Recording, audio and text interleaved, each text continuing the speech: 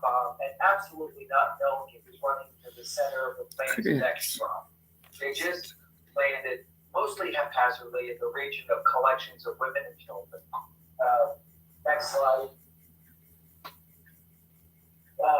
This shows the three of the four horsemen of the apocalypse waiting for their partner who's busy. And I stole this, wanted to plagiarize this from the New Yorker and added my own edits to it, so you can't see me by admitting it. But and you shall bring the meat offering. And here I not jokingly state that he's busy working hard in Gaza for the last year.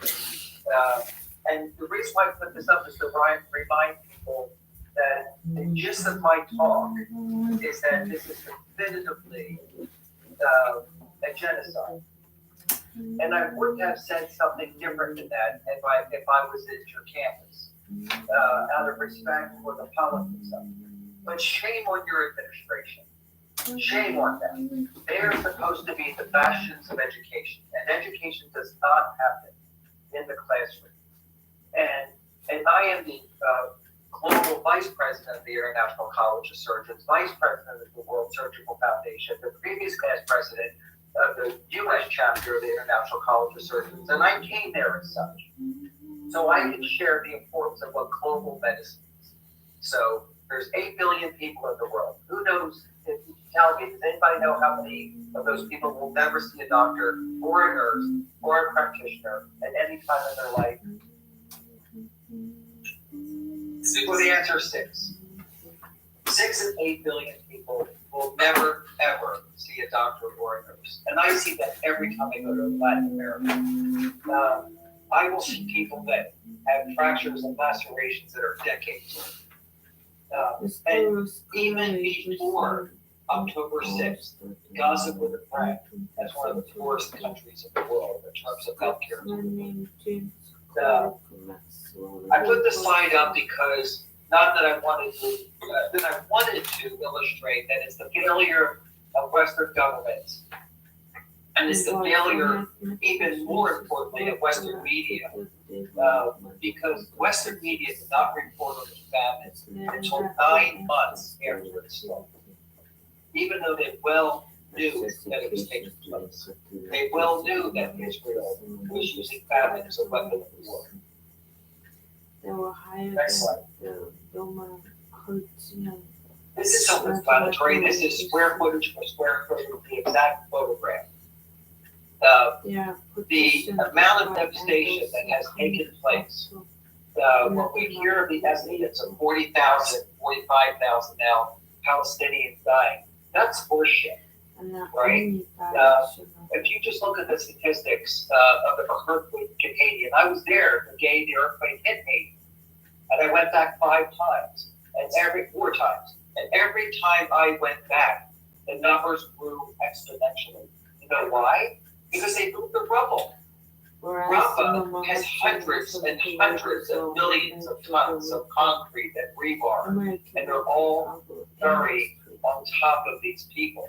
My estimate is that there's 200,000 Palestinians under this rubble. If you just follow the trajectories of the earthquake that happened in Turkey, in Bangladesh, or in Haiti, this is an earthquake. It's just dropped by American taxpayers through American F-35s given to a monster. I can speak like that now because the bastards who canceled it aren't here. Well, they succumb to the pressures of AIPAC, let's be honest. The Zionistic pressures on your administration are the same as the Zionistic pressures that are on Columbia and NYU. Columbia and NYU gave Zionists a protected status the same way that they gave to Jews and to blacks and to all people of color and to women, so that they cannot be prejudiced against. They gave protected status to a political ideology that was invented in the 1890s, not to Judaism, which was thousands of years older. They didn't give it to Democrats, they didn't give it to Republicans or to Tories. They gave it to a political group. Why? Because of AIPAC's pressure. And that's why professors are being stymied of right for termination or terminated. Next slide, please. When we got to Gaza, and the slides you're about to see are a typical day at work at the European Gaza Hospital. When we got there, the bombing starts. Right, well, the drones start around 3:30. I was there during Ramadan. Breaking of the fast, iftar, is the killing time. The drones started more loudly, closer, different sounds. Quadcopters showed up.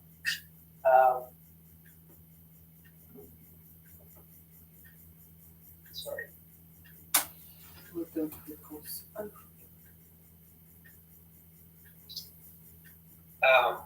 When women and children were congregating and in groups, the efficacy of a 2,000-pound bomb is remarkably advanced, isn't it? And so 10 minutes after the bomb hit, 1/3 of the children would come in dead. They were put on the gurneys alive. Next slide. And 90% of our patients were kids, were toddlers. Next slide.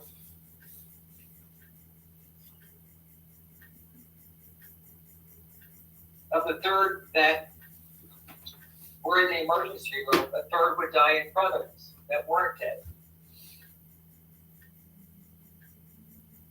Next slide. And the third that we could take to the operating room. Most of those that died while in hospital, usually of infection, had no antibiotics. We had no soap. We had no antiseptics. We had no way of sterilizing our instruments. And this is a typical presentation. Next slide. Those that did survive, we couldn't clean their wounds. This little girl is intubated. She had shrapnel wounds all over her body. She died the day after I took this picture. Next photo. There's no suture available. The little kid on your left has a 15% body burn. To you students, at no place on this earth does a kid with a 15% body burn die. No place. Of the most austere environments I've done work in, I have never even heard of a kid with a 50% body burn dying. This kid would have had a better chance of surviving if I had amputated her hands. The boy on the right, I can't tell you how I treated him if I lose my license. All we could do was pray that he would die to cover his pain. We had no pain medicine.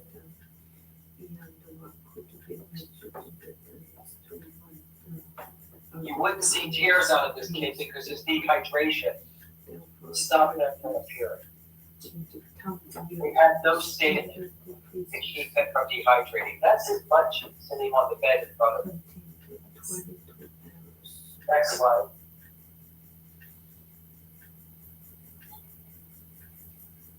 We saw several classes of wounds and evidence of illegal weapons. This is a white phosphorus bomb. The brother of a physician was hovering over him, who was working in his office when the bomb went. 72 burn holes on his front. Some of them burned into his abdomen against the scar. His back had twice as many. They couldn't hydrate him enough. He died literally of dehydration. Next slide. Oh. I think there's a picture with that. The second class of wounds were very high velocity missile wounds, not bullet, very similar to the pledgets, or fledgets, I forget the right way to say it, that Israel was outlawed for using decades ago. Small little tungsten eraser-shaped pellets, about a third the size of a number 2 pencil eraser, that are surrounding a high-intensity explosive that shoot out the bomblets or the pellets at 360 degrees And you all know the formula for kinetic energy of a bullet, I'm sure, that the velocity means everything, not the size of the bullet or the mass of the bullet. And so they leave with such high velocity that we often, in some children, could not see the entrance wound. We saw bilateral hemothoraxes with a 1 millimeter exit, and we had a struggle to find the entrance. And we would see a little pinhole scab under the armpit. The enlargement by this little girl shows that as I took my hand away, I was looking to see her eyes that are fixed and dilated. Her mandible came out, her teeth came out of her mouth, her upper mandible fell out of her mouth, and she fell over when I took my hand away. She's not even 3. Next slide. Those are the last 2 slides, by the way, are examples of illegal weapons. They're legal only to use on their own territory. They're legal for the Ukraine to use only on their own territory. They're not in the Kursk region where they've been taken over Russian territory. Healthcare workers were specifically targeted. This fellow is Tamir. He's orthopedic nurse. He was in the Kuwaiti hospital, closing the incision of another person when an IDF soldier burst in and ordered him to leave the patient alone. Like an ethical caregiver, he refused to do so. Through his military rifle, the IDF soldier shot Tamir in his knee, blowing his tibia across the room. He was then taken to another operating room and fixed. He lost so much tissue that his bone was replaced by bone cement that we used to glue in artificial hips and knees to fill the void in his tibia, only to have a gastroc flap or something cover the defect of which nobody was there capable of doing there. I did do that surgery on him. But at this point, on the second day, now, the reason why I bring up this, not because he's just a healthcare worker that was specifically targeted by the IDF. His management that you're about to hear exemplifies maybe 34 crimes. He's taken prisoner by the IDF without committing any crimes. He's taken to an Israeli jail. For 45 days, he's not given any food but a juice box. Every other day, sometimes every day, but mostly every other day, no solid food. 0 wound care. Maggots are the only thing that feed this world. He's blindfolded and he's handcuffed. Already, what's that, 7 war crimes? 7 violations of the Geneva Convention that Israel itself signed in 1951, 2 years after it was created. He was dropped naked at the border on the 45th day. War crime number 50, probably, when you really know his whole story.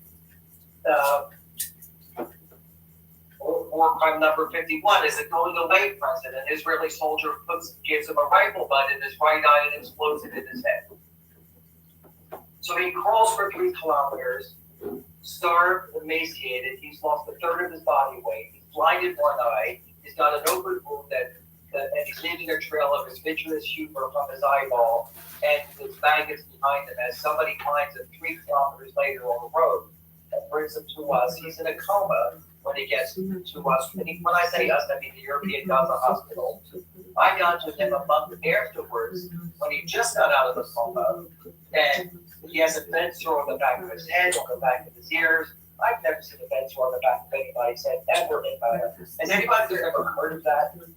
Right. Unheard of. Just simply unheard of. Right. And it's not because the European Gaza Hospital didn't have caregivers or people who were loving. It's a hospital that's 215 beds that was never outfitted for more than 100 because of its poverty. And there were 1,000 active, meaning infected patients in a hospital that had 4 operators.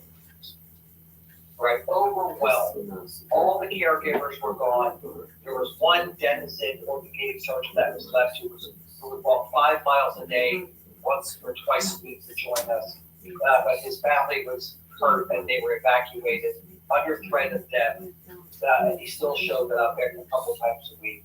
There was no no local docs there. If it wasn't for the local medical students that were genuine heroes that showed up to help us, there would have been no local caregivers. The medical students really ran the hospital. And it would have failed had it not been for them. Maybe 20 circuits later in an evacuation to Egypt, Mir is getting his leg amputated. So he hasn't seen his family since May.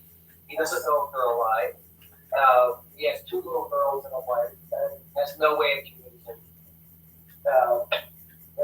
He's probably the best example of war crimes manifested in the single human being I've ever heard of in my life. He looks very much like my father's Giuseppe photographs, when my father, a Jewish physician at the end of World War II, was assigned to go into concentration camps, and he took photographs, and I have his photographs of Jews that were emaciated at the end of the war. They looked exactly like Tamir and vice versa. Next slide. Girls were targeted in their lower extremities. This is a 12-year-old. This is a high-velocity bullet. We saw just as many to all lower extremities. This is a leg amputation. In fact, it's not one leg amputation. It's probably 4 leg amputations. Because they all get infected. We close our wounds with the anticipation of an infection. We left them open in many cases. We knew that maggots would get in them. Sometimes we wanted the maggots to get in them. Several occasions I moved maggots from one patient to another between their wounds because the ORs are always filled with an incoming influx of children. With 4 operating rooms, you have no choice. Next slide. Jury is 9 years old. Our family was in a bomb blast. So we saw high velocity sniper wounds, we saw illegal phosphorus bombs, we saw and this is the most typical presentation, bomb blast. Here she is losing most of her blood oxygen. She lost 4 inches of her femur. The external fixator was put on before I got there. I took out literally 2 cups of maggots out of her butt cheeks alone, not even counting this. And they are what saved her life, as disgusting as that sounds. Had it not been for them, she would have died of sepsis. This is her after her 4th or 5th surgery.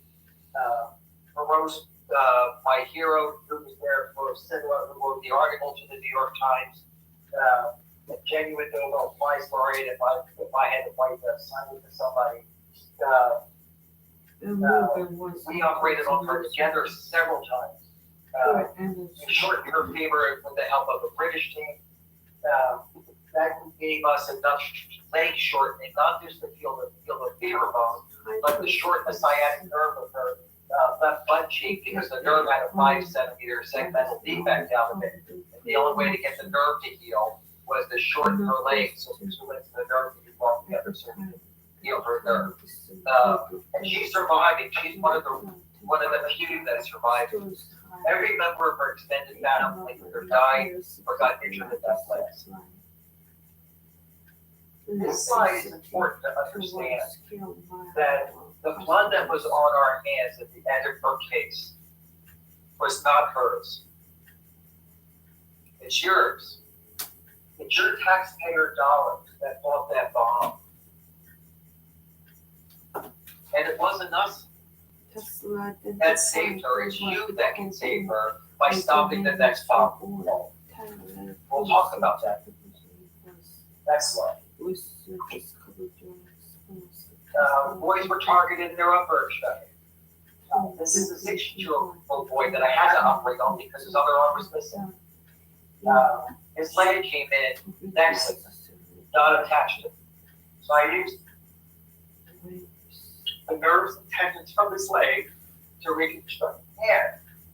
I don't know if you can see the nerve grafts up here. And these are all tendon grafts. I ran out of tendon, so his thumb is hyperflexed. But you have to give somebody an extremity, right? I don't know what happened to this kid. Chances are this was not infected. I left it open, making room for an infection to bring. Next one. The next type of wound, in terms of targeting of children, are direct sniper wounds. Let's talk about the kid on the left first. Both of these kids have something in common. They were both shot in the chest and the head. 65 doctors have testified that they saw kids shot in the chest or the head. As far as I know, I'm the only one who saw two kids shot in both the chest and the head. And no sniper, of which Netanyahu says are the best trained snipers in the world, so I'll take him at his word, until he lies in front of the U.S. Congress and says that we have the most moral army in the world. We would never deliberately hurt a kid. But no kid gets shot twice by mistake. Now let's talk about the kid on your left. His father's walking with him. He feels a tug in his arm, doesn't know where his kid went. He thinks he tripped and fell down. He looks around for him, finds him 10 feet away. Then as he's looking at his kid, he sees him get shot the second time in his head. Then he looks in the direction of where the gun voice came from, and he sees the IDF soldier who shot his son for the second time. There's a gauze over the hole, exactly where all of you will put his heads. Bullets in the hole, exit, entrance on the other side of the kid's temple. I couldn't photograph the kid's chest. You know why? Because it wasn't there. It simply was gone. You could put an American football in the space that sunshine would go through that kid's chest. And that doesn't happen with low velocity bullets like pistols and things like that. Next slide. This is what our American bombs do. This is the stuff the our press doesn't have the guts to put on TV. This is the result of indiscriminate bombing of innocent people. Next slide. This moment is like that. Let me set this up. This is a Hasidic Jew in New York holding a Palestinian flag. Why is there hope here? Well, 40% of American Jews under 40 believe that there's a genocide, the largest Jewish population in the world. 40% of those under 40 believe that there's not just something bad going on, not something wrong going on, an actual genocide. 30% of all Jews in the United States, regardless of age, think that there's a genocide going on. So that is a sign of hope.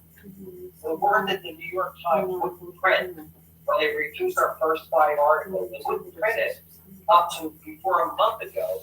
The Washington Post still won't print that word. In spite of the fact that a growing majority of people who are afraid of offending feel that way. Right. Is it all real? They're inactive. Okay, they're screaming at each other. But the rabbi is calling the other people Zionists. That you don't understand Judaism, that you're not respecting Judaism, that you're the enemy of Judaism.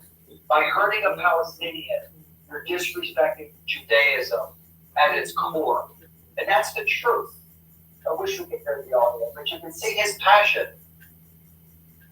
You cannot support the spirit of Judaism without supporting the rights and liberties of Palestine.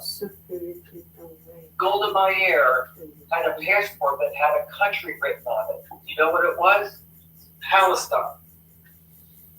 It's only the Nakba that separated that. Next slide.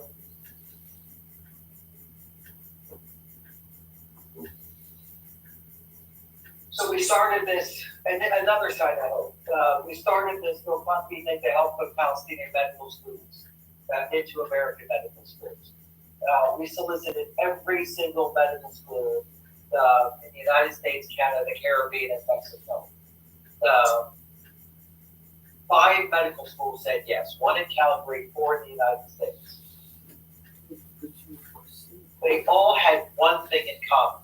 When I asked them, why you, Ireland, why you, and nobody else, I'm not even getting responses from anybody else.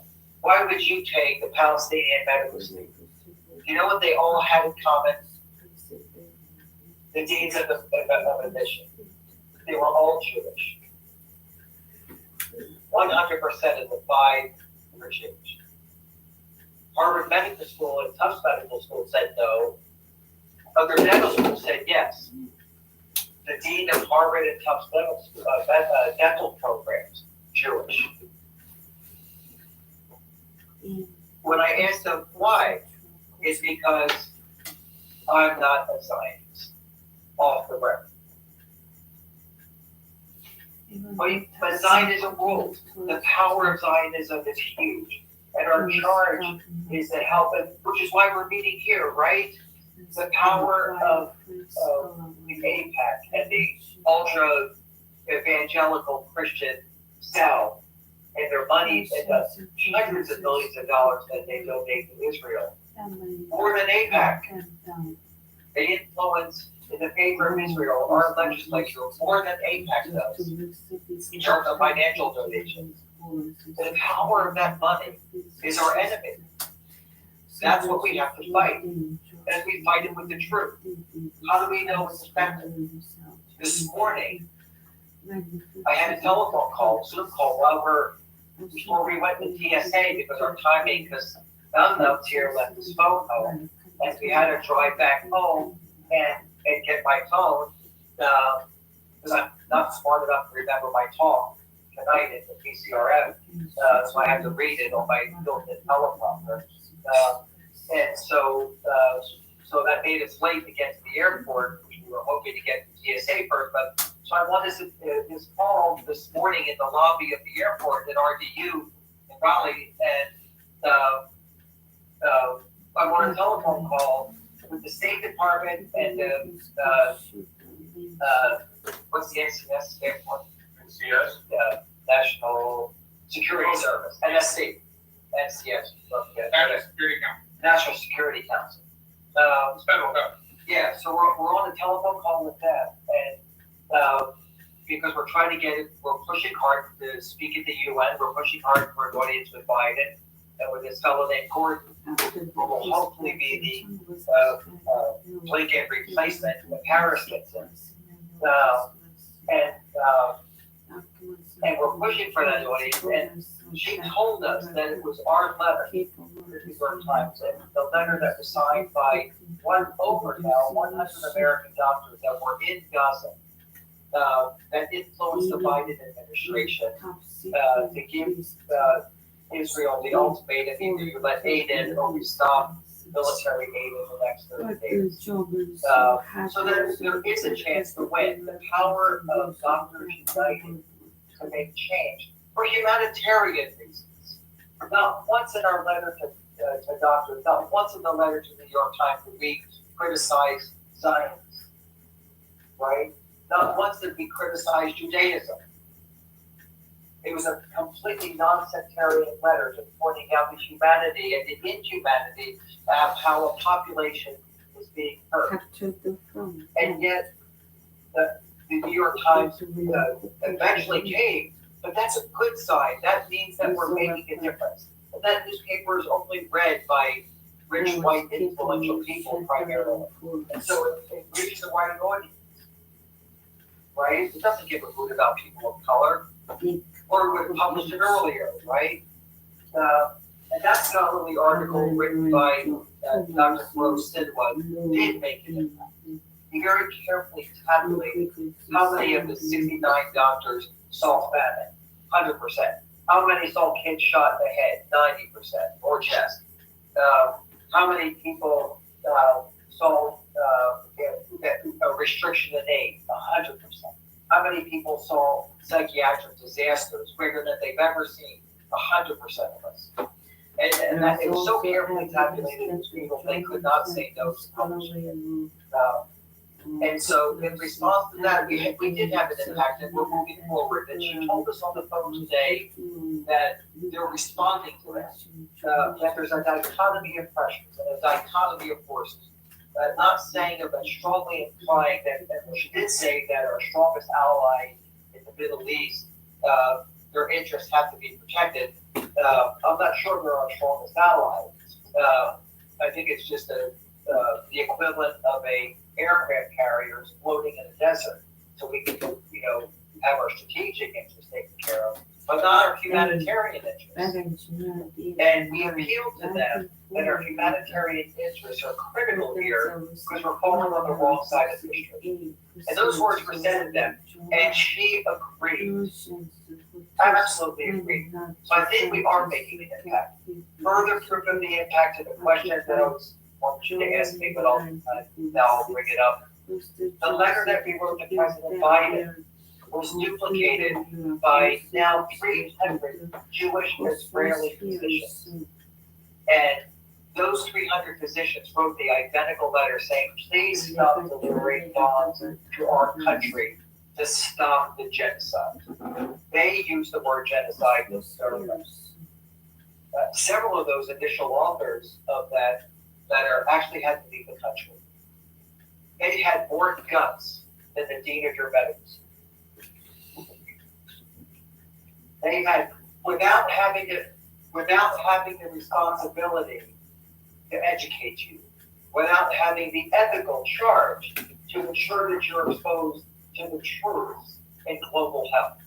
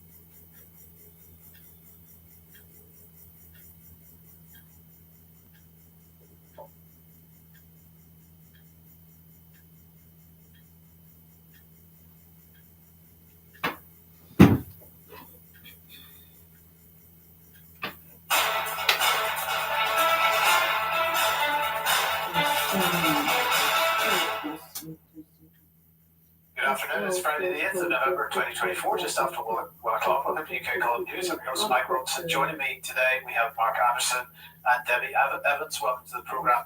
Both, we're going to get started with some good news, apparently, from Slovakia. So if we put this on screen, we've got, we do a quick translation of it here. And the headline says, Fico has announced a COVID amnesty. The state will return the money for fines at the time of the pandemic. So Robert Fico apparently has approved some legislation. It still has to be passed through Parliament in Slovakia. So depending on what they do, we will see whether it actually comes to fruition. But in the meantime, he's saying that anyone who was fined for violating COVID-19 measures can seek compensation for the state. Once this passes through Parliament and gets final approval, they will have 6 months from that date to apply for that compensation. He said the same option may also be available for those who have been placed on a so-called mandatory quarantine, where they had to cover the meal fee at their own expense. And so they will also be able to apply to recover that cost as well. He's saying that the compensation was going to cost the country about 3.3 billion euros, and he's saying that that's actually less than he thought it would be, but nonetheless, that money is going to be there to be claimed.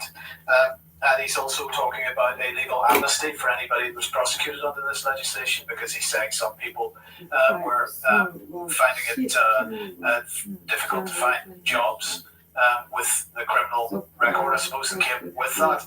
So, Debbie, maybe I can welcome you to the programme first of all and get your thoughts on this.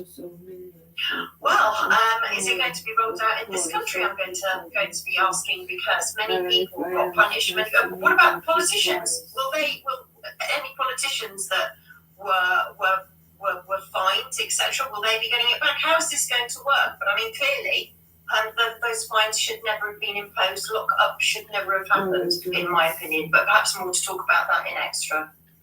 Yes, Mark, any thoughts on whether that should be rolled out perhaps in the United States? How many people were prosecuted for breaking COVID restrictions in the US?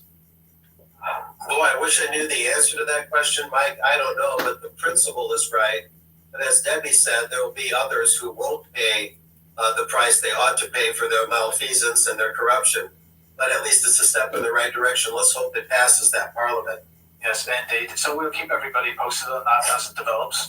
Okay, Mark, let me bring you onto your first segment here. And you want to talk about the Council for Foreign Relations and what they think about Donald Trump's election. Yeah, Donald Trump, will he be the savior? Will he be the bane for freedom? It's an interesting question a lot of people are asking it. One way to measure a politician is what the globalists think about him. And what better globalist organization than the Council on Foreign Relations, which of course has an ideological linkage to Chatham House. Anyway, this first slide, former President Donald Trump is vying for another term to continue his America First policies, which offer a marked departure from previous Democratic and Republican presidential administrations. Excuse me. And what's notable there, Mike, is that the CFR sees Donald Trump as being different from other Republican administrations, not just different from the obviously different Democrats. So Trump, in a way, has redefined the Republican Party. It appears to be more populist. It appears to be less globalist. These things can be nuanced. We have to wait and see. The proof is in the pudding. Nevertheless, I call this, as this slide shows, the CFR's globalism exam of Donald Trump.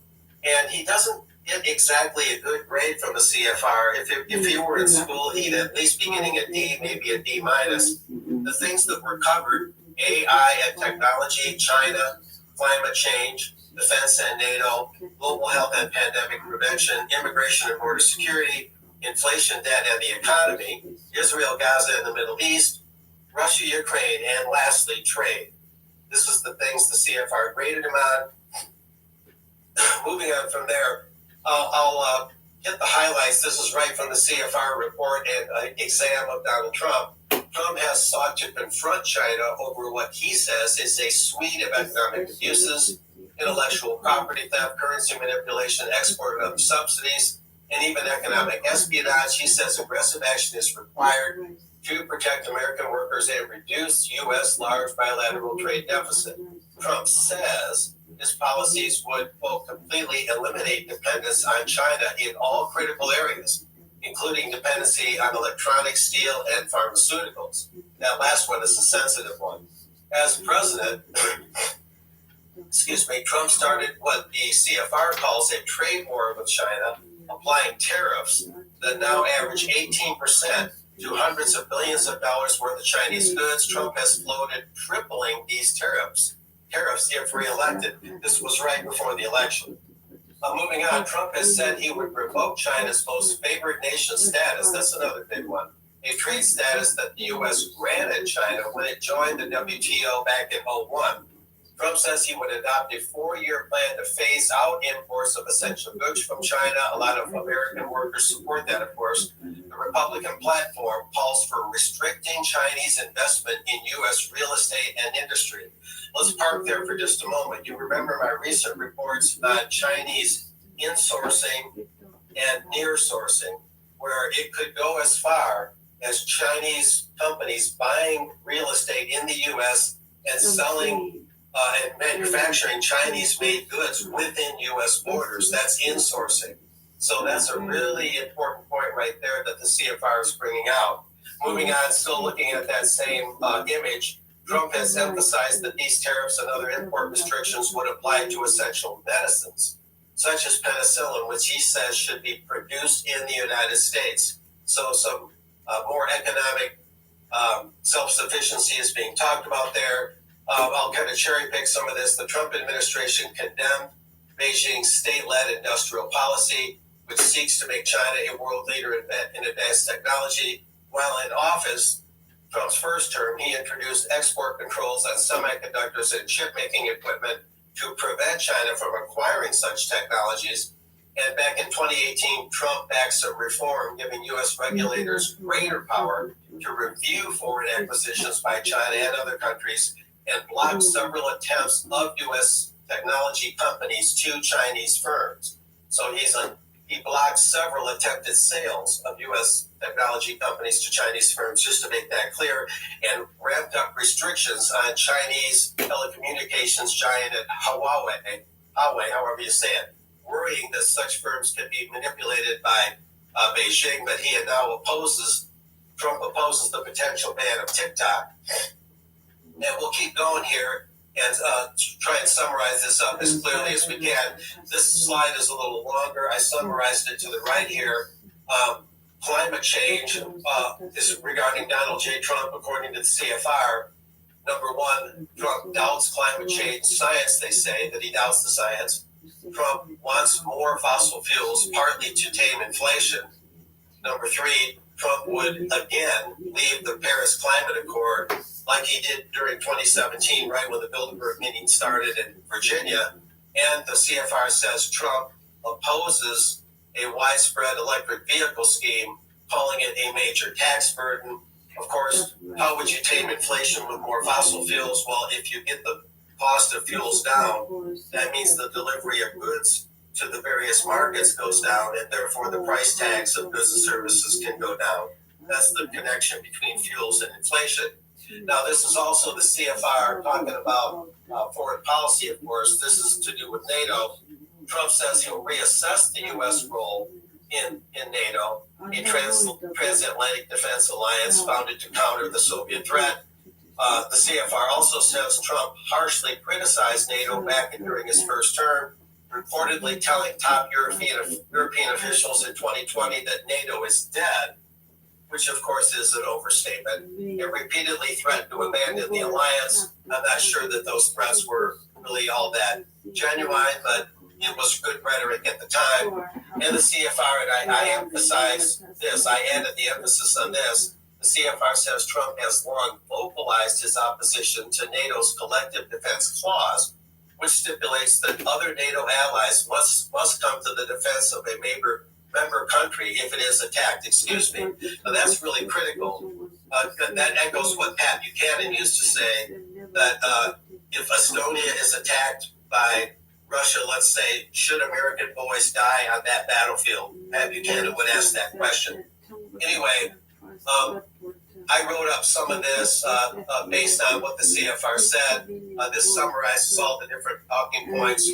Defense and NATO, more military spending, yet reduce troop presence abroad. This is what Trump would do, increase military spending, but at the same time, reduce our troop presence.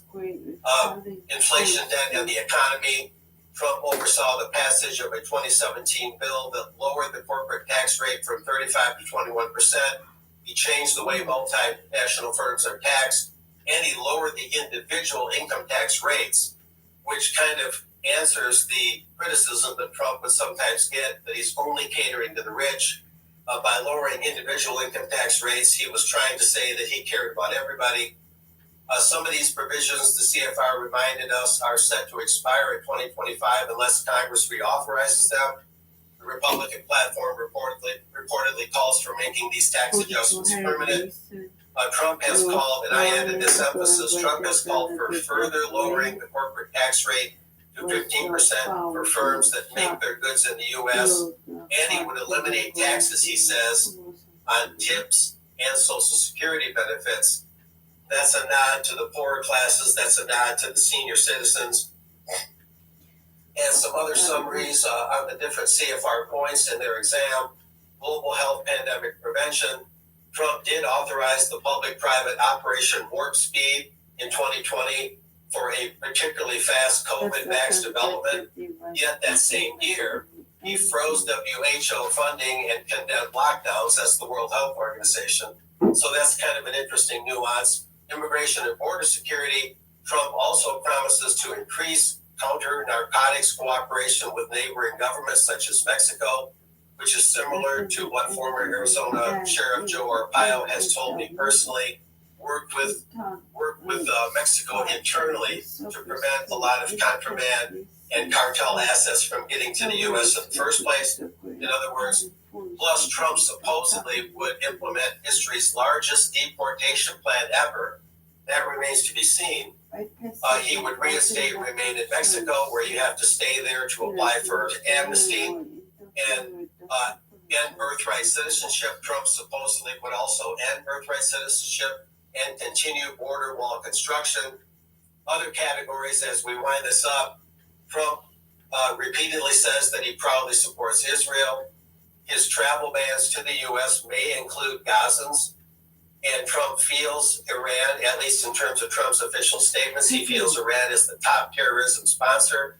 He feels Putin made a mistake in invading Ukraine, but Trump likely won't support U.S. aid to Ukraine, and Trump supposedly wants to end the war as soon as possible. Mike, I've often heard that one of the first things in office that he would do is allegedly end that war. So that's a fairly detailed summation of what the CFR has to say about Trump. And even though they wrote this as objectively and as unbiasedly as they could, you can detect their disdain and you can detect the fact that they're concerned that Trump runs contrary to so many of their globalist principles. But Mike, you might want to chime in on this. Well, Mark, first question, I suppose, is who do you think he's going to end up with in his team? He's obviously selected his main advisor there, but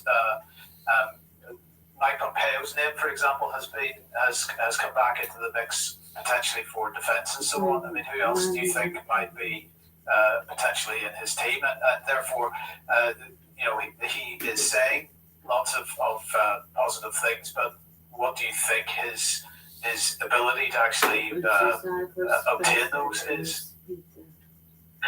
That's a good question. Well, one of the ironies, of course, is the very Council on Foreign Relations that's giving this overview and grading him is one of the organizations that opposes what he wants to do. And they have a lot of power on getting people into office, getting people perhaps even into Trump's administration who actually carry the torch for the CFR. So the CFR itself will oppose it in some direct or indirect way. One of the things I'm hearing, talking to a lot of friends, talking to a lot of people whose opinions I value, is that Trump's going to have to really produce. He's going to really be under the microscope by his own supporters. And he's got one term to do it. And they're going to be very skeptical if he starts turning away from his core promises. Who he selects is a little soon to tell who he'll select. Mike Pompeo, of course, is a neocon, largely a hawk, very hawkish defense-wise. I think it would be better if he avoided Pompeo, a former Kansas congressman and former head of the CIA, for a short time. But I think that'd be a good report for next week, Mike, is take a look at some of the people he's beginning to sign on. He just got started. And it's pretty clear he has a lot of support, obviously in the United States, because he won the popular vote even, which is something that hasn't happened in quite a long time. But I mean, a lot of support internationally and including in the UK for what he stands for and what he represents. So, what do you think about that and the fact that the expectations that he is going to deliver?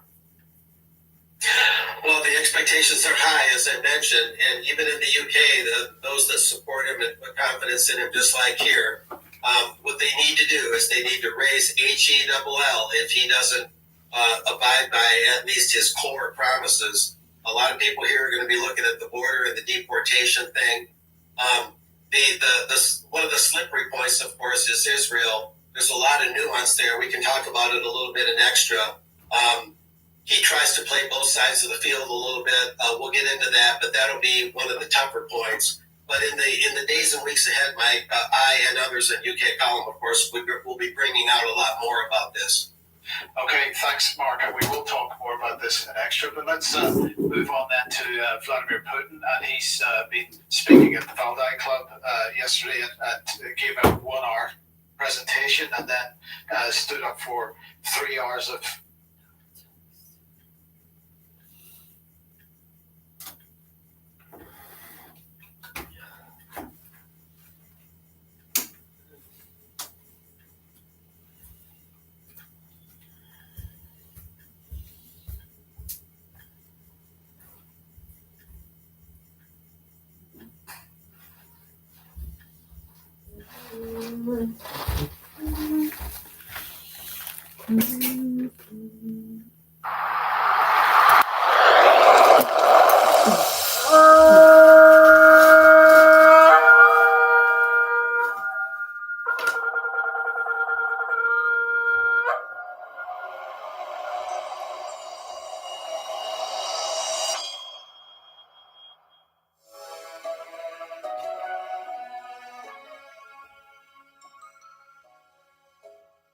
Vaikra, Leviticus chapter 1. And Yahweh called unto Moshe, and spoke unto him out of the tabernacle of the assembly, saying, Speak unto the children of Yasharel, and say unto them, If any man of you bring an offering unto Yahweh, ye shall bring your offering of the cattle, even of the herd and of the flock. If his offering be a burnt sacrifice of the herd, let him offer a male without blemish. He shall offer it of his own voluntary will, at the door of the tabernacle of the assembly before Yahweh. And he shall put his hand upon the head of the burnt offering, and it shall be accepted for him to make an atonement for him.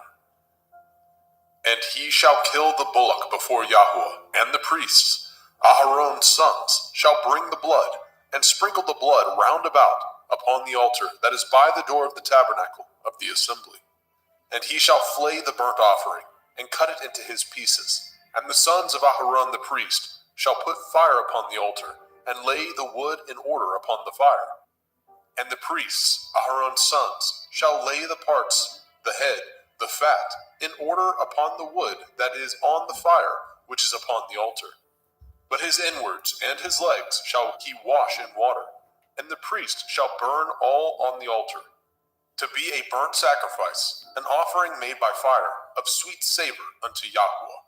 And if his offering be of the flocks, namely of the sheep, or of the goats, for a burnt sacrifice, he shall bring it a male without blemish. And he shall kill it on the side of the altar northward, before Yahweh and the priest. Aharon's sons shall sprinkle his blood round about upon the altar.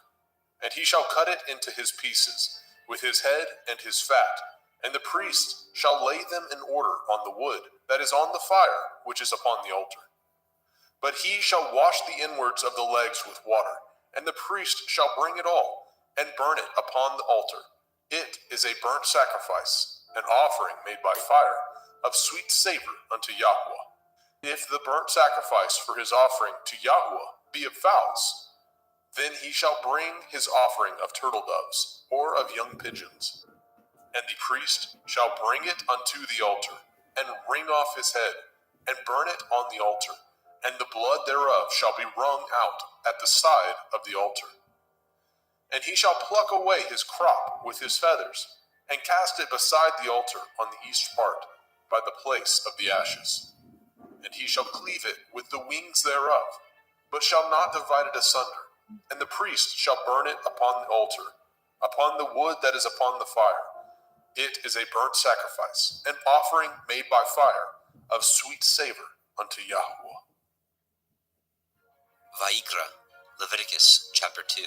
And when any will offer a meat offering unto Yahweh, his offering shall be of fine flour, and he shall pour oil upon it, and put frankincense thereon.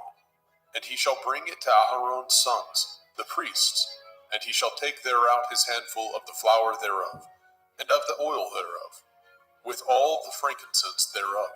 And the priest shall burn the memorial of it upon the altar, to be an offering made by fire, of a sweet savor unto Yahweh. And the remnant of the meat offering shall be Aharon's and his sons. It is a thing most holy of the offerings of Yahweh, made by fire. And if you bring an oblation of meat offering, baken in the oven, it shall be matzah cakes of fine flour, mingled with oil, or matzah wafers anointed with oil. And if your oblation be a meat offering, baken in a pan, it shall be of fine flour, unleavened, mingled with oil. You shall part it in pieces, and pour oil thereon. It is a meat offering. And if your oblation be a meat offering, baken in the frying pan, it shall be made of fine flour with oil. And you shall bring the meat offering that is made of these things unto Yahweh. And when it is presented unto the priest, he shall bring it unto the altar. And the priest shall take from the meat offering a memorial thereof, and shall burn it upon the altar. It is an offering made by fire, of sweet savor unto Yahweh. And that which is left of the meat offering shall be Aharon's and his sons. It is a thing most holy of the offerings of Yahweh made by fire. No meat offering which ye shall bring unto Yahweh shall be made with leaven, for ye shall burn no leaven, nor any honey, in any offering of Yahweh made by fire. As for the oblation of the firstfruits, ye shall offer them unto Yahweh, but they shall not be burnt on the altar for a sweet savor. And every oblation of your meat offering shall ye season with salt, neither shall ye suffer the salt of the covenant of your Elohim to be lacking from your meat offering. And all your offerings you shall offer salt. And if you offer a meat offering of your firstfruits unto Yahweh, you shall offer the meat offering of your firstfruits, green ears of grain dried by the fire, even grain beaten out of full ears. And you shall put oil upon it, and lay frankincense thereon. It is a meat offering. And the priest shall burn the memorial of it, part of the beaten grain thereof, and part of the oil thereof, with all the frankincense thereof. It is an offering made by fire unto Yahweh. Vaikra, Leviticus chapter 3. And if his oblation be a sacrifice of peace offering, if he offer it of the herd, whether it be a male or a female, he shall offer it without blemish before Yahweh. And he shall lay his hand upon the head of his offering, and kill it at the door of the tabernacle of the assembly. And Aharon's sons, the priests, shall sprinkle the blood upon the altar round about. And he shall offer of the sacrifice of the peace offering an offering made by fire unto Yahweh, the fat that covers the inwards, and all the fat that is upon the inwards, and the 2 kidneys, and the fat that is on them, which is by the flanks, and the caul above the liver, with the kidneys, it shall he take away. And Aharon's sons shall burn it on the altar upon the burnt sacrifice, which is upon the wood that is on the fire. It is an offering made by fire, of sweet savor unto Yahweh. And if his offering for a sacrifice of peace offering unto Yahweh be of the flock, male or female, he shall offer it without blemish. If he offer a lamb for his offering, then shall he offer before Yahweh. And he shall lay his hand upon the head of his offering, and kill it before the tabernacle of the assembly. And Aharon's sons shall sprinkle the blood thereof round about upon the altar. And he shall offer of the sacrifice of the peace offering an offering made by fire unto Yahweh, the fat thereof, and the whole rump. It shall he take off hard by the backbone, and the fat that covers the inwards, and all the fat that is upon the inwards, and the 2 kidneys, and the fat that is upon them, which is by the flanks, and the caul above the liver, and the kidneys, it shall he take away. And the priest shall burn it upon the altar. It is the food of the offering made by fire unto Yahweh. And if his offering be a goat, then he shall offer it before Yahweh. And he shall lay his hand upon the head of it, and kill it before the tabernacle of the assembly. And the sons of Aharon shall sprinkle the blood thereof upon the altar round about. And he shall offer thereof his offering, even an offering made by fire unto Yahweh, the fat that covers the inwards, and all the fat that is upon the inwards, and the 2 kidneys, and the fat that is upon them, which is by the flanks, and the caul above the liver, with the kidneys, it shall he take away. And the priest shall burn them upon the altar. It is the food of the offering, made by fire for a sweet savor. All the fat is Yahweh's.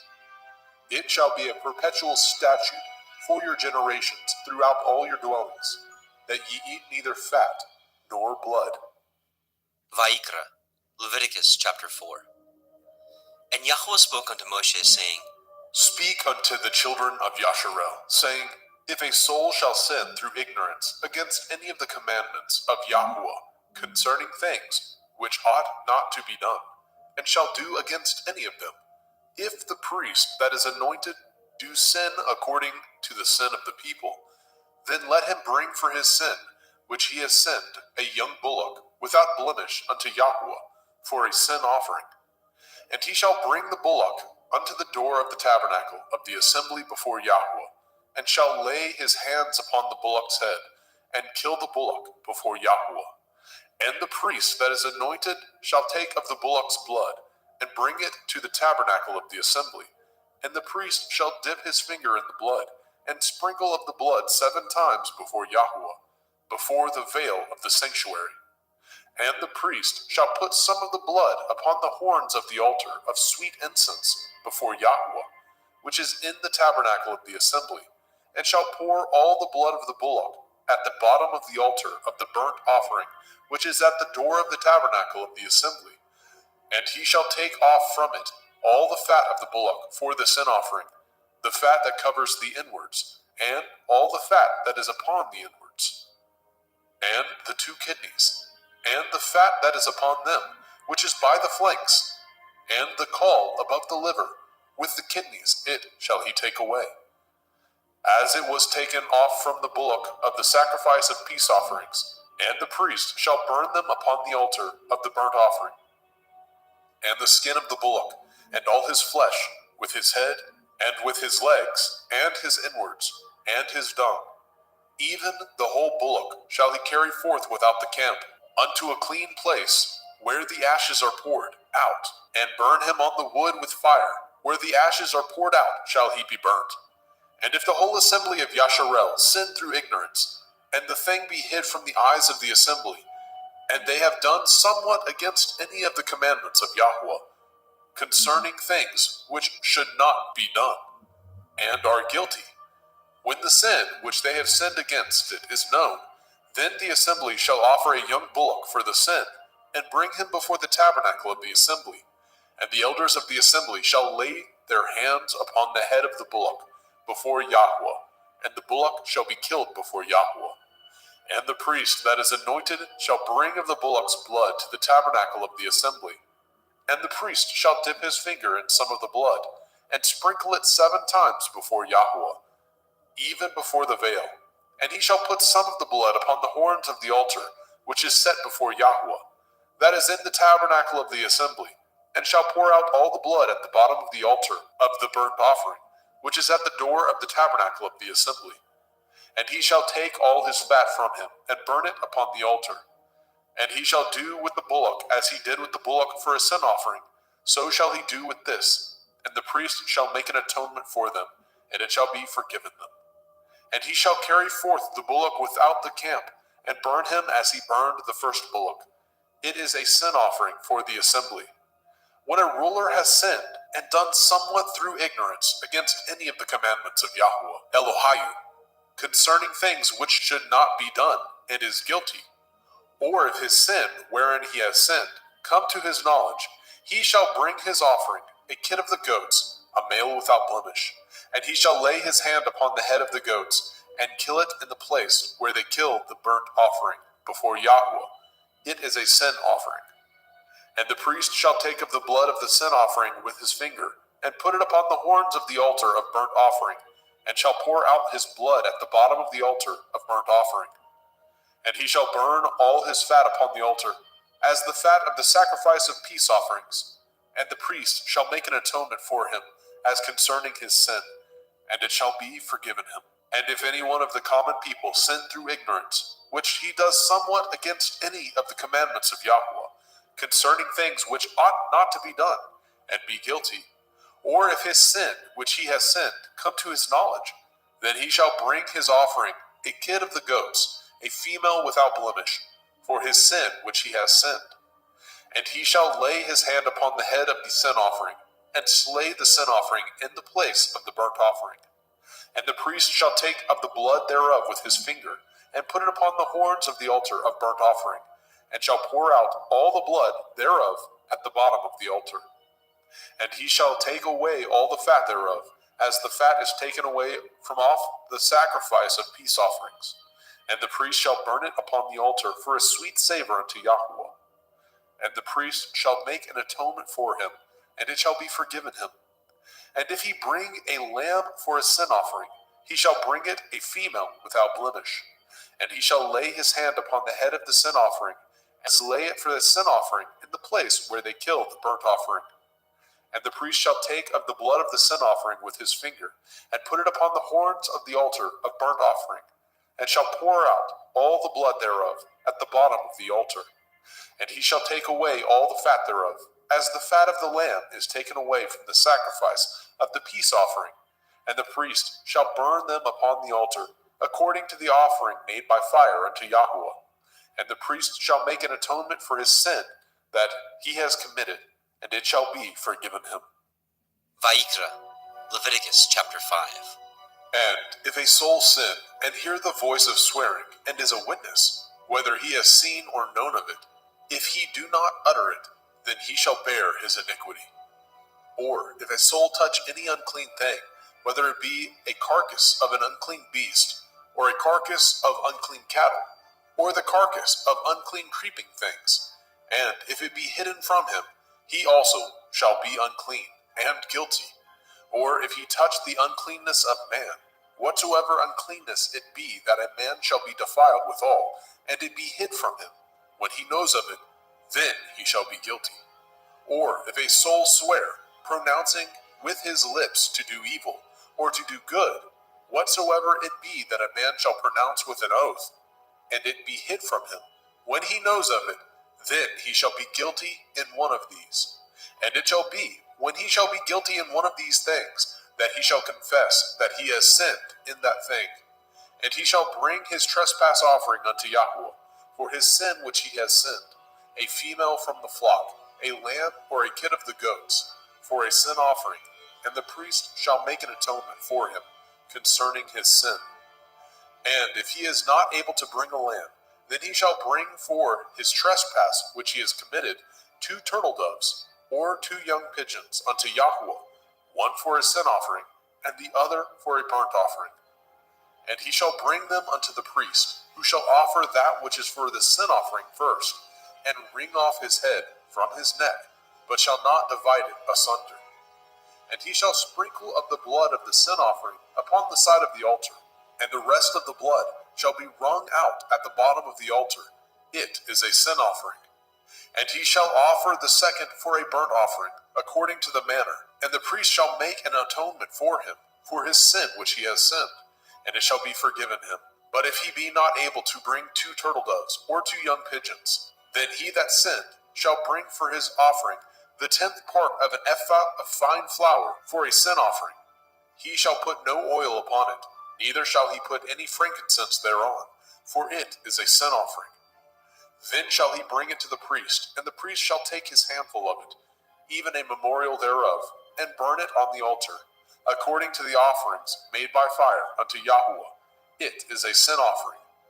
And the priest shall make an atonement for him, as touching his sin, that he has sinned in one of these, and it shall be forgiven him, and the remnant shall be the priest's, as a meat offering. And Yahweh spoke unto Moshe, saying, If a soul commit a trespass, and sin through ignorance, in the holy things of Yahweh, then he shall bring for his trespass unto Yahweh a ram without blemish, out of the flocks, with your estimation by shekels of silver, after the shekel of the sanctuary, for a trespass offering. And he shall make the amends for the harm that he has done in the holy thing, and shall add the 5th part thereto, and give it unto the priest, and the priest shall make an atonement for him with the ram of the trespass offering, and it shall be forgiven him. And if a soul sin, and commit any of these things which are forbidden to be done by the commandment of Yahweh, though he knew it not, yet is he guilty, and shall bear his iniquity. And he shall bring a ram without blemish out of the flock, with your estimation, for a trespass offering, unto the priest, and the priest shall make an atonement for him concerning his ignorance, wherein he erred, and knew it not, and it shall be forgiven him. It is a trespass offering. He has certainly trespassed against Yahweh. Vayikra, Leviticus chapter 6. And Yahweh spoke unto Moshe, saying, If a soul sin, and commit a transgression against Yahweh, and lie unto his neighbor, in that which was delivered him to keep, or in fellowship, or in a thing taken away by violence, or has deceived his neighbor, or have found that which was lost, and lies concerning it, and swears falsely, in any of these that a man does, sinning therein, then it shall be, because he has sinned and is guilty, that he shall restore that which he took violently away, or the thing which he has deceitfully gotten, or that which was delivered him to keep, or the lost thing which he found, or all that which he has sworn falsely, he shall even restore it in the principal, and shall add the fifth part more thereto, and give it unto him to whom it appertains, in the day of his trespass offering. And he shall bring his trespass offering unto Yahweh, a ram without blemish out of the flock, with your estimation for a trespass offering unto the priest. And the priest shall make an atonement for him before Yahweh, and it shall be forgiven him for anything of all that he has done in trespass therein. And Yahweh spoke unto Moshe, saying, Command Aharon and his sons, saying, This is the Torah of the burnt offering. It is the burnt offering because of the burning upon the altar all night unto the morning, and the fire of the altar shall be burning in it. And the priest shall put on his linen garment, and his linen breeches shall he put upon his flesh, and take up the ashes which the fire has consumed with the burnt offering on the altar, and he shall put them beside the altar. And he shall put off his garments, and put on other garments, and carry forth the ashes without the camp unto a clean place. And the fire upon the altar shall be burning in it. It shall not be put out. And the priest shall burn wood on it every morning, and lay the burnt offering in order upon it, and he shall burn thereon the fat of the peace offerings. The fire shall ever be burning upon the altar. It shall never go out. And this is the Torah of the meat offering. The sons of Aharon shall offer it before Yahweh, before the altar. And he shall take of it his handful of the flour of the meat offering, and of the oil thereof, and all the frankincense which is upon the meat offering, and shall burn it upon the altar for a sweet savor, even the memorial of it unto Yahweh. And the remainder thereof shall Aharon and his sons eat, with matzah, unleavened bread, shall it be eaten in the holy place, in the court of the tabernacle of the assembly, they shall eat it. It shall not be baken with leaven. I have given it unto them for their portion of my offering made by fire. It is most holy, as is the sin offering, and as the trespass offering. All the males among the children of Aharon shall eat of it. It shall be a statute forever in your generations, concerning the offerings of Yahweh made by fire. Everyone that touches them shall be holy. And Yahweh spoke unto Moshe, saying, This is the offering of Aharon and his sons, which they shall offer unto Yahweh in the day when he is anointed.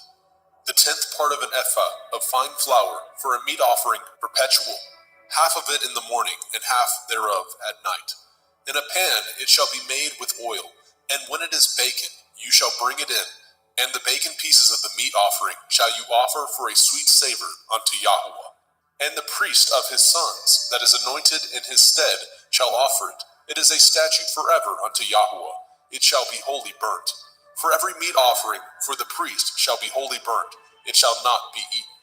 And Yahweh spoke unto Moshe, saying, Speak unto Aharon and to his sons, saying, This is the Torah of the sin offering. In the place where the burnt offering is killed, shall the sin offering be killed before Yahweh. It is most holy. The priest that offers it for sin shall eat it. In the holy place shall it be eaten, in the court of the tabernacle of the assembly. Whatsoever shall touch the flesh thereof shall be holy.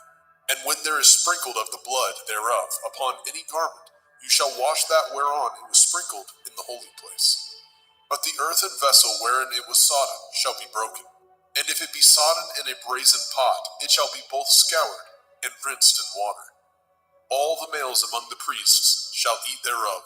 It is most holy. And no sin offering, whereof any of the blood is brought into the tabernacle of the assembly, to reconcile withal, in the holy place, shall be eaten. It shall be burnt in the fire. Vayikra, Leviticus chapter 7. Likewise, this is the Torah of the trespass offering. It is most holy. In the place where they kill the burnt offering, shall they kill the trespass offering, and the blood thereof shall he sprinkle round about upon the altar. And he shall offer it of all the fat thereof, the rump, the fat that covers the inwards, and the 2 kidneys, and the fat that is on them, which is by the flanks, and the caul that is above the liver, With the kidneys it shall he take away.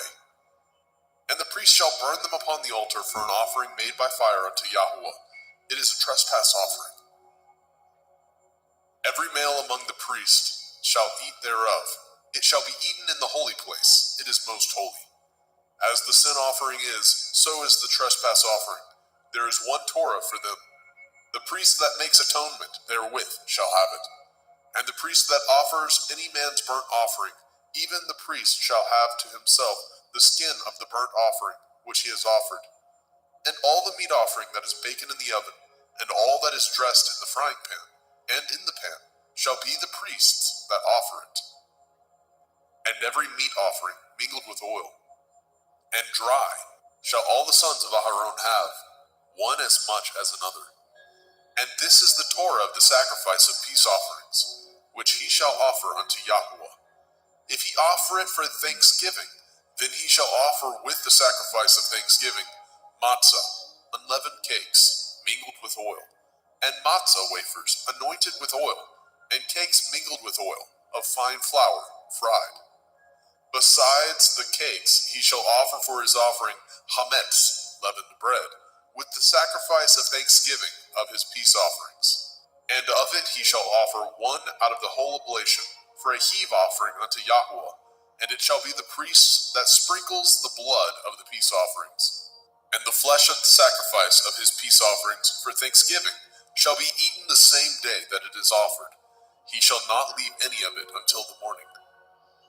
But if the sacrifice of his offering be a vow, or a voluntary offering, it shall be eaten the same day that he offers his sacrifice. On the morrow also the remainder of it shall be eaten. But the remainder of the flesh of the sacrifice on the third day shall be burnt with fire. And if any of the flesh of the sacrifice of his peace offerings be eaten at all on the third day, it shall not be accepted, neither shall it be imputed unto him that offers it. It shall be an abomination, and the soul that eats of it shall bear his iniquity. And the flesh that touches any unclean thing shall not be eaten. It shall be burnt with fire. And as for the flesh, all that be clean shall eat thereof. But the soul that eats of the flesh of the sacrifice of peace offerings that pertain unto Yahweh, having his uncleanness upon him, even that soul shall be cut off from his people.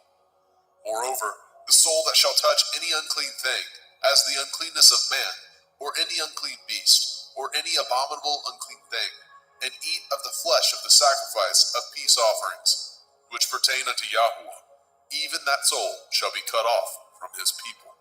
And Yahweh spoke unto Moshe, saying, Speak unto the children of Yasharel, saying, Ye shall eat no manner of fat, of ox, or of sheep, or of goat, and the fat of the beast that dies of itself, and the fat of that which is torn with beast, may be used in any other use, but ye shall in no wise eat of it.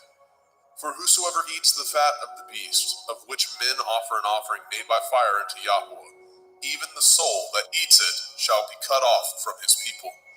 Moreover, ye shall eat no manner of blood, whether it be of fowl or of beast, in any of your dwellings. Whatsoever soul it be that eats any manner of blood, even that soul shall be cut off from his people. And Yahweh spoke unto Moshe, saying, Speak unto the children of Yasharel, saying, He that offers the sacrifice of his peace offerings unto Yahweh shall bring his oblation unto Yahweh of the sacrifice of his peace offerings. His own hand shall bring the offerings of Yahweh made by fire. The fat with the breast it shall he bring, that the breast may be waved for a wave offering before Yahweh. And the priest shall burn the fat upon the altar, but the breast shall be Aharon's and his sons'. And the right shoulder shall ye give unto the priest for a heave offering of the sacrifices of your peace offerings. He among the sons of Aharon that offers the blood of the peace offerings and the fat shall have the right shoulder for his part. For the wave breast and the heave shoulder have I taken of the children of Yasharel from off the sacrifices of their peace offerings, and have given them unto Aharon the priest, and unto his sons by a statute forever, from among the children of Yasharel. This is the portion of the anointing of Aharon, and of the anointing of his sons, out of the offerings of Yahweh made by fire, in the day when he presented them to minister unto Yahweh in the priest's office, which Yahweh commanded to be given them of the children of Yashrael, in the day that he anointed them, by a statute forever throughout their generations. This is the Torah of the burnt offering, of the meat offering, and of the sin offering, and of the trespass offering, and of the consecrations, and of the sacrifice of the peace offerings, which Yahweh commanded Moshe in Mount Sinai, in the day that he commanded the children of Yashrael to offer their oblations unto Yahweh in the wilderness of Sinai. Vayikra, Leviticus chapter 8. And Yahweh spoke unto Moshe, saying, Take Aharon and his sons with him, and the garments, and the anointing oil, and a bullock for the sin offering, and 2 rams, and a basket of matzah, unleavened bread, and gather all the assembly together unto the door of the tabernacle of the assembly. And Moshe did as Yahweh commanded him. And the assembly was gathered together unto the door of the tabernacle of the assembly. And Moshe said unto the assembly, This is the thing which Yahweh commanded to be done. And Moshe brought Aharon and his sons, and washed them with water. And he put upon him the coat, and girded him with the belt, and clothed him with the robe, and put the ephod upon him. And he girded him with the belt of the ephod, and bound it unto him therewith. And he put the breastplate upon him. Also he put in the breastplate the Urim and the Tumim. And he put the turban upon his head. Also upon the turban, even upon his forefront, did he put the golden plate, the holy crown, as Yahweh commanded Moshe. And Moshe took the anointing oil, and anointed the tabernacle, and all that was therein, and sanctified them. And he sprinkled thereof upon the altar 7 times, and anointed the altar and all his vessels, both the laver and his foot, to sanctify them. And he poured of the anointing oil upon Aharon's head, and anointed him, to sanctify him. And Moshe brought Aharon's sons, and put coats upon them, and girded them with belts, and put bonnets upon them, as Yahweh commanded Moshe. And he brought the bullock for the sin offering, and Aharon and his sons laid their hands upon the head of the bullock for the sin offering, and he slew it. And Moshe took the blood, and put it upon the horns of the altar round about with his finger, and purified the altar, and poured the blood at the bottom of the altar, and sanctified it, to make reconciliation upon it. And he took all the fat that was upon the inwards, and the caul above the liver, and the 2 kidneys, and their fat, and Moshe burned it upon the altar. But the bullock, and his hide, and his flesh, and his dung, he burnt with fire without the camp, as Yahweh commanded Moshe. And he brought the ram for the burnt offering, and Aharon and his sons laid their hands upon the head of the ram, and he killed it. And Moshe sprinkled the blood upon the altar round about. And he cut the ram into pieces, and Moshe burnt the head, and the pieces, and the fat. And he washed the inwards and the legs in water, and Moshe burnt the whole ram upon the altar. It was a burnt sacrifice for a sweet savor, and an offering made by fire unto Yahweh, as Yahweh commanded Moshe. And he brought the other ram, the ram of consecration, and Aharon and his sons laid their hands upon the head of the ram, and he slew it. And Moshe took of the blood of it, and put it upon the tip of Aharon's right ear, and upon the thumb of his right hand, and upon the great toe of his right foot. And he brought Aharon's sons, and Moshe put of the blood upon the tip of their right ear, and upon the thumbs of their right hands, and upon the great toes of their right feet. And Moshe sprinkled the blood upon the altar round about. And he took the fat, and the rump, and the fat that was upon the inwards, and the caul above the liver, and the 2 kidneys, and their fat, and the right shoulder. And out of the basket of matzah that was before Yahweh, he took 1 matzah cake, and a cake of oiled bread, and 1 wafer, and put them on the fat, and upon the right shoulder. And he put all upon Aharon's hands, and upon his sons' hands, and waved them for a wave offering before Yahweh. And Moshe took them from off their hands, and burnt them on the altar upon the burnt offering. They were consecrations for a sweet savor, It is an offering made by fire unto Yahweh. And Moshe took the breast and waved it for a wave offering before Yahweh. For of the ram of consecration it was Moshe's part, as Yahweh commanded Moshe. And Moshe took of the anointing oil, and of the blood which was upon the altar, and sprinkled it upon Aharon and his garments, and upon his sons, and upon his sons' garments with him, and sanctified Aharon and his garments, and his sons' garments with him. And Moshe said unto Aharon and to his sons, Boil the flesh at the door of the tabernacle of the assembly, and there eat it, with the bread that is in the basket of consecrations, as I commanded, saying, Aharon and his sons shall eat it. And that which remains of the flesh and of the bread shall ye burn with fire. And ye shall not go out of the door of the tabernacle of the assembly in 7 days, until the days of your consecration be at an end. For 7 days shall he consecrate you. As he has done this day, so Yahweh has commanded to do, to make an atonement for you. Therefore shall ye abide at the door of the tabernacle of the assembly day and night 7 days, and guard the watch of Yahweh, that ye die not. For so I am commanded. So Aharon and his sons did all the things which Yahweh commanded by the hand of Moshe. Vayikra, Leviticus chapter 9. And it came to pass on the 8th day that Moshe called Aharon and his sons and the elders of Yisrael. And he said unto Aharon, Take a young calf for a sin offering, and a ram for a burnt offering, without blemish, and offer them before Yahweh. And unto the children of Yisrael you shall speak, saying, Take ye a kid of the goats for a sin offering, and a calf and a lamb, both of the first year, without blemish, for a burnt offering.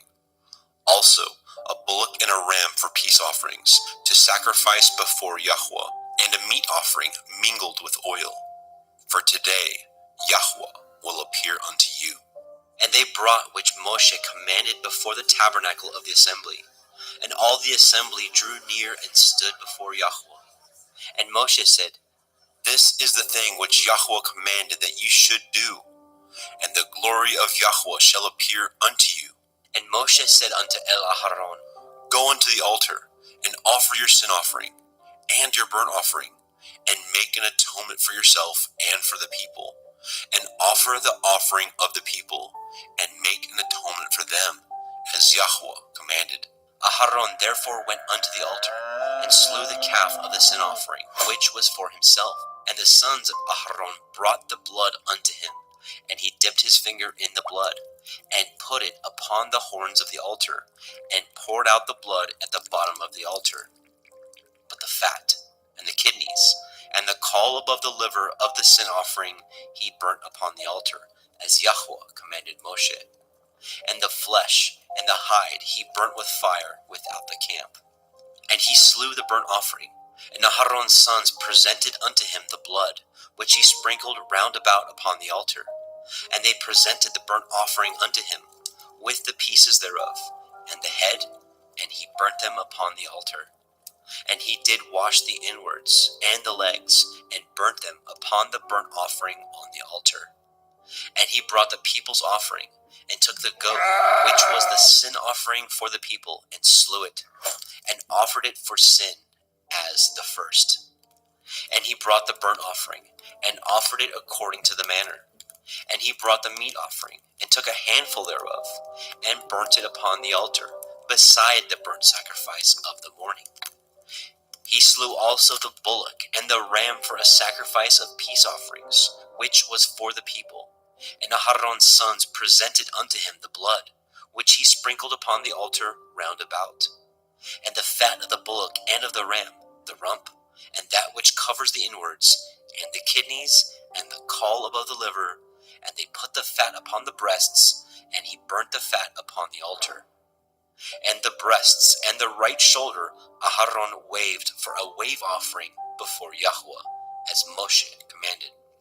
And Aharon lifted up his hand toward the people, and blessed them, and came down from offering of the sin offering, and the burnt offering, and peace offerings.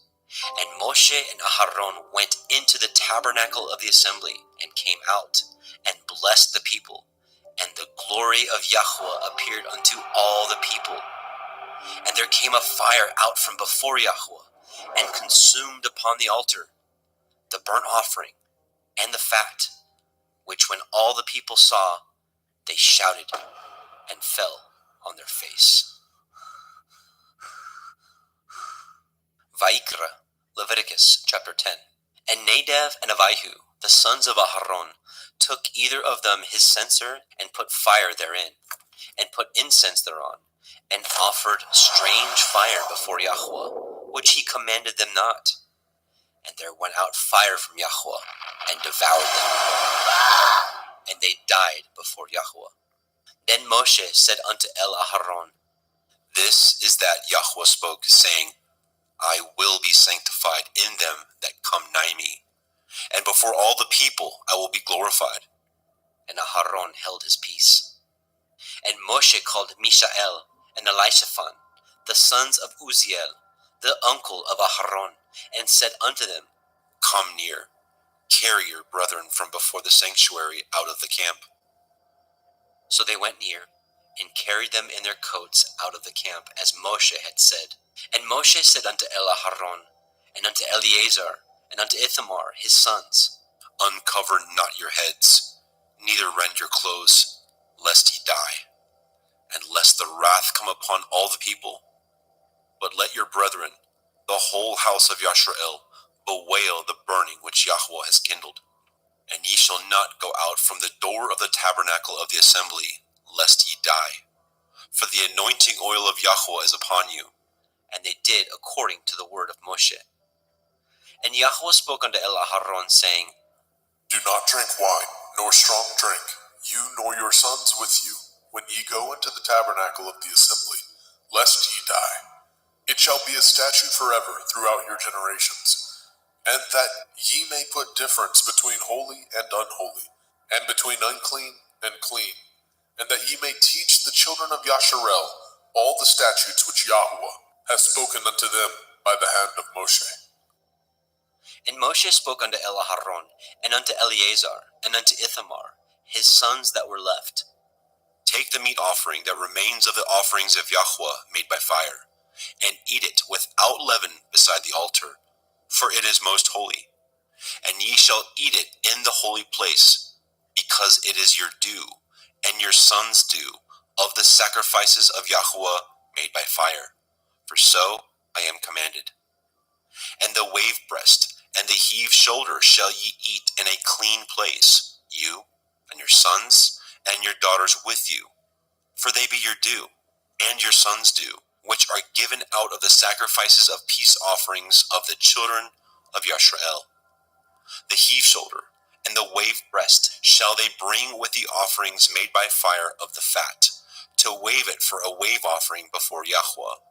And it shall be yours, and your sons with you, by a statute forever, as Yahweh has commanded. And Moshe diligently sought the goat of the sin offering, and behold, it was burnt. And he was angry with Eleazar and Ithamar, the sons of Aharon, which were left alive, saying, Wherefore have ye not eaten the sin offering in the holy place, seeing it is most holy? And Elohim has given it to you to bear the iniquity of the assembly, to make an atonement for them before Yahweh? Behold, the blood of it was not brought in within the holy place. Ye should indeed have eaten it in the holy place, as I commanded. And Aharon said unto Moshe, Behold, this day have they offered their sin offering and their burnt offering before Yahweh, and such things have befallen me.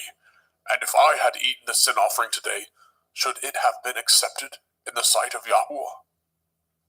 And when Moshe heard that, he was content. Vaikra, Leviticus chapter 11. And Yahweh spoke unto Moshe, and to Aharon, saying unto them, Speak unto the children of Yasharel, saying, These are the beasts which ye shall eat among all the beasts that are on the earth. Whatsoever parts the hoof, and is cloven-footed, and chews the cud, among the beasts, that shall ye eat. Nevertheless, these shall ye not eat of them that chew the cud, or of them that divide the hoof. As the camel, because he chews the cud, but divides not the hoof, he is unclean unto you. And the coney, because he chews the cud, but divides not the hoof, he is unclean unto you. And the hare, because he chews the cud, but divides not the hoof, he is unclean unto you.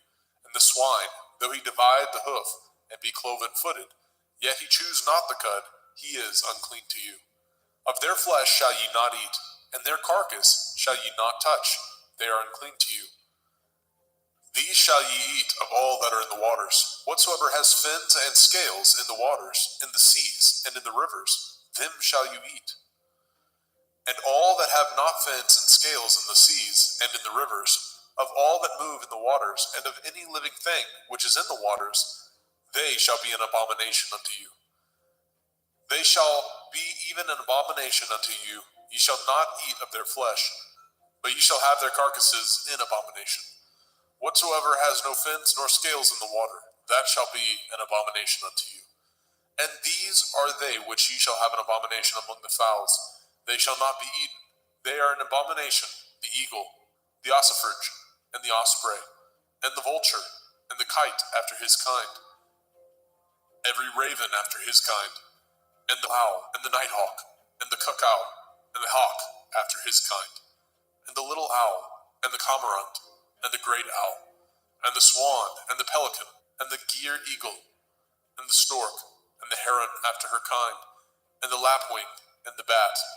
All fowls that creep going upon all four shall be an abomination unto you. Yet these may ye eat of every flying creeping thing that goes upon all four, which have legs above their feet, to leap withal upon the earth. Even these of them ye may eat, the locust after his kind, and the bald locust after his kind, and the beetle after his kind, and the grasshopper after his kind. But all other flying creeping things, which have 4 feet, shall be an abomination unto you. And for these ye shall be unclean. Whosoever touches the carcass of them shall be unclean until the evening. And whosoever bears aught of the carcass of them shall wash his clothes, and be unclean until the evening. The carcass of every beast which divides the hoof, and is not cloven-footed, nor chews the cud, are unclean unto you. Every one that touches them shall be unclean. And whatsoever goes upon his paws, among all manner of beasts that go on all fours, those are unclean unto you. Whoso touches their carcass shall be unclean until the evening. And he that bears the carcass of them shall wash his clothes, and be unclean unto the evening. They are unclean unto you. These also shall be unclean unto you. Among the creeping things that creep upon the earth, the weasel, the mouse, and the tortoise, after his kind, and the ferret, and the chameleon, and the lizard, and the snail, and the mole, these are unclean to you among all that creep. Whosoever touches them, when they be dead, shall be unclean until the evening. And upon whatsoever any of them, when they are dead, does fall, it shall be unclean, whether it be any vessel of wood, or raiment, or skin, or sack. Whatsoever vessel it be, wherein any work is done, it must be put into water, and it shall be unclean until the evening, so it shall be cleansed. And every earthen vessel, where into any of them that falls, whatsoever is in it shall be unclean, and ye shall break it.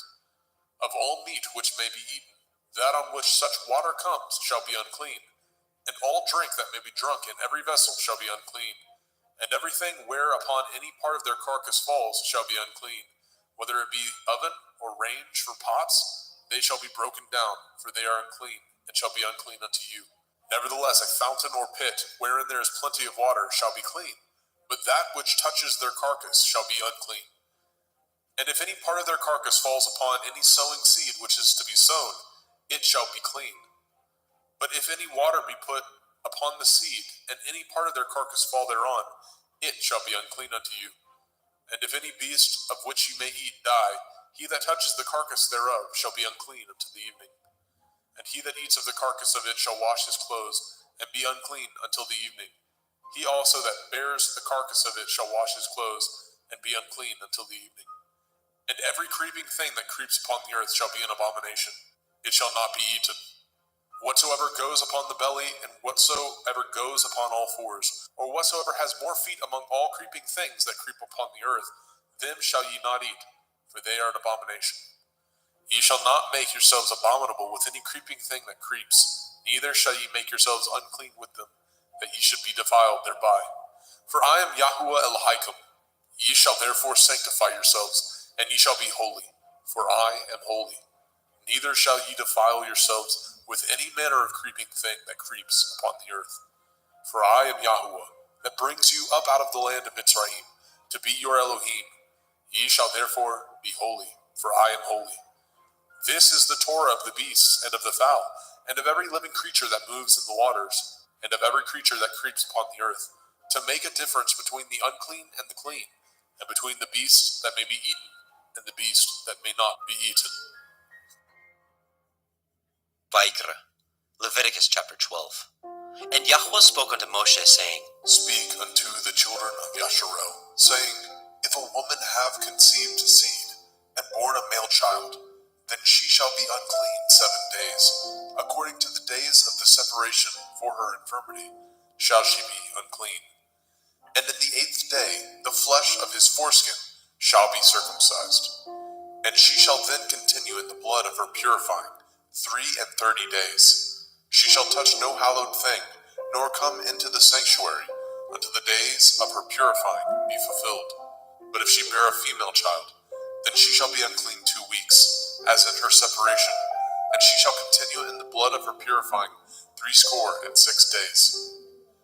And when the days of her purifying are fulfilled, for a son or for a daughter, she shall bring a lamb of the first year for a burnt offering, and a young pigeon or a turtle dove for a sin offering, unto the door of the tabernacle of the assembly, unto the priest, who shall offer it before Yahuwah, and make an atonement for her, and she shall be cleansed from the issue of her blood. This is the Torah for her that has borne a male or a female. And if she be not able to bring a lamb, then she shall bring 2 turtle doves or 2 young pigeons, the one for the burnt offering, and the other for a sin offering. And the priest shall make an atonement for her, and she shall be clean. Vaikra, Leviticus chapter 13. And Yahweh spoke unto El Moshe and El Aharon, saying, When a man shall have in the skin of his flesh a rising, a scab, or a bright spot, and it be in the skin of his flesh, like the plague of leprosy, then he shall be brought unto El Aharon the priest, or unto one of his sons the priests. And the priest shall look on the plague in the skin of the flesh, and when the hair in the plague is turned white, and the plague in sight be deeper than the skin of his flesh, it is a plague of leprosy, and the priest shall look on him and pronounce him unclean.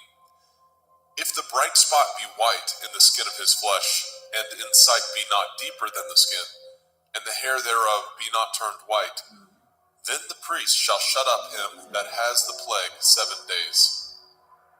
And the priest shall look on him the 7th day, and behold, if the plague in his sight be at a stay, and the plague spread not on the skin, then the priest shall shut him up 7 days more.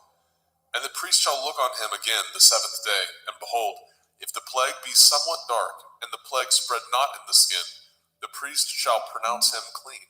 It is but a scab, and he shall wash his clothes and be clean. But if the scab spread much abroad in the skin, after that he has been seen of the priest for his cleansing, he shall be seen of the priest again.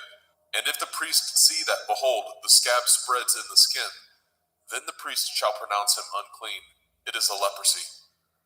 When the plague of leprosy is in a man, then he shall be brought unto the priest. And the priest shall see him, and behold, if the rising be white in the skin, and it have turned the hair white, and there be quick raw flesh in the rising, it is an old leprosy in the skin of his flesh, and the priest shall pronounce him unclean, and shall not shut him up, for he is unclean. And if a leprosy break out abroad in the skin, and the leprosy cover all the skin of him that has the plague from his head even to his foot, wheresoever the priest looks, then the priest shall consider, and behold, if the leprosy have covered all his flesh, he shall pronounce him clean that has the plague. It is all turned white, he is clean. But when raw flesh appears in him, he shall be unclean. And the priest shall see the raw flesh and pronounce him to be unclean. For the raw flesh is unclean, it is a leprosy. Or if the raw flesh turn again, and be changed unto white, he shall come unto the priest. And the priest shall see him, and behold, if the plague be turned unto white, then the priest shall pronounce him clean that has the plague. He is clean. The flesh also, in which even in the skin thereof was a boil, and is healed. And in the place of the boil, where there be a white rising, or a bright spot, white, and somewhat reddish, and it be showed to the priest. And if, when the priest sees it, behold, it be in sight lower than the skin, and the hair thereof be turned white, the priest shall pronounce him unclean. It is a plague of leprosy, broken out of the boil. But if the priest look on it, and behold, there be no white hairs therein, and if it be not lower than the skin, but be somewhat dark, then the priest shall shut him up 7 days. And if it spread much abroad in the skin, then the priest shall pronounce him unclean. It is a plague. But if the bright spot stay in his place, and spread not, it is a burning boil, and the priest shall pronounce him clean. Or if there be any flesh in the skin whereof there is a hot burning, and the quick flesh that burns have a white bright spot, somewhat reddish or white, then the priest shall look upon it, and behold, if the hair in the bright spot be turned white, and it be in sight deeper than the skin, it is a leprosy broken out of the burning, wherefore the priest shall pronounce him unclean. It is the plague of leprosy. But if the priest look on it, and behold, there be no white hair in the bright spot, and it be no lower than the other skin, but be somewhat dark, then the priest shall shut him up 7 days. And the priest shall look upon him the 7th day, and if it be spread much abroad in the skin, then the priest shall pronounce him unclean. It is the plague of leprosy. And if the bright spot stay in his place, and spread not in the skin, but it be somewhat dark, it is a rising of the burning, and the priest shall pronounce him clean, for it is an inflammation of the burning. If a man or woman have a plague upon the head or the beard, then the priest shall see the plague, and behold, if it be in sight deeper than the skin, and there be in it a yellow thin hair, then the priest shall pronounce him unclean. It is a dry skull, even a leprosy upon the head or beard. And if the priest shall look on the plague of the skull, and behold, it be not in sight deeper than the skin, and that there is no black hair in it, then the priest shall shut up him that has the plague of the skull 7 days. And in the 7th day the priest shall look on the plague, and behold, if the skull spread not, and there be in it no yellow hair, and the skull be not in sight deeper than the skin, he shall be shaven, and the skull shall he not shave, and the priest shall shut him up that has the skull 7 days more. And in the 7th day the priest shall look on the skull, and behold, if the skull be not spread in the skin, nor be in sight deeper than the skin, then the priest shall pronounce him clean, and he shall wash his clothes and be clean. But if the skull spread much in the skin after his cleansing, then the priest shall look on him, and behold, if the skull be spread in the skin, the priest shall not seek for yellow hair, he is unclean. But if the skull be in his sight at a stay, and that there is a black hair grown up therein, the skull is healed, he is clean, and the priest shall pronounce him clean. If a man also or a woman have in the skin of their flesh bright spots, even white bright spots, then the priest shall look, and behold, if the bright spot in the skin of their flesh be darkish white, it is a freckled spot that grows in the skin, he is clean. And the man whose hair is fallen off his head, he is bald, yet is he clean. And he that has his hair fallen off from the part of his head towards his face, he is forehead bald, yet he is clean. And if there be in the bald head or bald forehead a white reddish sore, it is a leprosy sprung up in his bald head or his bald forehead. Then the priest shall look upon it, and behold, if the rising of the sore be white reddish in the bald head or in his bald forehead, as the leprosy appears in the skin of the flesh, he is a leprous man, he is unclean. The priest shall pronounce him utterly unclean, his plague is in his head. And the leper in whom the plague is, his clothes shall be rent, and his head bare, and he shall put a covering upon his upper lip, and shall cry, unclean, unclean. All the days wherein the plague shall be in him shall he be defiled. He is unclean.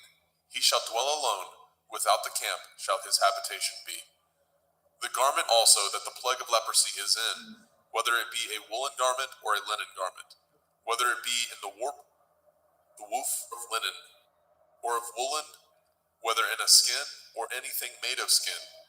And if the plague be greenish or reddish in the garment, or in the skin, either in the warp, or in the woof, or in anything of skin, it is a plague of leprosy, and shall be showed unto the priest. And the priest shall look upon the plague, and shut up it that has the plague 7 days. And he shall look on the plague on the 7th day. If the plague be spread in the garment, either in the warp, or in the woof, or in a skin, or in any work that is made of skin, the plague is a fretting leprosy, it is unclean. He shall therefore burn that garment, whether warp or woof, in woolen or in linen, anything of skin wherein the plague is, for it is a fretting leprosy, it shall be burnt in the fire. And if the priest shall look, and behold, the plague be not spread in the garment, either in the warp or in the woof, or in anything of skin, then the priest shall command that they wash the thing wherein the plague is, and he shall shut it up 7 days more. And the priest shall look on the plague after that it is washed, and behold, if the plague have not changed his color, and the plague be not spread, it is unclean. You shall burn it in the fire. It is a fret inward, whether it be bare within or without.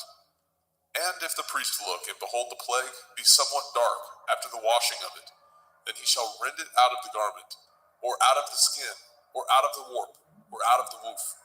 And if it appear still in the garment, either in the warp or in the woof, or in anything of skin, it is a spreading plague. You shall burn that wherein the plague is with fire. And the garment, either warp or woof, or whatsoever thing of skin it be, which you shall wash, if the plague be departed from them, then it shall be washed the 2nd time, and shall be clean.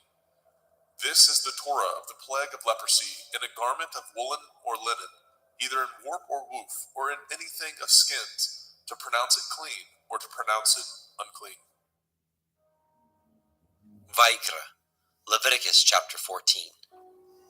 And Yahweh spoke unto Moshe, saying, This shall be the Torah of the leper in the day of his cleansing.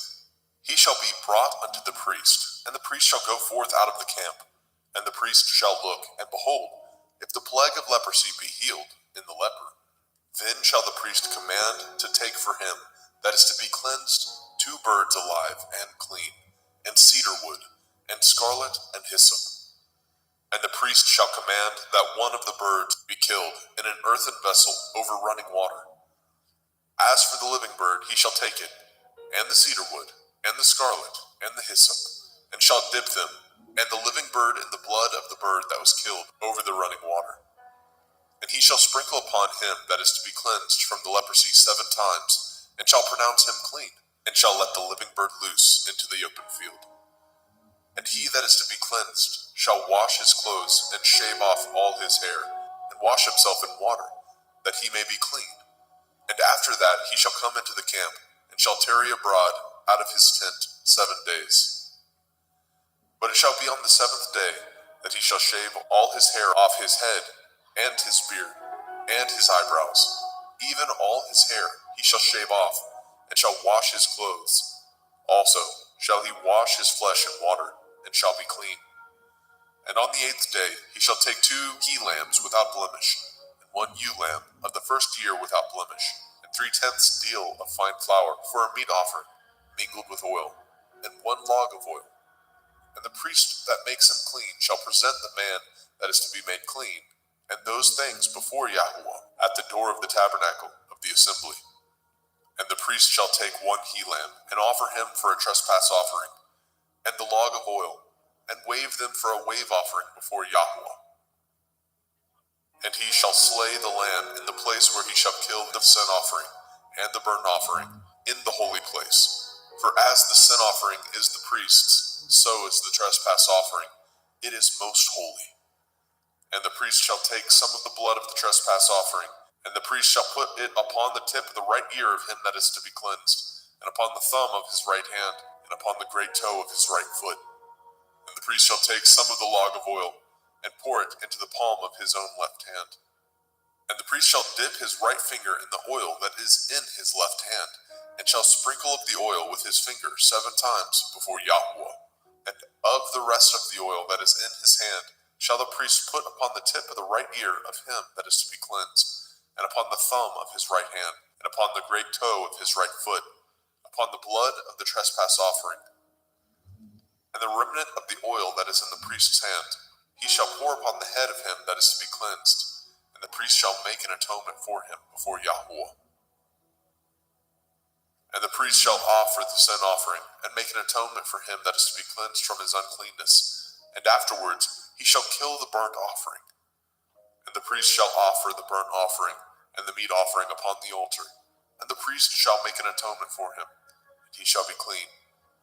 And if he be poor, and cannot get so much, then he shall take one lamb for a trespass offering to be waved, to make an atonement for him, and 1/10 deal of fine flour mingled with oil, for a meat offering, and a log of oil, and 2 turtle doves, or 2 young pigeons, such as he is able to get, and the one shall be a sin offering, and the other a burnt offering. And he shall bring them on the 8th day for his cleansing unto the priest, unto the door of the tabernacle of the assembly before Yahweh. And the priest shall take the lamb of the trespass offering, and the log of oil, and the priest shall wave them for a wave offering before Yahweh. And he shall kill the lamb of the trespass offering, and the priest shall take some of the blood of the trespass offering, and put it upon the tip of the right ear of him that is to be cleansed, and upon the thumb of his right hand, and upon the great toe of his right foot. And the priest shall pour of the oil into the palm of his own left hand. And the priest shall sprinkle with his right finger some of the oil that is in his left hand 7 times before Yahweh. And the priest shall put of that oil that is in his hand upon the tip of the right ear of him that is to be cleansed, and upon the thumb of his right hand, and upon the great toe of his right foot, upon the place of the blood of the trespass offering. And the rest of the oil that is in the priest's hand he shall put upon the head of him that is to be cleansed, to make an atonement for him before Yahweh. And he shall offer the one of the turtle doves, or of the young pigeons, such as he can get, even such as he is able to get, the one for a sin offering, and the other for a burnt offering, with the meat offering. And the priest shall make an atonement for him that is to be cleansed before Yahweh. This is the Torah of him, in whom is the plague of leprosy, whose hand is not able to get that which pertains to his cleansing. And Yahweh spoke unto El Moshe, and unto El Aharon, saying, When ye are come into the land of Canaan, which I give to you for a possession, and I put the plague of leprosy in a house of the land of your possession, and he that owns the house shall come and tell the priest, saying, It seems to me there is, as it were, a plague in the house. Then the priest shall command that they empty the house before the priest go into it, to see the plague, that all that is in the house be not made unclean. And afterward the priest shall go in to see the house. And he shall look on the plague, and behold, if the plague be in the walls of the house, with hollow strakes, greenish or reddish, which in sight are lower than the wall, then the priest shall go out of the house to the door of the house, and shut up the house 7 days. And the priest shall come again the 7th day, and shall look, and behold, if the plague be spread in the walls of the house, then the priest shall command that they take away the stones in which the plague is, and they shall cast them into an unclean place without the city. And he shall cause the house to be scraped within round about, and they shall pour out the dust that they scrape off without the city into an unclean place. And they shall take other stones, and put them in the place of those stones. And he shall take other mortar, and shall plaster the house. And if the plague come again, and break out in the house, after that he has taken away the stones, and after he has scraped the house, and after it is plastered, then the priest shall come and look, and behold, if the plague be spread in the house, it is a fretting leprosy in the house, it is unclean. And he shall break down the house, the stones of it, and the timber thereof, and all the mortar of the house, and he shall carry them forth out of the city into an unclean place. Moreover, he that goes into the house all the while that it is shut up shall be unclean until the evening. And he that lies in the house shall wash his clothes, and he that eats in the house shall wash his clothes. And if the priest shall come in and look upon it, and behold, the plague has not spread in the house, after the house was plastered, then the priest shall pronounce the house clean, because the plague is healed. And he shall take to cleanse the house 2 birds, and cedar wood, and scarlet, and hyssop. And he shall kill the one of the birds in an earthen vessel over running water. And he shall take the cedar wood, and the hyssop, and the scarlet, and the living bird, and dip them in the blood of the slain bird, and in the running water. and sprinkle the house 7 times. And he shall cleanse the house with the blood of the bird, and with the running water, and with the living bird, and with the cedar wood, and with the hyssop, and with the scarlet. But he shall let go of the living bird out of the city into the open field, and make an atonement for the house, and it shall be clean. This is the Torah for all manner of plague, of leprosy and scald, and for the leprosy of a garment and of a house, and for a rising, and for a scab, and for a bright spot, to teach when it is unclean and when it is clean. This is the Torah of leprosy. Vayikra, Leviticus chapter 15. And Yahweh spoke unto El Moshe and to El Aharon, saying, Speak unto the children of Yasharel, and say unto them, when any man has a running issue out of his flesh, because of his issue he is unclean. And this shall be his uncleanness in his issue, whether his flesh run with his issue, or his flesh be stopped from his issue. It is his uncleanness. Every bed whereon he lies that has the issue is unclean, and everything whereon he sits shall be unclean. And whosoever touches his bed shall wash his clothes, and bathe himself in water, and be unclean until the evening. And he that sits on anything whereon he sat that has the issue shall wash his clothes, and bathe himself in water, and be unclean until the evening. And he that touches the flesh of him that has the issue shall wash his clothes, and bathe himself in water, and be unclean until the evening.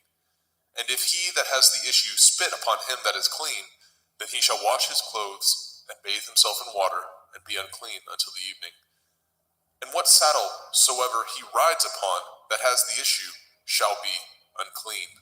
And whosoever touches anything that was under him shall be unclean until the evening. And he that bears any of those things shall wash his clothes, and bathe himself in water, and be unclean until the evening. And whomsoever he touches that has the issue, and has not rinsed his hands in water, he shall wash his clothes, and bathe himself in water, and be unclean until the evening. And the vessel of earth that he touches which has the issue shall be broken, and every vessel of wood shall be rinsed in water. And when he that has an issue is cleansed of his issue, then he shall number to himself 7 days for his cleansing, and wash his clothes, and bathe his flesh in running water, and shall be clean. And on the 8th day he shall take to him 2 turtle doves or 2 young pigeons, and come before Yahweh unto the door of the tabernacle of the assembly, and give them unto the priest. And the priest shall offer them, the one for a sin offering, and the other for a burnt offering. And the priest shall make an atonement for him before Yahweh for his issue. And if any man's seed of copulation go out from him, then he shall wash all his flesh in water, and be unclean until the evening. And every garment and every skin whereon is the seed of copulation shall be washed with water, and be unclean until the evening. The woman also with whom the man shall lie with seed of copulation, they shall both bathe themselves in water, and be unclean until the evening. And if a woman have an issue, and her issue in her flesh be blood, she shall be put apart 7 days, and whosoever touches her shall be unclean until the evening. And everything that she lies upon in her separation shall be unclean. Everything also that she sits upon shall be unclean. And whosoever touches her bed shall wash his clothes, and bathe himself in water, and be unclean until the evening. And whosoever touches anything that she sat upon shall wash his clothes, and bathe himself in water, and be unclean until the evening. And if it be on her bed, or on anything whereon she sits, when he touches it, he shall be unclean until the evening. And if any man lie with her at all, and her flower be upon him, he shall be unclean 7 days, and all the bed whereon he lies shall be unclean.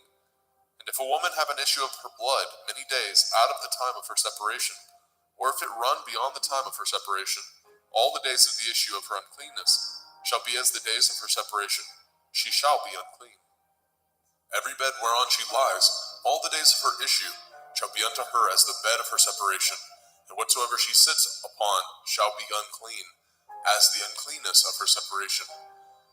And whosoever touches those things shall be unclean, and shall wash his clothes, and bathe himself in water, and be unclean until the evening.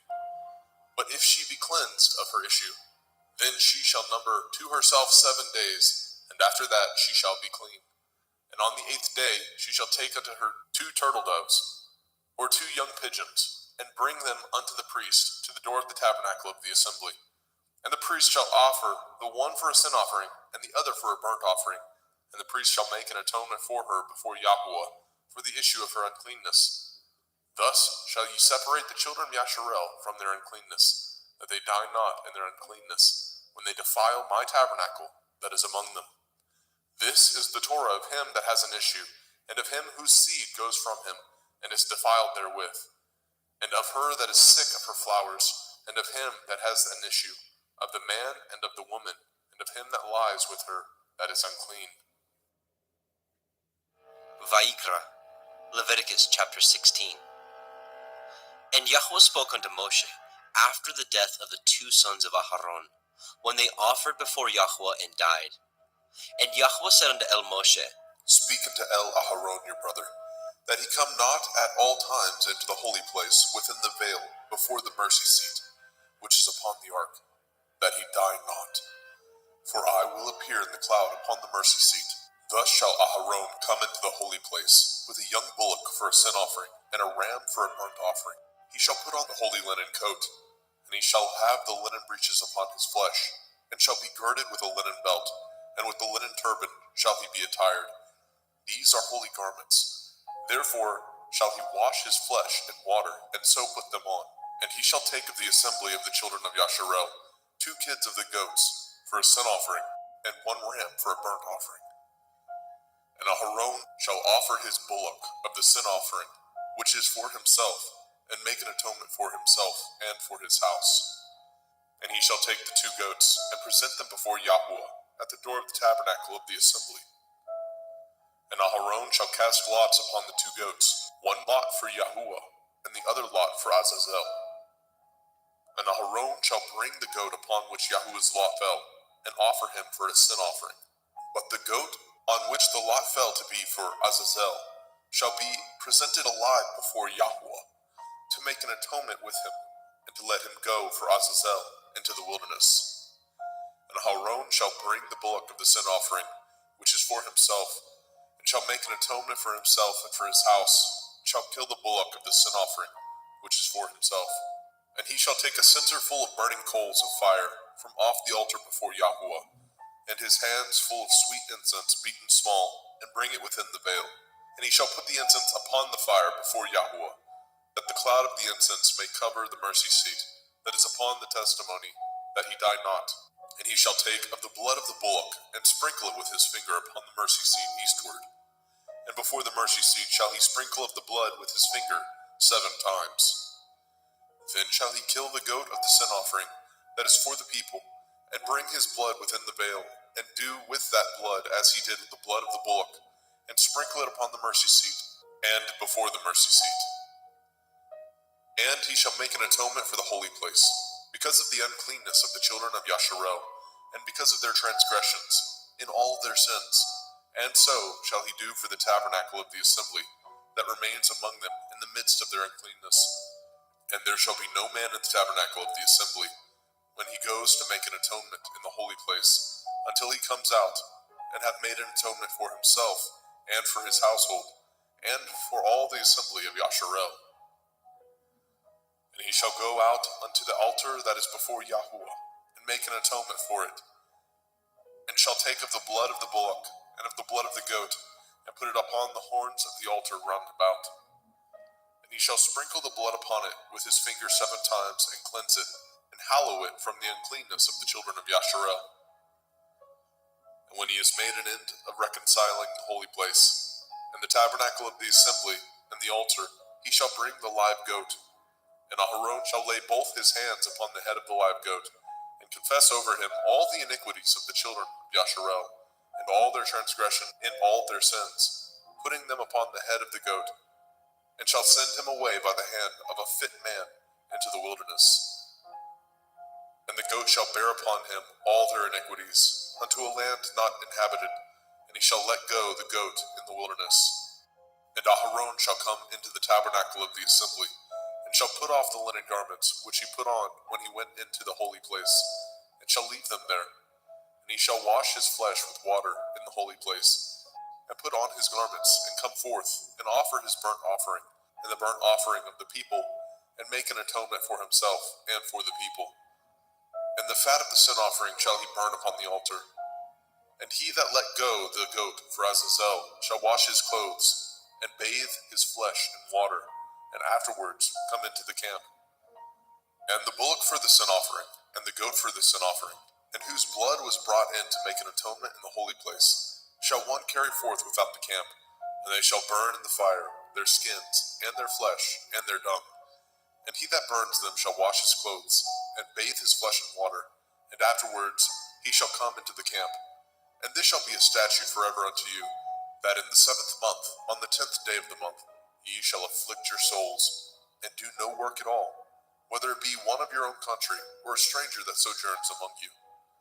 For on that day shall the priest make an atonement for you, to cleanse you, that ye may be clean from all your sins before Yahweh. It shall be a Sabbath of rest unto you, and ye shall afflict your souls by a statute forever. And the priest, whom he shall anoint, and whom he shall consecrate to minister in the priest's office in his father's stead, shall make the atonement, and shall put on the linen clothes, even the holy garments. And he shall make an atonement for the holy sanctuary, and he shall make an atonement for the tabernacle of the assembly, and for the altar, and he shall make an atonement for the priests, and for all the people of the assembly. And this shall be an everlasting statute unto you, to make an atonement for the children of Yasharel for all their sins once a year. And he did as Yahweh commanded Moshe.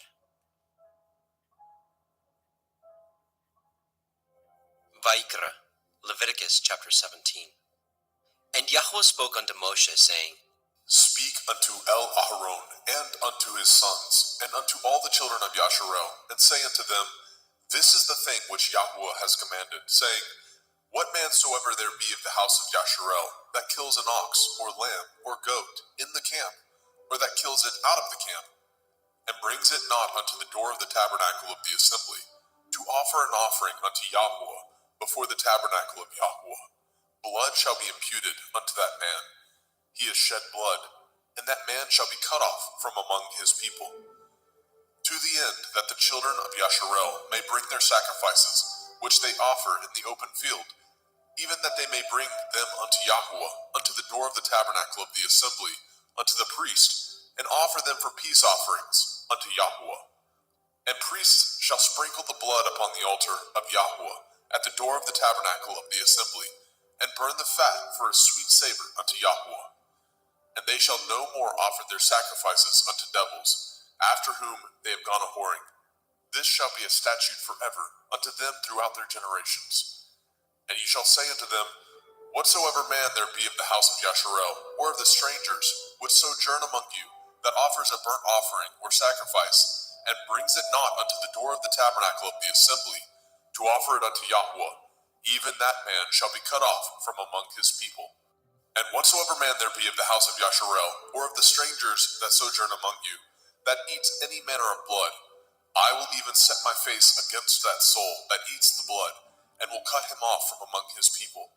For the soul of the flesh is in the blood. He and I have given it to you upon the altar to make an atonement for your souls. For it is the blood of him that makes an atonement in the soul. Therefore I said unto the children of Yasharel, No soul of you shall eat blood, neither shall any stranger that sojourns among you eat blood. And whatsoever man there be of the children of Yasharel, or of the strangers that sojourn among you, which hunts and catches a beast or fowl that may be eaten, he shall even pour out the blood thereof, and cover it with dust. For it is the life of all flesh, the blood of it is for the life thereof. Therefore I said unto the children of Yasharel, Ye shall eat the blood of no manner of flesh, for the life of all flesh is the blood thereof. Whosoever eats it shall be cut off.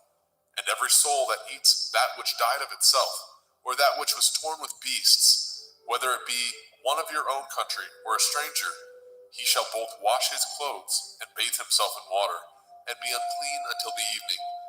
Then shall he be clean. But if he wash them not, nor bathe his flesh, then he shall bear his iniquity.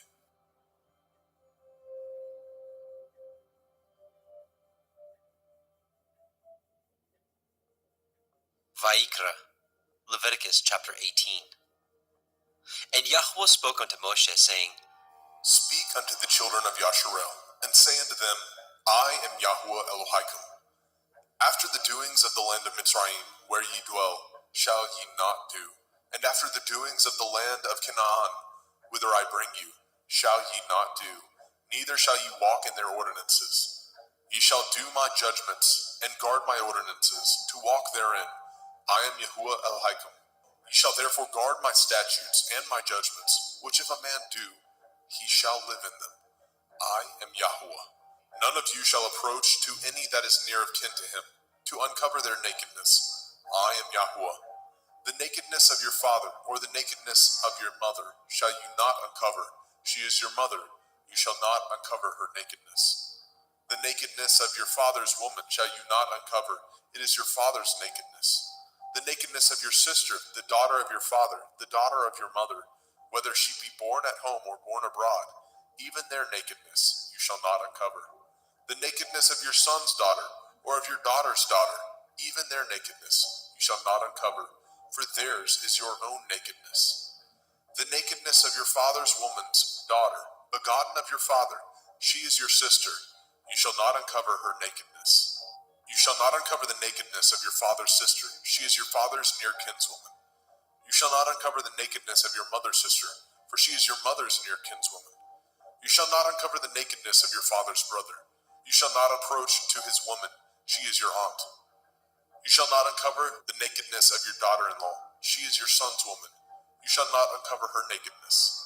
You shall not uncover the nakedness of your brother's woman, it is your brother's nakedness. You shall not uncover the nakedness of a woman and her daughter, neither shall you take her son's daughter, or her daughter's daughter, to uncover her nakedness, for they are your near kinswoman, it is wickedness. Neither shall you take a woman to her sister, to vex her, to uncover her nakedness, beside the other in her lifetime. Also you shall not approach unto a woman to uncover her nakedness, as long as she is put apart for her uncleanness.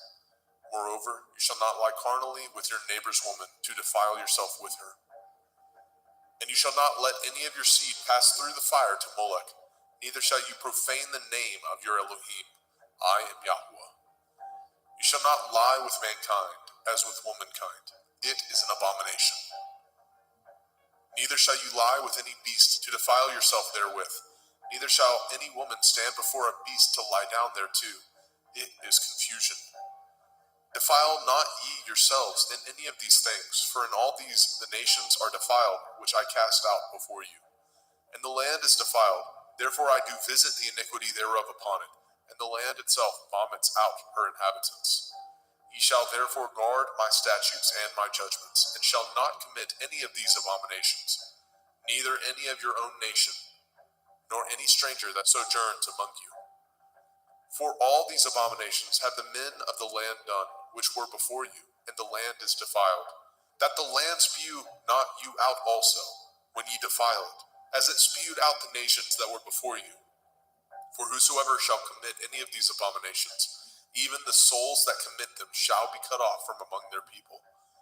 Therefore shall ye guard my ordinance, that ye commit not any of these abominable customs, which were committed before you, and that ye defile not yourselves therein. I am Yahuwah Elohim.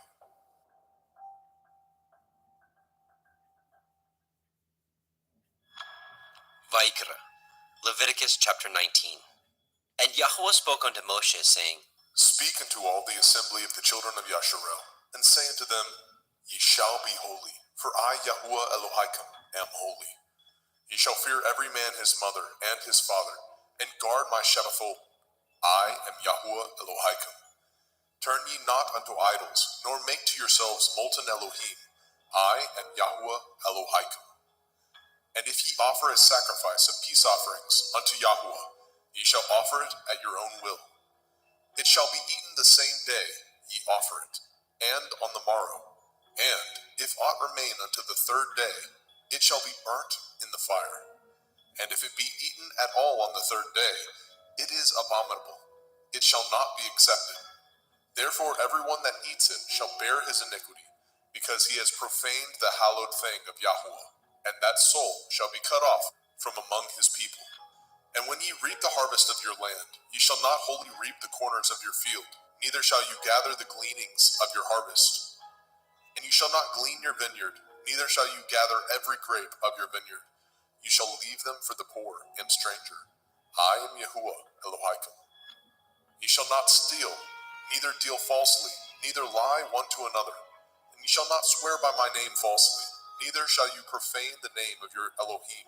I am Yahuwah. You shall not defraud your neighbor, neither rob him. The wages of him that is hired shall not abide with you all night until the morning. You shall not curse the deaf, nor put a stumbling block before the blind, but shall fear your Elohim. I am Yahuwah. Ye shall do no unrighteousness in judgment. You shall not respect the person of the poor, nor honor the person of the mighty, but in righteousness shall you judge your neighbor. You shall not go up and down as a talebearer among your people, neither shall you stand against the blood of your neighbor. I am Yahuwah. You shall not hate your brother in your heart. You shall in any wise rebuke your neighbor, and not suffer sin upon him. You shall not avenge, nor bear any grudge against the children of your people, but you shall love your neighbor as yourself. I am Yahuwah. Ye shall guard my statutes. You shall not let your cattle gender with a diverse kind.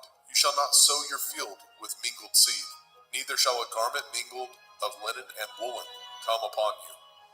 And whosoever lies carnally with a woman that is a bondmaid, betrothed to a man, and not at all redeemed, nor freedom given her, she shall be scourged. They shall not be put to death, because she was not free. And he shall bring his trespass offering unto Yahuwah, unto the door of the tabernacle of the assembly, even a ram for a trespass offering. And the priest shall make an atonement for him with the ram of the trespass offering before Yahuwah, for his sin which he has done, and the sin which he has done shall be forgiven him. And when ye come into the land, and shall have planted all manner of trees for food, then ye shall count the fruit thereof as uncircumcised. 3 years shall it be as uncircumcised unto you. It shall not be eaten of. But in the 4th year all the fruit thereof shall be holy to praise Yahuwah withal. And in the 5th year shall ye eat of the fruit thereof, that it may yield unto you the increase thereof. I am Yahuwah Elohim. Ye shall not eat anything with the blood, neither shall ye use enchantment, nor practice sorcery. You shall not round the corners of your heads, neither shall you mar the corners of your beard. You shall not make any cuttings in your flesh for the dead, nor print any marks upon you. I am Yahuwah. Do not prostitute your daughter, to cause her to be a whore, lest the land fall to whoredom, and the land become full of wickedness. Ye shall guard my Shabbathot, and reverence my sanctuary. I am Yahuwah. Regard not them that have familiar spirits, neither seek after wizards to be defiled by them. I am Yahuwah Elohim. You shall rise up before the gray head, and honor the face of the old man, and fear your Elohim. I am Yahuwah. And if a stranger sojourn with you in your land, ye shall not vex him. But the stranger that dwells with you shall be unto you as one born among you, and you shall love him as yourself. For ye were strangers in the land of Mitzrayim. I am Yahuwah Elohim. Ye shall do no unrighteousness in judgment, in meat yard, in weight, or in measure. Just balances, just weights, a just ephah, and a just hin shall ye have. I am Yahuwah Elohim, which brought you out of the land of Mitzrayim. Therefore shall ye guard all my statutes, and all my judgments, and do them. I am Yahuwah.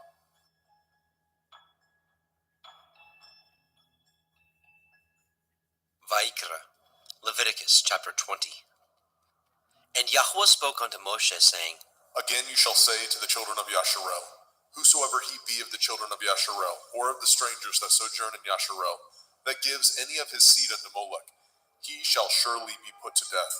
The people of the land shall stone him with stones.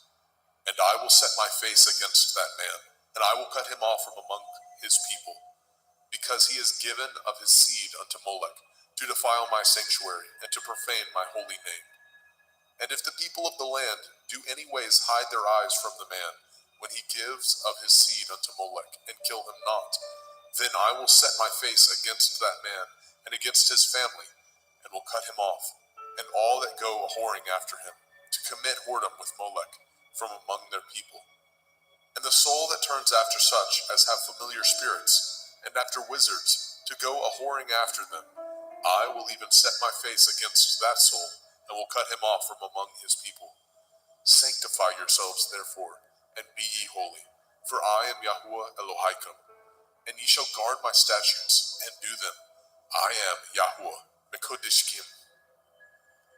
For everyone that curses his father or his mother shall surely be put to death.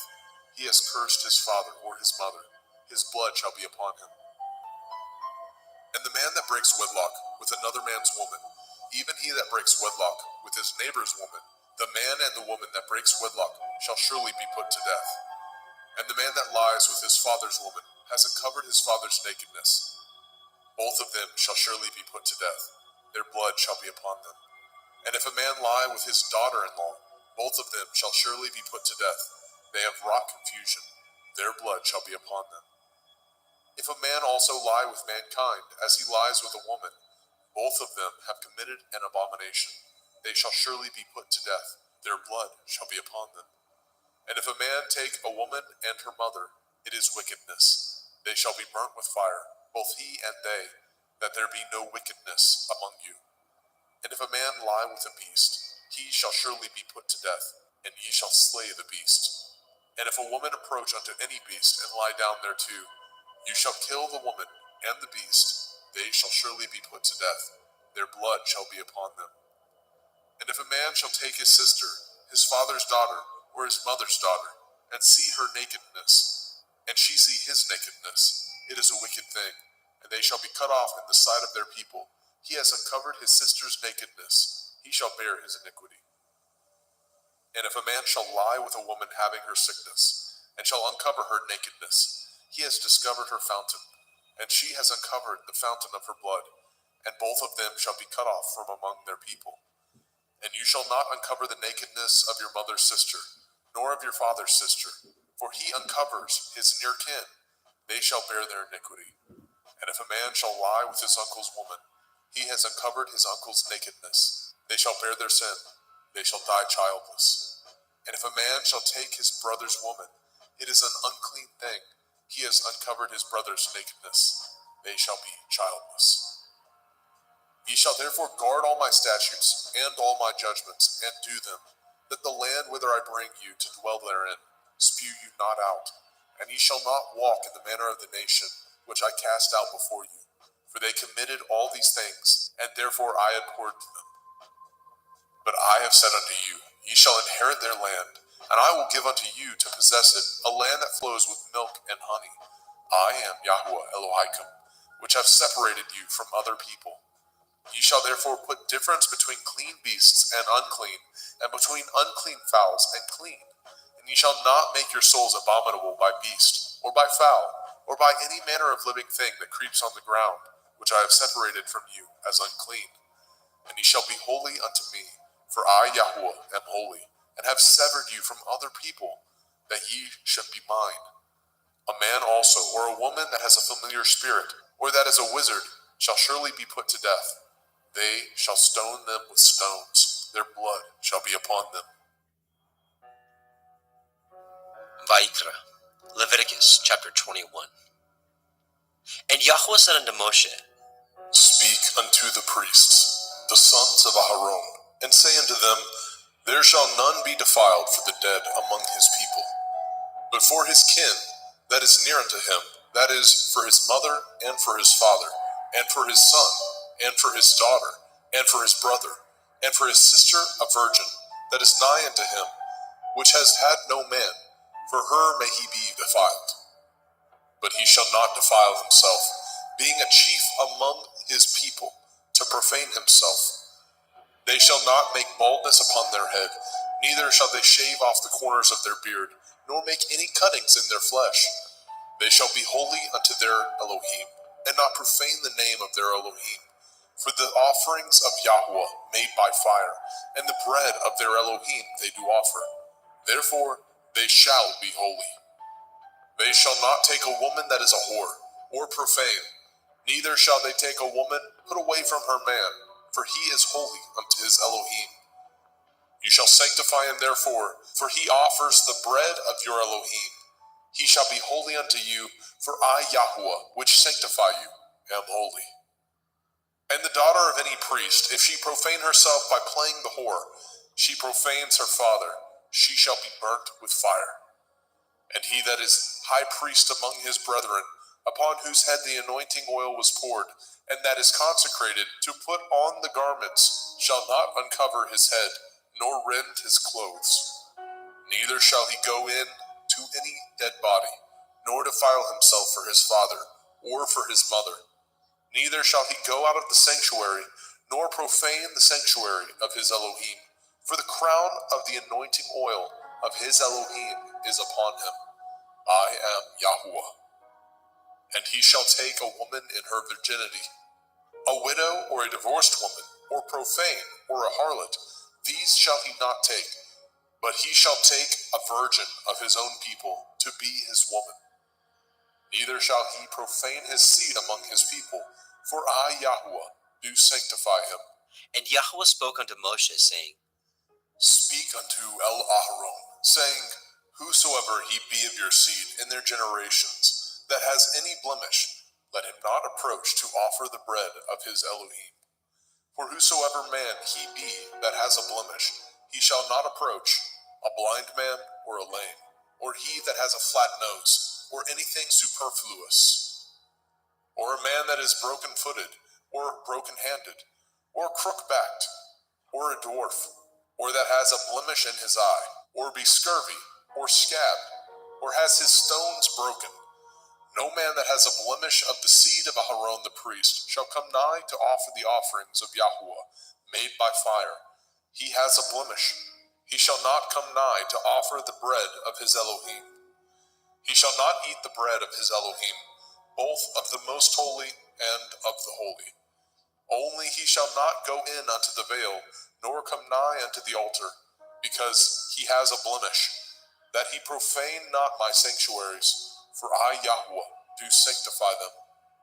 And Moshe told it unto Aharon, and to his sons, and to all the children of Yashrael. Vayikra, Leviticus chapter 22. And Yahuwah spoke unto Moshe, saying, Speak unto Aharon and to his sons, that they separate themselves from the holy things of the children of Yasharel, and that they profane not my holy name in those things, which they hallow unto me. I am Yahuwah. Say unto them, Whosoever he be of all your seed among your generations, that goes unto the holy things, which the children of Yasharel hallow unto Yahuwah, having his uncleanness upon him, that soul shall be cut off from my presence. I am Yahuwah. What man soever of the seed of Aharon is a leper, or has a running issue, he shall not eat of the holy things until he be clean. And whoso touches anything that is unclean by the dead, or a man whose seed goes from him, or whosoever touches any creeping thing whereby he may be made unclean, or a man of whom he may take uncleanness, whatsoever uncleanness he has, the soul which has touched any such thing shall be unclean until evening, and shall not eat of the holy things, unless he wash his flesh with water.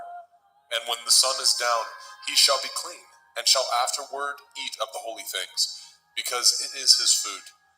That which dies of itself, or is torn with beasts, he shall not eat, to defile himself therewith. I am Yahuwah. They shall therefore guard my ordinance, lest they bear sin for it, and die therefore. If they profane it, I, Yahuwah, do sanctify them. There shall no stranger eat of the holy thing. A sojourner of the priest, or a hired servant, shall not eat of the holy thing. But if the priest buy any soul with his money, he shall eat of it. And he that is born in his house, they shall eat of his meat. If the priest's daughter also be married unto a stranger, she may not eat of an offering of the holy things. But if the priest's daughter be a widow or divorced, and have no child, and is returned unto her father's house, as in her youth, she shall eat of her father's meat, but there shall no stranger eat thereof. And if a man eat of the holy thing unwittingly, then he shall put the fifth part thereof unto it, and shall give it unto the priest with the holy thing. And they shall not profane the holy things of the children of Yasharel, which they offer unto Yahuwah. or suffer them to bear the iniquity of trespass when they eat their holy things. For I, Yahweh, do sanctify them. And Yahweh spoke unto El Moshe, saying, Speak unto El Aharon, and to his sons, and unto all the children of Yasharel, and say unto them, Whatsoever he be of the house of Yasharel, or of the strangers in Yasharel, that will offer his oblation for all his vows, and for all his freewill offerings, which they will offer unto Yahweh for a burnt offering, ye shall offer at your own will a male without blemish, of the cattle, of the sheep, or of the goats. But whatsoever has a blemish, that shall ye not offer, for it shall not be acceptable for you. And whosoever offers a sacrifice of peace offerings unto Yahweh to accomplish his vow, or a freewill offering in cattle or sheep, it shall be perfect to be accepted. There shall be no blemish therein. Blind or broken or maimed, or having a running sword, or scurvy, or scabbed, ye shall not offer these unto Yahweh, nor make an offering by fire of them upon the altar unto Yahweh. Either a bullock or a lamb that has anything superfluous or lacking in his parts, that may you offer for a freewill offering, but for a vow it shall not be accepted. Ye shall not offer unto Yahweh that which is bruised, or crushed, or broken, or cut, neither shall ye make any offerings thereof in your land. Neither from a stranger's hand shall ye offer the bread of your Elohim, of any of these, because their corruption is in them, and blemishes be in them. They shall not be accepted for you. And Yahweh spoke unto Moshe, saying, When a bullock or a sheep or a goat is brought forth, then it shall be 7 days under the dam, and from the 8th day, and thenceforth, it shall be accepted for an offering made by fire unto Yahweh. And whether it be cow or ewe, ye shall not kill it, and her young, both in 1 day. And when ye offer a sacrifice of thanksgiving unto Yahweh, offer it at your own will. On the same day it shall be eaten up. Ye shall leave none of it until the morrow. I am Yahweh. Therefore shall ye guard my commandments, and do them. I am Yahweh. Neither shall ye profane my holy name, but I will be hallowed among the children of Yasharel. I am Yahweh, which hallow you, that brought you out of the land of Mizraim, to be your Elohim. I am Yahweh.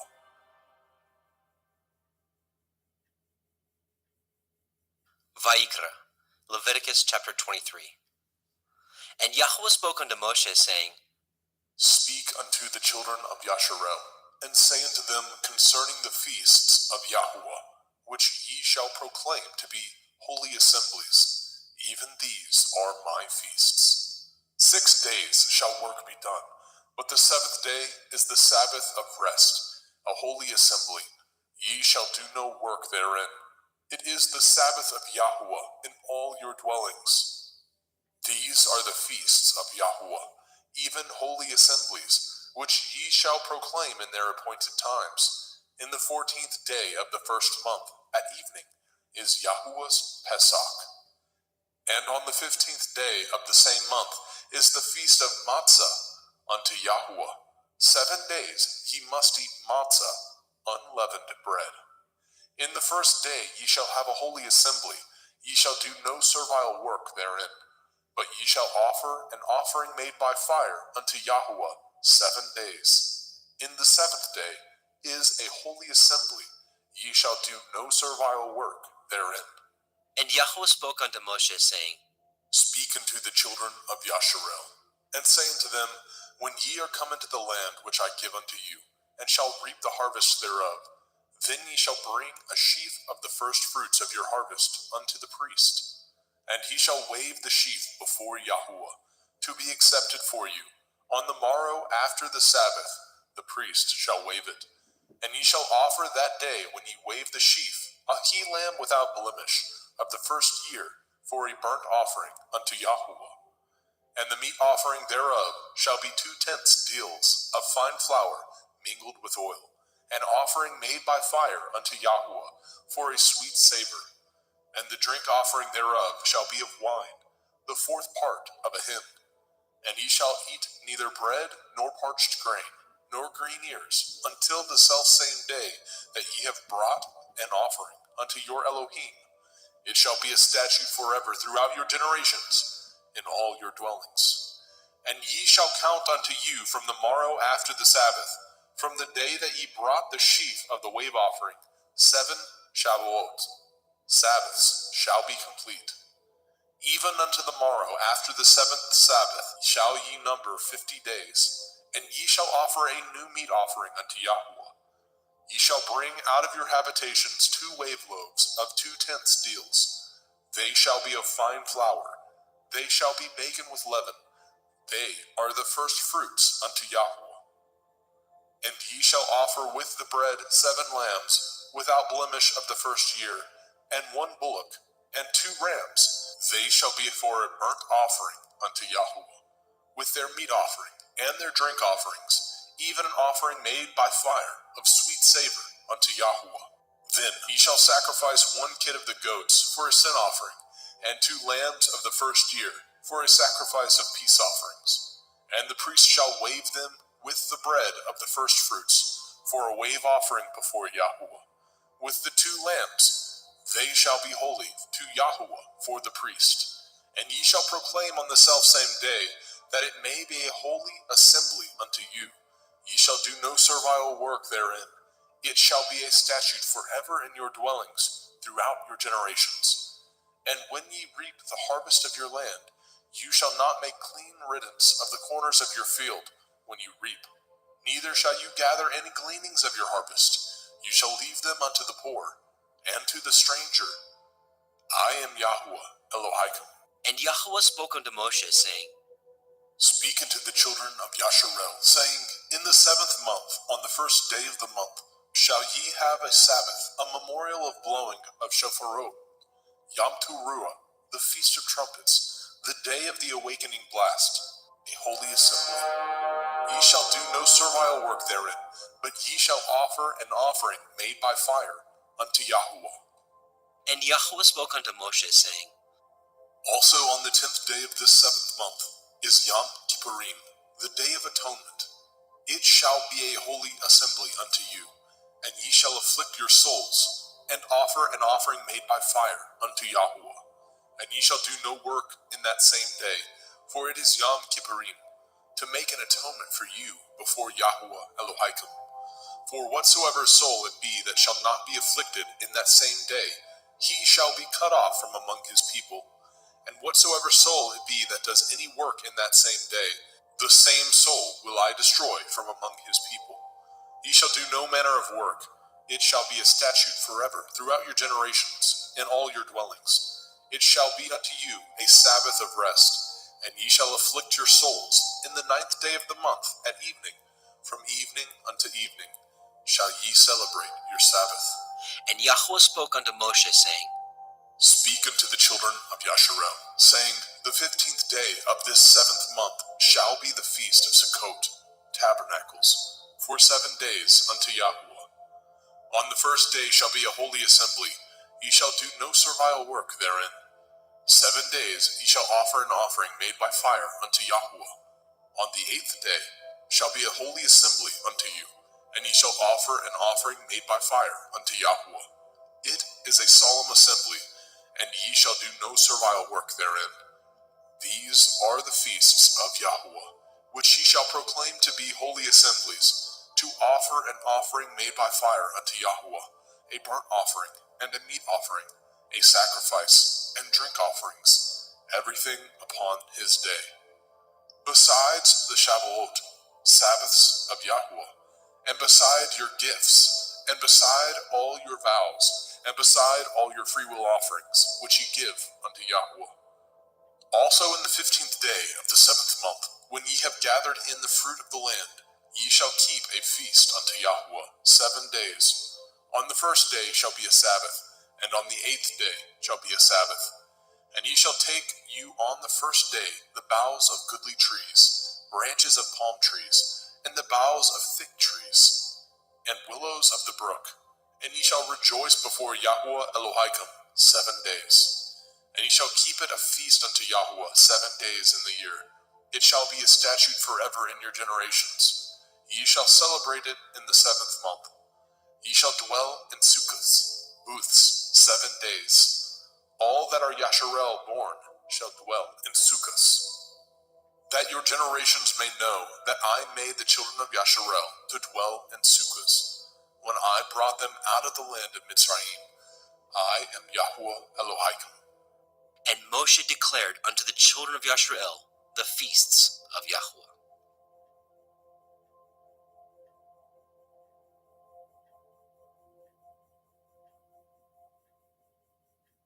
Vayikra, Leviticus chapter 24. And Yahweh spoke unto Moshe, saying, Command the children of Yasharel that they bring unto you pure olive oil, beaten for the light, to cause the lamps to burn continually, without the veil of the testimony. In the tabernacle of the assembly shall Aharon order it from the evening unto the morning before Yahweh continually. It shall be a statute forever in your generations. He shall order the lamps upon the pure menorah, 7-branched candlestick, before Yahweh continually. And you shall take fine flour, and bake 12 cakes thereof. 2/10 deals shall be in 1 cake. And you shall set them in 2 rows, 6 on a row, upon the pure table before Yahweh. And you shall put pure frankincense upon each row, that it may be on the bread for a memorial, even a memorial made by fire unto Yahweh. Every Sabbath he shall set it in order before Yahweh continually, being taken from the children of Yasharel by an everlasting covenant. And it shall be Aharon and his sons, and they shall eat it in the holy place, for it is most holy unto him of the offerings of Yahweh made by fire, by a perpetual statute. And the son of a Yashareliteth woman, whose father was a Mitzri, went out among the children of Yasharel. And this son of the Yashareliteth woman and a man of Yasharel strove together in the camp. And the Yashareliteth woman's son blasphemed the name of Yahweh, and cursed. And they brought him unto Moshe, and his mother's name was Shelomith, the daughter of Divri, of the tribe of Dan. And they put him in ward, that the mind of Yahweh might be showed them. And Yahweh spoke unto Moshe, saying, Bring forth him that has cursed without the camp, and let all that heard him lay their hands upon his head, and let all the assembly stone him. And you shall speak unto the children of Yasharel, saying, Whosoever curses his Elohim shall bear his sin. And he that blasphemes the name of Yahweh, he shall surely be put to death. And all the assembly shall certainly stone him, as well the stranger, as he that is born in the land, when he blasphemes the name of Yahweh, shall be put to death. And he that kills any man shall surely be put to death. And he that kills a beast shall make it good, beast for beast. And if a man cause a blemish in his neighbor, as he has done, so shall it be done to him.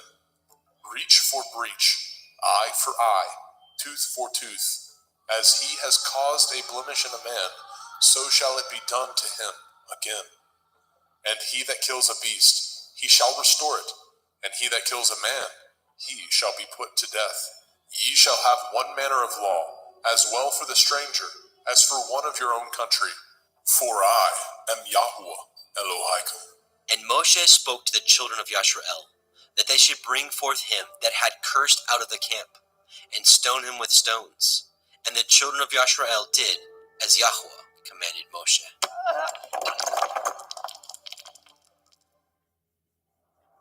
Vayikra, Leviticus chapter 25. And Yahweh spoke unto Moshe in Mount Sinai, saying, Speak unto the children of Yasharel, and say unto them, When ye come into the land which I give you, then shall the land keep a Sabbath unto Yahweh. 6 years you shall sow your field, and 6 years you shall prune your vineyard, and gather in the fruit thereof. But in the 7th year shall be a Sabbath of rest unto the land, a Sabbath for Yahweh. You shall neither sow your field, nor prune your vineyard. That which grows of its own accord of your harvest you shall not reap, neither gather the grapes of your vine undressed, for it is a year of rest unto the land. And the Sabbath of the land shall be food for you and for your servant, and for your maid, and for your hired servant, and for your stranger that sojourns with you. and for your cattle, and for the beasts that are in your land, shall all the increase thereof be meat. And you shall number 7 Shabbathot, Sabbaths of years unto you, 7 times 7 years, and the space of the 7 Shabbathot of years shall be unto you 49 years. Then shall you cause the shofar of the Jubilee to sound on the 10th day of the 7th month, in Yom Kippurim, the day of atonement. Shall ye make the shofar sound throughout all your land. And ye shall hallow the 50th year, and proclaim liberty throughout all the land unto all the inhabitants thereof. It shall be a jubilee unto you, and ye shall return every man unto his possession, and ye shall return every man unto his family. A jubilee shall that 50th year be unto you. Ye shall not sow, neither reap that which grows of itself in it, nor gather the grapes in it of your vine undressed. For it is the Jubilee, it shall be holy unto you. Ye shall eat the increase thereof out of the field. In the year of this Jubilee, ye shall return every man unto his possession. And if ye sell aught unto your neighbor, or buy aught of your neighbor's hand, ye shall not oppress one another. According to the number of years after the Jubilee, you shall buy of your neighbor, and according unto the number of years of the fruits, he shall sell unto you. According to the multitude of years, you shall increase the price thereof, and according to the fewness of years, you shall diminish the price of it. For according to the number of the years of the fruits, he sells unto you. Ye shall not therefore oppress one another, but you shall fear your Elohim, for I am Yahuwah Elohim. Wherefore ye shall do my statutes, and guard my judgments, and do them, and ye shall dwell in the land in safety. And the land shall yield her fruit, and ye shall eat your fill, and dwell therein in safety. And if ye say, what shall we eat the 7th year? Behold, we shall not sow, nor gather in our increase. Then I will command my blessing upon you in the 6th year, and it shall bring forth fruit for 3 years. And ye shall sow the 8th year, and eat yet of old fruit until the 9th year. Until her fruits come in, ye shall eat of the old store. The land shall not be sold forever, for the land is mine, and ye are strangers and sojourners with me. And in all the land of your possession ye shall grant a redemption for the land.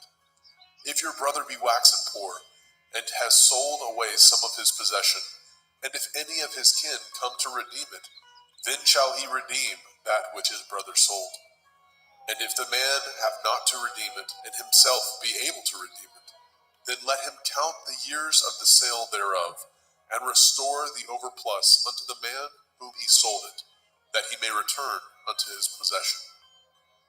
But if he be not able to restore it to him, then that which is sold shall remain in the hand of him that has bought it until the year of Jubilee. And in the Jubilee it shall go out, and he shall return unto his possession. And if a man sell a dwelling house in a walled city, then he may redeem it within a whole year after it is sold. Within a full year may he redeem it. And if it be not redeemed within the space of a full year, then the house that is in the walled city shall be established forever to him, that brought it throughout his generations. It shall not go out in the Jubilee. But the houses of the villages which have no wall round about them shall be counted as the fields of the country. They may be redeemed, and they shall go out in the Jubilee. Notwithstanding, the cities of the Leviim, of the houses of the cities of their possession, may the Leviim redeem at any time. And if a man purchases of the Leviim, then the house that was sold, and the city of his possession, shall go out in the year of Jubilee. For the houses of the cities of the Leviim are their possession, among the children of Yasharel. But the field of the suburbs of their cities may not be sold, for it is their perpetual possession.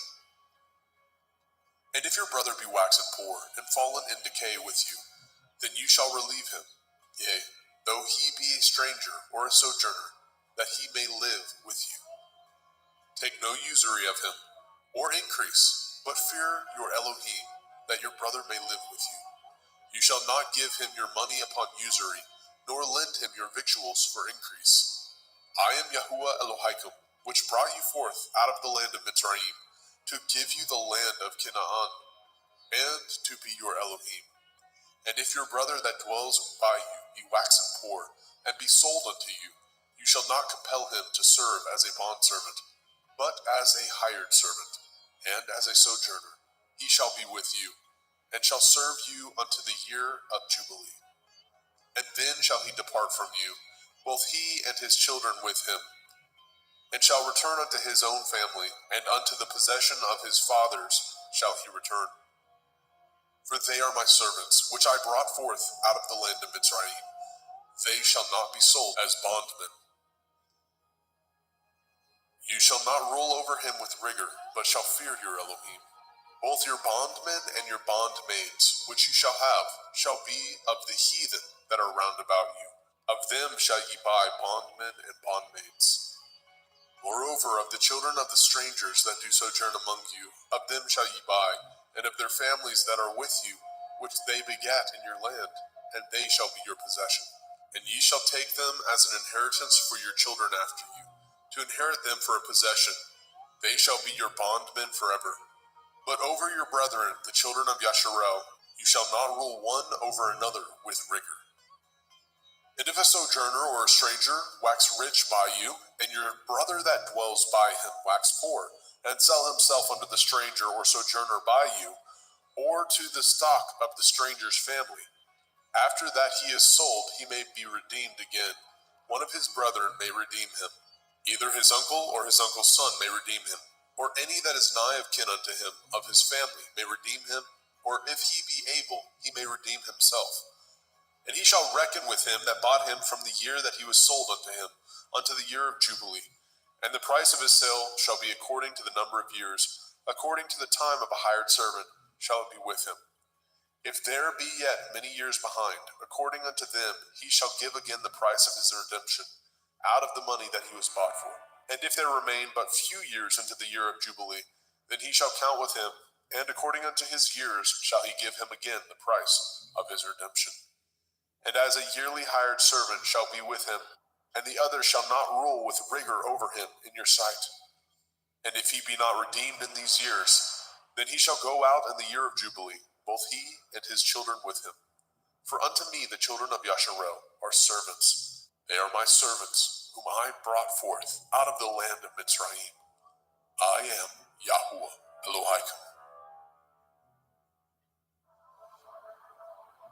Vaikra, Leviticus chapter 26. Ye shall make you no idols, nor graven image, neither rear you up a standing image, neither shall ye set up any image of stone in your land, to bow down unto it, for I am Yahuwah Elohaikum. Ye shall guard my Sabbaths, and reverence my sanctuary.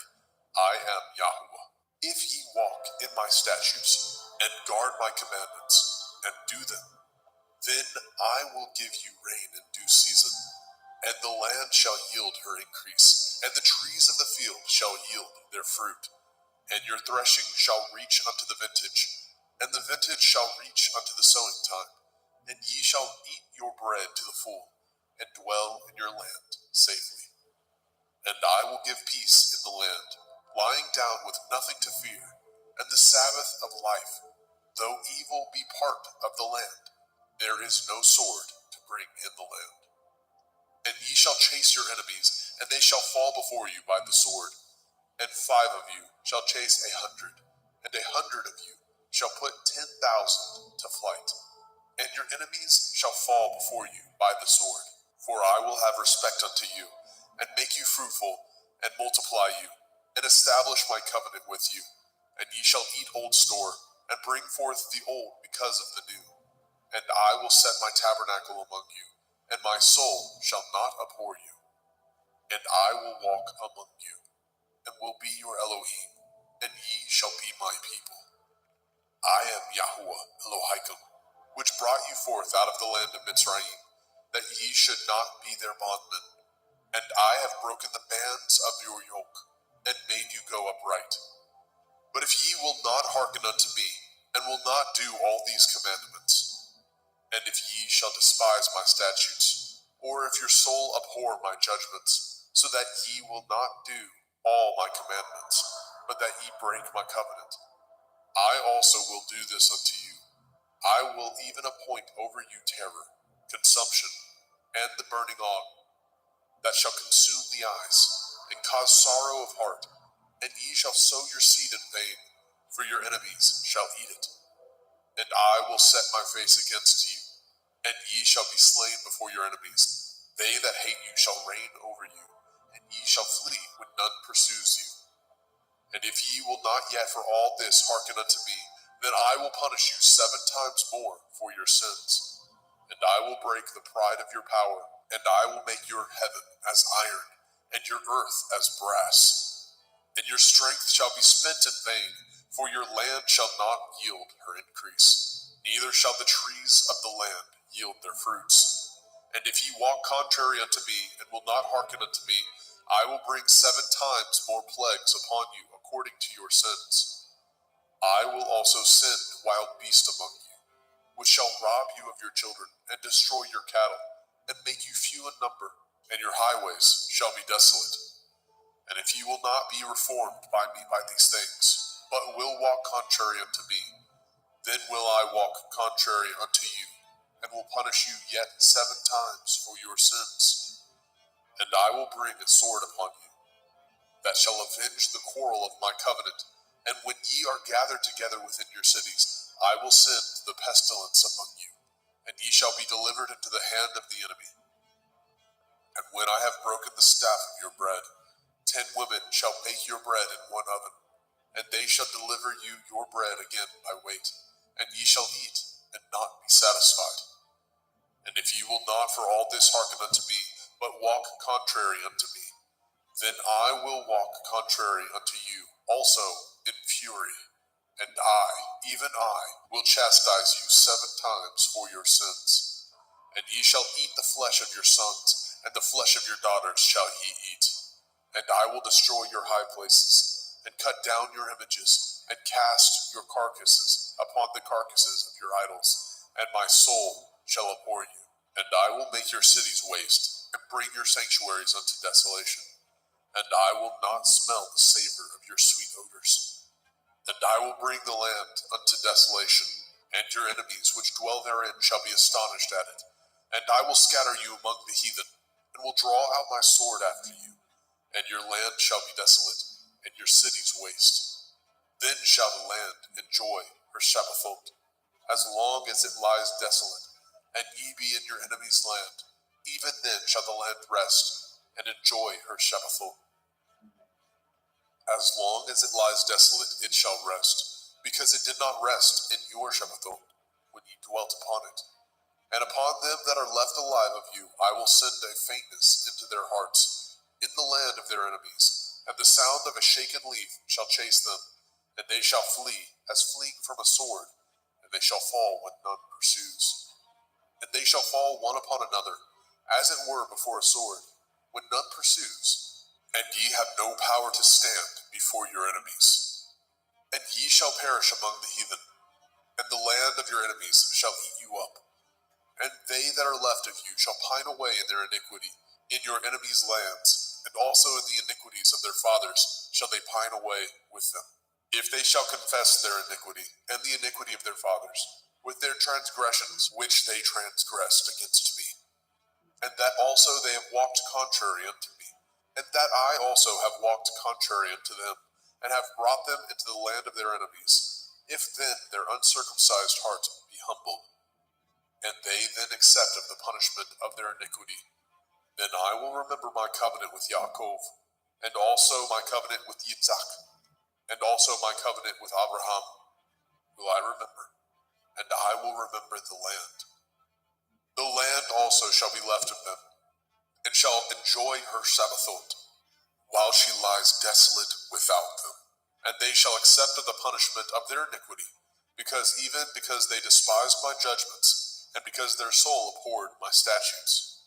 And yet, for all that, when they be in the land of their enemies, I will not cast them away, neither will I abhor them, to destroy them utterly, and to break my covenant with them, for I am Yahweh Elohim. But I will for their sakes remember the covenant of their ancestors, whom I brought forth out of the land of Mitzrayim, in the sight of the heathen, that I might be their Elohim. I am Yahweh. These are the commandments and judgments and Torah, which Yahweh made between him and the children of Yisrael in Mount Sinai by the hand of Moshe.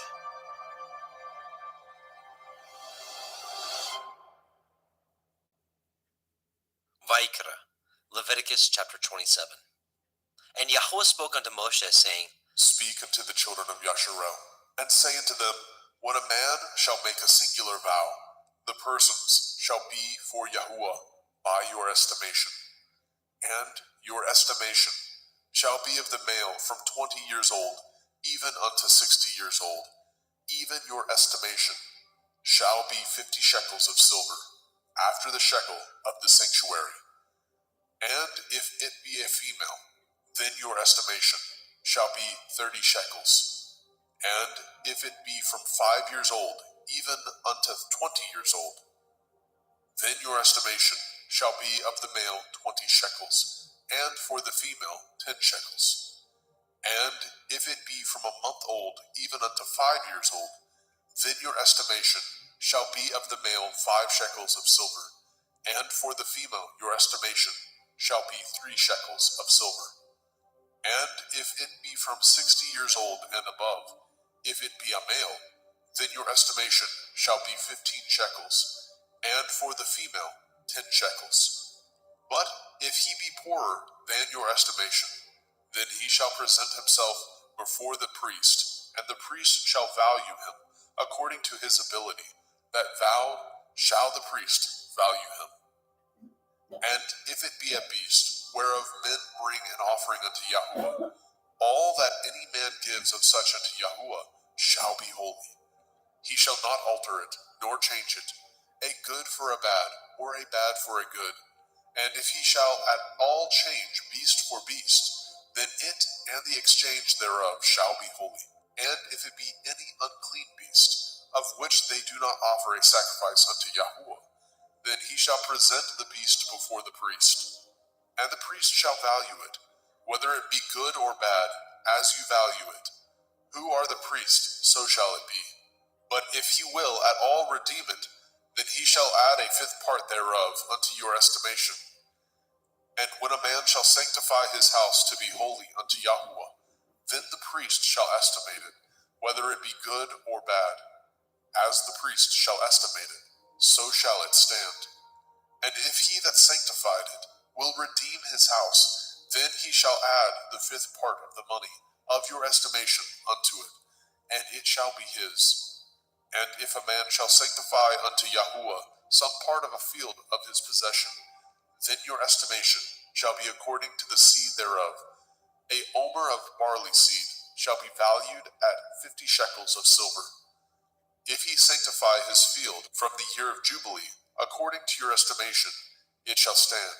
But if he sanctify his field after the Jubilee, then the priest shall reckon unto him the money according to the years that remain, even unto the year of Jubilee, and it shall be abated from your estimation. And if he that sanctified the field will in any wise redeem it, then he shall add the 5th part of the money of your estimation unto it, and it shall be assured to him. And if he will not redeem the field, or if he have sold the field to another man, it shall not be redeemed any more. But the field, when it goes out in the Jubilee, shall be holy unto Yahuwah. As a field devoted, the possession thereof shall be the priest's. And if a man sanctify unto Yahuwah a field which he has bought, which is not of the fields of his possession, then the priest shall reckon unto him the worth of your estimation, even unto the year of the Jubilee. And he shall give your estimation in that day as a holy thing unto Yahuwah. In the year of the Jubilee, the field shall return unto him of whom it was bought, even to him to whom the possession of the land did belong. And all your estimation shall be according to the shekel of the sanctuary. 20 gerahs shall be the shekel. Only the firstling of the beasts, which should be Yahuwah's firstling, No man shall sanctify it, whether it be ox or sheep. It is Yahuwah's. And if it be of an unclean beast, and he shall redeem it according to your estimation, and shall add a fifth part of it thereto, or if it be not redeemed, then it shall be sold according to your estimation. Notwithstanding, no devoted thing that a man shall devote unto Yahuwah of all that he has, both of man and beast, and of the field of his possession, shall be sold or redeemed. Every devoted thing is most holy unto Yahuwah. None devoted which shall be devoted of men shall be redeemed, but shall surely be put to death. And all the tithe of the land, whether of the seed of the land, or of the fruit of the tree, is Yahuwah's. It is holy unto Yahuwah. And if a man shall at all redeem aught of his tithes, he shall add thereto the fifth part thereof. And concerning the tithe of the herd, or of the flock, even of whatsoever passes under the rod, the tenth shall be holy unto Yahuwah. He shall not search whether it be good or bad, neither shall he change it. And if he change it at all, then both it and the change thereof shall be holy. It shall not be redeemed. These are the commandments which Yahuwah commanded Moshe for the children of Yisrael in Mount Sinai.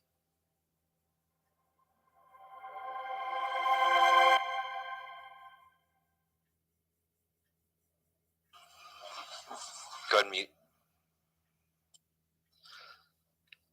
And welcome, brothers and sisters. Welcome to the Parable of the Vineyard YouTube channel. Today we will be reading the whole book of the law, the Torah, Yahuwah's instructions for life.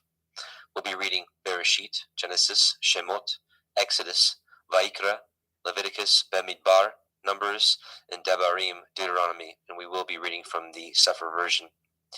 Our desire is that this blesses you and your family in the midst of our changing world and during the week of unleavened bread. While the world is currently in fear and has cast off the yoke of the Torah, we know there is a group of peculiar people that Yahuwah is waking up and bringing back to his ways and giving us peace within these dark final hours. Hallelujah. Let's take a moment and bow our heads and bow our hearts to Yahuwah as we petition him to bless this meeting, bless this reading. Yahuwah Sebaoth, we come to you in Yahusha's name, the Elohim of Avraham, Yitzchak, and Yaakov. We thank you, Abba, for waking us up in these dark times, waking us up to belief in your true Son, Yahusha HaMashiach, who offered himself for us, and his blood cleanses us. We thank you. We also thank you for waking us up to your marvelous Torah, Abba, and we pray that this is a sweet savor before you, and we pray that the words of this Torah penetrate the hearts of anyone that may hear it. We thank you, we honor you, and we bless you. In Yahusha's mighty name, amen. So let us take a moment, brothers and sisters, to bless Yahuwah for his goodness, for Yahusha, who has cleansed us and redeemed us by his blood, and for his set-apart spirit he has given to us to lead us into all truth. O Yahuwah, open our eyes and ears to behold the wondrous things in your Torah, and to cultivate in our hearts seed that we may produce the fruit that you desire for man, to sing praises unto you for your mighty works, to bless you and our obedience to your eternal Torah. So, before we get started, Yevarechecha Yahuwah ve'yishmerecha, Ya'er Yahuwah panav elecha ve'chnuneka, Yisa Yahuwah panav elecha ve'yashem lecha shalom. Yahuwah bless you and keep you. Yahuwah make his face shine upon you and be gracious unto you. Yahuwah lift up his countenance upon you and give you peace. All right, brothers and sisters, here we go. We're going to read the entire Torah. So I pray that you're ready, and I pray that these words penetrate your heart today. We'll be myself, Adam Fink. We'll have two Adams, myself. We'll have Adam Roberge. We'll have two Justins as well. We have Justin McRoberts, who's with me now. Justin Best from Christian Truthers will be joining us in a little bit, and Jeremy Fox. So two Adams, two Justins, and a Jeremy. So I'm going to do a screen share, and we will get started.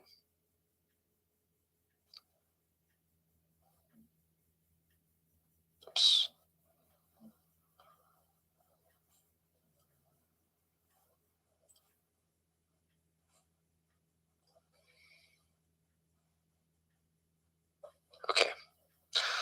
Genesis, Bereshit, Genesis 1:1.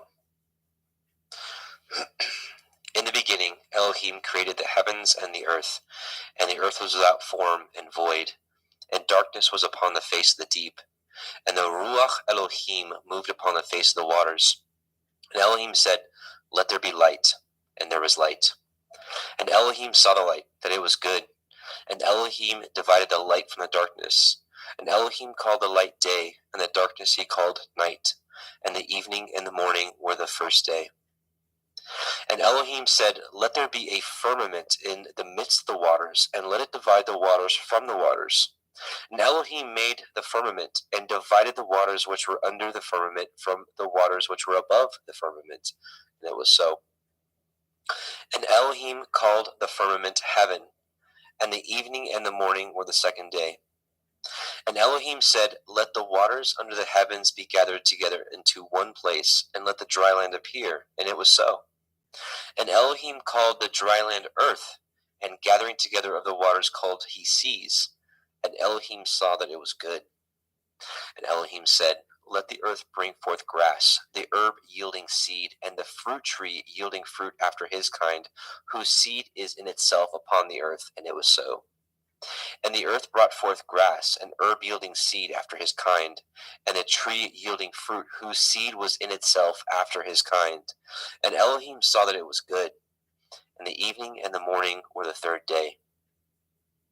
And Elohim said, "Let there be lights in the firmament of the heavens to divide the day from the night, and let them be for signs, and for appointed feasts, and for days and years. And let them be for lights in the firmament of the heavens to give light upon the earth." And it was so.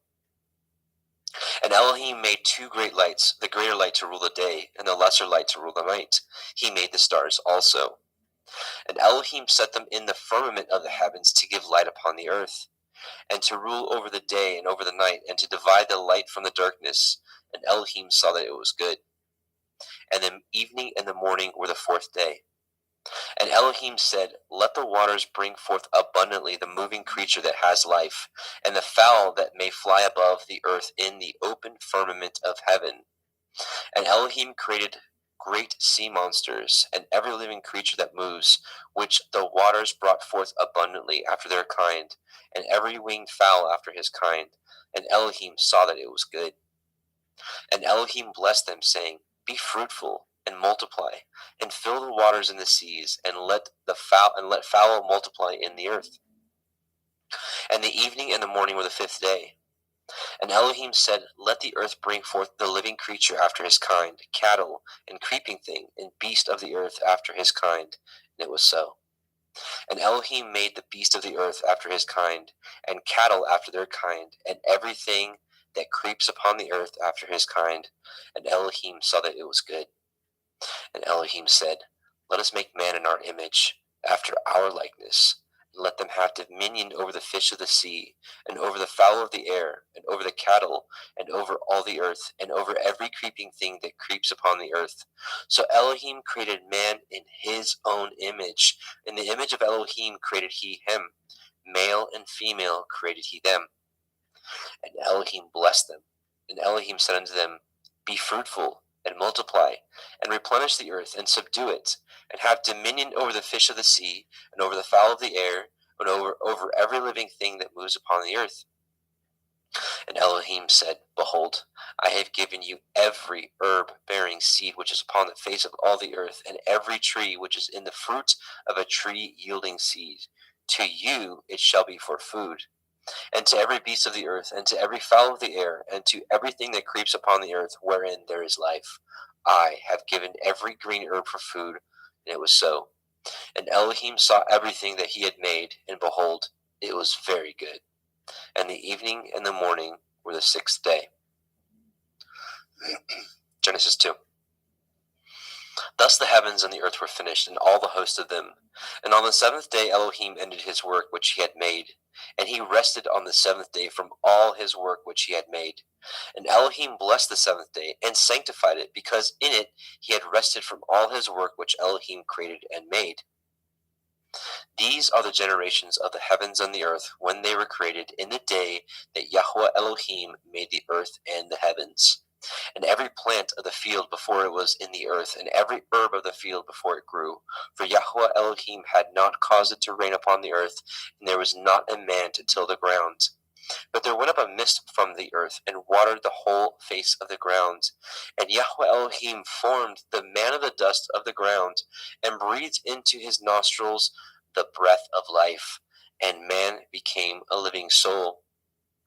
And Yahweh Elohim planted a garden eastward in Eden, and there he put the man whom he had formed. And out of the ground made Yahweh Elohim to grow every tree that is pleasant to the sight and good for food, the tree of life also in the midst of the garden, and the tree of knowledge of good and evil. And a river went out of Eden to water the garden, and from thence it was parted and became into 4 heads. The name of the first is Pishon, that is, which compasses the whole land of Havilah, where there is gold. And the gold of that land is good, and there is Delim and the onyx stone. And the name of the second river is Gihon, the same it is that compasseth the whole land of Cush. And the name of the third river is Hiddekel, that is, which goes toward the east of Ashur. And the fourth river is Perath. And Yahweh Elohim took the man and put him into the garden of Eden to dress it and to guard it. And Yahweh Elohim commanded man, saying, Of every tree of the garden you may freely eat, but of the tree of the knowledge of good and evil you shall not eat of it. From the day that you eat thereof you shall surely die. Yahweh Elohim said, It is not good that the man should be alone. I will make him a helpmeet for him. And out of the ground Yahweh Elohim formed every beast of the field, and every fowl of the air, and brought them unto the man to see what he would call them. And whatsoever the man called every living creature, that was the name thereof. And the man gave names to all cattle, and to the fowl of the air, and to every beast of the field. But for the man there is not found a helpmeet for him. And Yahweh Elohim caused a deep sleep to fall upon the man, and he slept. And he took one of his ribs, and closed up the flesh instead thereof. And the rib which Yahweh Elohim had taken from man made he a woman, and brought her unto the man. And the man said, This is now bone of my bones, and flesh of my flesh. She shall be called woman, because she was taken out of man. Therefore shall a man leave his father and his mother, and shall cleave unto his woman, and they shall be one flesh. And they were both naked, and the man and his woman were not ashamed. Genesis 3.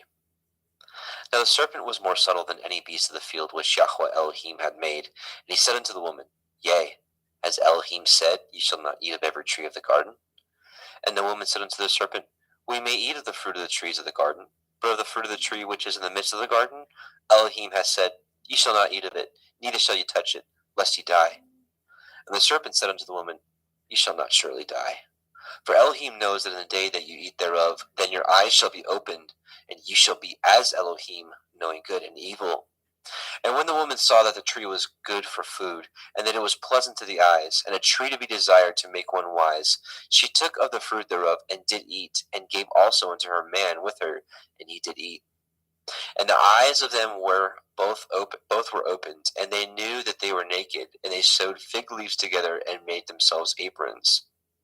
And they heard the voice of Yahweh Elohim walking in the garden of the cool of the day.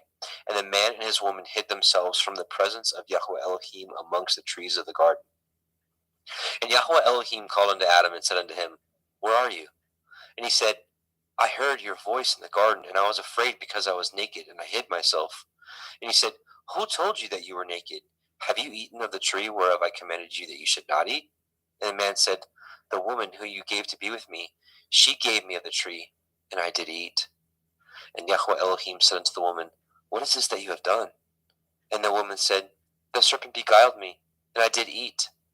And Yahweh Elohim said unto the serpent, Because you have done this, you are cursed above all cattle, and above every beast of the field, and upon your belly shall you go, and dust shall you eat all the days of your life.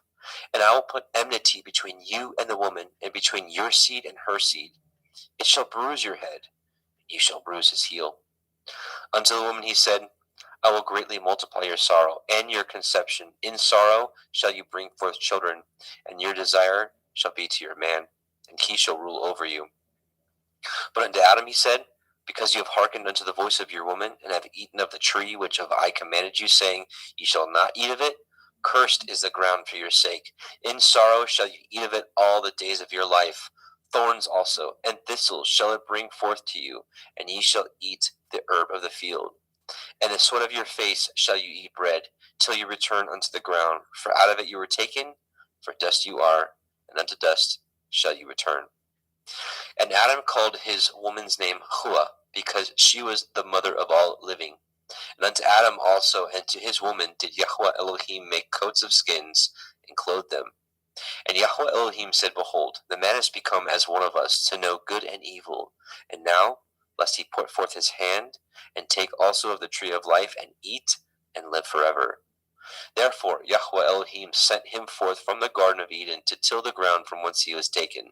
So he drove out the man, and he placed at the east of the Garden of Eden cherubim, and a flaming sword with which turned every way to guard the way of the tree of life.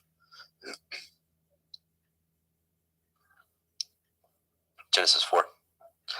And Adam knew Hua his woman, and she conceived and bore Cain, and said, I have gotten a man from Yahweh. And she again bore his brother Havel, and Havel was a keeper of sheep, but Cain was a tiller of the ground. And in process of time it came to pass that Cain brought of the fruit of the ground an offering unto Yahweh. And Havel also brought of the firstlings of his flock and the fat thereof. Yahweh had respect unto Havel and to his offering. But unto Cain and his offering he had not respect. And Cain was very wroth, and his countenance fell. And Yahweh said unto Cain, Why are you wroth? And why is your countenance fallen? If you do well, shall you not be accepted? And if you do not well, sin lies at the door. And unto you shall be his desire, and you shall rule over him. And Cain talked with Havel his brother. And it came to pass, when they were in the field, that Cain rose up against Havel his brother, and slew him. And Yahweh said unto Cain, Where is Havel your brother? And he said, I know not. Am I to guard my brother? And he said, What have you done? The voice of your brother's blood cries unto me from the ground. And now you are cursed from the earth, which has opened her mouth to receive your brother's blood from your hand. When you till the ground, it shall not henceforth yield unto you her strength. A fugitive and a vagabond shall you be in the earth. And Cain said unto Yahweh, My punishment is greater than I can bear. Behold, you have driven me out this day from the face of the earth, and from your face shall I be hid. And I shall be a fugitive and a vagabond in the earth. And it shall come to pass that every one that finds me shall slay me. And Yahweh said unto him, Therefore, whosoever slays Cain, vengeance shall be taken on him sevenfold. And Yahweh set a mark upon Cain, lest any finding him should kill him. And Cain went out from the presence of Yahweh, and dwelt in the land of Nod, on the east of Eden. And Cain knew his woman, and she conceived and bore Hanok. And he built a city, and called the name of the city after the name of his son, Hanok. And unto Hanok was born Irad, and Irad begat Mehujael, and Mehujael begat Methusael, and Methusael begat Lamech. And Lamech took unto him 2 women. The name of one was Ada, and the name of the other was Silla. And Ada bore Yabal. He was the father of such as dwell in tents, and such as have cattle.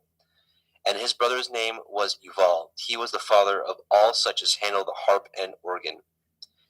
And Silla, she also bore Tubal-Cain, an instructor of every artificer in brass and in iron. And the sister of Tubal-Cain was Naamah. And Lamech said unto his woman, Ada and Zillah, Hear my voice, you woman of Lamech, hearken unto my speech. For I have slain a man to my wounding, and a young man to my hurt. If Cain shall be avenged sevenfold, truly Lamech 70 and sevenfold. And Adam knew his woman again, and she bore a son, and called his name Seth. For Elohim said she, has appointed me another seed instead of Havel, whom Cain slew. And to Seth, to him also there was born a son, and he called his name Enosh. Then began men to call upon the name of Yahweh. Genesis 5. This is the Sefer of the generations of Adam. In the day that Elohim created man, in the likeness of Elohim made he him. Male and female created he them, and blessed them, and called their name Adam, and the day where they were created. And Adam lived 130 years, and begat a son in his own likeness after his image, and called his name Seth. And the days of Adam after he had begotten Seth were 800 years, and he begat sons and daughters. And all the days that Adam lived were 930 years, and he died. And Seth lived 105 years and begot Enosh. And Seth lived after he begot Enosh 807 years and begot sons and daughters. And all the days of Seth were 912 years, and he died. And Enosh lived 90 years and begot Canaan. And Enosh lived after he begot Canaan 815 years and begot sons and daughters. And all the days of Enosh were 905 years, and he died. And Canaan lived 70 years and begot Mahalalel. And Canaan lived after he begot Mahalalel 840 years and begot sons and daughters. And all the days of Canaan were 910 years, and he died. And Mahalalel lived 65 years and begot Yared. And Mahalalel lived after he begot Yared 830 years and begot sons and daughters. And all the days of Mahalalel were 895 years, and he died. And Yared lived 162 years and begot Hanok. And Yared lived after he begot Hanok 800 years and begot sons and daughters. And all the days of Yared were 962 years, and he died. And Hanok lived 65 years and begot Methuselah. And Hanok walked with Elohim after he begot Methuselah 300 years and begot sons and daughters. All the days of Hanok were 365 years. And Hanok walked with Elohim, and he was not, for Elohim took him. And Methuselah lived 807 years and begot Lamech. And Methuselah lived after he begot Lamech 782 years and begot sons and daughters. And all the days of Methuselah were 969 years, and he died. And Lamech lived 182 years and begot a son. And he called his name Noah, saying, "The same shall comfort us concerning our work and toil of our hands, because of the ground which Yahweh has cursed." And Lamech lived after he begot Noah 595 years and begot sons and daughters.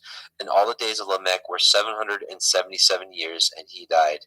And Noah was 500 years old, and Noah begot Shem, Ham, and Japheth. All right, Genesis 6. And it came to pass, when men began to multiply on the face of the earth, and daughters were born unto them, that the sons of Elohim saw the daughters of men, that they were fair, and they took them women of all which they chose. And Yahweh said, My ruach shall not always strive with man, for that he also is flesh, yet his days shall be 120 years. There were Nephilim in the earth in those days, and also after that, when the sons of Elohim came in unto the daughters of men, and they bore children to them, the same became warriors and tyrants, which were of ancient times, men of infamy. And Yahweh saw that the wickedness of man was great in the earth, and that every imagination of the thoughts of his heart was only evil continually. And Yahweh repented that he had made man on the earth, and it grieved him at his heart. And Yahweh said, I will destroy man whom I have created from the face of the earth, both man and beast, and the creeping thing, and the fowls of the air, for I repent that I have made them. But Noah found grace in the eyes of Yahweh. These are the generations of Noah. Noah was a just man and perfect in his generations, and Noah walked with Elohim. And Noah begot 3 sons, Shem, Ham, and Japheth. The earth also was corrupt before Elohim, and the earth was filled with violence. And Elohim looked upon the earth, and behold, it was corrupt, for all flesh had corrupted his way upon the earth. And Elohim said unto Noah, The end of all flesh is come before me, for the earth is filled with violence through them, and behold, I will destroy them with the earth. Make you an ark of gopher wood. Rooms shall you make in the ark, and shall pitch it within and without pitch. Within and without with pitch. And this is the fashion which you shall make of it. The length of the ark shall be 300 cubits, the breadth of it 50 cubits, and the height of it 30 cubits. A window shall you make to the ark, and in a cubit shall you finish it above. And the door of the ark you shall set in the side thereof, with lower, second, and third stories shall you make it. And behold, I, even I, do bring a flood of waters upon the earth to destroy all flesh, wherein is the breath of life, from under heaven, and everything that is in the earth shall die. But with you will I establish my covenant, and you shall come into the ark, you, and your sons, and your woman, and your sons' women with you. And of every living thing of all flesh, 2 of every sort shall you bring into the ark, to keep them alive with you. They shall be male and female. Of fowls after their kind, and of cattle after their kind, of every creeping thing of the earth after his kind, 2 of every sort shall come unto you, to keep them alive. And take unto you of all the food that is eaten, and ye shall gather it to you, and it shall be for food for you and for them. Thus did Noah according to all that Elohim commanded him, so did he. Genesis 7. And Yahweh said unto Noah, Come you and all your house into the ark, for you have I seen righteous before me in this generation. Of every clean beast ye shall take to you by 7s, the male and his female, and of beasts that are not clean by 2, the male and his female. Of fowls also of the air by 7s, the male and female, to keep seed alive upon the face of all the earth. For yet 7 days I will cause it to rain upon the earth, 40 days and 40 nights. Every living substance that I have made will I destroy from off the face of the earth. And Noah did according unto all that Yahweh commanded him.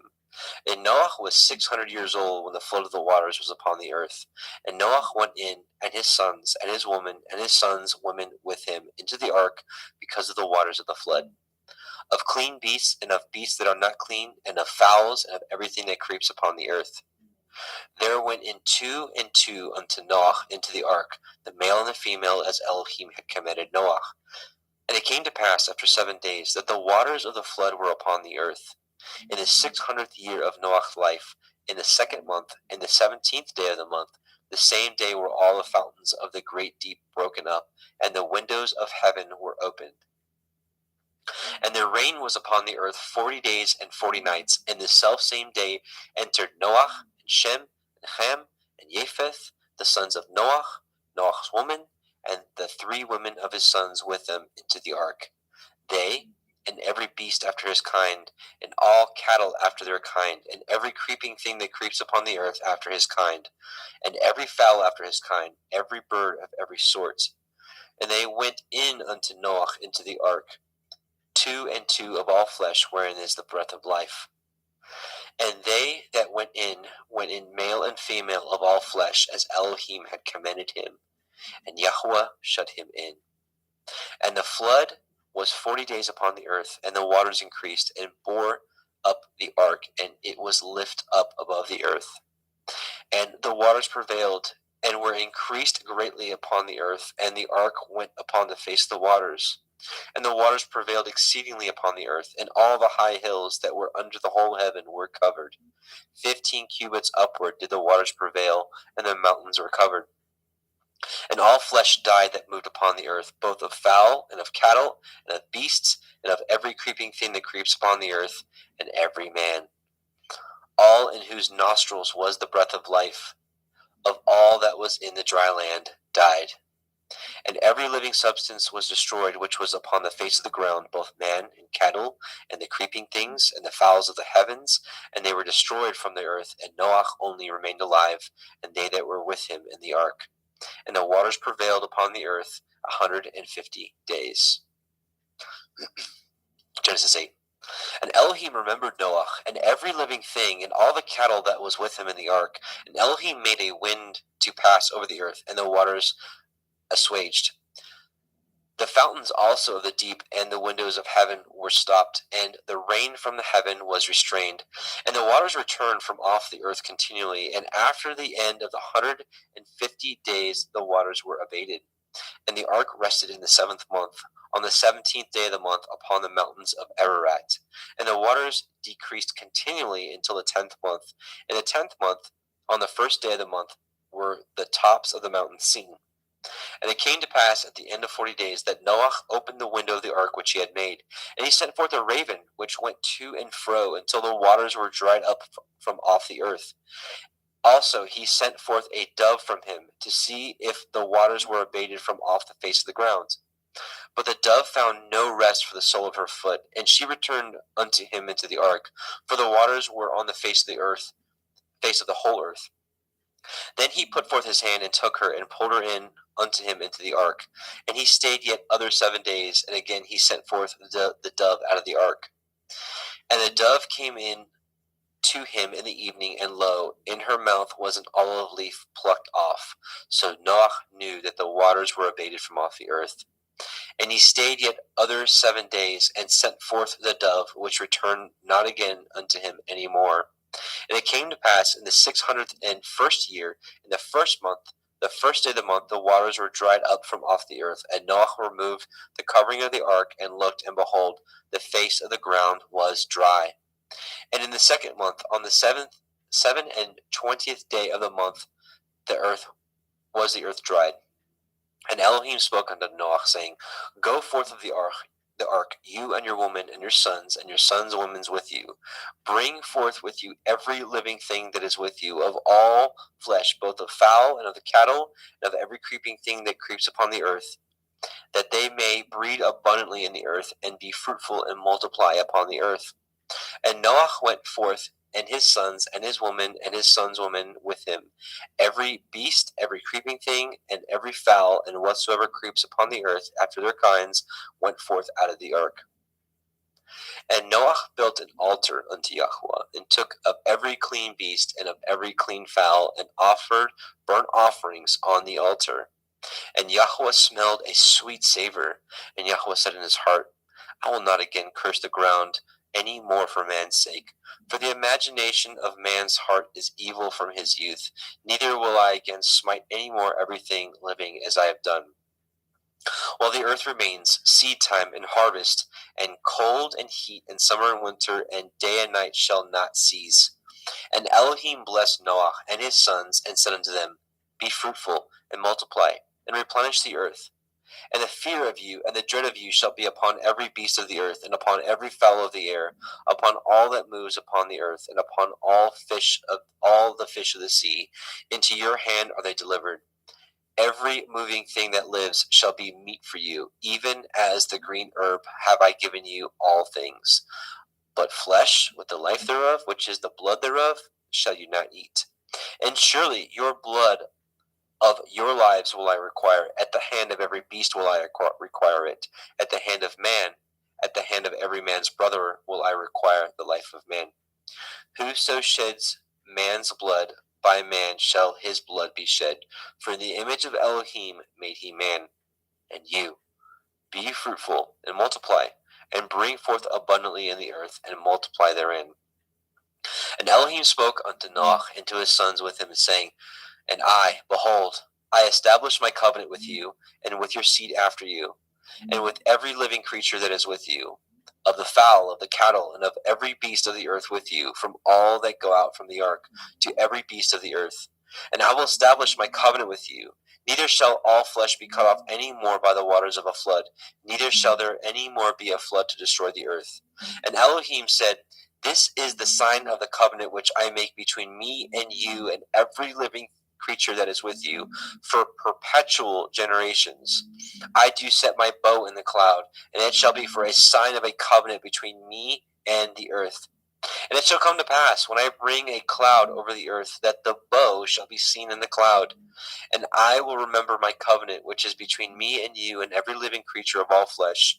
And the waters shall no more become a flood to destroy all the earth, all the flesh. And the bow shall be in the cloud, and I will look upon it, that I may remember the everlasting covenant between Elohim and every living creature of all flesh that is upon the earth.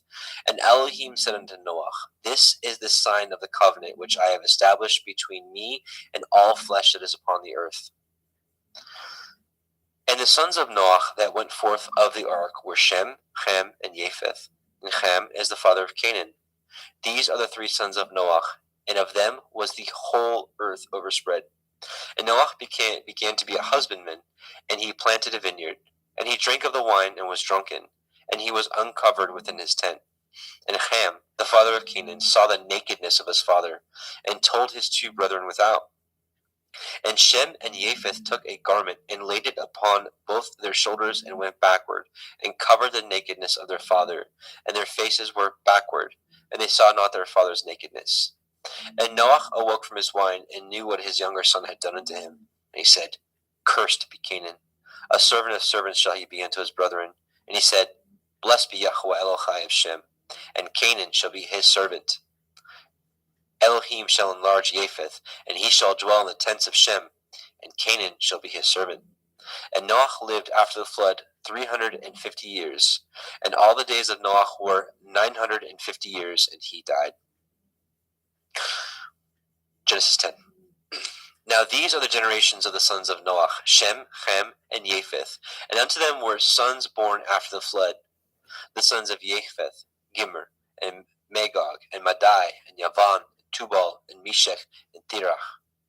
And the sons of Gimmer, Ashkenaz, and Riphath, and Togarma. And the sons of Yavan, Elisha,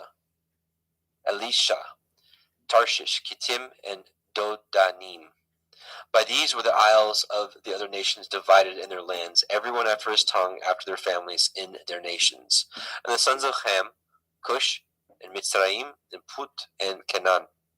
And the sons of Cush, Cheva, Chavila, Kavta, and Raama, Kavteka. And the sons of Raama, Sheva, and Dedan. And Cush begat Nimrod, and he began to be a warrior and hunter in the earth. He was a warrior and a hunter before Yahweh. Wherefore it is said, even as Nimrod, the warrior hunter before Yahweh. And the beginning of his kingdom was Babel, and Erech, and Akkad, and Calneh in the land of Shinar. Out of that land went forth Ashur, and built Nineveh, and the city Rehoboth, and Kelach. And Resen, between Nineveh and Kelach, the same is a great city. And Mitzrayim begat Ludim, and Anamim, and Lehavim, and Naphtuchim, and Pathrusim, and Kalusim, out of whom came Pelishtim, and Kaphtorim. And Canaan begat Sidon, his firstborn, and Heth, and the Yebusi, and the Amori, and the Girgashi, and the Chevi, and the Arki, and the Chini, and the Arvadi, and the Tsemari, and the Hamathi, and afterward were the families of the Canaanim spread abroad. And the border of Canaanim was from Sidon as you come unto Gerar, unto Gaza as you go unto Sodom, and Gomorrah, and Admah, and Sevim, and even unto Lasha. These are the sons of Ham, after their families, after their tongues, in their countries, and in their nations. And unto Shem also, the father of all the children of Eber, the brother of Japheth, the elder, even to him were children born. And the children of Shem, Elam, Ashur, Arphaxad, and Lud, and Aram. And the children of Aram, Uz, Hul, Gether, and Mash. And Arphaxad begat Shelach, and Shelach begat Eber. And unto Eber were born two sons. The name of one was Peleg, for in his days the earth was divided. And his brother's name was Yoktan. Yoktan begat Almodad, and Shelef, and Chatzar-maveth, and Yerach, and Hadoram, and Uzal, and Dikla, and Oval, and Avimael, and Shiva, and Ophir, and Havilah, and Yovav. All these were the sons of Yoktan. And their dwelling was from Mesha as you go on to Sephar, a mountain of the east.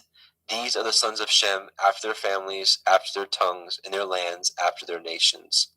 These are the families of the sons of Noach, after their generations, in their nations, and by these were the nations divided in the earth after the flood. Genesis 11. And the whole earth was of one language and of one speech. And it came to pass, as they journeyed from the east, that they found a plain in the land of Shinar, and they dwelt there.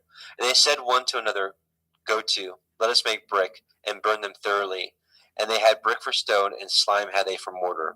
And they said, Go to, let us build a city and a tower, whose top may reach unto the heavens, and let us make a name, lest we be scattered abroad upon the face of the whole earth.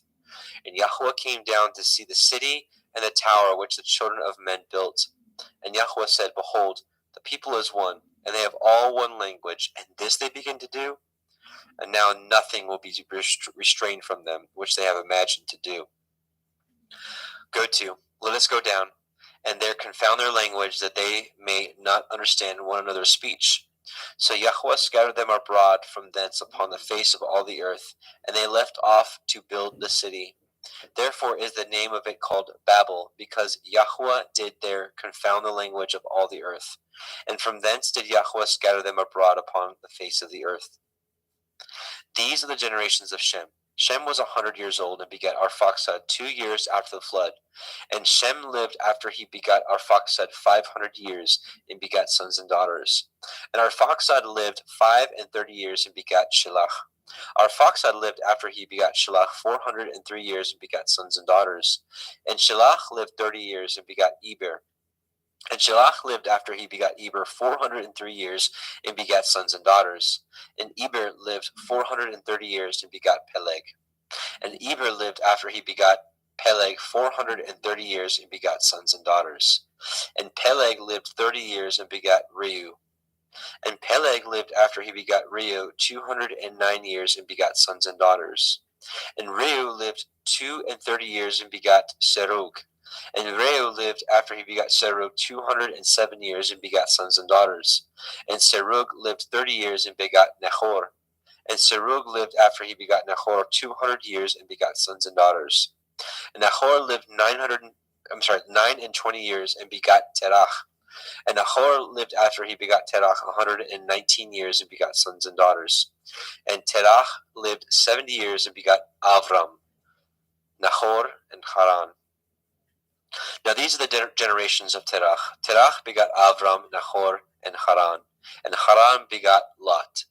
And Haran died before his father Terach in the land of his nativity in Ur of the Kasdim.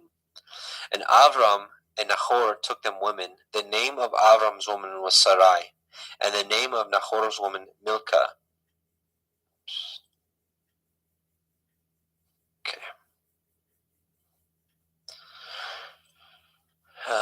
Okay. And the name of Nahor's woman Milcah, the daughter of Haran, the father of Milcah and the father of Yechan. But Sarai was barren, she had no child. And Terach took Avram's son, and Lot, the son of Haran, his son's son. And Sarai, his daughter-in-law, his son Avram's woman, and they went forth with them from Ur of the Kasdim, to go into the land of Canaan, and they came unto Haran and dwelt there. And the days of Terach were 205 years, and Terach died in Haran.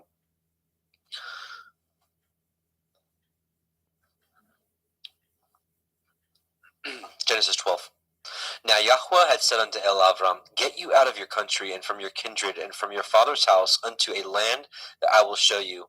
And I will make of you a great nation, and I will bless you, and make your name great, and you shall be a blessing. And I will bless them that bless you, and curse him that curses you. And in you shall all families of the earth be blessed. So Avram departed as Yahweh had spoken unto him, and Lot went with him. And Avram was 75 years old when he departed out of Haran.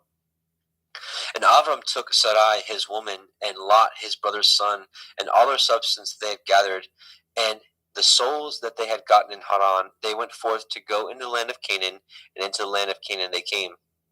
And Avram passed through the land unto the place of Shechem, unto the plain of Moreh, and the Canaanite was then in the land.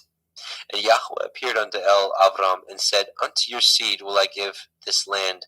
And there built he an altar unto Yahweh, who had appeared unto him. And he removed from thence unto a mountain on the east of Bethel, and pitched his tent, having Bethel on the west, and Ai on the east. And there he built an altar unto Yahweh, and called upon the name of Yahweh.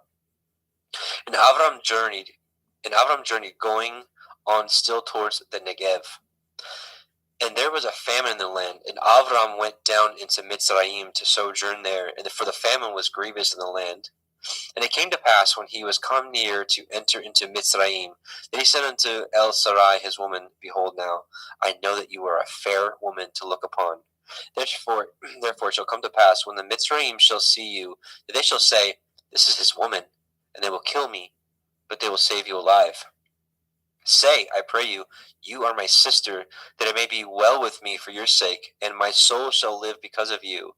And it came to pass, that when Avram was come into Mitzrayim, that Mitzrayim beheld the woman, that she was very fair. The princes also of Pharaoh saw her, and commended her before Pharaoh, and the woman was taken to Pharaoh's house. And he entreated Avram well for her sake, and he had sheep and oxen, and he asses, and men servants, and maidservants, and she asses, and camels. And Yahweh plagued Pharaoh, and his house was with great plagues because of Sarai, Avram's woman. And Pharaoh called Avram and said, What is this that you have done unto me? Why did you not tell me that she was your woman? Why said you, She is my sister, so I might have taken to her to be my woman? Now therefore, behold, your woman, take her and go your way.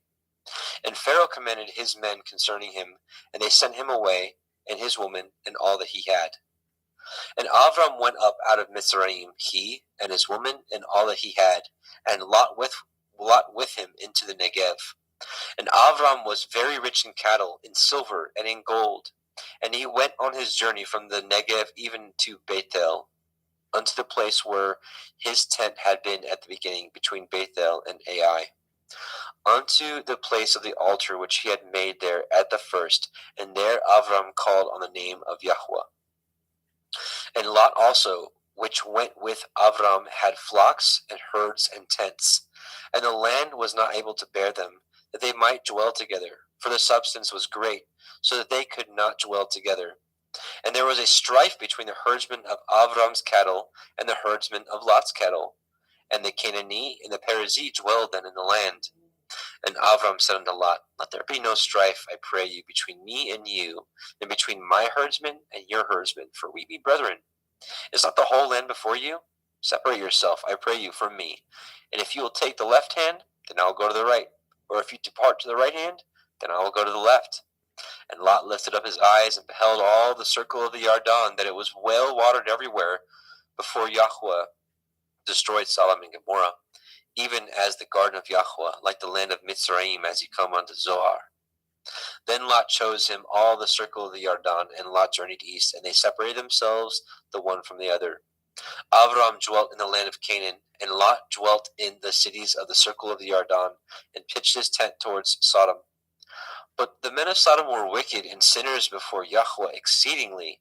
Yahweh said unto Avram, after that Lot was separated from him, Lift up your eyes now, and look from the place where you are northward, and southward, and eastward, and westward. For all the land which you see, to you will I give it, and to your seed forever. And I will make your seed as the dust of the earth, so that if a man can number the dust of the earth, then shall your seed also be numbered. Arise, walk through the land in the length of it, and in the breadth of it, for I will give it unto you. Then Avram removed his tent, and came and dwelt in the plain of Mamre, which is in Hebron, and built there an altar unto Yahweh. Genesis 14.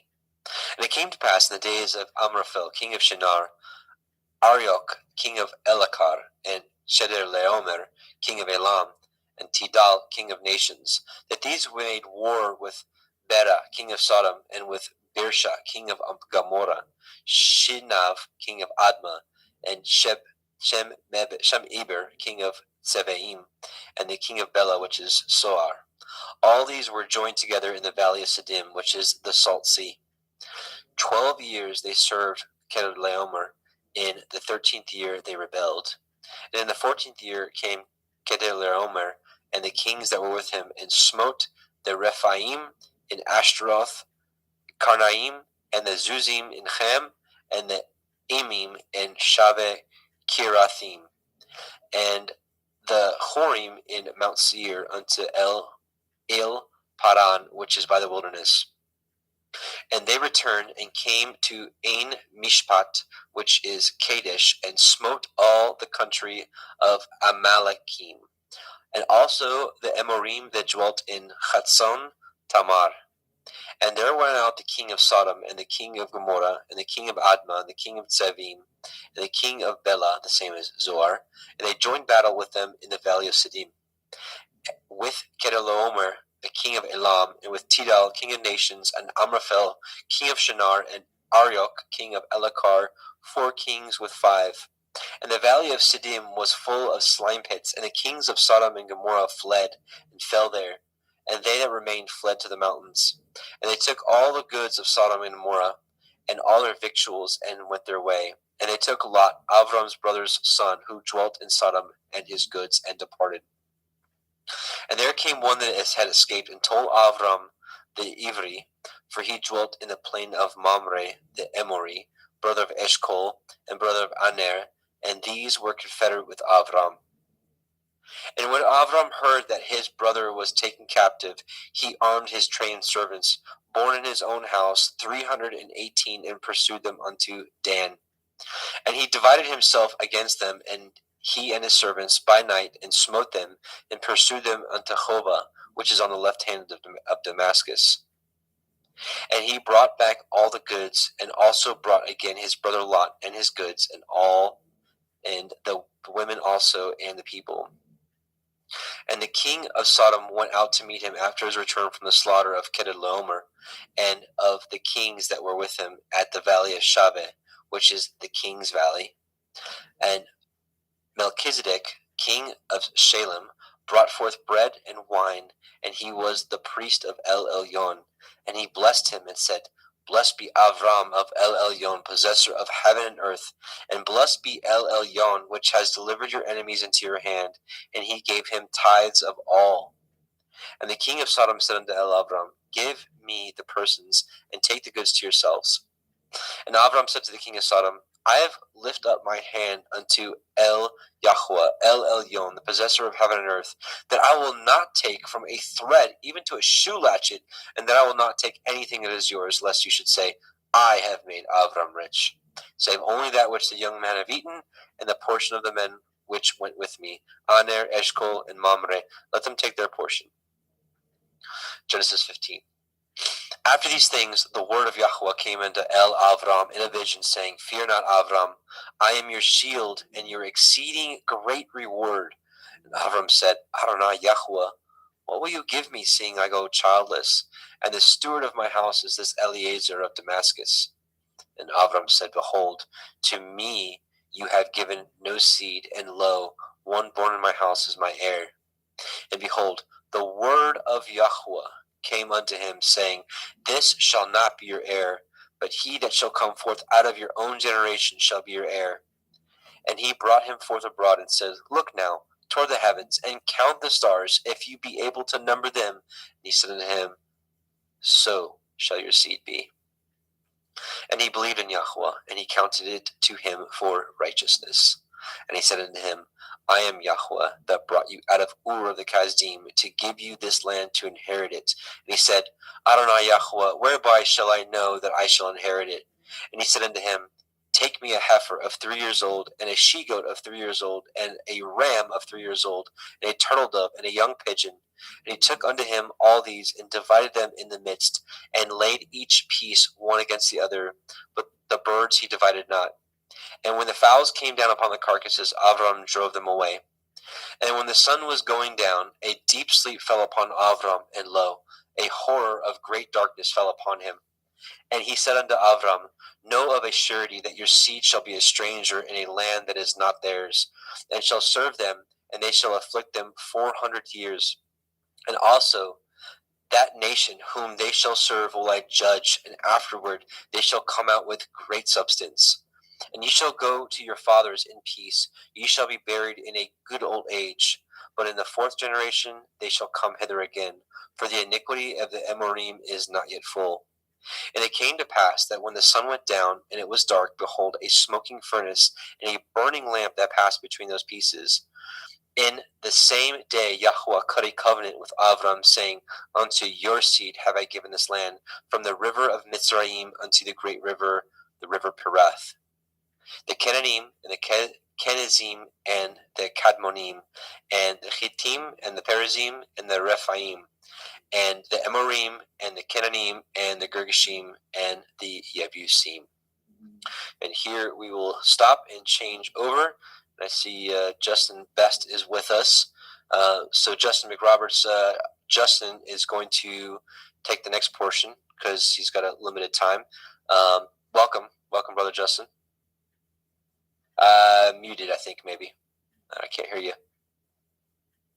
I'm sorry about that. Shalom. There you are. Welcome, brother. Thank you.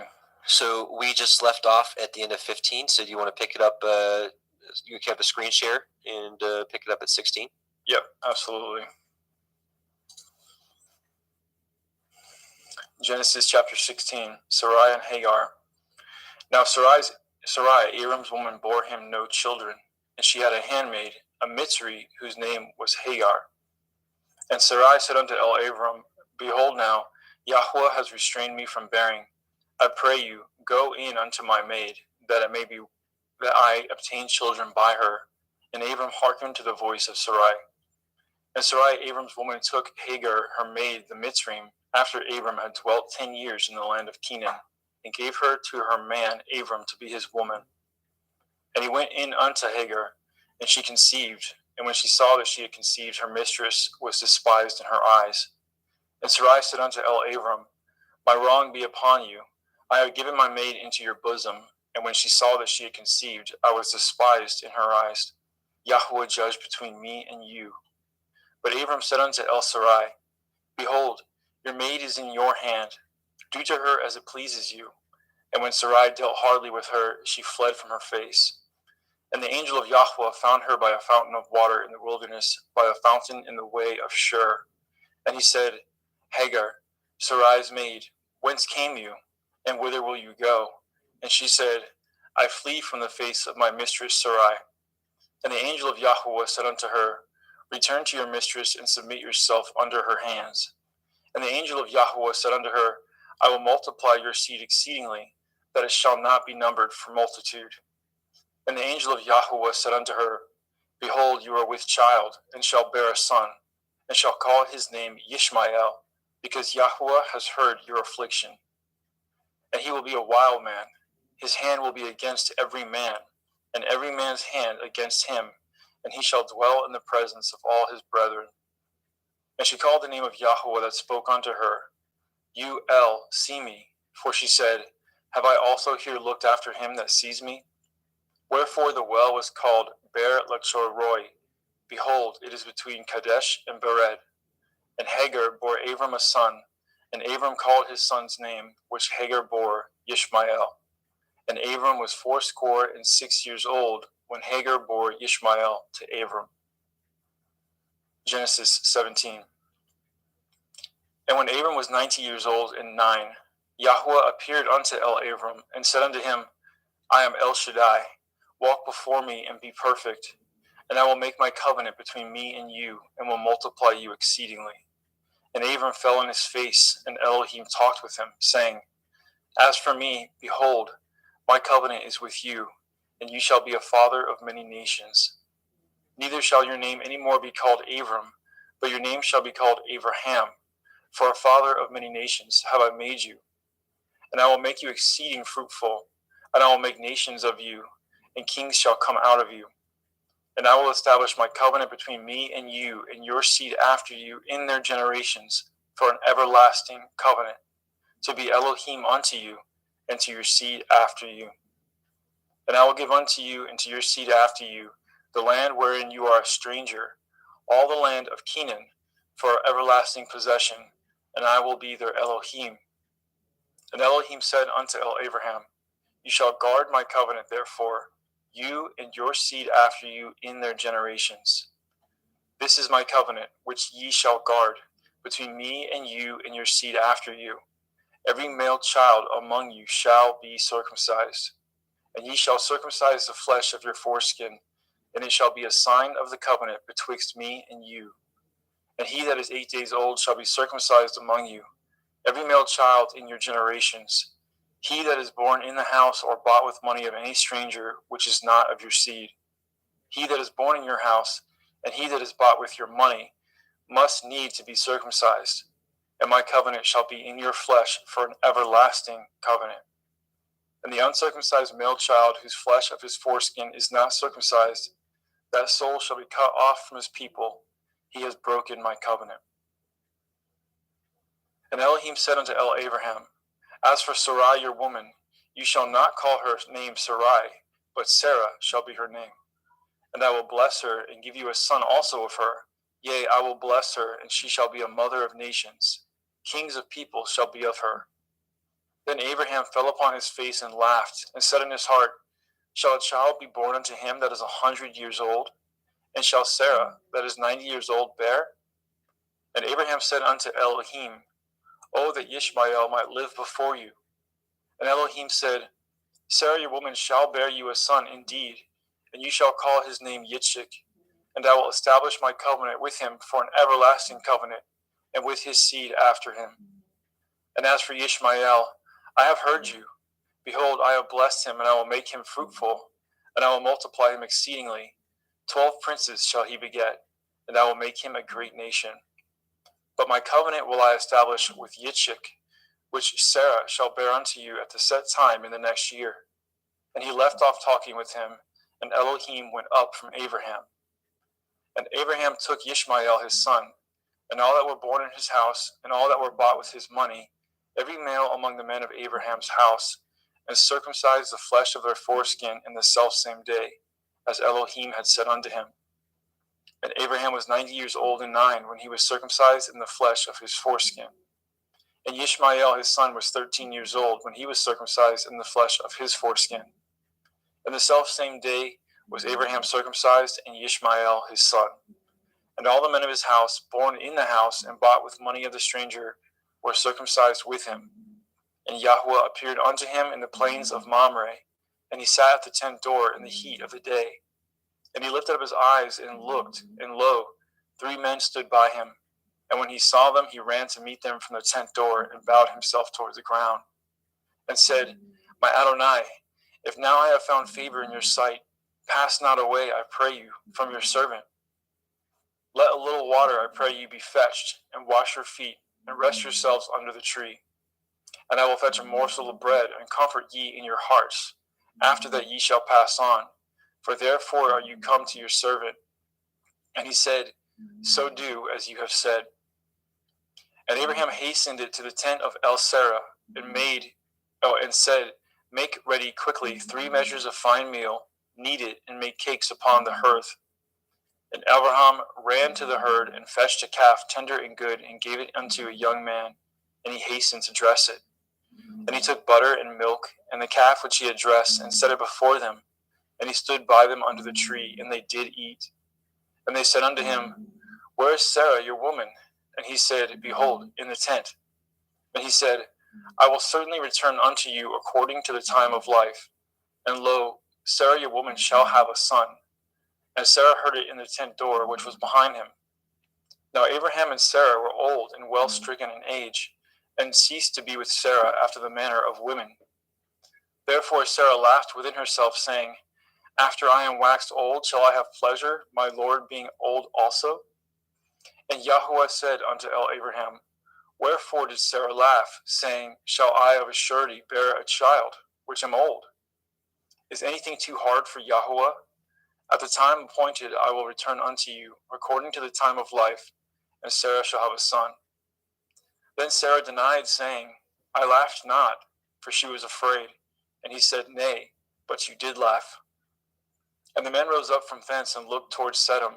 And Abraham went with them to bring them on the way. And Yahweh said, Shall I hide from Abraham that thing which I do? Seeing that Abraham shall surely become a great and mighty nation, and all the nations of the earth shall be blessed in him. For I know him, that he will command his children, his household after him, and they shall guard the way of Yahweh, to do justice and judgment, that Yahweh may bring upon Abraham that which he has spoken of him. And Yahweh said, Because the cry of Sodom and Amorah is great, and because their sin is very grievous, I will go down now, and see whether they have done altogether according to the cry of it, which is come unto me, and if not, I will know. And the men turned their faces from thence, and went towards Sodom. But Abraham stood yet before Yahweh. And Abraham drew near, and said, Will you also destroy the righteous with the wicked? Perchance there be 50 righteous within the city. Will you also destroy, and not spare the place for the 50 righteous that are therein? That be far from you to do after this manner, to slay the righteous with the wicked, and that the righteous should be as the wicked. That be far from you. Shall not judge of all the earth do right? And Yahuwah said, If I find in Sodom 50 righteous within the city, then I will spare all the place for their sakes. And Abraham answered and said, Behold now, I have taken upon me to speak unto Adonai, which am but dust and ashes. Perchance there shall lack 5 of the 50 righteous. Will you destroy all the city for a lack of 5? And he said, If I find there 45, I will not destroy it. And he spoke unto him yet again, and said, Perchance there shall be 40 found there. And he said, I will not do it for 40's sake. And he said unto him, O let not Adonai be angry, and I will speak. Perchance there shall be 30 found there. And he said, I will not do it, if I find 30 there. And he said, Behold now, I have taken upon me to speak unto Adonai. Perchance there shall be found 20 there. And he said, I will not destroy it for 20's sake.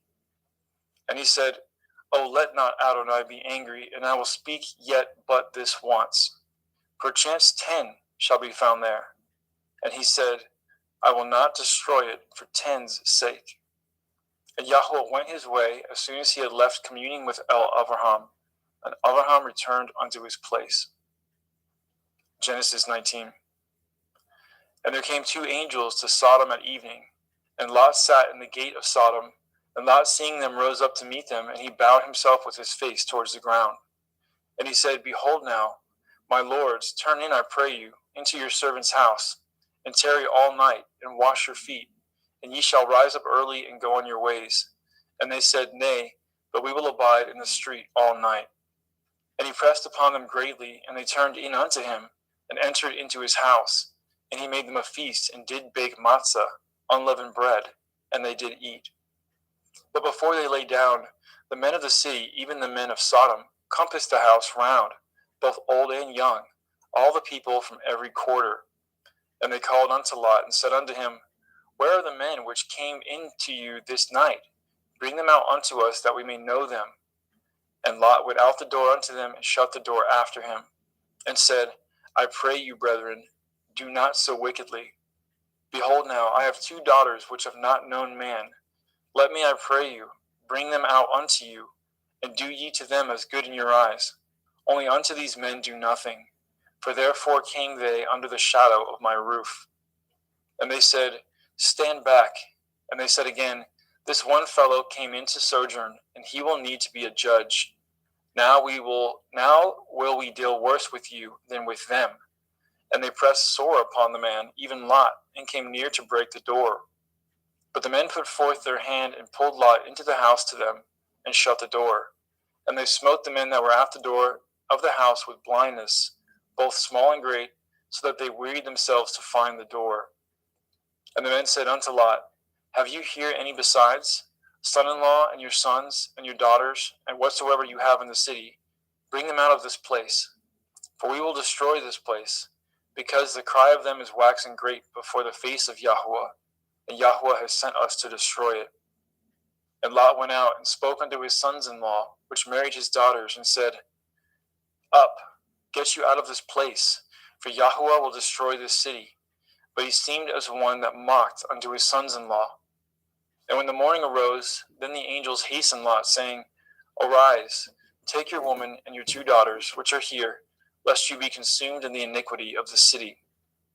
And while he lingered, the men laid hold upon his hand, and upon the hand of his woman, and upon the hand of his 2 daughters, Yahweh being merciful unto him, and they brought him forth, and set him without the city.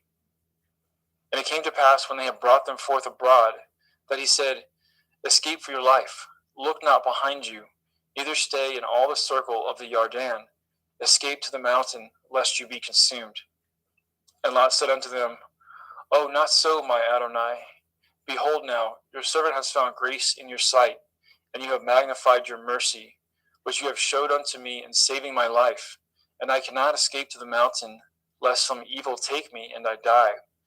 Behold now, this city is near to flee unto, and it is a little one. Oh, let me escape thither. Is it not a little one? And my soul shall live. And he said unto him, See, I have accepted you concerning this thing also, that I will not overthrow this city for which you have spoken. Make haste, escape thither, for I cannot do anything until you are come thither. Therefore the name of the city was called Soar. The sun was risen upon the earth when Lot entered into Soar. Then Yahweh rained upon Sodom and upon Amorah brimstone and fire from Yahweh out of the heavens. And he overthrew those cities, and all the circle of the Yarden, and all the inhabitants of the cities, and that which grew upon the ground. But his woman looked back from behind him, and she became a pillar of salt. And Abraham got up early in the morning to the place where he stood before Yahweh. And he looked toward Sodom and Gomorrah, and toward all the land of the circle of the Yarden. And behold, and lo, the smoke of the country went up as the smoke of a furnace. And it came to pass, when Elohim destroyed the cities of the circle of the Yarden, that Elohim remembered Abraham, and sent Lot out of the midst of the overthrow, when he overthrew the cities in which Lot dwelt. And Lot went up out of Zoar, and dwelt in the mountain, and his 2 daughters with him. For he feared to dwell in Zoar, and he dwelt in a cave, he and his 2 daughters. And the firstborn said unto the younger, Our father is old, and there is not a man in the earth to come in unto us after the manner of all the earth. Come, let us make our father drink wine, and we will lie with him, that we may preserve seed of our father. And they made their father drink wine that night, and the firstborn went in, and lay with her father, and he perceived not when she lay down, nor when she arose. And it came to pass on the morrow that the firstborn said unto the younger, Behold, I lay yesternight with my father. Let us make him drink wine this night also, and go in, and lie with him, that we may preserve seed for our father. And they made their father drink wine that night also, and the younger arose, and lay with him, and he perceived not when she lay down, nor when she arose. Thus were both the daughters of Lot with child by their father. And the firstborn bore a son, and called his name Moab. The same is the father of Moabim unto this day. And the younger, she also bore a son, and called his name Ben-Ami. The same is the father of the children of Ammon unto this day. Genesis 20. Let's get a sip of water.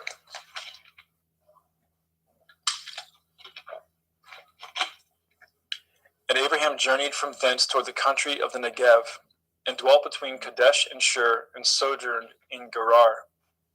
And Abraham said of El-Sarah, his woman, She is my sister. And Avimelech, king of Gerar, sent and took Sarah.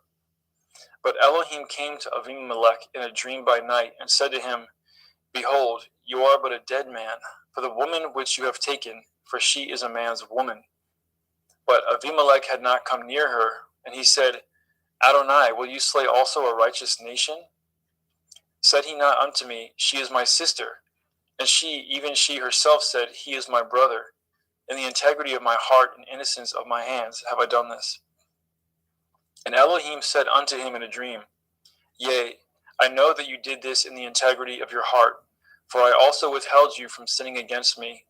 Therefore suffered I you not to touch her.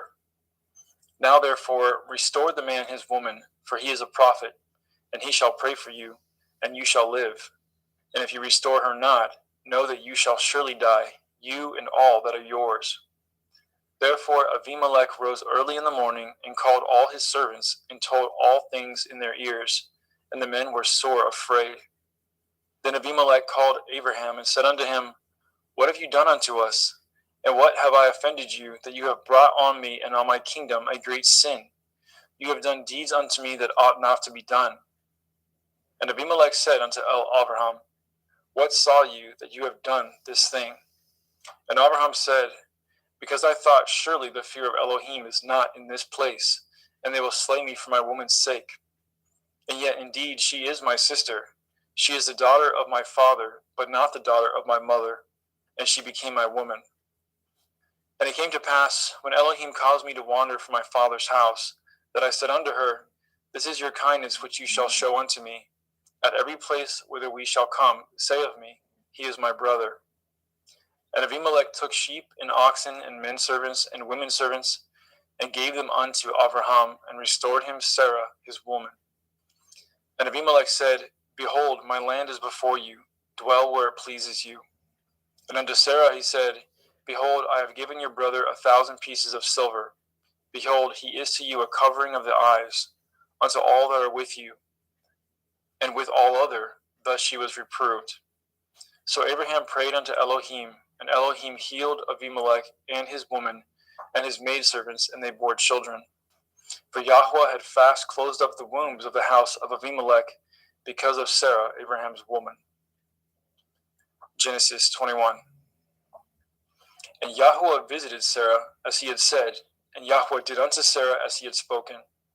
For Sarah conceived and bore Abraham a son in his old age, at the set time of which Elohim had spoken to him. And Abraham called the name of his son that was born unto him, whom Sarah bore to him, Yitzchak.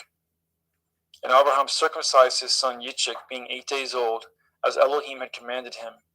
And Abraham was 100 years old when his son Yitzchak was born unto him. And Sarah said, Elohim has made me to laugh, so that all here will laugh with me. And she said, Who would have said unto Abraham that Sarah should have given children suck? For I have borne him a son in his old age. And the children grew and was weaned. And Abraham made a great feast the same day that Yitzchak was weaned. And Sarah saw the son of Hagar the Mitzrayim, which she had borne unto Abraham, mocking.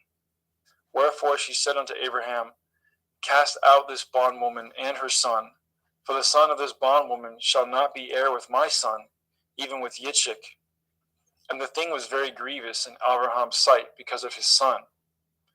And Elohim said unto Abraham, Let it not be grievous in your sight because of the lad, and because of your bondwoman.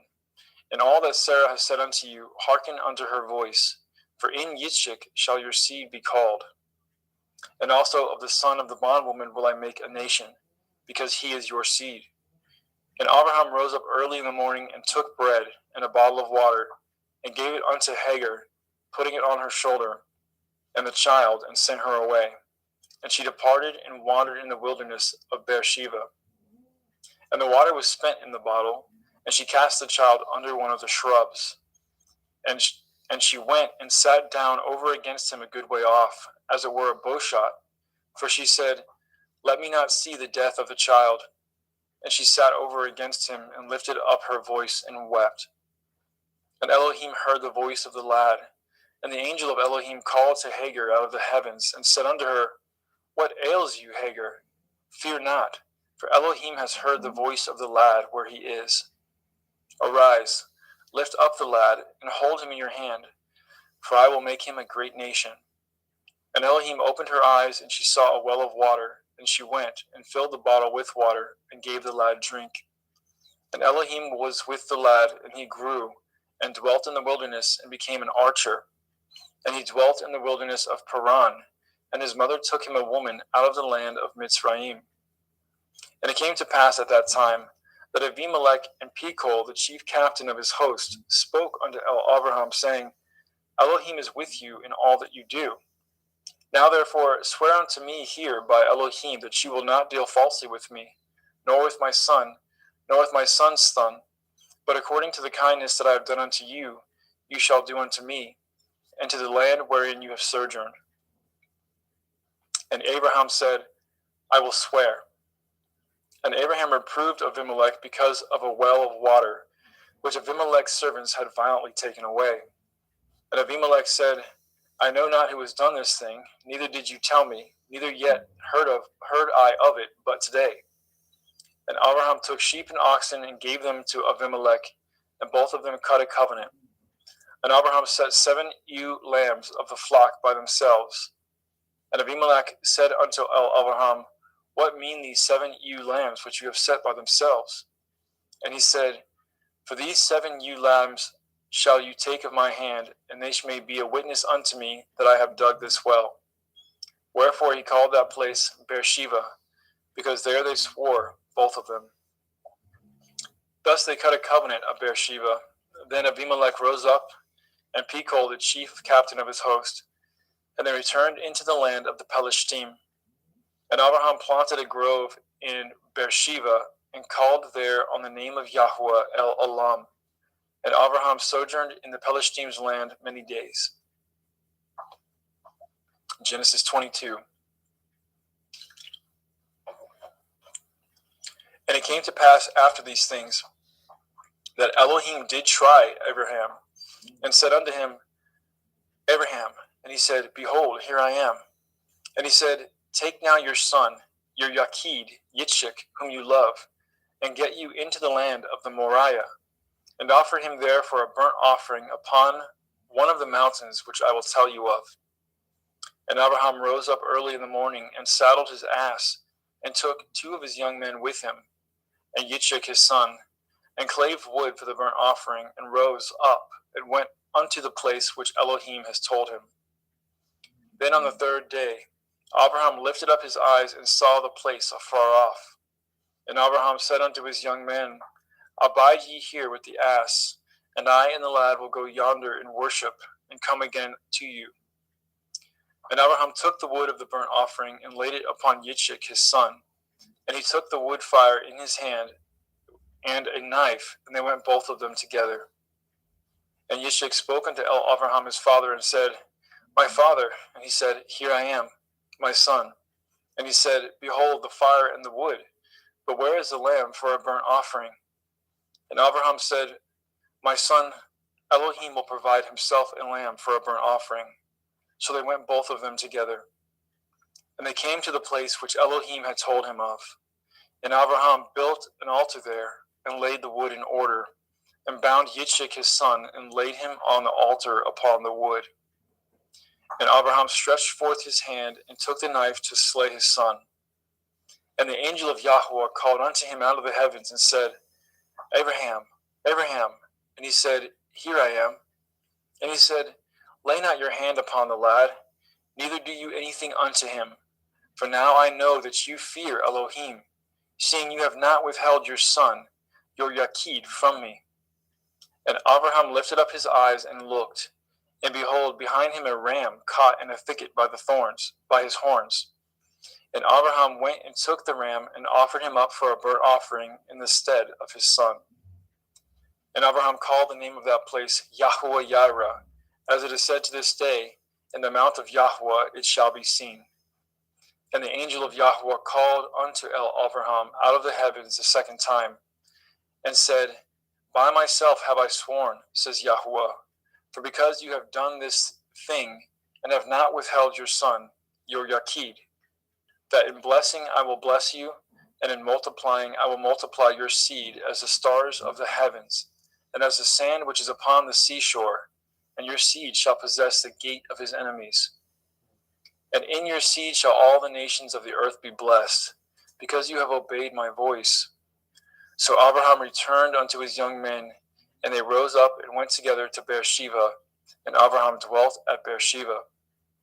And it came to pass after these things, that it was told Abraham, saying, Behold, Milcah, she has also borne children unto your brother Nachor, Huz his firstborn, and Buz his brother, and Kemuel the father of Aram, and Kesed, and Chazo, and Pildash, and Yidlaph, and Bethuel. And Bethuel begat Rivkah. These 8 Milcah did bear to Nachor, Abraham's brother. And his concubine, whose name was Reumah, she bore also Teva, and Gama, and Thahash, and Ma'akah. Genesis chapter 23. And Sarah was 107 and 20 years old. These were the years of the life of Sarah. And Sarah died in Kiryat Arba. The name is Hebron, in the land of Canaan. And Abraham came to mourn for Sarah, and to weep for her. And Abraham stood up from before his dead, and spoke unto the sons of Heth, saying, I am a stranger and a sojourner with you. Give me possession of a burying place with you, that I may bury my dead out of my sight. And the children of Heth answered Abraham, saying unto him, Hear us, my lord. You are a mighty prince among us. In the choice of our sepulchres bury your dead. None of us shall withhold from you his sepulchre, but that you may bury your dead. And Abraham stood up and bowed himself to the people of the land, even to the children of Heth. And he communed with them, saying, If it be your mind that I should bury my dead out of my sight, hear me, and entreat for me to Ephron the son of Sochar, that he may give me the cave of Machpelah, which he has, which is in the end of this field. For as much money as it is worth, he shall give it me for a possession of a burying place among you. And Ephron dwelt among the children of Heth, And Ephron the Hittite answered, and Abraham in the audience of the children of Heth, even of all that went in at the gate of the city, saying, Nay, my lord, hear me. The field I give you, and the cave that is therein, I give it to you. In the presence of the sons of my people, I give it to you. Bury your dead. And Abraham bowed down himself before the people of the land. And he spoke unto Ephron in the audience of the people and of the land, saying, But if you will give it, I pray you hear me. I will give you money for the field. Take it of me, and I will bury my dead there. And Ephron answered Abraham, saying unto him, My lord, hearken unto me. The land is worth 400 shekels of silver. What is that betwixt me and you? Bury therefore your dead. And Abraham hearkened unto Ephron, and Abraham weighed to Ephron the silver, which he had named in the audience of the sons of Heth, 400 shekels of silver, current money with the merchant. And the field of Ephron, which was in Machpelah, which was before Mamre, the field, and the cave which was therein, and all the trees that were in the field, that were in the borders round about, were made sure unto Abraham for a possession in the presence of the children of Heth, before all that went in at the gate of the city. And after this, Abraham buried Sarah his woman in the cave of the field of Machpelah before Mamre. The same is Hebron in the land of Canaan. And the field and the cave that is therein were made sure unto Abraham for a possession of a burying place by the sons of Heth. Genesis 24. And Abraham was old and well stricken in age, and Yahweh had blessed Abraham in all things. And Abraham said unto his eldest servant of his house, that ruled over all that he had, Put, I pray you, your hand under my thigh, and I will make you swear by Yahweh, the Elohai of heaven and the Elohai of the earth, that you shall not take a woman unto my son of the daughters of Canaanim, among whom I dwell. But you shall go unto my country and unto my kindred, and take a woman unto my son Yitzchak. And the servant said unto him, Perchance the woman will not be willing to follow me unto this land. Must I needs bring your son again unto the land from whence you came? And Abraham said unto him, Beware that you bring not my son thither again. Yahweh Elohai of heaven, which took me from my father's house and from the land of my kindred, and which spoke unto me, and that swore unto me, saying, Unto your seed will I give this land. He shall send his angel before you, and you shall take a woman unto my son from thence. And if the woman will not be willing to follow you, then you shall be clear from this my oath. Only bring not my son thither again. And the servant put his hand under the thigh of Abraham his master, and swore to him concerning that matter. And the servant took 10 camels of the camels of his master, and departed, for all the goods of his master were in his hand. And he arose, and went to Aram Naharaim, unto the city of Nachor. And he made his camels to kneel down without the city by a well of water at the time of the evening, even the time that women go out to draw water. And he said, O Yahweh Elohai of my master, Abraham, I pray you, send me good speed this day, and show kindness unto my master, Abraham. Behold, I stand here by the well of water, and the daughters of the men of the city come out to draw water. And let it come to pass that the damsel to whom I shall say, Let down your pitcher, I pray you that I may drink, and she shall say, Drink, and I will give your camels drink also. Let this same be she that you have appointed for your servant Yitzchak, and thereby shall I know that you have showed kindness unto my master. And it came to pass before he had done speaking, that behold, Rivkah came out, who was born to Bethuel, son of Milcah, the woman of Nachor, Abraham's brother, with her pitcher upon her shoulder. And the damsel was very fair to look upon, a virgin, neither had any man known her. And she went down to the well, and filled her pitcher, and came up. And the servant ran to meet her, and said, Let me, I pray you, drink a little water of your pitcher. And she said, Drink, my lord. And she hasted, and let down her pitcher upon her hand, and gave him drink. And when she had done giving him drink, she said, I will draw water for your camels also, until they have done drinking. And she hasted, and emptied her pitcher into the trough, and ran again unto the well to draw water, and drew for all his camels. And the man wondering at her held his peace, to wit whether Yahweh had made his journey prosperous or not. And it came to pass, as the camels had done drinking, that the man took a golden earring of 1/2 shekel weight, and 2 bracelets for her hands of 10 shekel weights of gold. And he said, Whose daughter are you? Tell me, I pray you, is there room in your father's house for us to lodge in? And she said unto him, I am the daughter of Bethuel, son of Milcah, which she bore unto Nachor. She said moreover unto him, We have both straw and provender enough, and room to lodge in. And the man bowed down his head and worshipped Yahweh. And he said, Blessed be Yahweh Elohai of my master Abraham, who has not left destitute my master of his mercy and his truth. I being in the way, Yahweh led me to the house of my master's brethren. And the damsel ran, and told them of her mother's house these things. And Rivkah had a brother, and his name was Lavan. And Lavan ran out unto the man unto the well. And it came to pass, when he saw the earring and the bracelets upon his sister's hands, and when he heard the words of Rivkah his sister, saying, Thus spoke the man unto me, that he came unto the man, and behold, he stood by the camels at the well. And he said, Come in, you blessed of Yahweh, wherefore stand you without? For I have prepared the house and room for the camels. And the man came into the house, and he ungirded his camels, and gave straw and provender for the camels, and water to wash his feet, and the men's feet that were with him. And there was set meat before him to eat. But he said, I will not eat until I have told my errand. And he said, Speak on. And he said, I am Abraham's servant, and Yahweh has blessed my master greatly, and he has become great.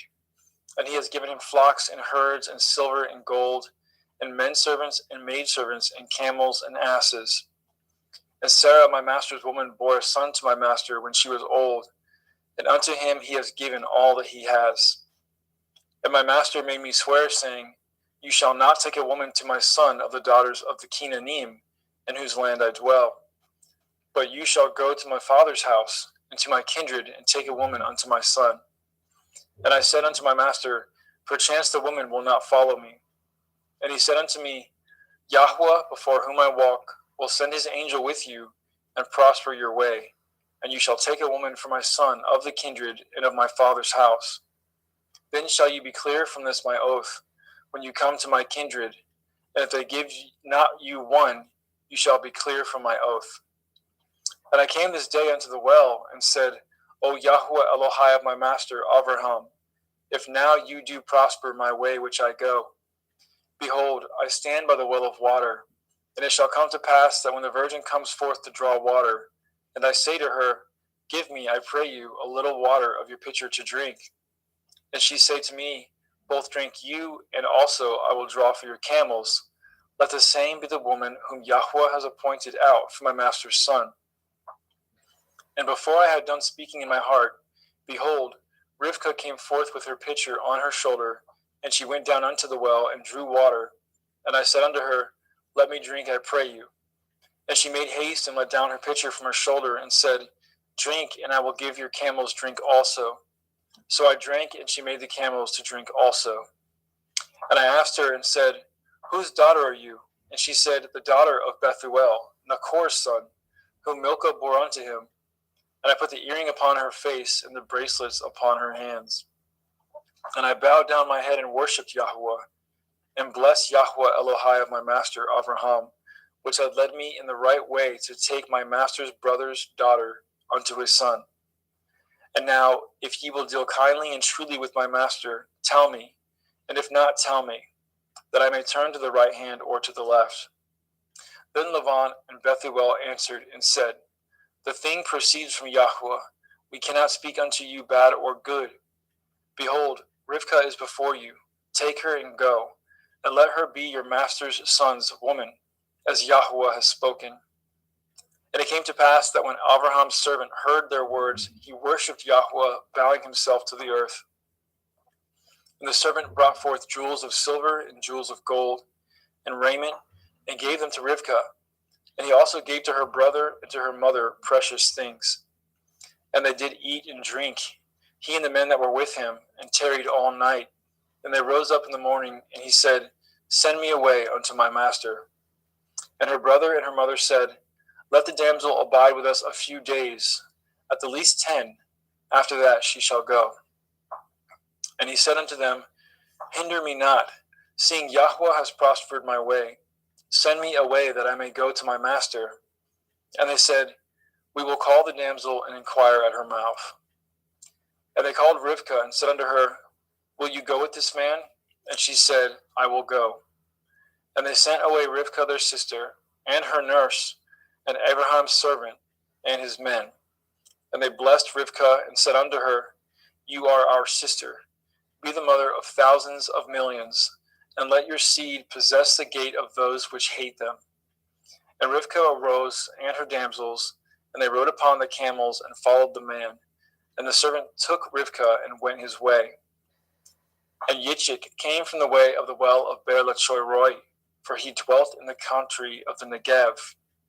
And Yitzchak went out to meditate in the field in the evening, and he lifted up his eyes and saw, and behold, the camels were coming. And Rivkah lifted up her eyes, and when she saw Yitzchak, she lighted off the camel. For she had said unto the servant, What man is this that walks in the field to meet us? And the servant had said, It is my master. Therefore she took a veil and covered herself. And the servant told Yitzchak all things that he had done. And Yitzchak brought her into his mother Sarai's tent, and took Rivkah, and she became his woman, and he loved her. And Yitzchak was comforted after his mother's death.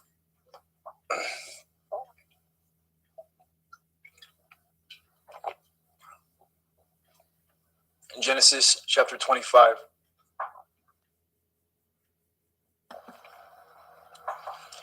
And again Abraham took a woman, and her name was Keturah.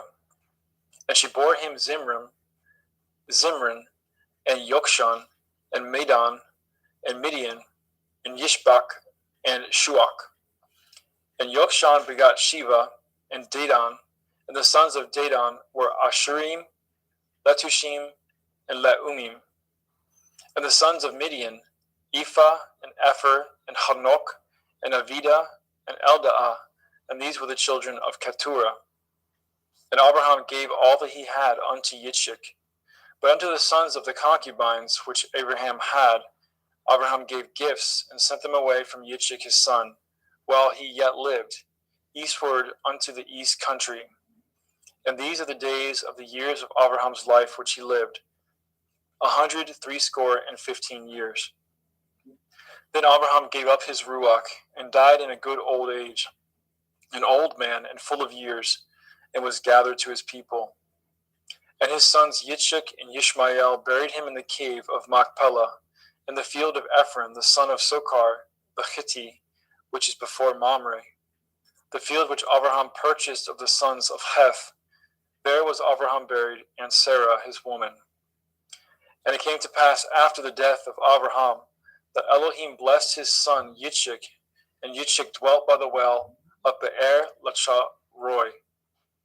Now these are the generations of Yishmael, Abraham's son, whom Hagar the Mitzrayim, Sarah's handmaid, bore unto Abraham.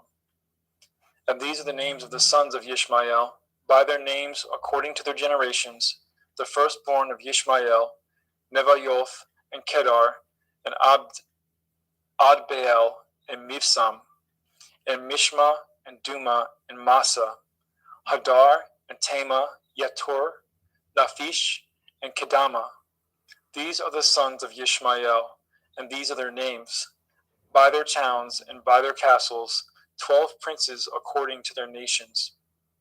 And these are the years of the life of Yishmael, 137 years. And he gave up his ruach and died, and was gathered unto his people. And they dwelt from Havilah unto Shur, that is before Mitzrayim, as you go towards Asherah. And he died in the presence of all his brethren. And these are the generations of Yitzchak, Abraham's son. Abraham begot Yitzchak, and Yitzchak was 40 years old when he took Rivkah to be his woman, the daughter of Bethuel, the Arami of Paddan Aram, the sister to Lavan, the Arami. And Yitzchak entreated Yahweh for his woman, because she was barren. And Yahweh was entreated of him, and Rivkah his woman conceived. And the children struggled together within her, and she said, If it be so, why am I thus? And she went to inquire of Yahuwah. And Yahuwah said unto her, 2 nations are in your womb, and 2 manner of people shall be separated from your generation. And the one people shall be stronger than the other people, and the elder shall serve the younger. And when her days to be delivered were fulfilled, behold, there were twins in her womb. And the first came out red, all over like a hairy garment, and they called his name Esau. And after that came his brother out, and his hand took hold on Esau's heel, and his name was called Yaakov. And Yitzchak was 80 years old when she bore them. And the boys grew, and Esau was a cunning hunter, a man of the field, and Yaakov was an upright man, dwelling in tents. And Yitzchak loved Esau because he did eat of his venison, but Rivkah loved Yaakov. And Yaakov sawed pottage, and Esau came from the field, and he was faint. And Esau said to Yaakov, Feed me, I pray you, with that same red pottage, for I am faint. Therefore his name was called Edom. And Yaakov said, Sell me this day your birthright. And Esau said, Behold, I am at the point to die, and what profit shall this birthright do to me? And Yaakov said, Swear to me this day. And he swore unto him, and he sold his birthright unto Yaakov. Then Yaakov gave Esau bread and pottage of lentils, and he did eat and drink, and rose up and went his way. Thus Esau despised his birthright.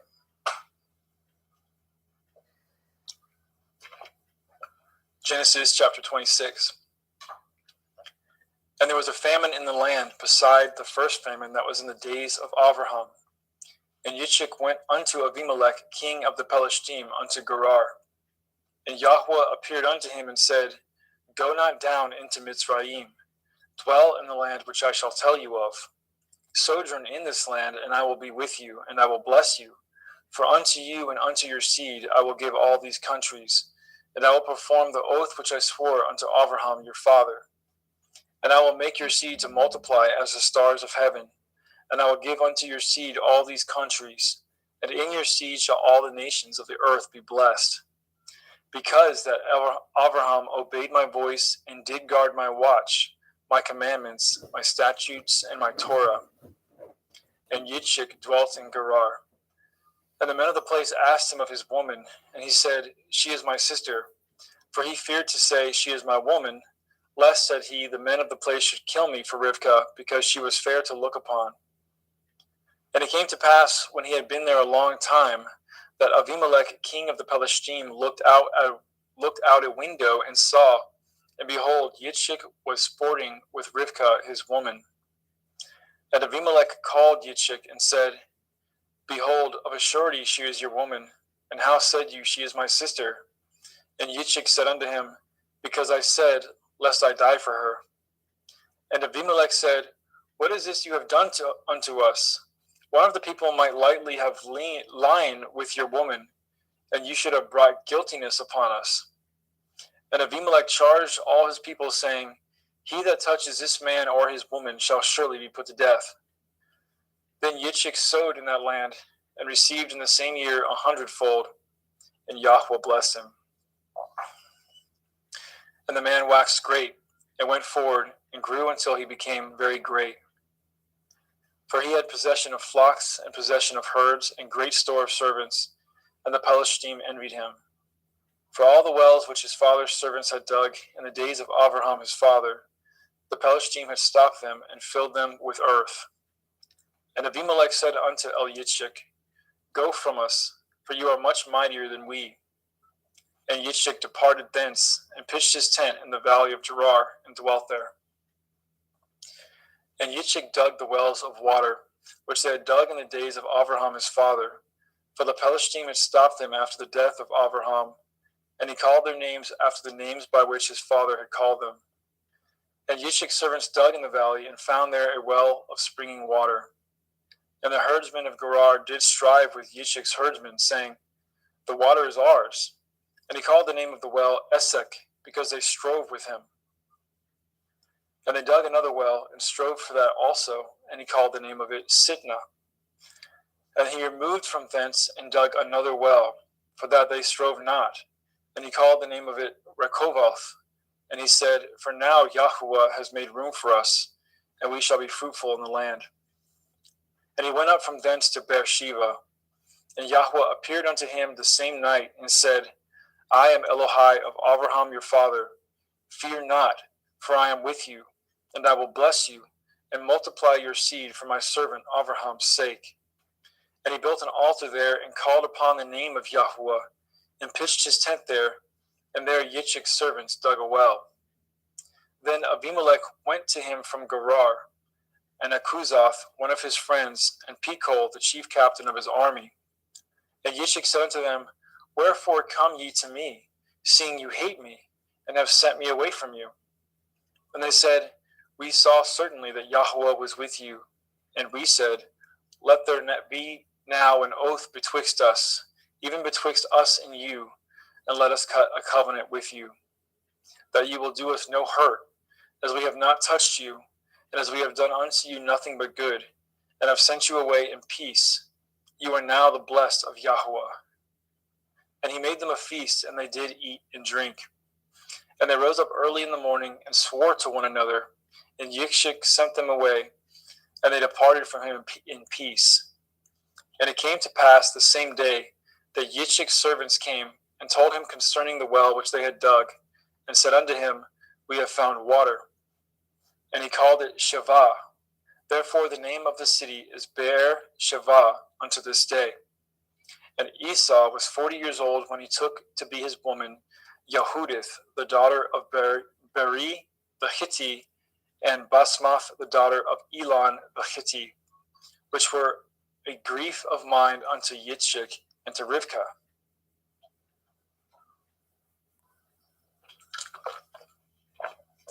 Genesis 27. And it came to pass that when Yitzchak was old, and his eyes were dim, so that he could not see, he called Esau his eldest son, and said unto him, My son. And he said unto him, Behold, here I am. And he said, Behold now, I am old, I know not the day of my death. Now therefore take, I pray you, your weapons, your quiver, and your bow, and go out to the field, and take me some venison, and make me savory meat, such as I love, and bring it to me, that I may eat it, that my soul may bless you before I die. And Rivkah heard when Yitzchak spoke to Esau his son. And Esau went to the field to hunt for venison and to bring it. And Rivkah spoke unto Yaakov her son, saying, Behold, I heard your father speak unto Esau your brother, saying, Bring me some venison, and make me savory meat, that I may eat and bless you before Yahweh, before my death. Now therefore, my son, obey my voice according to that which I command you. Go now to the flock, and fetch me from thence 2 good kids of the goats, and I will make them savory meat for your father, such as he loves. And you shall bring it to your father, that he may eat, and that he may bless you before his death. And Yaakov said to Rivkah his mother, Behold, Esau my brother is a hairy man, and I am a smooth man. My father perchance will feel me, and I shall seem to him as a deceiver, and I shall bring a curse upon me, and not a blessing. And his mother said unto him, Upon me be your curse, my son. Only obey my voice, and go fetch me them. And he went, and he fetched, and brought them to his mother. And his mother made savory meat, such as his father loved. And Rivkah took goodly raiment from her eldest son Esau, which were with her in the house, and put them upon Yaakov her younger son. And she put the skins of the kids of the goats upon his hands, and upon the smooth of his neck. And she gave the savory meat, the bread, which she had prepared, into the hand of her son Yaakov. And he came unto his father, and said, My father. And he said, Here I am. Who are you, my son? And Yaakov said unto his father, I am Esau, your firstborn. I have done according as you bade me. Arise, I pray you. Sit and eat of my venison, that your soul may bless me. And Yitzchak said unto his son, How is it that you have found it so quickly, my son? And he said, Because Yahweh Elohika brought it to me.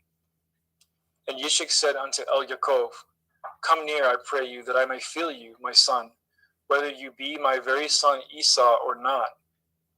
And Yaakov went near unto Yitzchak his father, and he felt him, and said, The voice is Yaakov's voice, but the hands are the hands of Esau. And he discerned him not, because his hands were hairy, as his brother Esau's hands. So he blessed him. And he said, Are you my very son Esau? And he said, I am. And he said, Bring it near to me, and I will eat of my son's venison, that my soul may bless you. And he brought it near to him, and he did eat. And he brought him wine, and he drank. And his father Yitzchak said unto him, Come near now, and kiss me, my son. And he came near and kissed him. And he smelled the smell of his raiment, and he blessed him, and said, See, the smell of my son is as the smell of a field which Yahweh has blessed. Therefore Elohim give you the dew of heaven, and the fatness of the earth, and plenty of grain and wine. Let people serve you, and nations bow down to you. Be Lord over your brethren, and let your mother's sons bow down to you. Cursed be everyone that curses you, and blessed be he that blesses you. And it came to pass, as soon as Yitzchak had made an end of blessing Yaakov, and Yaakov was yet scarce gone out from the presence of Yitzchak his father, that Esau his brother came in from his hunting. And he also made a savory meat, and brought it unto his father, and said unto his father, Let my father arise, and eat of his son's venison, that your soul may bless me. And Yitzchak his father said unto him, Who are you? And he said, I am your son, your firstborn Esau. And Yitzchak trembled very exceedingly, and said, Who? Where is he that has taken venison and brought it to me? And I have eaten of all before you came, and have blessed him. Yea, and he shall be blessed. And when Esau heard the words of his father, he cried with a great and exceeding bitter cry, and said unto his father, Bless me, even me also, O my father. And he said, Your brother came with subtlety, and has taken away your blessing.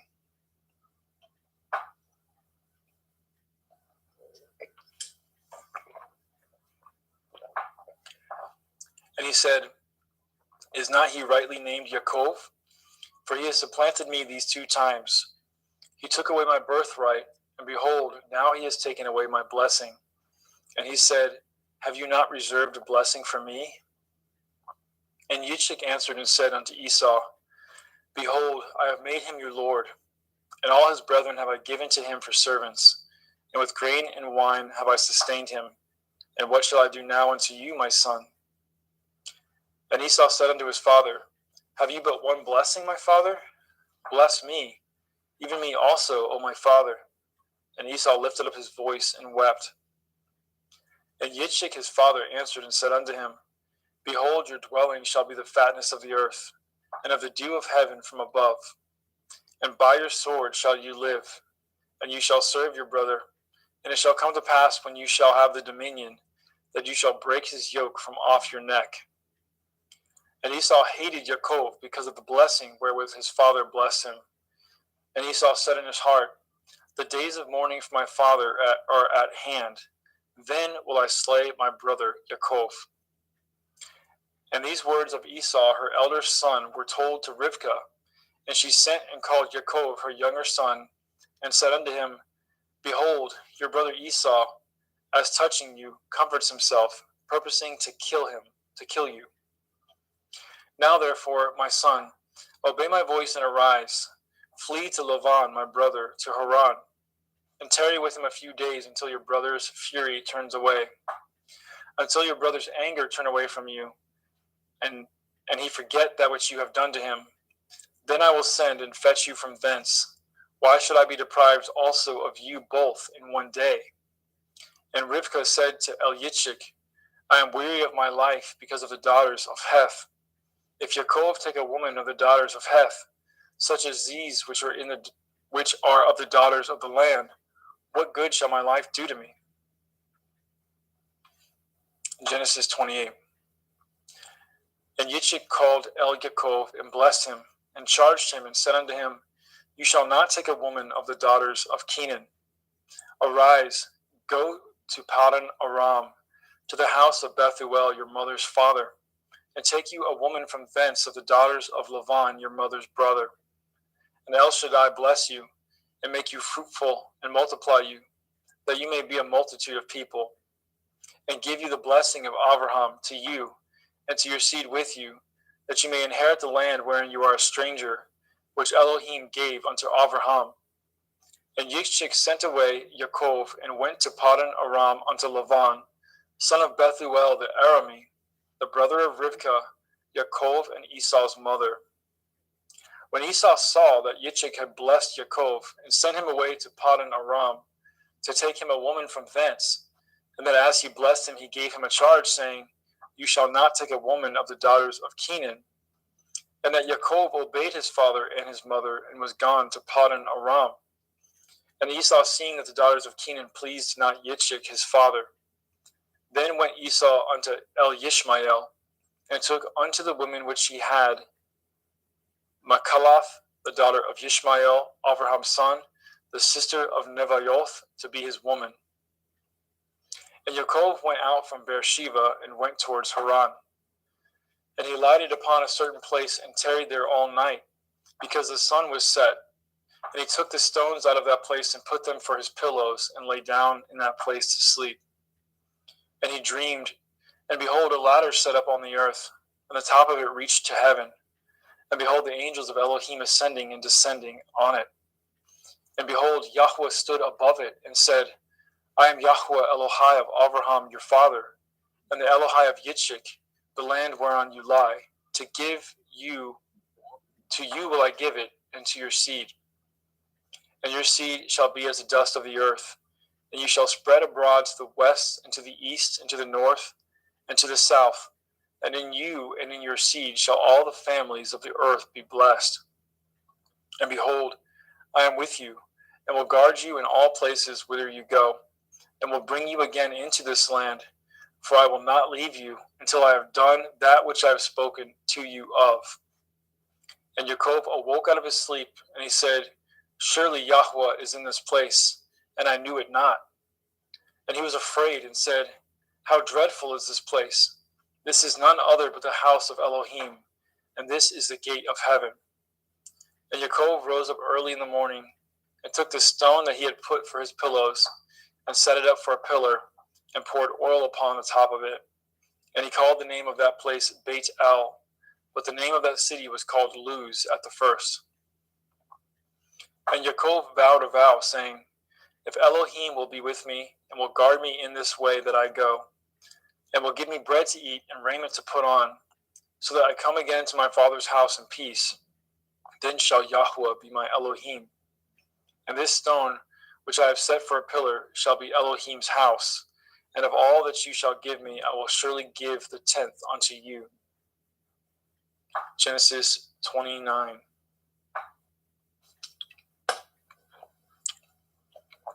Then Yaakov went on his journey, and came into the land of the people of the east.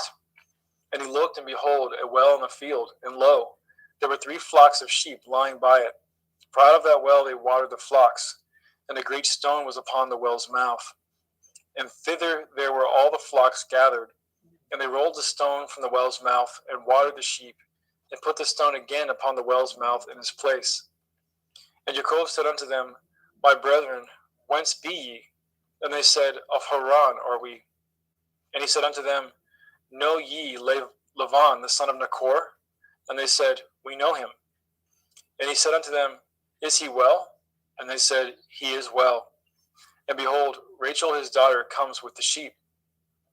And he said, Lo, it is yet high day, neither is it time that the cattle should be gathered together. Water ye the sheep, and go and feed them. And they said, We cannot, until all the flocks be gathered together, until they roll the stone from the well's mouth. Then we water the sheep. And while he yet spoke with them, Rachel came with her father's sheep, for she kept them.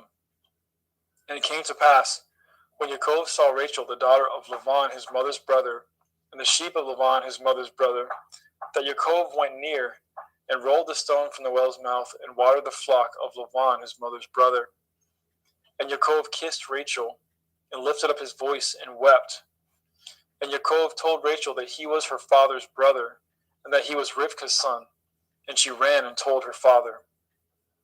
And it came to pass, when Laban heard the tidings of Yaakov, his sister's son, that he ran to meet him, and embraced him, and kissed him, and brought him to his house. And he told Laban all these things. And Laban said to him, Surely you are a bone in my flesh. And he abode with him in the space of a month. And Laban said to Yaakov, Because you are my brother, should you therefore serve me for naught? Tell me, what shall your wages be? And Laban had 2 daughters. The name of the elder was Leah, and the name of the younger was Rachel. Leah was tender-eyed, but Rachel was beautiful and well-favored. And Yaakov loved Rachel, and said, I will serve you 7 years for Rachel, your younger daughter. And Laban said, It is better that I give her to you, than that I should give her to another man. Abide with me. And Yaakov served 7 years for Rachel, and they seemed unto him but a few days, for the love that he had to her. And Yaakov said unto Laban, Give me my woman, for my days are fulfilled, that I may go in unto her. And Laban gathered together all the men of the place, and made a feast. And it came to pass in the evening that he took Leah his daughter, and brought her to him, and he went in unto her. And Laban gave unto his daughter Leah Zilpah his maid for a handmaid. And it came to pass that in the morning, behold, it was Leah. And he said to Laban, What is this you have done unto me? Did I not serve you for Rachel? Wherefore then have you beguiled me? And Laban said, It must not be so done in our country, to give the younger before the firstborn. Fulfill her week, and we will give you this also for the service which you shall serve me yet 7 other years. And Yaakov did so, and fulfilled her week, and he gave him Rachel his daughter to be his woman also. And Laban gave Rachel his daughter Bilhah his handmaid to be her maid. And he went in also unto Rachel, and he loved also Rachel more than Leah, and served with him yet 7 other years. And when Yahweh saw that Leah was hated, he opened her womb, but Rachel was barren. And Leah conceived and bore a son, and she called his name Reuben. For she said, Surely Yahweh has looked upon my affliction. Now therefore my man will love me. And she conceived again and bore a son, and said, Because Yahweh has heard that I was hated, he has therefore given me this son also. And she called his name Shimon. And she conceived again and bore a son, and said, Now this time my man will be joined unto me, because I have borne him 3 sons. Therefore was his name called Levi. And she conceived again and bore a son. And she said, Now will I praise Yahweh. Therefore she called his name Yehudah, and left bearing. Genesis chapter 30.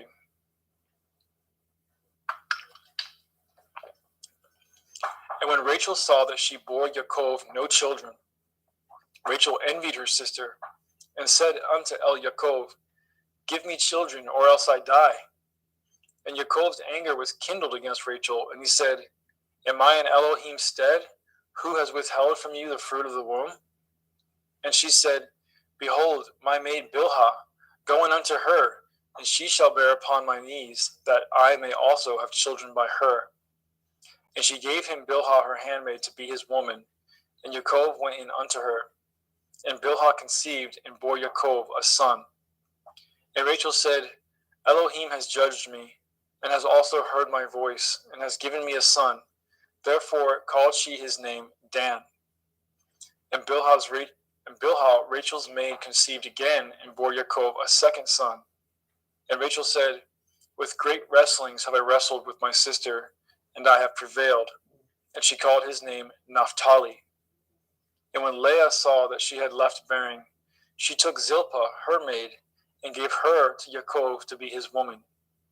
And Zilpah, Leah's maid, bore Yaakov a son. And Leah said, A troop comes, and she called his name Gad. And Zilpah, Leah's maid, bore Yaakov a second son.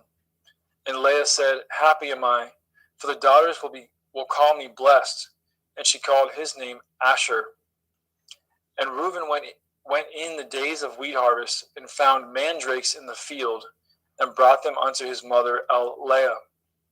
Then Rachel said unto Leah, Give me, I pray you, of your son's mandrakes. And she said unto her, Is it a small matter to you that you have taken my man? And would you take away my son's mandrakes also? And Rachel said, Therefore he shall lie with you tonight for your son's mandrakes. And Yaakov came out of the field in the evening, and Leah went out to meet him, and said, You must come in unto me, for surely I have hired you with my son's mandrakes. And he lay with her that night. And Elohim hearkened unto Leah, and she conceived and bore Yaakov the 5th son. And Leah said, Elohim has given me my hire, because I have given my maiden to my man. And she called his name Yishakar. And Leah conceived again, and bore Yaakov the 6th son. And Leah said, Elohim has endued me with good dowry. Now will my man dwell with me, because I have borne him 6 sons. And she called his name Zebulun. And afterwards she bore a daughter, and called her name Dinah. And Elohim remembered Rachel, and Elohim hearkened to her, and opened her womb. And she conceived, and bore a son, and said, Elohim has taken away my reproach. And she called his name Joseph, and said, Yahweh shall add to me another son. And it came to pass, when Rachel had borne Joseph, that Yaakov said unto Laban, Send me away, that I may go unto my own place, and to my own country. Give me my woman and my children, for whom I have served you, and let me go, for you know my service which I have done to you.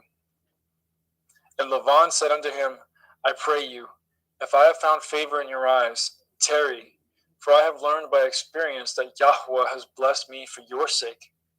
And he said, Appoint me your wages, and I will give it. And he said unto him, You know how I have served you, and how your cattle was with me. For it was little which you had before I came, and it is now increased unto a multitude. And Yahweh has blessed you since my coming. And now when shall I provide for my own house also? And he said, What shall I give you? And Yaakov said, You shall not give me anything. If you will do this thing for me, I will again feed and guard your flock. I will pass through all your flock today, removing from thence all the speckled and spotted cattle, and all the brown cattle among the sheep, and the spotted and speckled among the goats, and of such shall be my hire. So shall my righteousness answer for me in time to come, when it shall come for my hire before your face. Every one that is not speckled and spotted among the goats, and brown among the sheep, that shall be counted stolen with me. And Laban said, Behold, I would it might be according to your word. And he removed that day the he-goats that were ring-straked and spotted, and all the she-goats that were speckled and spotted, and every one that had some white in it, and all the brown among the sheep, and gave them into the hands of his sons. And he set 3 days' journey betwixt himself and Yaakov, and Yaakov fed the rest of Laban's flock. And Yaakov took him rods of green poplar, and of the hazel and chestnut tree, and piled white strakes in them, and made the white appear which was in the rods. And he set the rods which he had pilled before the flocks, in the gutters and the watering troughs, when the flocks came to drink, that they should conceive when they came to drink. And the flock conceived before the rods, and brought forth cattle ring-straked, speckled, and spotted. And Yaakov did separate the lambs, and set the faces of the flocks towards the ring-straked, and all the brown in the flock of Laban. And he put his own flocks by themselves, and put them not unto Laban's cattle. And it came to pass, whensoever the stronger cattle did conceive, that Yaakov laid the rods before the eyes of the cattle in the gutters, that they might conceive among the rods. But when the cattle were feeble, he put them not in. So the feebler were Laban's, and the stronger Yaakov's. And the man increased exceedingly, and had much cattle, and maidservants, and manservants, and camels, and asses. Thank you, brother. Praise Yah. Thank Praise you. Yah. Brother Justin McRoberts, pick up at chapter 31.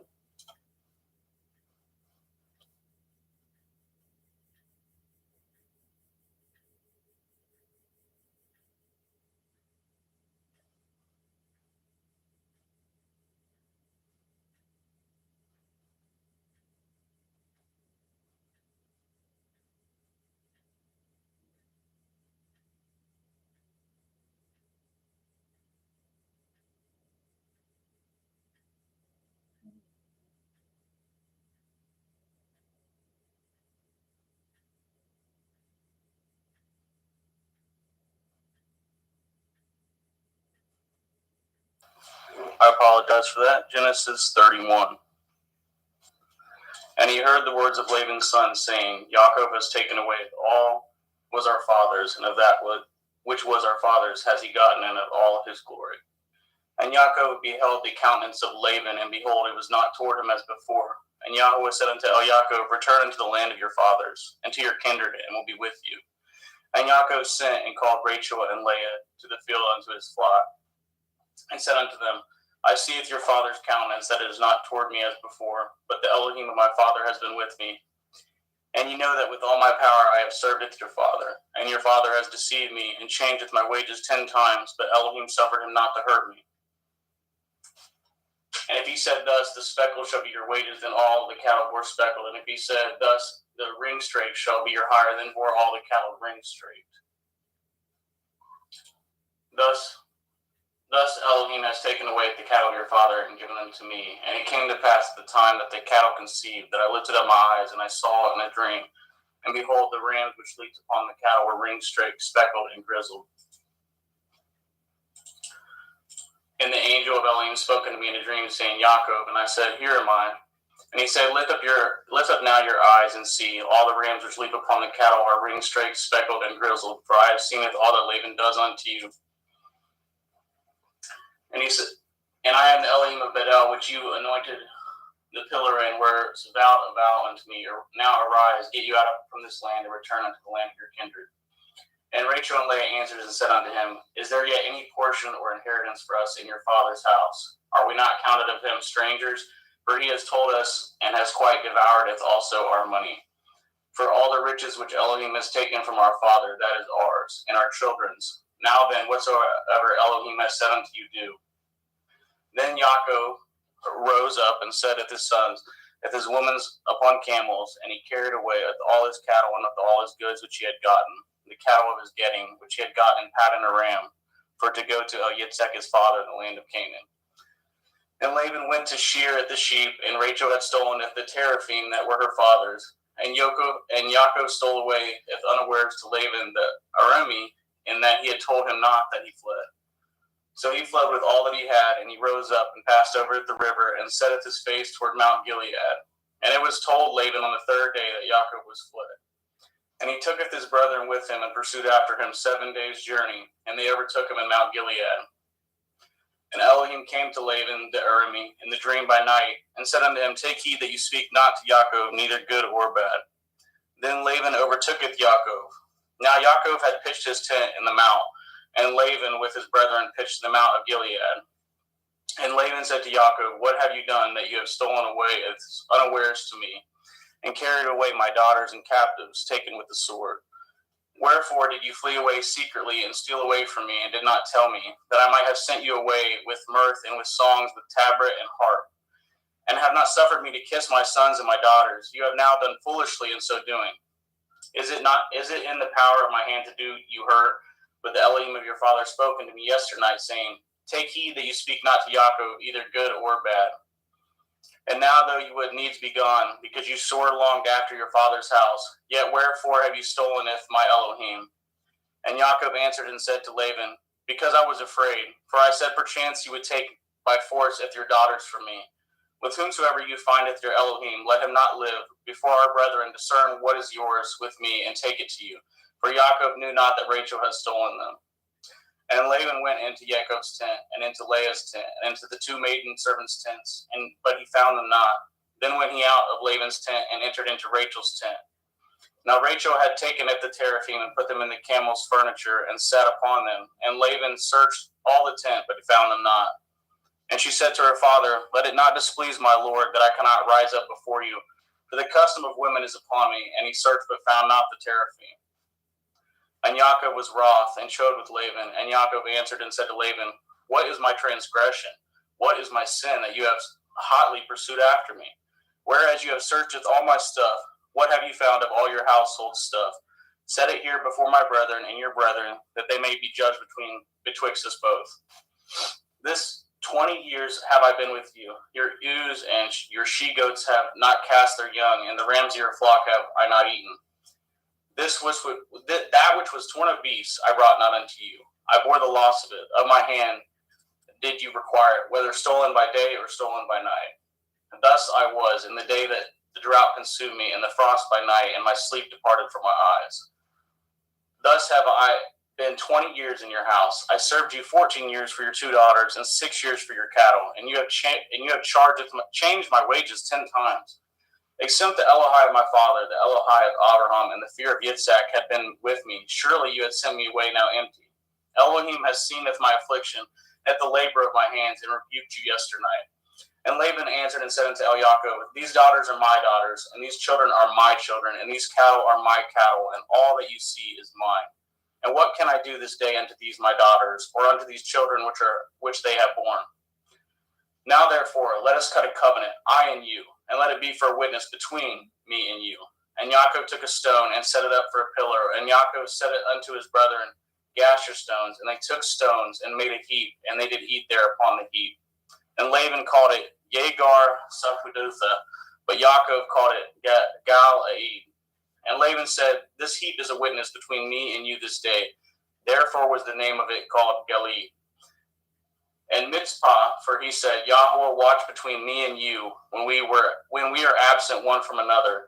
If you shall afflicteth my daughters, or if you shall take other women besides my daughters, no man is with us. See Elohim is witness betwixt me and you. And Laban said to Yaakov, behold this heap, and behold this pillar which I have cast betwixt me and you. This heap be witness, and this pillar be witness, that I will not pass over at this heap to you, and you shall not pass over at this heap and at this pillar unto me for harm. The Elohai of Abraham, the Elohai of Abraham, and the Elohai of Nachor, and the Elohai of their father, judged betwixt us. And Yaakov swore by the fear of his father Yitzhak. Then Yaakov offered sacrifice upon the mount, and called his brethren to eat bread, and they did eat bread, and tarried all night in the mount. And early in the morning Laban rose up, and kissed his sons and his daughters, and blessed them, and Laban departed and returned unto his place. Genesis chapter 32. And Yaakov went on his way, and the angels of Elohim met him. And when Yaakov saw them, he said, this is Elohim's host, and he called the name of that place Machanaim. And Yaakov sent messengers before him to Esau his brother unto the land of Seir in the country of Edom. And he commanded them, saying, thus shall you speak unto my lord Esau, your servant Yaakov, says thus, I have sojourned with Laban, and stayed there until now. And I have oxen and asses, flocks and men servants and women servants, and I have sent to tell my lord that I may find grace in your sight. And the messengers returned to Yaakov, saying, we came to your brother Esau, and also he comes to you, and 400 men with him. Then Yaakov was greatly afraid and distressed, and he divided of his people that was with him, and of his flocks, and of his herds, and his camels, in 2 bands, and said, if Esau come to the one company and smite it, then the other company which is left shall escape. And Yaakov said, O Elohai of my father Abraham, and Elohai of my father Yitzhak, Yahweh, which said unto me, return unto your country and to your kindred, and I will deal with you. I am not worthy of the least of all the mercies and of all the truth which you have showed unto your servant. For with my staff I passed over this Yarden, and now I am become 2 bands. Deliver me, I pray you, from the hand of my brother, from the hand of Esau, for I fear him, lest he will come and smite me and the mother with the children. And you said, I will surely do you good, and maketh your seed as the sand of the sea, which cannot be numbered for multitude. And he lodged there that same night, and took of that which came to his hand a present for Esau his brother, 200 she-goats and 20 he-goats, 200 ewes and 20 rams, 30 milch camels with their colts, 40 kine and 10 bulls, 20 she-asses and 10 foals. And he delivered them into the hand of his servants, every drove by themselves, and said unto his servants, pass over before me, and put a space betwixt drove and drove. And he commanded the foremost, saying, when Esau my brother meets you and asks you, saying, whose are you, and where go you, and whose are these before you? Then you shall say, they be your servant Yaakov's. It is a present sent unto my lord Esau, and behold, also he is behind us. And so command he at the second and the third, and of all that follow the drove, saying, on this manner shall you speak unto Esau when you find him. And say ye moreover, behold, your servant Yaakov is behind us. For he said, I will appease him with the present that goes before me, and afterward I will see his face. Perchance he will accept of me. So went the present over before him, and himself lodged that night in the company. And he rose up that night, and tooketh his 2 women, and his 2 women servants, and his 11 sons, and passed over the ford Yabok. And he took them and sent them over at the brook, and sent over as he had, and Yaakov was left alone. And there wrestled a man with him until the breaking of day. And when he had saw that he prevailed not against him, he touched the hollow of his thigh, and the hollow of Yaakov's thigh was out of joint as he wrestled with him. And he said, Let me go, for the day breaks. And he said, I will not let you go, except you bless me. And he said unto him, What is your name? And he said, Yaakov.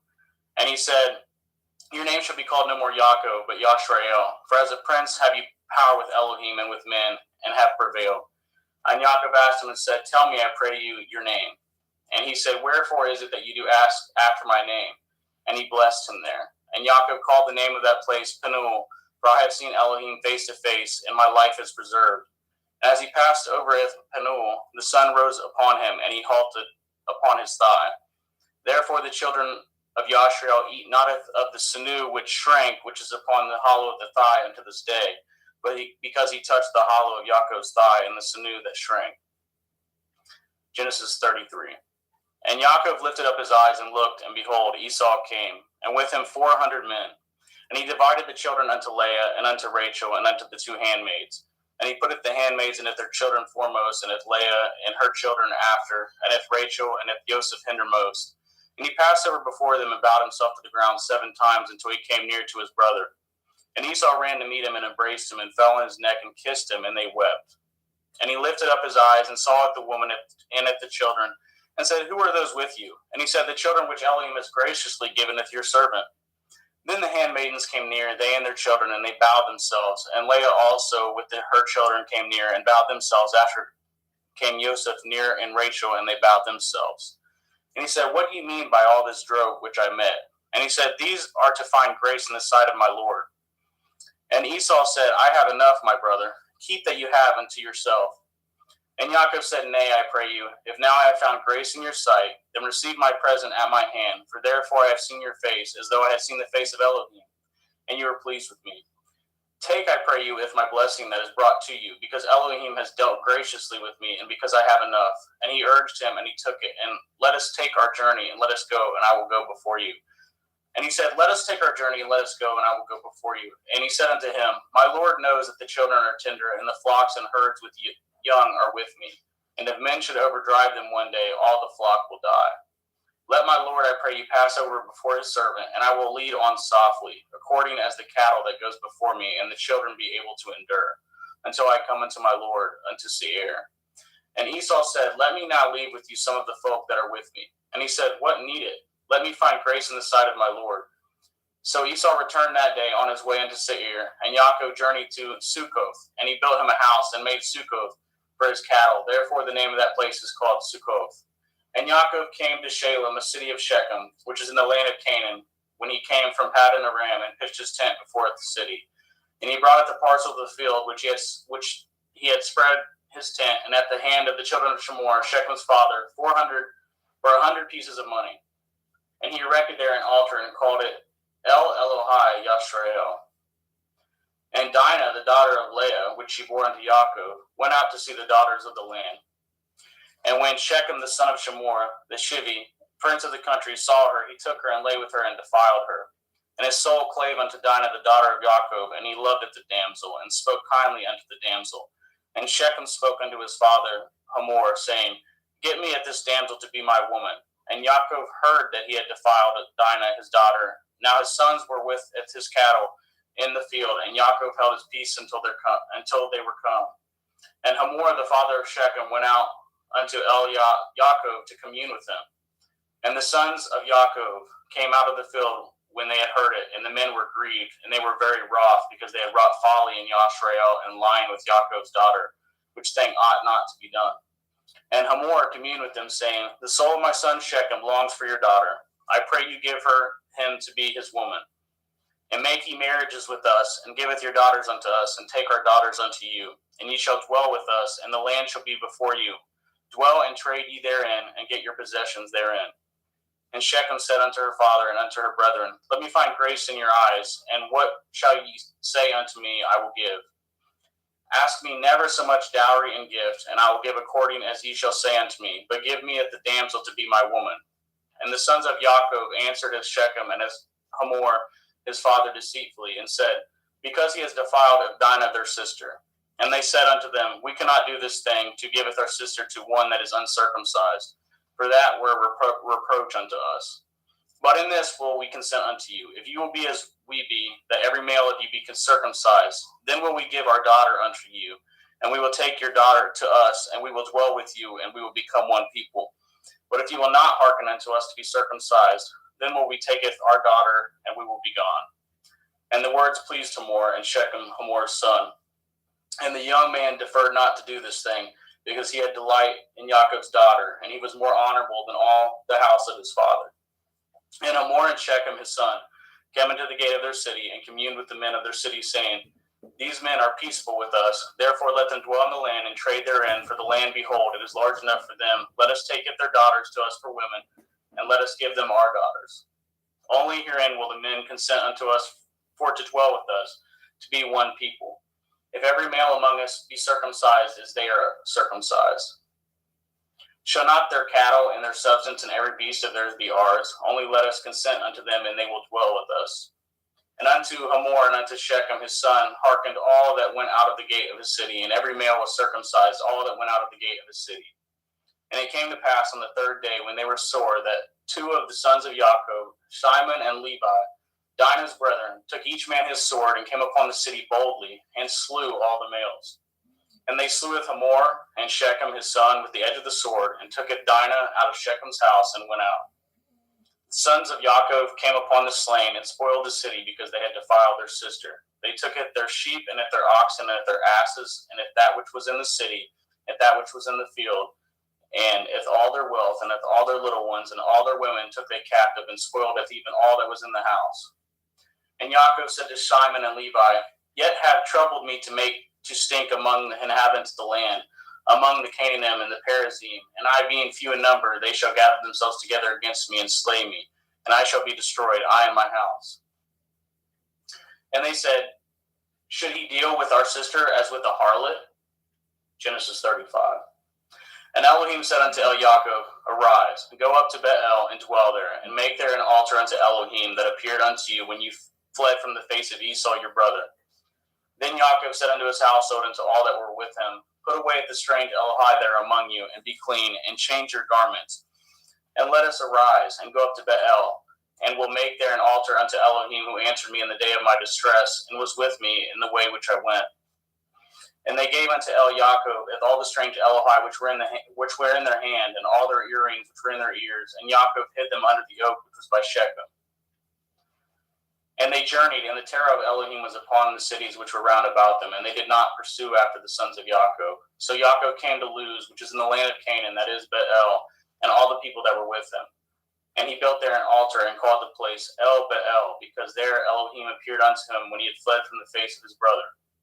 But Deborah, Rivkah's nurse, died, and she was buried beneath Bethel under an oak, and the name of it was called Alon Bakuth. And Elohim appeared unto Jacob again when he came out of Paddan Aram, and blessed him. And Elohim said unto him, Your name is Jacob, your name shall not be called any more Jacob, but Yashrael shall be your name. And he calleth his name Yashrael. And Elohim said unto him, I am El Shaddai, be fruitful and multiply. A nation and a company of nations shall be of you, and kings shall come out of your loins. And that the land which I gave Abraham and Yitzhak, to you I will give it, and to your seed after you will I give it the land. And Elohim went up from him in the place where he talked with him. And Jacob set up a pillar in the place where he talked with him, even a pillar of stone. And he poured a drink offering thereon, and he poured oil thereon. And Jacob called at the name of the place where Elohim spoke with him, Bethel. And they journeyed from Bethel, and there was but a little way to come to Ephrath. And Rachel travailed, and she had hard labor. And it came to pass, when she was in hard labor, that the midwife said unto her, Fear not, you shall have this son also. And it came to pass, as her soul was in departing, for she died, that she called his name Benoni, but his father called him Benjamin. And Rachel died, and she was buried in the way of Ephrath, which is in Bethlehem. And Jacob set a pillar upon her grave, and that is the pillar of Rachel's grave unto this day. And Yashrael journeyed and spread his tent beyond Migdal Eder. And it came to pass, when Yashrael dwelt in that land, that Reuben went and lay with Bilhah, his father's concubine, and Yashrael heard it. Now the sons of Jacob were 12. The sons of Leah, Reuben, Yaakov's firstborn, and Shimon, and Levi, and Yehuda, and Issachar, and Zebulun. The sons of Rachel, Joseph, and Benjamin. And the sons of Bilhah, and Rachel's handmaid, Dan and Naphtali. And the sons of Zilpah, Leah's handmaid, Gad and Asher. These are the sons of Yaakov, which were born to him in Paddan Aram. And Yaakov came unto Yitzhak his father, unto Mamre, unto Kiart Arba, which is Chevron, where Abraham and Yitzhak sojourned. And the days of Yitzhak were 180 years. And Yitzhak gave up his ruach and died, and was gathered unto his people, being old and full of days. And his sons Esau and Yaakov buried him. Genesis 36. Now these are the generations of Esau, who is Edom. Esau tooketh his woman of the daughters of Canaan, Eth Adah, the daughter of Elon the Hittite, and Eth Oholibamah, the daughter of Anah, the daughter of Tiz on the Hivi, and Eth Basmath, Ishmael's daughter, sister of Naboth. And Adah bore to Esau Eth Eliphaz, and Basmath bore Eth Reuel, and Oholibamah bore Eth Yeish, and Eth Ya'alam, and Eth Korah. These are the sons of Esau, which were born unto him in the land of Canaan. And Esau tooketh his woman, and his sons, and his daughters, and all the persons of his house, and his cattle, and all his beasts, and all his substance which he had got in the land of Canaan, and went into the country from the face of his brothers Jacob. For the riches were more than that they might dwell together, and the land wherein they were strangers could not bear them both because of their cattle. Thus dwelt Esau in Mount Seir, and Esau is Edom. And these are the generations of Esau, the father of the Edom, in Mount Seir. These are the names of Esau's sons: Eliphaz, the son of Adah, the woman of Esau; Reuel, the son of Basmath, the woman of Esau. And the sons of Eliphaz were Taman, Omar, Sapho, and Gatam, and Canaz. And Timnah was concubine to Eliphaz, Esau's son, and she bore to Eliphaz Amalek. And these were the sons of Adah, Esau's woman. And these are the sons of Reuel, Nakath, and Zerach, Shema, and Mizah. These were the sons of Basmath, Esau's woman. And these were the sons of Oholibamah, the daughter of Anah, the daughter of Tizivon, Esau's woman. And she bore to Esau Eth Yeish, and Eth Ya'alam, and Eth Korah. And these were dukes of the sons of Esau, the sons of Eliphaz, the firstborn son of Esau: Duke Taman, Duke Omar, Duke Sapho, Duke Canaz, Duke Korah, Duke Gatam, and Duke Amalek. These are the dukes that come of Eliphaz in the land of Edom. These were the sons of Adah. And these are the sons of Reuel, Esau's son: Duke Nakath, Duke Zerach, Duke Shema, Duke Mizah. These are the dukes that came of Reuel in the land of Edom. These are the sons of Basmath, Esau's woman. And these are the sons of Oholibamah, Esau's woman: Duke Yeish, Duke Ya'alam, Duke Korah. These were the dukes that came of Oholibamah, daughter of Anah, Esau's woman. These are the sons of Esau, who is Edom, and these are their dukes. These are the sons of Seir, the Hori, who inhabited the land: Lotan, and Shoval, and Tizivon, and Anah, and Dishon, and Etzer, and Dishon. These are the dukes of Horium, and the children of Seir in the land of Edom. And the children of Lotan were Harai and Haman, and Lotan's sister was Timnah. And the children of Shoval were these: Elion, Menakath, and Ebal, Shephi, and Onam. And these are the children of Tevion, both Ayah and Anah. And this was Anah that founded the mules in the wilderness, and he fed the asses of Tiziv on his father. And the children of Anah were these: Dishon and Oholibamah, the daughter of Anah. And these are the children of Dishon: Himdan, and Eshban, and Yithran, and Haran. The children of Etzer are these: Bilhan, and Zabon, and Akon. The children of Dishon are these: Uts and Aran.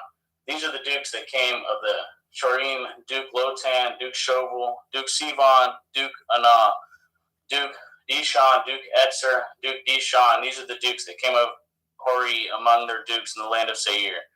And these are the kings that reigned in the land of Edom, before they reigned any king over the children of Yashrael. And Bela, the son of Beor, reigned in Edom, and the name of his city was Dinhabah. And Bela died, and Jovab, the son of Zerach of Botzrah, reigned in his stead. And Jovab died, and Shusham of the land of Taimani reigned in his stead.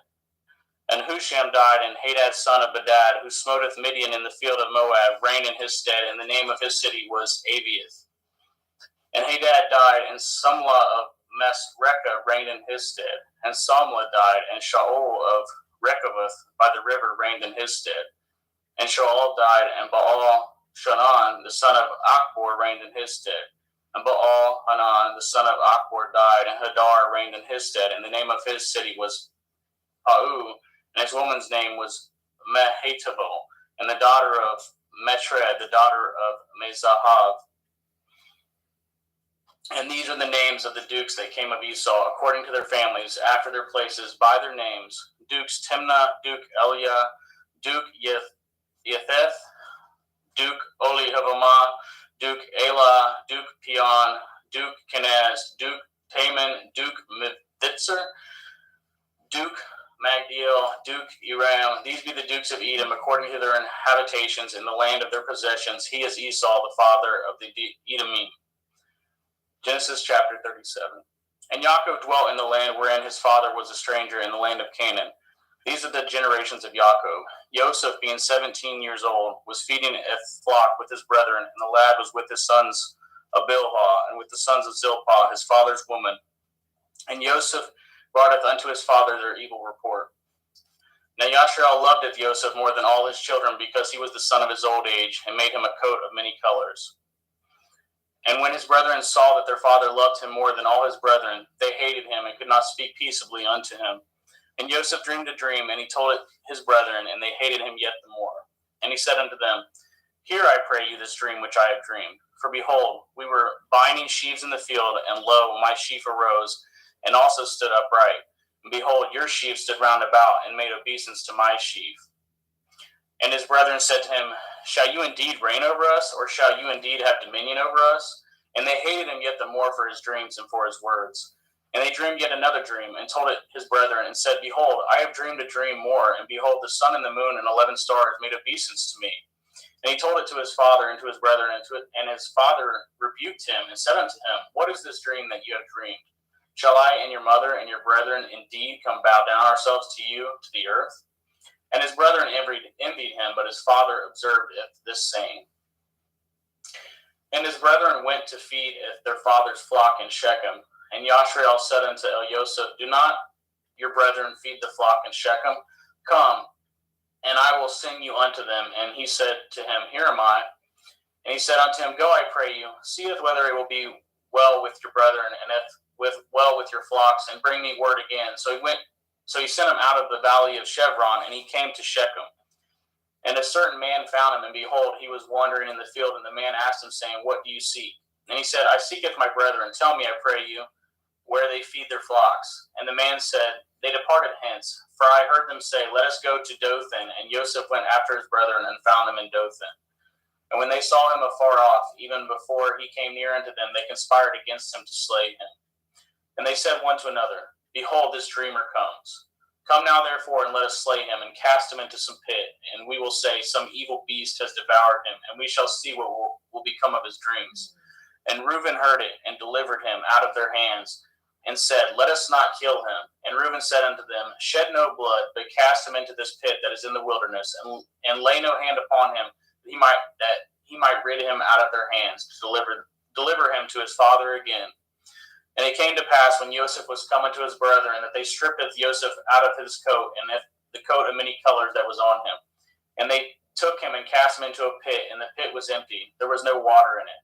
And they sat down to eat bread, and they lifted up their eyes and looked, and behold, a company of Ishmaelim came from Gilead with their camels, bearing spicery and balm and myrrh, going to carry it down to Mitzrayim. And Yehudah said unto his brethren, What profit is it if we slayeth our brother, and concealeth his blood? Come and let us sell him to the Ishmaelim, and let not our hand be upon him, for he is our brother and our flesh. And his brethren were content. Then there passed by Midianim merchantmen, and they drew and lifted up Joseph out of the pit, and sold Joseph to the Ishmaelim for 20 pieces of silver, and they brought Joseph into Mitzrayim. And Reuben returned into the pit, and beheld Joseph was not in the pit, and he returned his clothes, and he returned unto his brethren, and said, The child is not, and I, whither shall I go? And they took Joseph's coat and killed a kid of the goats and dipped the coat in the blood. And they sent the coat of many colors, and they brought it to their father and said, This have we found. Know now whether it be your son's coat or no. And he knew it, and said, It is my son's coat. An evil beast has devoured him. Joseph is without doubt rent in pieces. And Yaakov rent his clothes and put sackcloth upon his loins and mourned for his son many days. And all his sons and all his daughters rose up to comfort him, but he refused to be comforted. And he said, For I will go down into Sheol unto my son mourning. Thus his father wept for him. And the Midianim sold him into Mitzrayim unto Potiphar, an officer of Pharaoh's and captain of the guard. Genesis 38. And it came to pass at that time that Yehudah went down from his brethren and turned into a certain Adulami, whose name was Hiriah. And Yehudah saw their daughter of a certain Canaanite, whose name was Shuach, and he tooketh her and went in unto her, and she conceived and bore a son. And he called his name And she conceived again and bore a son, and she called his name Onan. And yet she again conceived and bore a son, and called his name Shelach, and he was at Kaziv, and when she bore him. And Yehudah took a woman from his firstborn, whose name was Tamar, and Yehudah's firstborn, was wicked in the sight of Yahweh, and Yahweh slew him. And Yehudah said unto Onan, Go in unto your brother's woman, and marry her, and raise up seed to your brother. And Onan knew that the seed should not be his. And it came to pass, when he went in unto his brother's woman, that he spilled it on the ground, lest that he should give seed to his brother. And the thing which he did displeased Yahweh, wherefore he slew him also. Then said Yehudah to Tamar, to his daughter-in-law, Remain a widow at your father's house, till Shelach my son be grown. For he said, Lest perchance he die also, as his brethren did. And Tamar went and dwelt in her father's house. And in the process of time, the daughter of Shuach, Yehudah's woman, died, and Yehudah was comforted, and went up into his sheep shears to Timnath, and he and his friend Hiriah the Adullamite. And it was told Tamar, saying, Behold, your father-in-law goes up to Timnah to shear his sheep. And she put her widow's garments off from her, and covered her with a veil, and wrapped herself, and sat in an open place, which is by the way to Timnah. For she saw that Shelach was grown, and she was not given unto him to be his woman. When Yehudah saw her, he thought her to be a harlot, because she had covered her face. And he turned unto her by the way, and said, Go to, I pray you, let me come in unto you, for he knew not that she was his daughter-in-law. And she said, What will you give me that you may come in unto me? And he said, I will send you a kid from the flock. And she said, Will you give me a pledge till you send it? And he said, What pledge shall I give you? And she said, Your signet and your bracelets, your staff that is in your hand. And he gave it to her, and came in unto her, and she conceived by him. And she arose and went away, and laid by her veil from her, and put on the garments of her widowhood. And Yehudah senteth the kid by the hand of his friend, the Adullamite, to receive his pledge from the woman's hand, but he found her not. Then he asked the men of the place, saying, Where is the harlot that was openly by the wayside? And they said, There was no harlot in this place. And he returned to Yehudah and said, I cannot find her. And also the men of the place said that there was no harlot in this place. And Yehudah said, Let her take it to her, lest we be shamed. Behold, I sent this kid, and you have not found her. And it came to pass about 3 months after that she was told Yehudah, saying, Tamar, your daughter-in-law, has played the harlot, and also, behold, she is with child by whoredom. And Yehudah said, Bring her forth, and let her be burnt. When she was brought forth, she sent to her father-in-law, saying, By the man whose these are, am I with child? And she said, Discern, I pray you, whose are these? The signet, and bracelets, and staff. And Yehudah acknowledged them, and said, She has been more righteous than I, because that I gave her not to Shelach my son, and he knew her again no more. And it came to pass in the time of her travail, that behold, twins were in her womb. And it came to pass when she travailed, that the one put out his hand, and the midwife took and bound upon his hand a scarlet thread, saying, This came out first. And it came to pass, as he drew back his hand, that behold, the brother came out, and she said, Have you broken forth? This breach be upon you. Therefore his name is called Peretz. And afterward came out his brother, that had a scarlet thread upon his hand, and his name was called Zerach. Genesis chapter 39. And Joseph was brought down to Mitzrayim, and Potiphar, an officer of Pharaoh, captain of the guard, a Mitzri, brought him of the hands of the Ishmaelim, which had brought him down thither. And Yahweh was with Yosef, and he was a prosperous man, and he was in the house of his master, the Mitzri. And his master saweth that Yahweh was with him, and that Yahweh made all that he did to prosper in his hand. And Yosef found grace in his sight, and he served him, and he made him overseer over his house, and all that he had put in his hand. And it came to pass from the time that he had made him overseer in the house, and over all that he had, the Yahweh blessed the Mitzri's house, for Yosef's sake. And the blessing of Yahweh was upon all that he had in the house and in the field. And he left all that he had in Yosef's hand, and he knew not aught he had, save the bread which he did eat. And Yosef was a goodly person and well favored. And it came to pass after these things that his master's woman casteth her eyes upon Yosef, and she said, Lie with me. But he refused, and said unto his master's woman, Behold, my master knows not which is with me in the house, and he has committed all that he has to my hand. There is none greater in this house than I, neither has he kept anything from me but you. Because you are his woman, how then can I do this great wickedness and sin against Elohim? And it came to pass, as she spoke to Yosef day by day, that he hearkened not unto her, to lie by her, or to be with her. And it came to pass about this time, that Yosef went into the house to do his business, and there arose none of the men of the house there within. And she caught him by the garment, saying, Lie with me. And he left his garment in her hand, and fled, and got him out. And it came to pass, when she saw that he had left his garment in her hand, and was fled forth, that she called unto the men of the house, and spoke unto them, saying, See, he has brought in an Ivri unto us, to mock us. He came in unto me to lie with me, and cried with a loud voice. And it came to pass, when he had heard that I lifted up my voice and cried, that he left his garment with me, and fled, and got him out. And she laid up his garment by her, until his Lord came home. And she spoke unto him according to these words, saying, The Ivri servant which you have brought unto us came in unto me to mock me. And it came to pass, as I lifted up my voice and cried, that he left his garment with me, and fled out. And it came to pass, when his master heard the words of his woman, which she spoke unto him, saying, After this manner did your servant to me, that his wrath was kindled. And Joseph's master took him, and put him in the prison, a place where the king's prisoners were bound. And he was there in prison. But Yahweh was with Joseph, and showed him mercy, and gave him favor in the sight of the keeper of the prison. And the keeper of the prison committed to Joseph's hand all the prisoners that were in the prison, and that whatsoever they did there, he was the doer of it. The keeper of the prison looked as not to anything that was under his hand, because Yahweh was with him, and that which he did, Yahweh made him to prosper. Genesis chapter 40. And it came to pass after these things, that the butler of the king of Mitzrayim and his baker had offended the Lord, the king of Mitzrayim. And the Pharaoh was wroth against two of his officers, against the chief of his butlers, and against the chief of his bakers. And he put them in ward in the house of the captain of the guard, into the prison, the place where Joseph was bound.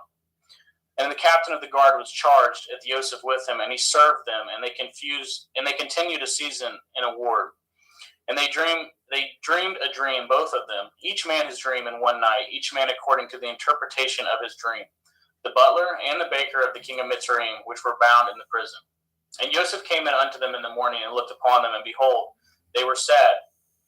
And he asked of Pharaoh's officers that were with him in the ward of the Lord's house, saying, Wherefore look ye so sadly today? And they said unto him, We have dreamed a dream, and there is no interpreter of it. And Joseph said unto them, Do not interpretations belong to Elohim? Tell me them, I pray you. And the chief butler tooketh his dream to Joseph, and said to him, In my dream, behold, a vine was before me. And in the vine were 3 branches, and it was as though it budded. And her blossoms shot forth, and the clusters thereof brought forth ripe grapes. And Pharaoh's cup was in my hand, and I took it the grapes, and pressed them into Pharaoh's cup, and gave it the cup into Pharaoh's hand. And Joseph said unto him, This is the interpretation of it. The 3 branches are 3 days. Yet within 3 days shall Pharaoh lift up your head, and restore unto your place, and you shall deliver Pharaoh's cup into his hand, after the former manner when you were his butler. But think on me when it shall be well with you, and show kindness, I pray you, unto me, and make mention of me unto Pharaoh, and bring me out of this house. For indeed I was stolen away out of the land of the Ivrim, and here also I have done nothing, that they should put me in this dungeon. When the chief baker saw that the interpretation was good, he said unto Joseph, I also was in my dream, and behold, I had 3 white baskets on my head. And in the uppermost basket there was of all manner of baked meats for Pharaoh, and the birds did eat them out of the basket upon my head. And Joseph answered and said, This is the interpretation thereof. The 3 baskets are 3 days. Yet within 3 days shall Pharaoh lift up your head from off you, and shall hang you on a tree, and the birds shall eat your flesh from off you. And it came to pass the 3rd day, which was at Pharaoh's birthday, that he made a feast unto all his servants, and he lifted up his head off the chief butler and the chief baker among the servants. And he restored the chief butler unto his butlership again, and he gave the cup into Pharaoh's hand. But he hanged the chief baker, as Joseph had interpreted to them. Yet did not the chief butler remember Joseph, but forgot him. Genesis chapter 41. And it came to pass at the end of the 2 full years that Pharaoh dreamed, and beheld, he stood by the river.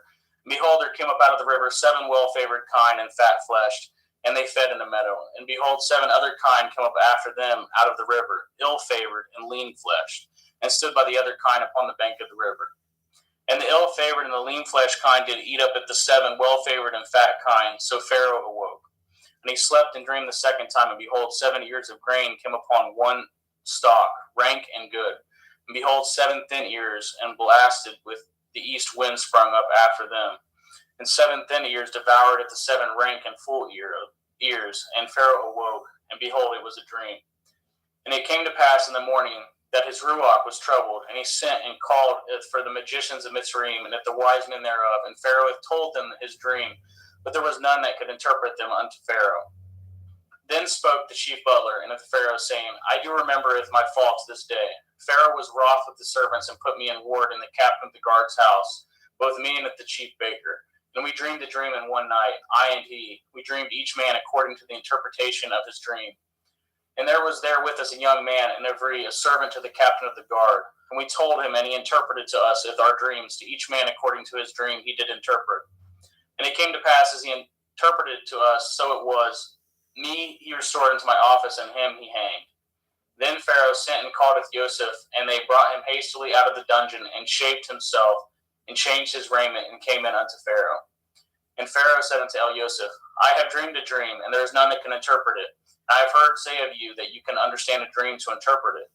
And Joseph answered the Pharaoh, saying, It is not in me. Elohim shall give Pharaoh an answer of peace. And Pharaoh said unto Joseph, In my dream, behold, I stood upon the bank of the river, and behold, there came up out of the river 7 kine fat-fleshed and well-favored, and they fed in a meadow. And behold, 7 other kine came up after them, poor and very ill-favored and lean-fleshed, such as I had never saw in the land of Mitzrayim for badness. And the lean and the ill-favored kine did eat up the first 7 fat kine. And when they had eaten them up, it could not be known that they had eaten them, but they were still ill-favored as at the beginning. So I awoke. And I saw in my dream, and behold, 7 ears came up in one stalk, full and good. And behold, 7 ears withered thin, and blasted with the east wind sprung up after them. And the thin ears devoured it, the 7 good ears. And I told this unto the magicians, but there was none that could declare it unto me. And Joseph said unto Pharaoh, The dream of Pharaoh it is one. Elohim has showed Pharaoh what he is about to do. The 7 kine are 7 years, and the 7 good ears are 7 years. The dream is one. And the 7 thin and ill-favored kine that come up after them are 7 years, and the 7 empty ears blasted with the east wind shall be 7 years of famine. This is the thing which I have spoken unto Pharaoh. Oh, what Elohim is about to do, he shows it unto Pharaoh.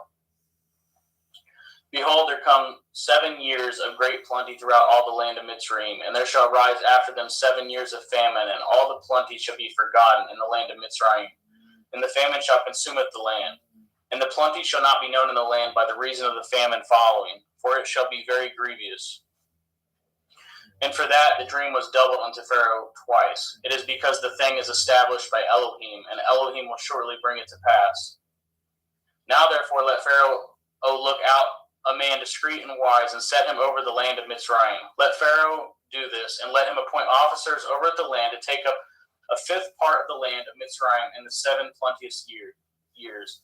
And let them gather all the food of those good years that come, and lay up grain under the hand of Pharaoh, and let them guard food in the cities, and that food shall be for store to the land against the 7 years of famine, which shall be in the land of Mitzrayim, that the land perish not through the famine.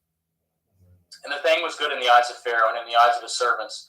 And Pharaoh said unto his servants, Can we find such a one as this, a man in whom the Ruach Elohim is? And Pharaoh said unto Joseph, For as much as Elohim has showed you with all this, there is none so discreet and wise as you are. You shall be over my house, and according to your word shall all my people be ruled. Only in the throne will I be greater than you. And Pharaoh said unto Joseph, See, I have set over you all the land of Mitzrayim. And Pharaoh took off his ring from his hand and put it upon Joseph's hand, and arrayed him in vestures of fine linen, and put a gold chain about his neck. And he made him to ride in the second chariot which he had, and they cried before him, bowed the knee, and he made him ruler over all the land of Mitzrayim.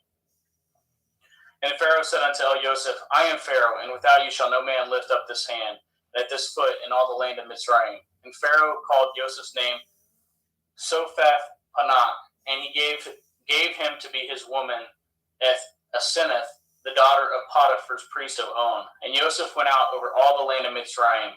And Joseph was 30 years old when he stood before Pharaoh, king of Mitzrayim. And Joseph went out from the presence of Pharaoh and went throughout all the land of Mitzrayim.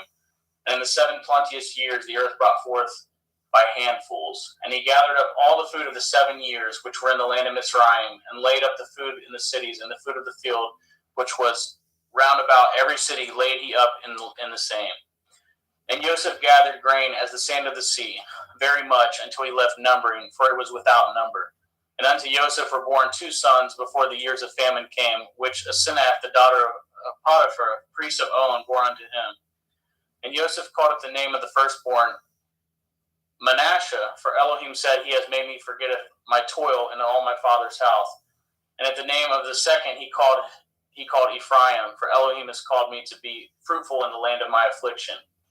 And the 7 years of plenteous that was in the land of Mitzrayim were ended, and the 7 years of famine began to come, according as Joseph had said. And the famine was in all the lands, but in all the land of Mitzrayim there was bread. And when all the land of Mitzrayim was famished, the people cried to Pharaoh for bread. And Pharaoh said unto all the Mitzrayim, Go unto Joseph, what he says to you do. And the famine was over all the face of the earth. And Joseph opened all the storehouses and sold unto the Mitzrayim. And the famine was waxed sore in the land of Mitzrayim. And all the countries came into Mitzrayim to Joseph to buy grain, because that the famine was so sore in all the lands. Genesis 42. Now when Yaakov saw that there was grain in Mitzrayim, Yaakov said unto his sons, Why do you look one upon another? And he said, Behold, I have heard that there is grain in Mitzrayim. Get you down thither, and buy for us from thence, that we may live and not die. And Joseph's 10 brethren went down to buy grain in Mitzrayim. But if Benjamin, Joseph's brother, Yaakov sent not with his brethren, for he said, Lest perchance mischief befall him. And the sons of Yashriel came to buy grain among those that came, for the famine was in the land of Canaan. And Joseph was the governor over the land, and he it was that sold all the people of the land. And Joseph's brethren came and bowed down themselves before him with their faces to the earth. And Joseph saweth his brethren, and he knew them, but made himself strange unto them, and spoke roughly unto them. And he said unto them, Whence come ye? And they said, From the land of Canaan to buy food. And Joseph kneweth his brethren, and they knew him not. And Joseph remembered the dreams which he dreamed of them. And he said unto them, Ye are spies, to see if the nakedness of the land ye are come. And they said unto him, Nay, my lord, but to buy food are your servants come. We are all one man's sons. We are true men. Your servants are no spies. And he said unto them, Nay, but to see the nakedness of the land ye are come. And they said, Your servants are 12 brethren, the sons of one man in the land of Canaan. And behold, the youngest is this day with our father, and one is not. And Joseph said unto them, This is that I spoke unto you, saying, Ye are spies. Hereby ye shall be proved. By the life of Pharaoh ye shall not go forth hence, except your youngest brother come hither. Send one of you, and let him fetcheth your brother, and ye shall be kept in prison, that your words may be proved, whether there be any truth in you, or else by the life of Pharaoh surely ye are spies. And he put them all together into work 3 days. And Joseph said unto them the 3rd day, This do and live, for I feareth Elohim. If ye be true men, let one of your brethren be found in the house of your prison. Go ye carry grain for the famine of your houses. But bringeth your youngest brother unto me, so shall your words be verified, and ye shall not die. And they did so. And they said one to another, We are truly guilty concerning our brother, in that we saw the anguish of his soul when he besought us, and we could not hear. Therefore is this distress come upon us. And Reuben answered them, saying, Spoke I not unto you, saying, Do not sin against the child, and you would not hear? Therefore, behold, all this blood is required. And they knew not that Joseph understood them, for he spoke unto them by an interpreter. And he turned himself about from them and wept, and returned to them again, and communed with them, and took from them Ithsheman, and bound him before their eyes. And Joseph commanded to fill up their sacks with grain, and restore every man's money into his sack, and to give them provision for the way. And thus did he unto them. And they laded their asses with the grain, and departed thence. And as one of them opened the sack to give his ass provender in the inn, he espied his money, for behold, it was in his sack's mouth. And he said unto his brethren, My money is restored, and lo, it is even in my sack. And their heart failed them, and they were afraid, saying one to another, What is this that Elohim has done unto us? And they came unto Eliakim their father unto the land of Canaan, and told him all that befall unto them, saying, The man who is the Lord of the land spoke roughly unto us, and took us for spies at the country. And we said unto him, We are true men, we are no spies. We be 12 brethren, the sons of our father. One is not, and the youngest is this day witheth our father in the land of Canaan. And the man, the Lord of the country, said unto us, Hereby shall I know that ye are true men. Leave one of your brethren here with me, and taketh food for the famine of your households, and be gone. And bringeth your youngest brother unto me, then I shall know that ye are no spies, but ye are true men, and so will I deliver you with your brother, and ye shall traffic in the land. And it came to pass, as they emptied their sacks, that behold, every man's bundle of money was in his sack. And when both they and their father saw the bundles of money, they were afraid. And Jacob saw their father, and said unto them, Me have ye bereaved of my children. Joseph is not, and Shimon is not, and ye will take Benjamin away. All these things are against me. And Reuben spoke unto his father, saying, Slayeth my 2 sons, if I bring him not to you, deliver him into my hand, and I will bring him to you again. And he said, My son shall not go down with you, for his brother is dead, and he is left alone. If mischief shall befall him by the way in which ye go, then shall you bring down my gray hairs with sorrow to Sheol. Genesis chapter 43. And the famine was sore in the land. And it came to pass, when they had eaten up at the grain which they had brought out of Mitzrayim, their father said unto them, Go again, buy us a little food. And Yehudah spoke unto him, saying, The man did solemnly protest unto us, saying, Ye shall not see my face, except your brother be with you. If you will sendeth our brother with us, we will go down and buy you food. But if you will not send him, we will not go down. For the man said unto us, Ye shall not see my face, except your brother be with you. And Yashrael said, Wherefore dealt ye so ill with me, as to tell the man whether ye had yet a brother? And they said, The man asked us strangely of our state and of our kindred, saying, Is your father yet alive? Have ye another brother? And we told him according to the tenor of these words. Could we certainly know that he would say, Bringeth your brother down? And Yehudah said unto Yashrael his father, Send the lad with me, and we will arise and go, that we may live and not die, both we and you, and also our little ones. I will be surety for him. Of my hand shall you require him. If I bring him not unto you, and set him before you, then let me bear the blame forever. For example, we had lingered, surely now we had returned the second time. And their father Yashrael said unto them, If it must be so now, do this. Take of the best fruits in the land in your vessels, and carry down the man a present, a little balm, a little honey, spices and myrrh, nuts and almonds. And take a double money in your hand, and the money that was brought again in the mouth of your sacks. Carry it again in your hand, and perchance it was an oversight. Taketh your brother, and arise, go again unto the man. And El Shaddai give you mercy before the man, that he may send away with your other brother, and of Benjamin, if I be bereaved of my children, I am bereaved. And the men took that present, and they took double money in their hand, and Benjamin and rose up and went down to Mitzrayim and stood before Joseph. And when Joseph saw Benjamin with them, he said to the ruler of the house, Bring these men home and slay, and make ready, for if these men shall dine with me at noon. And the men did as Joseph bade, and the man brought the men into Joseph's house. And the men were afraid, because they were brought into Joseph's house. And they said, Because of the money that was returned in our sacks at the first time are we brought in, that he may seek occasion against us, and fall upon us, and take us for bondmen and with our asses. And they came near to the steward of Joseph's house, and they communed with him at the door of the house, and said, O sir, we came indeed down at the first time to buy food. And it came to pass, when we came to the inn, that we opened our sacks, and behold, every man's money was in the mouth of his sack, and our money is full weight, and we have brought it again in our hand. And other money have we brought down in our hand to buy food. We cannot tell who put our money in our sacks. And he said, Peace be to you. Fear not. Your Elohim and the Elohim of your father has given you the treasure in your sacks. I had your money, and he brought it Shimon out unto them. And the man brought the men into Joseph's house, and gave them water, and they washed their feet, and he gave their asses provender. And they made ready the present against Joseph, came at noon, for they had heard that they should eat bread there.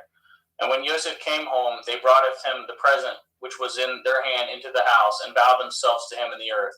And he asked them of their welfare, and said, Is your father well? The old man of whom you spoke, is he yet alive? And they answered, Your servant our father is in good health. He is yet alive. And they bowed down their heads and made obeisance.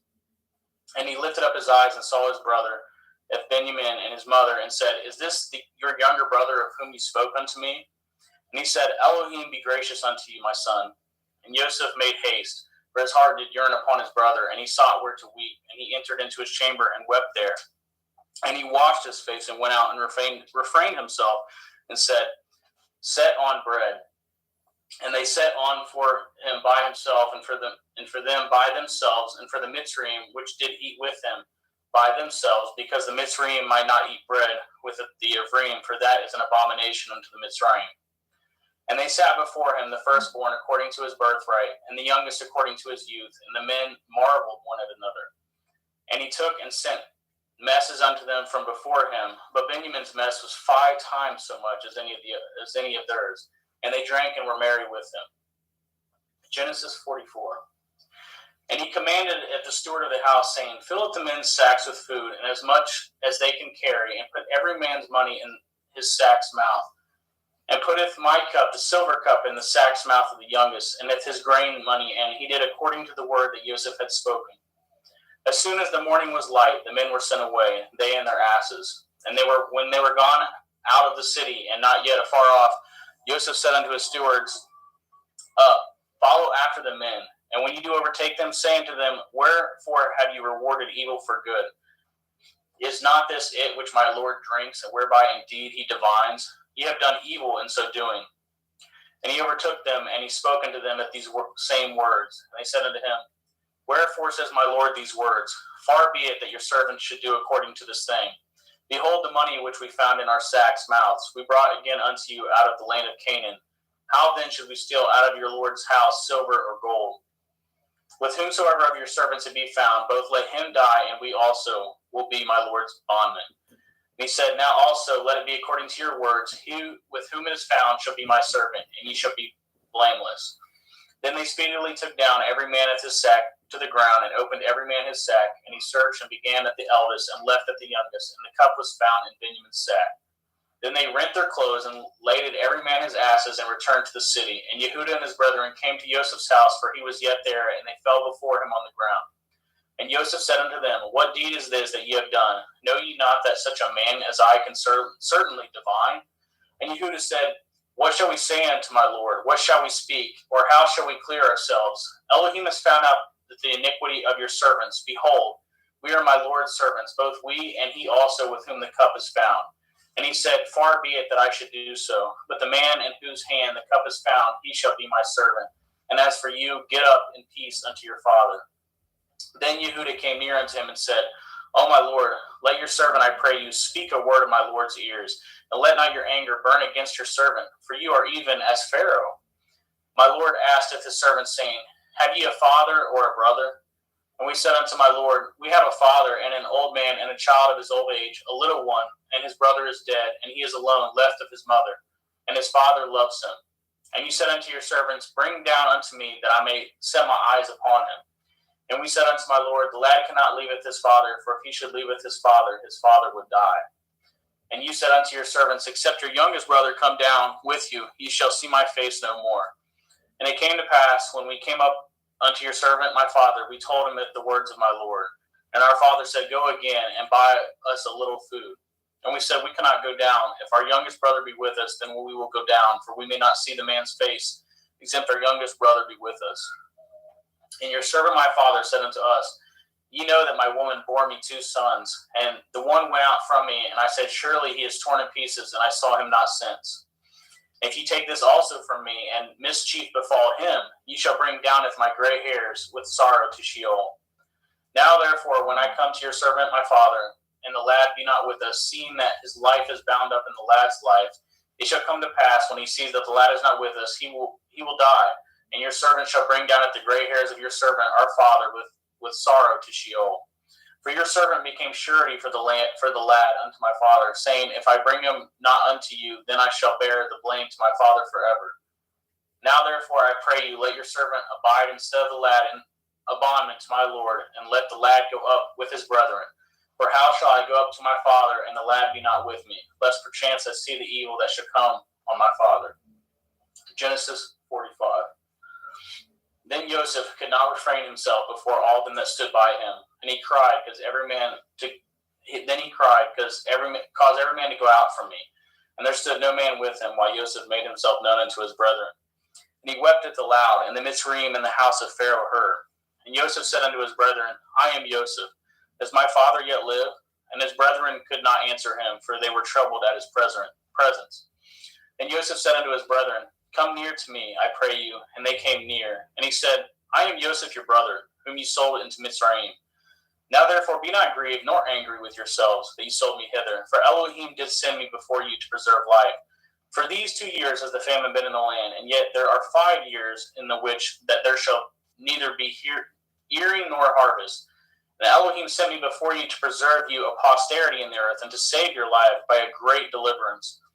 So now it was not you that sent me hither, but Elohim, and he has made me a father to Pharaoh, and the Lord of all his house, and the ruler throughout all the land of Mitzrayim. Haste ye, and go up to my father, and say unto him, Thus says your son Joseph, Elohim has made me the Lord of Mitzrayim. Come down unto me, tarry not. And ye shall dwell in the land of Goshen, and ye shall be near unto me, you and your children, and your children's children, and your flocks, and your herds, and all that you have.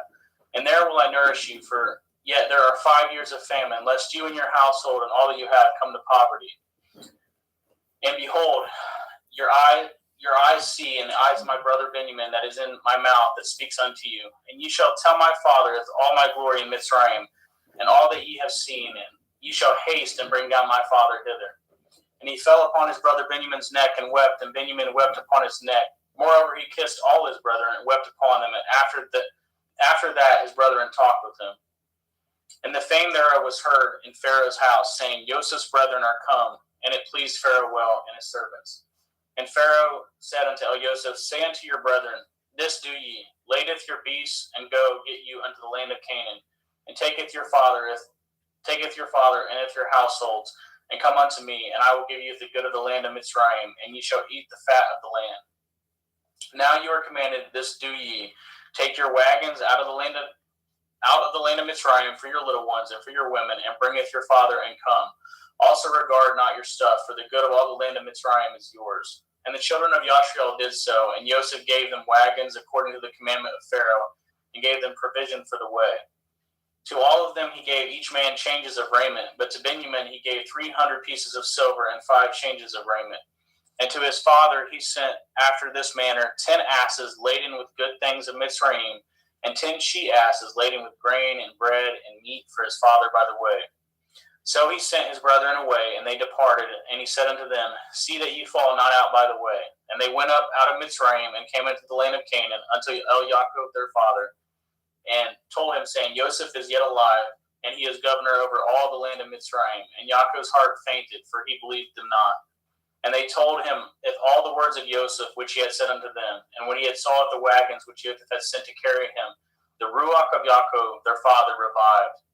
And Yashriel said, It is enough. Joseph my son is yet alive. I will go and see him before I die. Thank you, brother.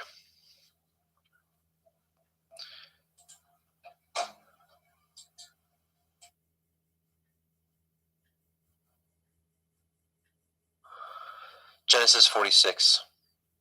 And Yashrael took his journey with all he had, and came to Beersheba, and offered sacrifices unto the Elohim of his father Yitzchak. And Elohim spoke unto Yashrael in the visions of the night, and said, Yaakov, Yaakov. And he said, Here am I. And he said, I am El, the Elohai of your father. Fear not to go down into Mitzrayim, for I will there make of you a great nation. And I will go down with you into Mitzrayim, and I will also surely bring you up again, and Joseph shall put his hand upon your eyes. And Yaakov rose up from Beersheba, and the sons of Yashrael carried Yaakov their father and their little ones and their women in the wagons which Pharaoh had sent to carry him. And they took their cattle and their goods which they had gotten in the land of Canaan, and came into Mitzrayim, Yaakov and all his seed with him, his sons and his sons' sons with him, his daughters and his sons' daughters, and all his seed brought he with him into Mitzrayim.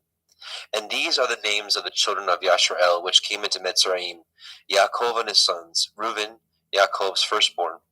And the sons of Reuben, Hanok, and Palu, and Chetzron, and Carmi. And the sons of Shimon, Yemuel, Yamin, Ohad, and Yakin, and Sochar, and Shaul, the son of a Canaanite woman. And the sons of Levi, Gershon, Kohath, and Merari. And the sons of Yehuda, and Onan, and Shelach, and Peretz, and Zerach. But and Onan died in the land of Canaan. And the sons of Peretz were Chetzron and Hamul. The sons of Yisachar, Tola, Pua, and Yov, and Shimron. The sons of Zebulun, Sered, and Elyon, and Yachael. These be the sons of Leah, which she bore unto Yaakov in Padan Aram, with his daughter Dinah.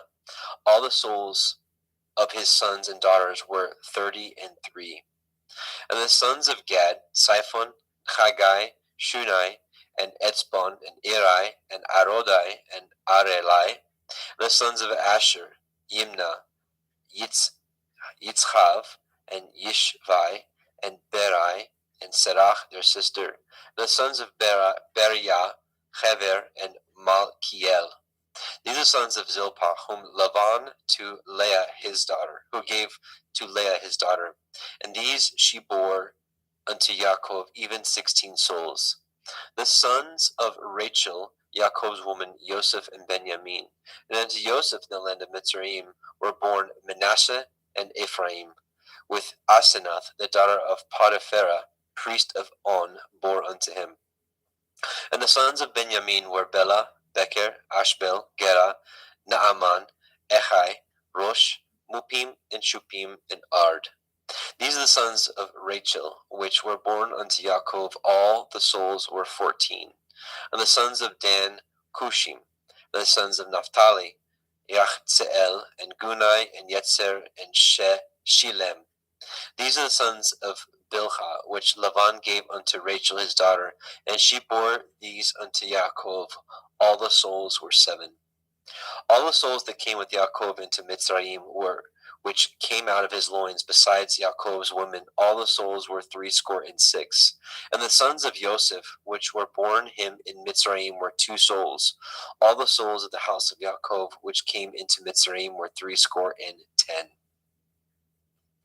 And he sent Yehuda before him unto El Yosef to direct his face unto Goshen.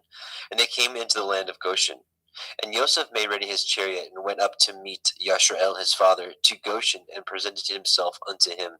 And he fell on his neck, and he wept on his neck a good while. And Yashrael said unto El Yosef, Now let me die, since I have seen your face, because you are yet alive. And Yosef said unto his brethren and unto his father's house, I will go up and show Pharaoh, and say unto him, My brethren and my father's house, which were in the land of Canaan, are come unto me. And the men are shepherds, for their trade has been to feed cattle, and they have brought their flocks and their herds, and all that they have. And it shall come to pass, when Pharaoh shall call you, and shall say, What is your occupation? That you shall say, Your servants' trade has been about cattle from our youth even until now, both we and also our fathers, that you may dwell in the land of Goshen. For every shepherd is an abomination unto the Mitzrayim. Genesis 47.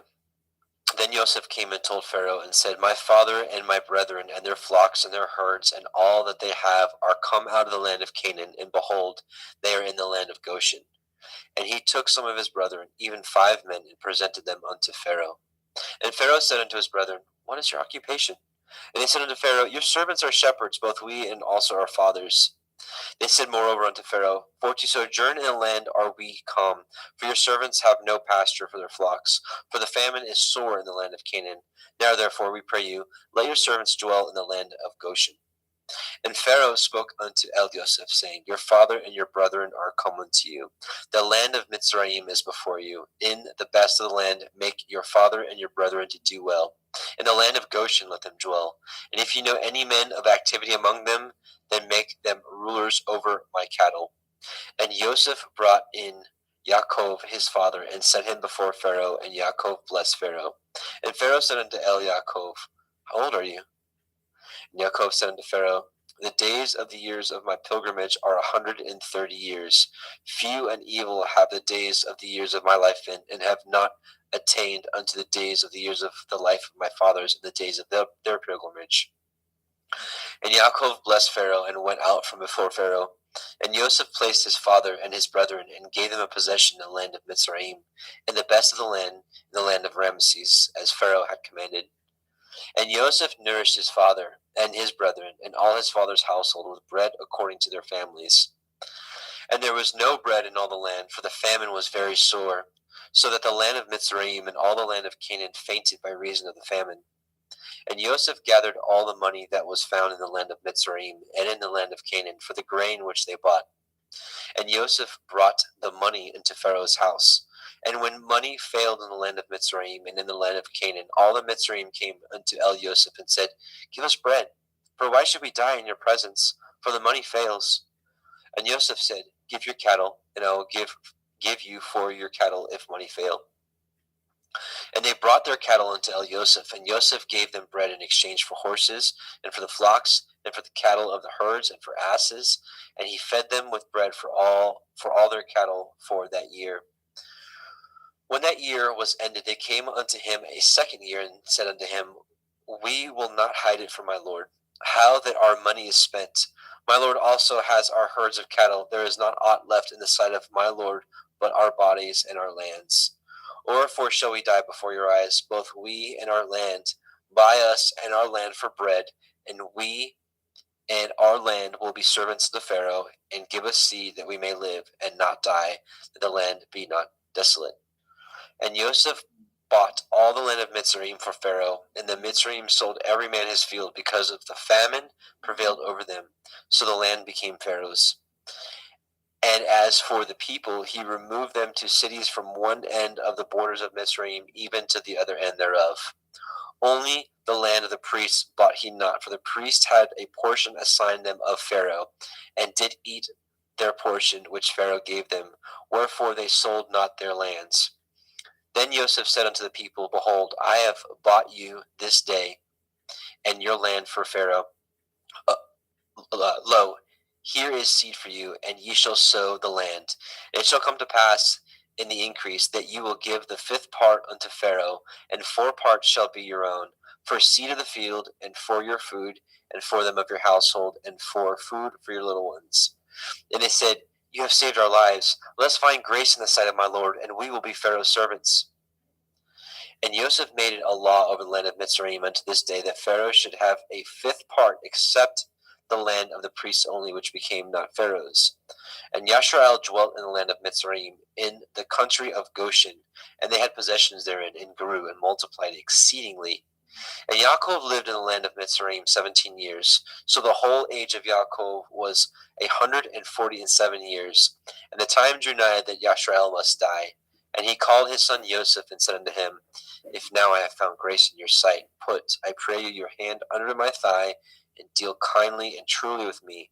Bury me not, I pray you, in Mitzrayim. But I will lie with my fathers, and you shall carry me out of Mitzrayim, and bury me in their burying place. And he said, I will do as you have said. And he said, Swear unto me. And he swore unto him. And Yashrael bowed himself upon the bed's head. Genesis 48.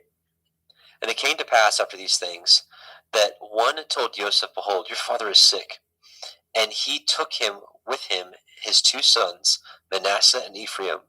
And one told Yaakov, and said, Behold, your son Joseph comes unto you. And Yashrael strengthened himself, and sat upon the bed. And Yaakov said unto El Joseph, El Shaddai appeared unto me at Luz in the land of Canaan, and blessed me, and said unto me, Behold, I will make you fruitful, and multiply you, and I will make of you a multitude of people, and will give this land to your seed after you for an everlasting possession. And now your two sons, Ephraim and Manasseh, which were born unto you in the land of Mitzrayim, before I came unto you in Mitzrayim, are mine. As Reuben and Shimeon, they shall be mine. And your issue, which you beget after them, shall be yours, and shall be called after the name of their brethren in their inheritance. And as for me, when I came from Padan Aram, Rachel died by me in the land of Canaan in the way, when yet there was but a little way to come unto Ephrathah. And I buried her there in the way of Ephrathah, the same is Bethlehem. And Yashrael beheld Joseph's sons, and said, Who are these? And Joseph said unto his father, These are my sons, whom Elohim has given me in this place. And he said, Bring them, I pray you, unto me, and I will bless them. Now the eyes of Yashrael were dim for age, so that he could not see. And he brought them near unto him, and he kissed them, and embraced them. And Yashrael said unto Elioseph, I had not thought to see your face, and lo, Elohim has showed me also your seed.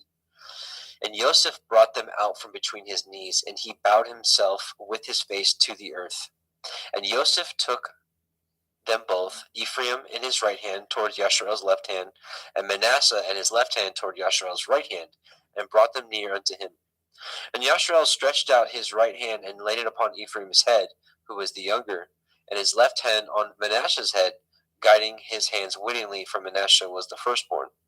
And he blessed Joseph and said, Elohim, before whom my fathers Abraham and Yitzchak did walk, the Elohim which fed me all my life long until this day, the angel which redeemed me from all evil, bless the lads, and let my name be named on them, and the name of my fathers Abraham and Yitzchak, and let them grow into a multitude in the midst of the earth.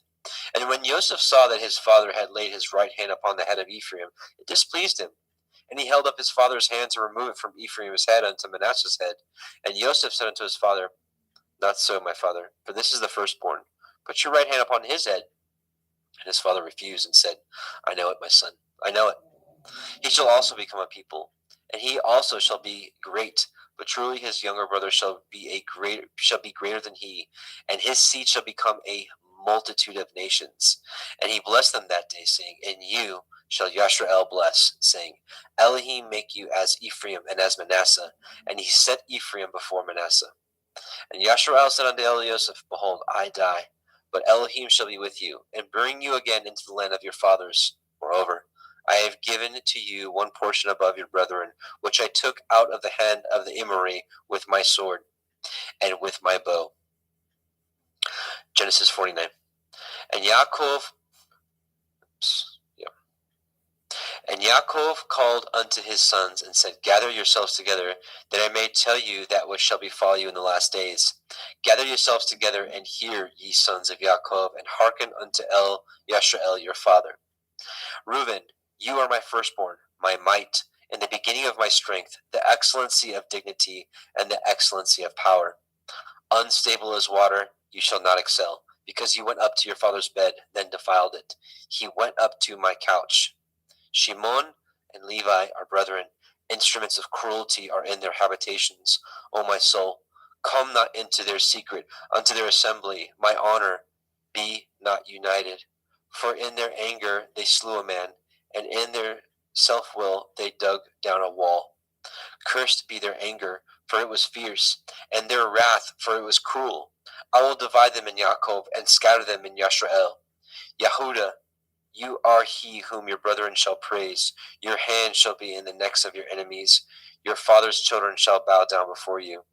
Yehuda is a lion's whelp. From the prey, my son, you are gone up. He stooped down. He couched as a lion, and as an old lion, who shall rouse him up? The scepter shall not depart from Yehuda, nor a Torah giver from between his feet, until Shiloh come, and unto him shall the gathering of the people be. Binding his foal unto the vine, and his ass's colt unto the choice vine, he washed his garments in wine, and his clothes in the blood of grapes. His eyes shall be red with wine, and his teeth white with milk. Zebulun shall dwell at the haven of the sea. He shall be a haven for ships, and his border shall be unto Sidon. Issachar is a strong asses couching down between two burdens.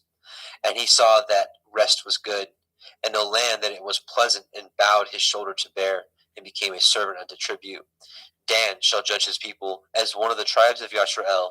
Dan shall be a serpent by the way, an adder in the path that bites the horse's heels, so that his rider shall fall backwards. I have waited for your Yeshua, O Yahweh. Gad, a troop shall overcome him, but he shall overcome at the last. Out of Asher his bread shall be fat, he shall yield royal dainties. Naphtali is a hind let loose, he gives goodly words. Joseph is a fruitful bough, even a fruitful bough by a well, whose branches run over the wall. The archers have sorely grieved him, and shot at him, and hated him. But his bow abode in strength, and the arms of his hands were made strong by the hands of the mighty Elohim of Yaakov. From thence the shepherd, the stone of Yashrael. Even by the Elohim of your father, who shall help you, and by El Shaddai, who shall bless you with blessings of heaven above, blessings of the deep that lies under, blessings of the breasts and the womb. The blessings of your father have prevailed above the blessings of my progenitors unto the utmost bound of the everlasting hills. They shall be on the head of Joseph, and on the crown of the head of him that was separate from his brethren. Benjamin shall raven as a wolf. In the morning he shall devour the prey, and at night he shall divide the spoil. All these are the 12 tribes of Yashrael, and this is it that their father spoke unto them and blessed them, every one according to his blessing he blessed them. And he charged them and said unto them, I am to be gathered unto my people. Bury me with my fathers in the cave that is in the field of Ephron the Hittite, in the cave that is in the field of Machpelah, which is before Mamre in the land of Canaan, which Abraham bought with the field of Ephron the Hittite for possession of a burying place. There they buried Abraham and Sarah his woman. There they buried Yitzchak and Rivka his woman, and there I buried Leah. The purchase of the field and of the cave that is therein was from the children of Heth. And when Yaakov had made an end of commanding his sons, he gathered up his feet into the bed, and yielded up his ruach, and was gathered unto his people. Genesis 50. And Joseph fell upon his father's face, and wept upon him, and kissed him. And Joseph commanded his servants, the physicians, to embalm his father, and the physicians embalmed Yashrael. And 40 days were fulfilled for him. For so are fulfilled the days of those which are embalmed, and the Mitzrayim mourned for him 60 days. And when the days of his mourning were past, Joseph spoke unto the house of Pharaoh, saying, If now I have found grace in your eyes, speak, I pray you, in the ears of Pharaoh, saying, My father made me swear, saying, Lo, I die. In my grave which I have dug for me in the land of Canaan, there shall you bury me. Now therefore, let me go up, I pray you, and bury my father, and I will come again. And Pharaoh said, Go up, bury your father, according as he made you swear.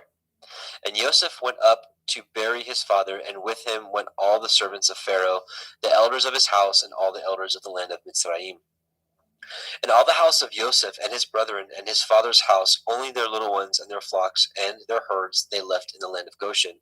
And there went up with him both chariots and horsemen, and it was a very great company. And they came to the threshing floor of Atad, which is beyond the Yarden, and there they mourned with a great and very sore lamentation. And he made a mourning for his father 7 days. And when the inhabitants of the land, the Canaanim, saw the mourning in the floor of Atad, they said, This is a grievous mourning to the Mitzrayim. Wherefore the name of it was called Avel Mitzrayim, which is beyond the Yarden. And his sons did unto him according as he commanded them. For his sons carried him into the land of Canaan, and buried him in the cave of the field of Machpelah, which Abraham bought with the field for a possession of a burying place of Ephron the Hittite before Mamre. And Joseph returned into Mitzrayim, he and his brethren, and all that went up with him to bury his father after he had buried his father. And when Joseph's brethren saw that their father was dead, they said, Joseph will perchance hate us, and will certainly requite us all the evil which we did unto him. They sent a messenger unto Joseph, saying, Your father did command before he died, saying, So shall you say unto Joseph, Forgive, I pray you now, the transgression of your brethren and their sin, for they did unto you evil, and now we pray you, forgive the transgression of the servants of the Elohai of your father. And Joseph wept when they spoke unto him. And his brethren also went and fell down before his face. And they said, Behold, we be your servants. And Joseph said unto them, Fear not, for For am I in the place of Elohim? But as for you, you thought evil against me, but Elohim meant it unto good, to bring to pass as it is this day, to save much people alive. Now therefore, fear ye not, I will nourish you and your little ones. And he comforted them and spoke kindly to them. And Yosef dwelt in Mitzrayim, he and his father's house, and Yosef lived 110 years. And Yosef saw Ephraim's children of the third generation. The children also of Machir, the son of Manasseh, were brought up upon Yosef's knees. And Yosef said unto his brethren, I die, and Elohim will surely visit you, and bring you out of this land unto the land which he swore unto Abraham, to Yitzchak, and to Yaakov. And Yosef took an oath of the children of Yashrael, saying, Elohim will surely visit you, and you shall carry up my bones from hence. So Yosef died, being 110 years old, and they embalmed him, and he was put in a coffin in Mitzrayim. And there is the end of the book of Bereshit, Genesis. Now we will go into Shemot, Exodus.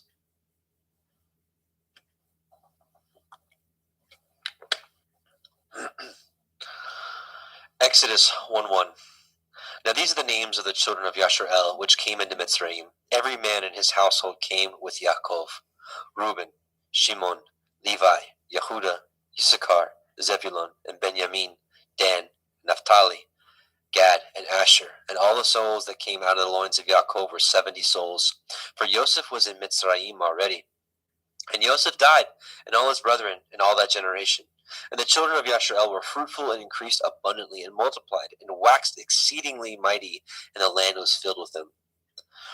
Now there arose up a new king over Mitzrayim, which knew not Yosef. And he said unto his people, Behold, the people of the children of Yashrael are more and mightier than we. Come on, let us deal wisely with them, and lest they multiply. And it come to pass that, when there falls out any war, they join also unto our enemies, and fight against us, and so get them up out of the land. Therefore they did set over them taskmasters, to afflict them with their burdens. And they built for Pharaoh treasure cities, Pithom and Ramesses.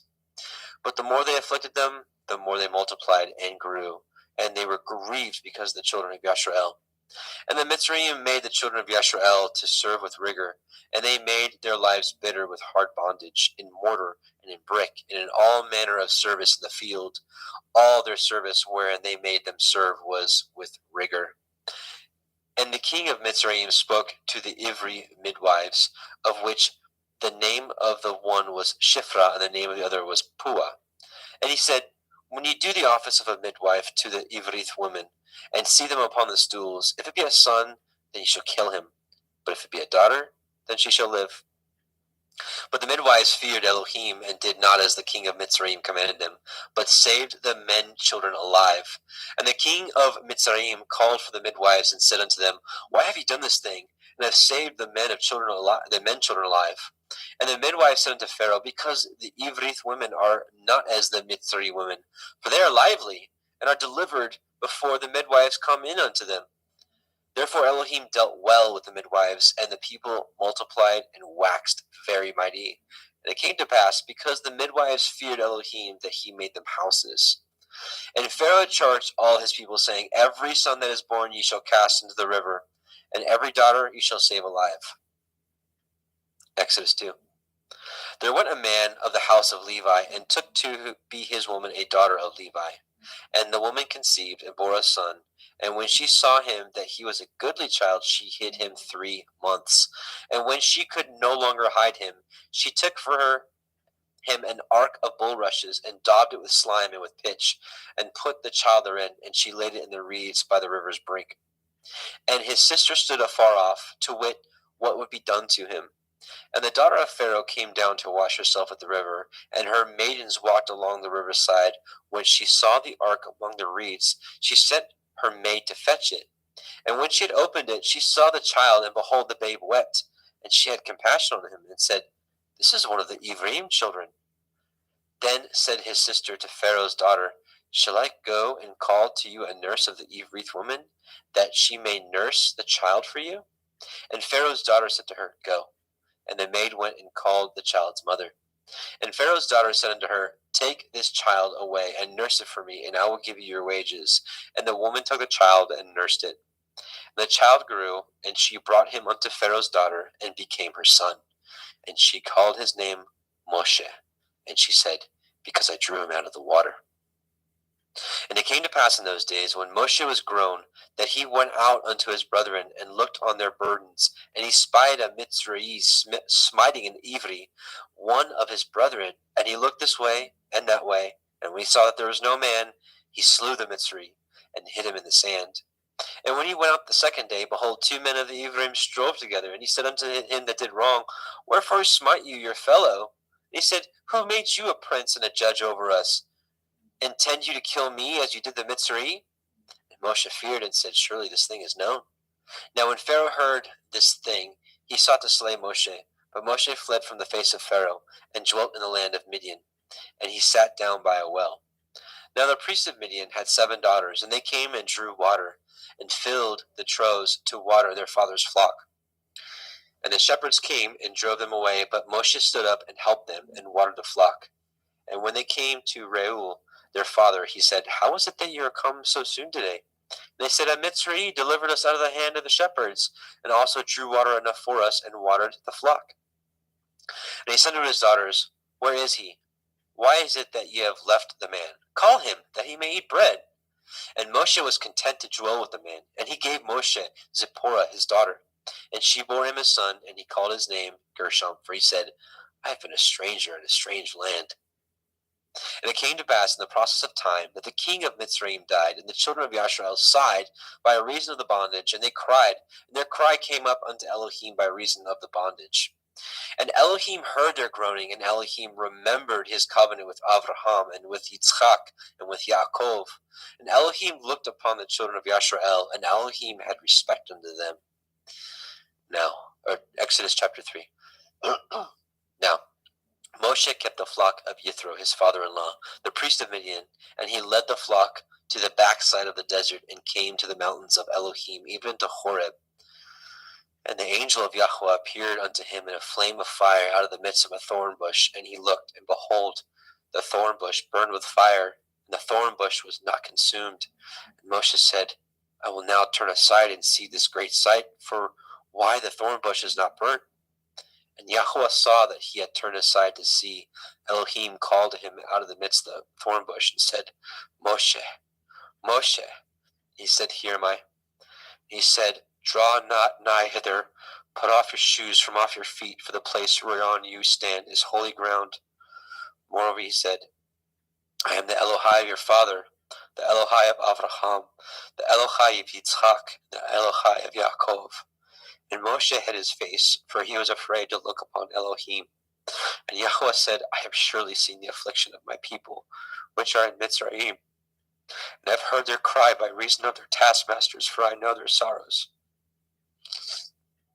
And I come down to deliver them out of the hand of the Mitzrayim, and to bring them up out of the land unto a good land, and a large, and unto a land flowing with milk and honey, unto the place of the Kenanim, and the Chittim, and the Amorim, and the Perizim, and the Chivim, and the Yebusim. Now therefore, behold, the cry of the children of Yashrael is come unto me, and I have also seen the oppression wherewith the Mitzrayim oppressed them. Come now therefore, and I will send you unto Pharaoh, that you may bring forth my people, the children of Yashrael, out of Mitzrayim. And Moshe said unto Elohim, Who am I that I should go unto Pharaoh, that I should bring forth the children of Yashrael out of Mitzrayim? He said, Certainly, I will be with you, and this shall be a sign unto you that I have sent you. When you have brought forth the people out of Mitzrayim, you shall serve Elohim upon this mountain. And Moshe said unto Elohim, Behold, when I come unto the children of Yashrael, and shall say unto them, The Elohai of your fathers has sent me unto you, and they shall say to me, What is his name? What shall I say unto them? And Elohim said unto Moshe, Echaya, Asher Echaya, I am that I am. And he said, Thus shall you say unto the children of Yashrael, Ahaya, I am, has sent me unto you. And Elohim said moreover unto Moshe, Thus shall you say unto the children of Yashrael, Yahuwah Elohai of your fathers, the Elohai of Avraham, the Elohai of Yitzchak, and the Elohai of Yaakov, has sent me unto you. This is my name forever, and this is my mention unto all generations.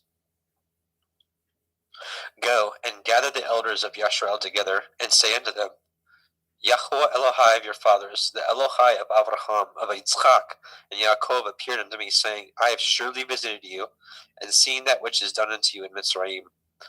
And I have said, I will bring you up out of the affliction of the Mitzrayim unto the land of the Canaanim, and the Chittim, and the Amorim, and the Perizim, and the Chavim, and the Yebusim, unto a land flowing with milk and honey. And they shall hearken to your voice, and ye shall come, you and the elders of Yashrael, unto the king of Mitzrayim, and ye shall say unto him, Yahuwah Elohai of the Ivrim has met with us. And now, let us go, we beseech you, 3 days' journey into the wilderness.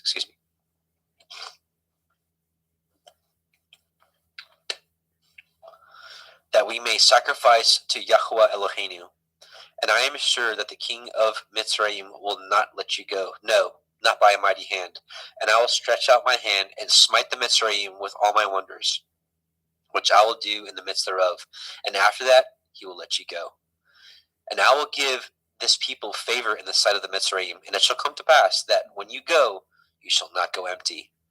But every woman shall borrow of her neighbor, and of her that sojourns in her house, jewels of silver, and jewels of gold, and raiment, and ye shall put them upon your sons, and upon your daughters, and ye shall spoil the Mitzrayim. Exodus 4. And Moshe answered and said, But behold, they will not believe me, nor hearken unto my voice, for they will say, Yahuwah has not appeared unto you. And Yahuwah said unto him, What is that in your hand? And he said, A rod. And he said, Cast it on the ground. And he cast it on the ground, and it became a serpent. And Moshe fled from before it. And Yahuwah said unto Moshe, Put forth your hand, and take it by the tail. And he put forth his hand, and caught it, and it became a rod in his hand, that they may believe that Yahuwah Elohai of your fathers, the Elohai of Avraham, the Elohai of Yitzchak, and the Elohai of Yaakov has appeared unto you. And Yahuwah said furthermore unto him, Put now your hand into your bosom. And he put his hand into his bosom. And when he took it out, behold, his hand was leprous as snow.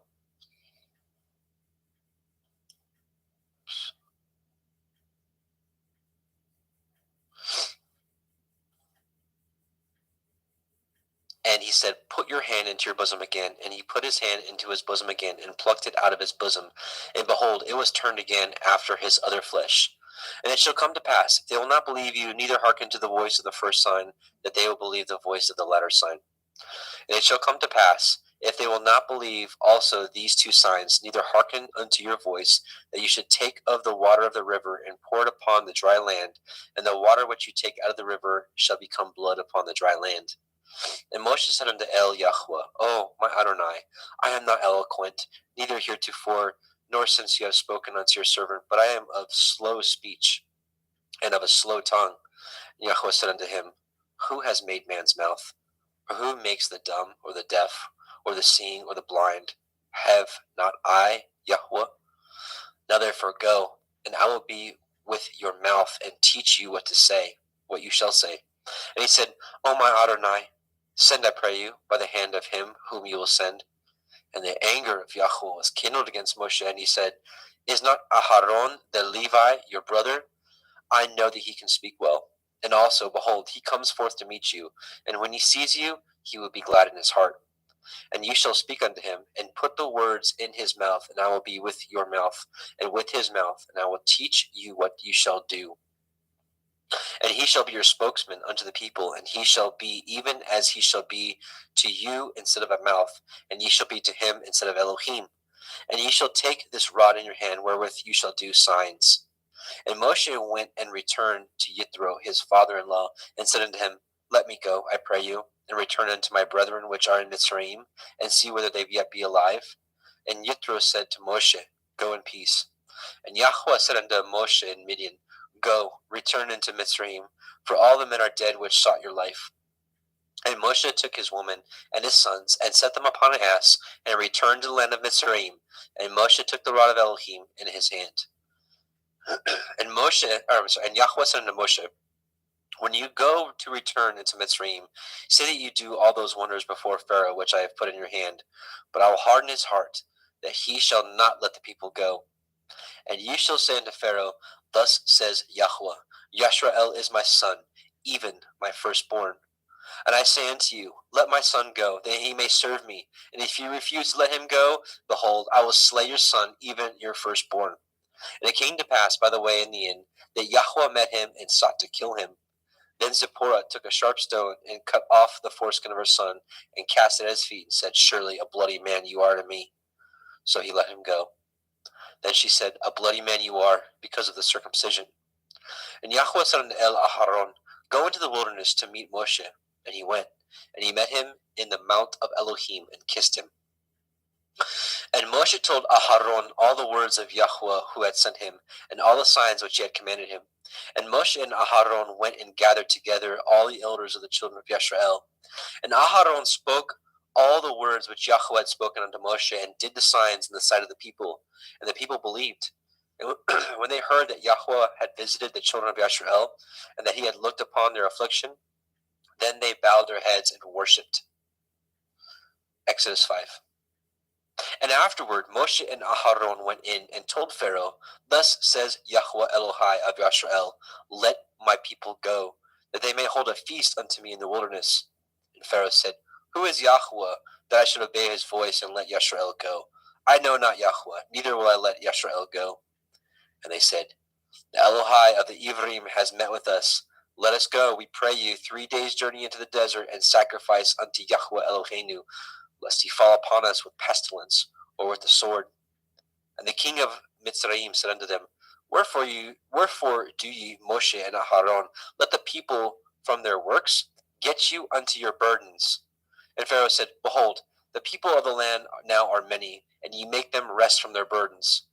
And Pharaoh commanded this same day the taskmasters of the people and their officers, saying, ye shall no more give the people straw to make brick, as heretofore. Let them go and gather straw for themselves. And the tale of the bricks which they did make heretofore ye shall lay upon them. Ye shall not diminish aught thereof, for they be idle. Therefore they cry, saying, let us go and sacrifice to our Elohim. Let their more work be laid upon the men, that they may labor therein, and let them not regard vain words. And their taskmasters of the people went out, and their officers, and they spoke to the people, saying, thus says Pharaoh, I will not give you straw. Go ye, get you straw where you can find it, yet not aught of your work shall be diminished. So the people were scattered abroad throughout all the land of Mitzrayim to gather stubble instead of straw. And the taskmasters hasted them, saying, fulfill your works, your daily tasks, as when there was straw. And the officers of the children of Yisrael, which Pharaoh's taskmasters had set over them, were beaten and demanded, wherefore have ye not fulfilled your task in making brick both yesterday and today as heretofore? Then the officers of the children of Yisrael came and cried unto Pharaoh, saying, wherefore deal you thus with your servants? There is no straw given unto your servants. And they say to us, make brick, and behold, your servants are beaten, but the fault is in your own people. And he said, ye are idle. Therefore ye say, let us go and do sacrifice to Yahweh. Go therefore now and work, for there shall no straw be given you, yet ye shall deliver the tale of bricks. And the officers of the children of Yisrael did see that they were in evil case, after it was said, ye shall not diminish aught from your bricks of your daily tasks. And they met Moshe and Aharon, who stood in the way, as they came forth from Pharaoh. And they said unto him, Yahweh look upon you and judge, because you have made our savor to be abhorred in the eyes of Pharaoh, and in the eyes of his servants, to put a sword in their hand to slay us. And Moshe returned unto Yahweh and said, Adonai, wherefore have you so evil entreated this people? Why is it that you have sent me?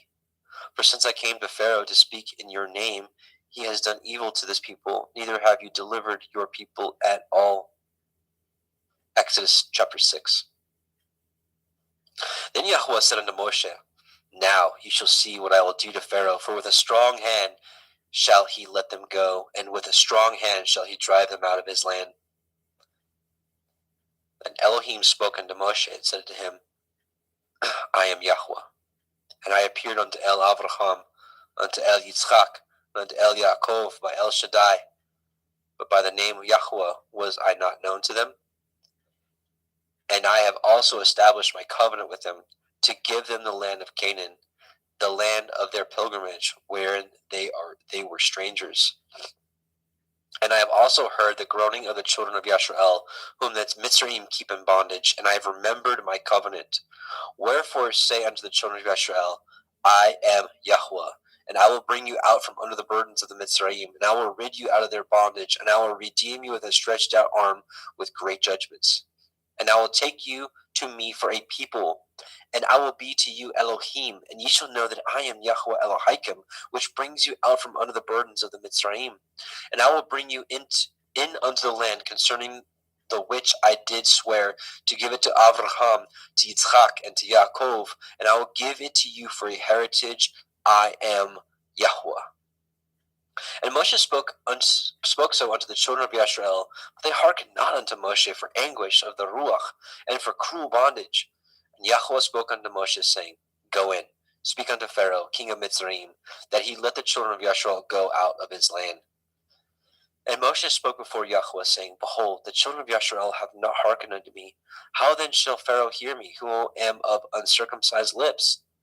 And Yahweh spoke unto El Moshe and El Aharon, and gave them a charge unto the children of Yisrael, and unto Pharaoh the king of Mitzrayim, to bring the children of Yisrael out of the land of Mitzrayim.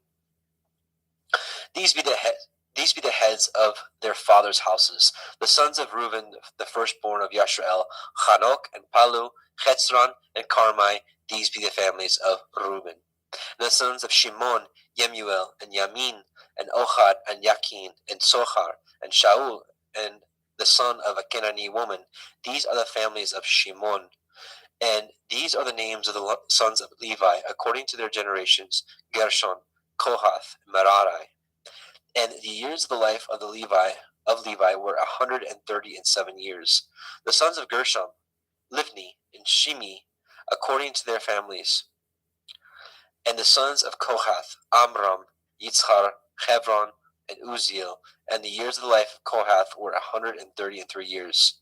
And the sons of Merari, Machlai, and Mushai. These are the families of Levi, according to their generations. Hang on, give me just a moment.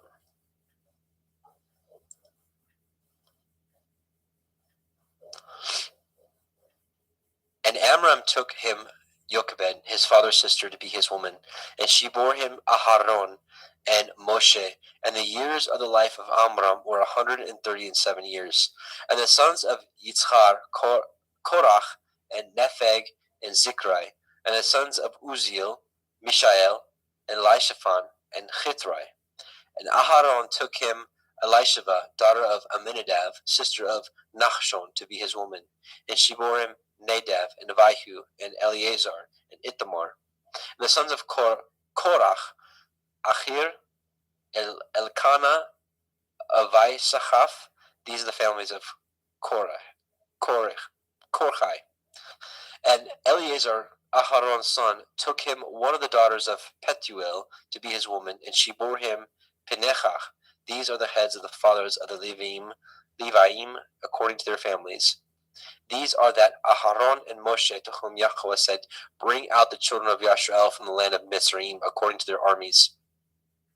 These are they which spoke to Pharaoh, king of Mitzrayim, to bring out the children of Yisrael from Mitzrayim. These are that Moshe and Aharon. And it came to pass on that day, when Yahweh spoke unto Moshe in the land of Mitzrayim, that Yahweh spoke unto Moshe, saying, I am Yahweh. Speak you unto Pharaoh, king of Mitzrayim, all that I say unto you. And Moshe said before Yahweh, Behold, I am of uncircumcised lips. How shall Pharaoh hearken unto me?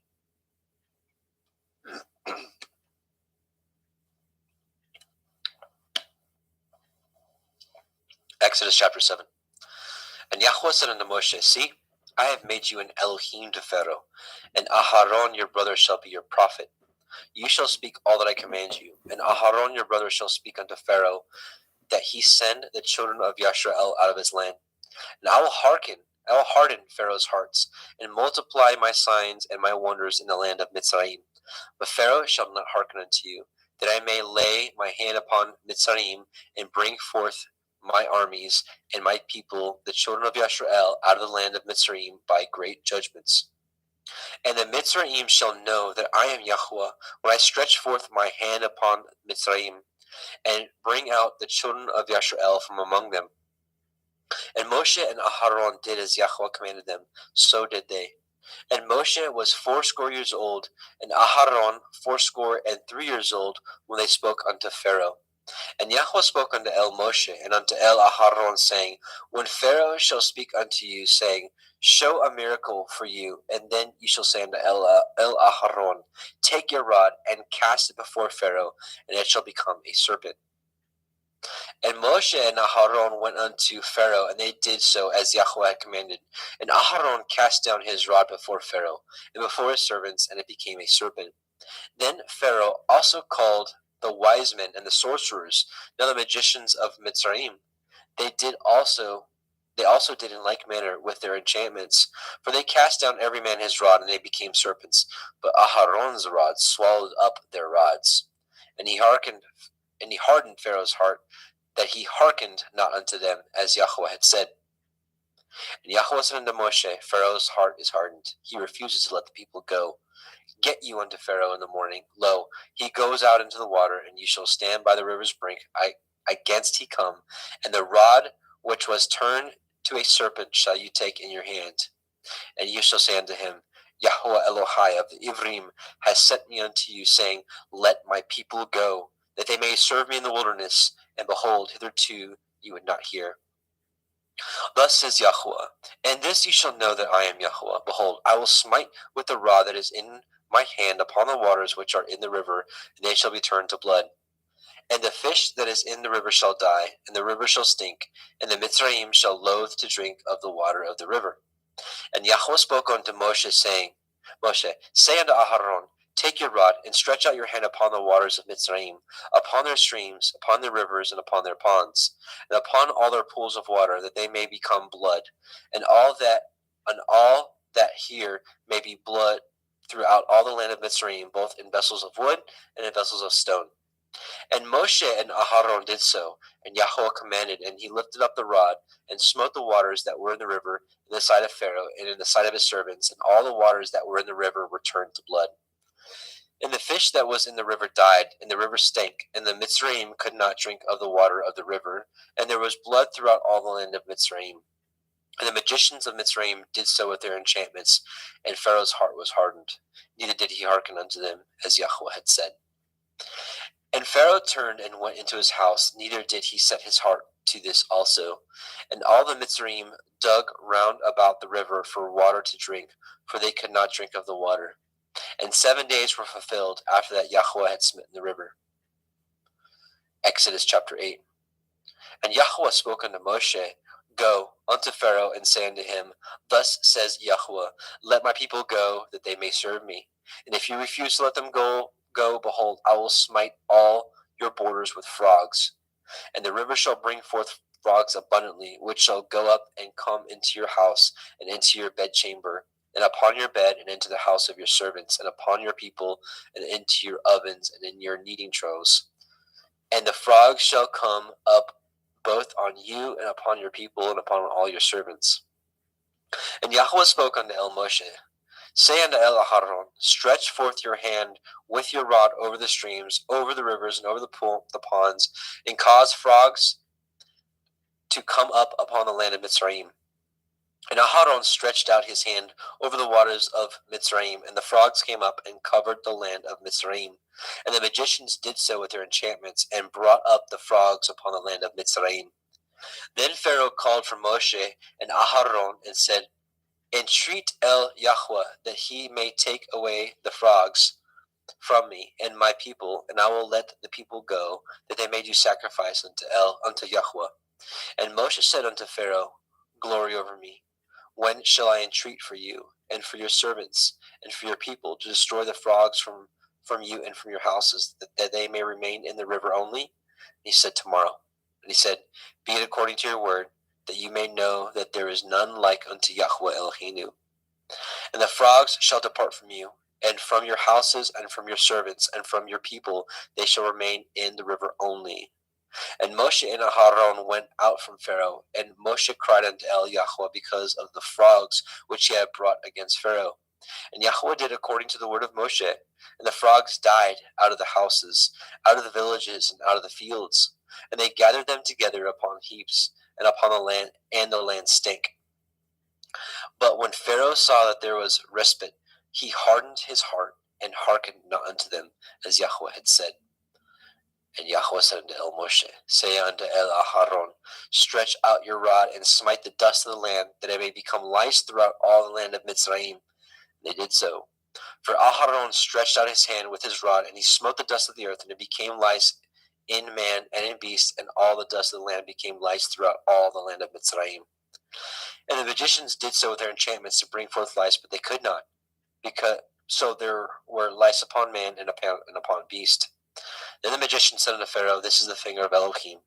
And Pharaoh's heart was hardened, and he hearkened not unto them, as Yahweh had said. And Yahweh said unto Moshe, rise up early in the morning, and stand before Pharaoh. Lo, he comes forth to the water, and say unto him, thus says Yahweh, let my people go, that they may serve me.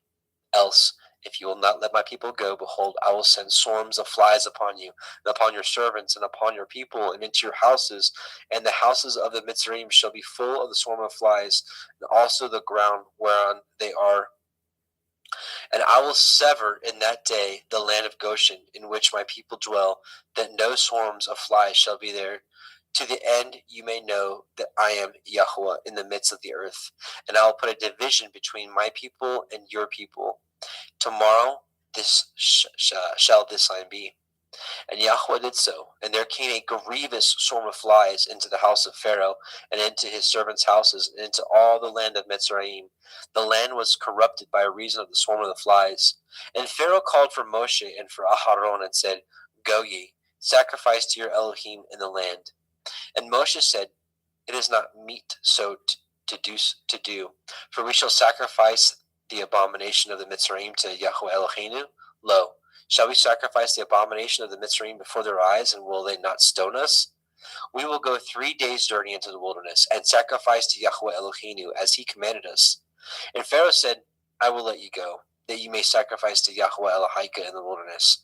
Only ye shall not go very far away. Entreat for me. And Moshe said, behold, I go out from you, and I will entreat El Yahweh, that the swarms of flies may depart from Pharaoh, from his servants, and from his people tomorrow. But let not Pharaoh deal deceitfully any more in letting the people go to sacrifice, in not letting the people go to sacrifice to Yahweh. And Moshe went out from Pharaoh, and entreated Yahweh. And Yahweh did according to the word of Moshe, and he removed the swarms of flies from Pharaoh, from his servant, and from his people. There remained not one. And Pharaoh hardened his heart at this time also, neither would he let the people go. Exodus chapter 9. Then Yahweh said unto El Moshe, go in unto Pharaoh, and tell him, thus says Yahweh Elohai of the Ivrim, let my people go, that they may serve me. For if you refuse to let them go, and will hold them still, behold, the hand of Yahweh is upon your cattle which is in the field, upon the horses, upon the asses, upon the camels, upon the oxen, and upon the sheep. There shall be a very grievous pestilence. And Yahweh shall sever between the cattle of Yashrael and the cattle of Mitzrayim, and there shall nothing die of all that is the children of Yashrael. And Yahweh appointed a set time, saying, tomorrow Yahweh shall do this thing in the land. And Yahweh did that thing on the morrow, and all the cattle of Mitzrayim died, but the cattle of the children of Yashrael died not one. And Pharaoh sent, and behold, there was not one of the cattle of Yashrael's dead. And the heart of Pharaoh was hardened, and he did not let the people go. And Yahweh said unto El Moshe and unto El Aharon, take to you handfuls of ashes of the furnace, and let Moshe sprinkle it toward the heavens in the sight of Pharaoh. And that shall become small dust in the land of Mitzrayim, and shall be a boil breaking forth with blains upon man and upon beast throughout all the land of Mitzrayim. And they took ashes of the furnace, and stood before Pharaoh, and Moshe sprinkled it up towards the heavens, and it became a boil breaking forth with blains upon man and upon beast. And the magicians could not stand before Moshe because of the boils, for the boil was upon the magicians and upon all the Mitzrayim. And Yahweh hardened the heart of Pharaoh, and he hearkened not unto them, as Yahweh had spoken unto El Moshe. And Yahweh said unto El Moshe, Rise up early in the morning, and stand before Pharaoh, and say unto him, Thus says Yahweh Elohai of the Ivrim, Let my people go, that they may serve me. For I will at this time send all my plagues upon your heart, and upon your servants, and upon your people, that you may know that there is none like me in all the earth. For now I will stretch out my hand, that I may smite you and your people with pestilence, and you shall be cut off from the earth. And in very deed for this cause have I raised you up, for to show in you my power, and that my name be declared throughout all the earth. Yet, as yet, exalt you yourself against my people, that you will not let them go? Behold, tomorrow about this time I will cause it to rain a very grievous hail, such as has not been in Mitzrayim since the foundation thereof, even until now. Send therefore now, and gather your cattle, and all that you have in the field, upon every man and beast which shall be found in the field, and shall not be brought home. The hail shall come down upon them, and they shall die. He that feared the word of Yahweh among the servants of Pharaoh made his servants and his cattle flee into the houses. And he that regarded not the word of Yahweh left his servants and his cattle in the field. And Yahweh said unto El Moshe, Stretch forth your hand towards the heavens, that there may be a hail in all the land of Mitzrayim, upon man, and upon beast, and upon every herb of the field throughout the land of Mitzrayim. And Moshe stretched forth his rod toward the heavens, and Yahweh sent thunder and hail, and the fire ran along upon the ground, and Yahweh rained hail upon the land of Mitzrayim. So there was hail and fire mingled with the hail, very grievous, such as there was none like it in all the land of Mitzrayim since it became a nation. And the hail smote through all the land of Mitzrayim, and all that was in the field, both man and beast, and the hail smote every herb of the field, and broke every tree of the field. Only in the land of Goshen, where the children of Yasharel were, was there no hail. And Pharaoh sent and called for Moshe and Aharon, and said unto them, I have sinned this time. Yahweh is righteous, and I and my people are wicked. Entreat El Yahweh, for it is enough, that there be no more mighty thunderings and hail, and I will let you go, and ye shall stay no longer. And Moshe said unto him, As soon as I am gone out of the city, I will spread abroad my hands unto El Yahweh, and the thunder shall cease, neither shall there be any more hail, that you may know how that the earth is Yahweh's. But as for you and your servants, I know that you will not yet fear Yahweh Elohim. And the flax and the barley was smitten, for the barley was in the ear, and the flax was bold. But the wheat and the rye were not smitten, for they were not grown up. And Moshe went out of the city from Pharaoh, and spread abroad his hands unto El Yahweh. And the thunders and the hails ceased, and the rain was not poured upon the earth. And when Pharaoh saw that the rain and the hail and the thunders were ceased, he sinned yet more, and hardened his heart, he and his servants. And the heart of Pharaoh was hardened, neither would he let the children of Yasharel go, as Yahweh had spoken by Moshe. Exodus chapter 10. And Yahweh said unto El Moshe, Go in unto Pharaoh, for I have hardened his heart, and the heart of his servants, that I might show these my signs before him, and that you may tell in the ears of your son and of your son's son, that what things I have wrought in Mitzrayim, and my signs which I have done among them, that ye may know how that I am Yahweh. And Moshe and Aharon came in unto Pharaoh, and said unto him, Thus says Yahweh Elohai of the Ivrim, How long will you refuse to humble yourselves before me? Let my people go, that they may serve me. Else, if you refuse to let my people go, behold, tomorrow I will bring the locust into your coasts, and they shall cover the face of the earth, that one cannot be able to see the earth, and they shall eat eat the remnant of that which is escaped, which remains of you from the hail, and ye shall eat every tree which grows for you out of the field. And they shall fill your houses, and the houses of all your servants, and the houses of all the Mitzrayim, which neither your fathers nor your fathers' fathers have seen since the day that they were upon the earth unto this day. And he turned himself and went out from Pharaoh. And Pharaoh's servant said to him, How long shall this man be a snare unto us? Let the men go, that they may serve Yahweh Elohim. Know you not that Mitzrayim is destroyed? And Moshe and Aharon were brought again unto Pharaoh, and he said unto them, Go, serve Yahweh Elohim. But who are they that shall go? And Moshe said, We will go with our young and with our old, with our sons and with our daughters, with our flocks and with our herds will we go, for we must hold a feast unto Yahweh. And he said unto them, Let Yahweh be so with you, as I will let you go, and your little ones. Look to it, for evil is before you. Not so. Go now ye, that ye are men, and serve Yahweh, for that ye did desire. And they were driven out from Pharaoh's presence. And Yahweh said unto Moshe, Stretch out your hand over the land of Mitzrayim for the locusts, that they may come up upon the land of Mitzrayim, and eat every herb of the land, even all that the hail has left. And Moshe stretched forth his rod over the land of Mitzrayim, and Yahweh brought an east wind upon the land all that day and all that night. And when it was morning, the east wind brought the locust. And the locust went up over all the land of Mitzrayim, and rested in the coasts of Mitzrayim. Very grievous were they. Before them there were no such locusts as they, neither after them shall there be any such. For they covered the face of the whole earth, so that the land was darkened. They did eat of every herb of the land, and fruit of the trees which the hail had left. And there remained not any green thing in the trees, or in the herbs of the field, through all the land of Mitzrayim. Then Pharaoh called for Moshe and Aharon in haste, and he said, I have sinned against Yahweh Elohim and against you. Now therefore forgive, I pray you, my sin only this once, and entreat Yahweh Elohim that he may take away from me this death only. And he went out from Pharaoh and entreated Yahweh.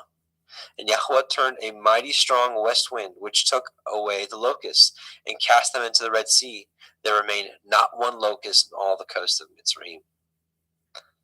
But Yahweh hardened Pharaoh's heart, so that he would not let the children of Yisrael go. And Yahweh said unto Moshe, Stretch out your hand toward the heavens, that there may be a darkness over the land of Mitzrayim, even darkness which may be felt. And Moshe stretched forth his hand toward the heavens, and there was a thick darkness in all the land of Mitzrayim 3 days. They saw not one another, neither rose any from his place for 3 days, but all the children of Yisrael had light in their dwellings. And Pharaoh called unto Moshe and said, Go ye, serve Yahweh, only let your flocks and your hearts be stayed. Let your little ones also go with you. And Moshe said, You must give us also sacrifices and burnt offerings, that we may sacrifice unto Yahweh Eloheinu.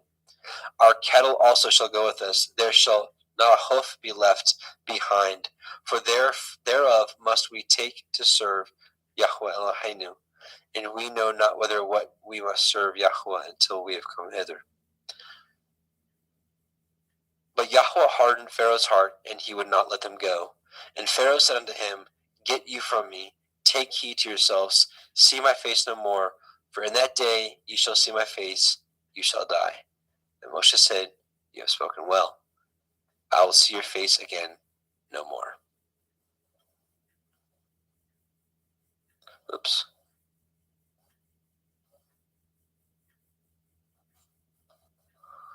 Okay. And Brother Jeremy?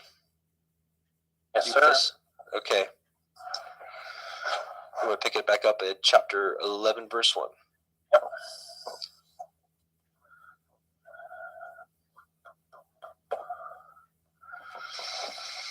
The final plague. 11. And Yahweh said unto Moshe, Yet will I bring one plague more upon Pharaoh and upon Mitzrayim. Afterwards he will let you go hence. When he shall let you go, he shall surely thrust you out hence altogether.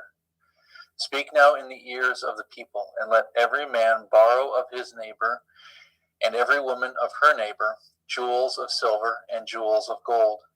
And Yahweh gave the people favor in the sight of the Mitzrayim. Moreover, the man Moshe was very great in the land of Mitzrayim. in the sight of Pharaoh's servants and in the sight of the people. And Moshe said, Thus says Yahweh, about midnight will I go out into the midst of Mitzrayim, and all the firstborn in the land of Mitzrayim shall die, from the firstborn of Pharaoh who sits upon his throne, even unto the firstborn of the maidservant that is behind the mill, and all the firstborn of beasts. And there shall be a great cry throughout all the land of Mitzrayim, such as there was none like it, nor shall be like it any more.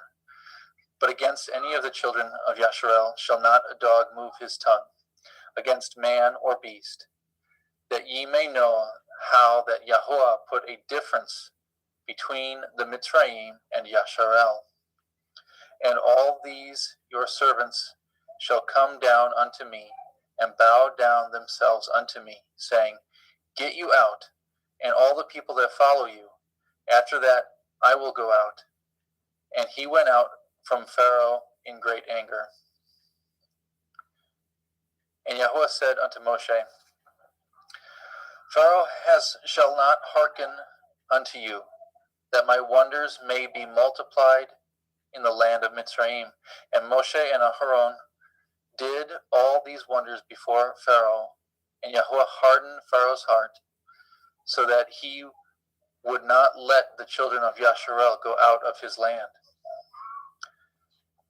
And Yahweh spoke unto El Moshe and El Haron in the land of Mitzrayim, saying, This month shall be unto you the beginning of months.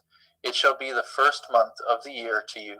Speak ye unto all the assembly of Yasharel, saying, In the 10th day of this month they shall take to them every man a lamb according to the house of their fathers, a lamb for a house. And if a household be too little for the lamb, let him and his neighbor next unto his house take it according to the number of souls. Every man according to his eating shall make your count for the lamb. Your lamb shall be without blemish, a male of the first year. Ye shall take it out from the sheep or the goat, or from the goats. Ye shall take it up until the 14th day of the same month, and the whole multitude of the assembly of Yasharel shall kill it in the evening. And they shall take the blood and shall strike it on the 2 side posts and on the upper doorpost of the houses wherein they shall eat it. And they shall eat the flesh in the night, roast with fire, and matzah, unleavened bread, and with bitter herbs they shall eat it.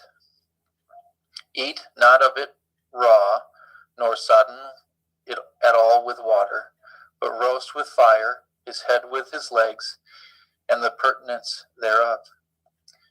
And ye shall let nothing of it remain until the morning. That which remains of it until the morning shall ye burn with fire. And thus shall ye eat it, with your loins girt, your shoes on your feet, your staff in your hand, and ye shall eat it in haste. It is Yahuwah's Pesach.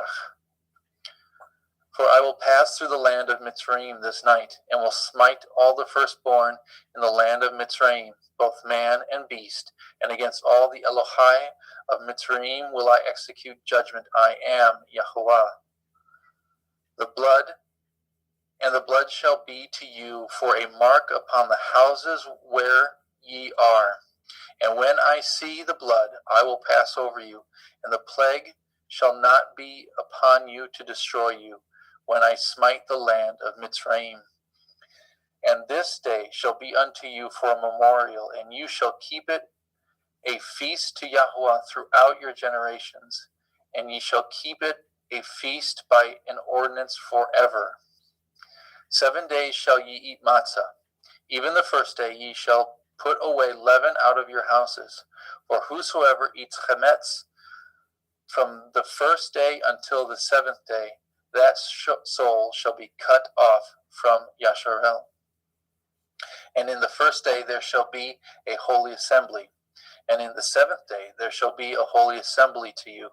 No manner of work shall be done in them, save that which every man must eat, that only may be done for you. And ye shall guard the feast of Matzah. For in this selfsame day have I brought your armies out of the land of Mitzrayim. Therefore shall ye guard this day in your generations by an ordinance forever.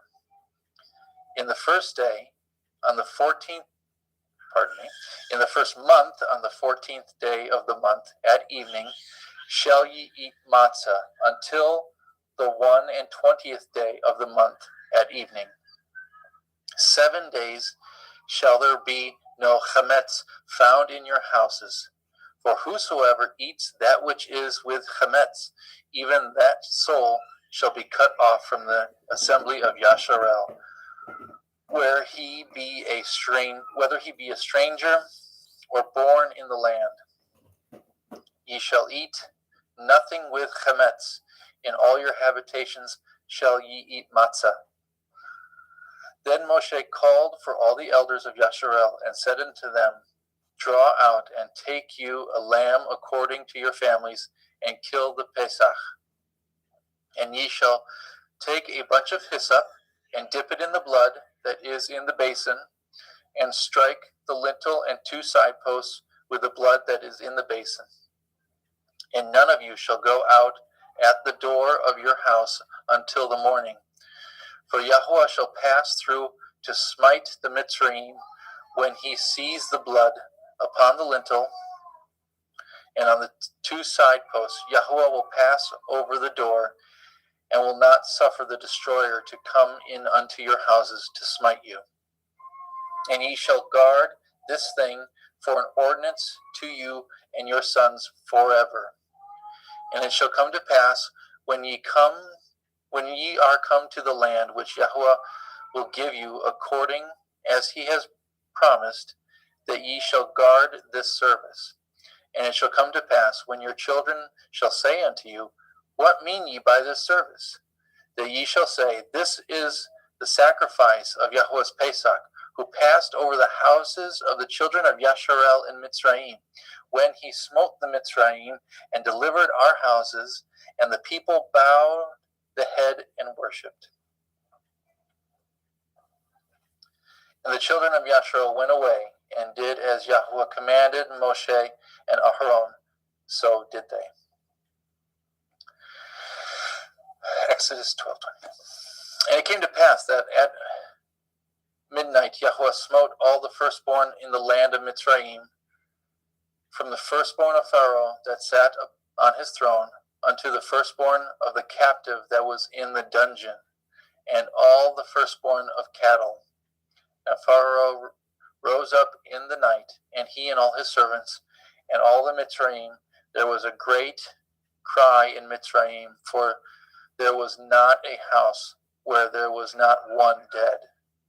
And he called for Moshe and Aharon by night, and said, Rise up and get you forth from among my people, both ye and the children of Yasharel, and go and serve Yahuwah, as ye have said.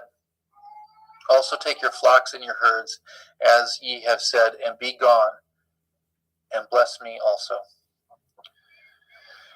And the Mitzrayim were urgent upon the people, that they might send them out of the land in haste, for they said, We be all dead men.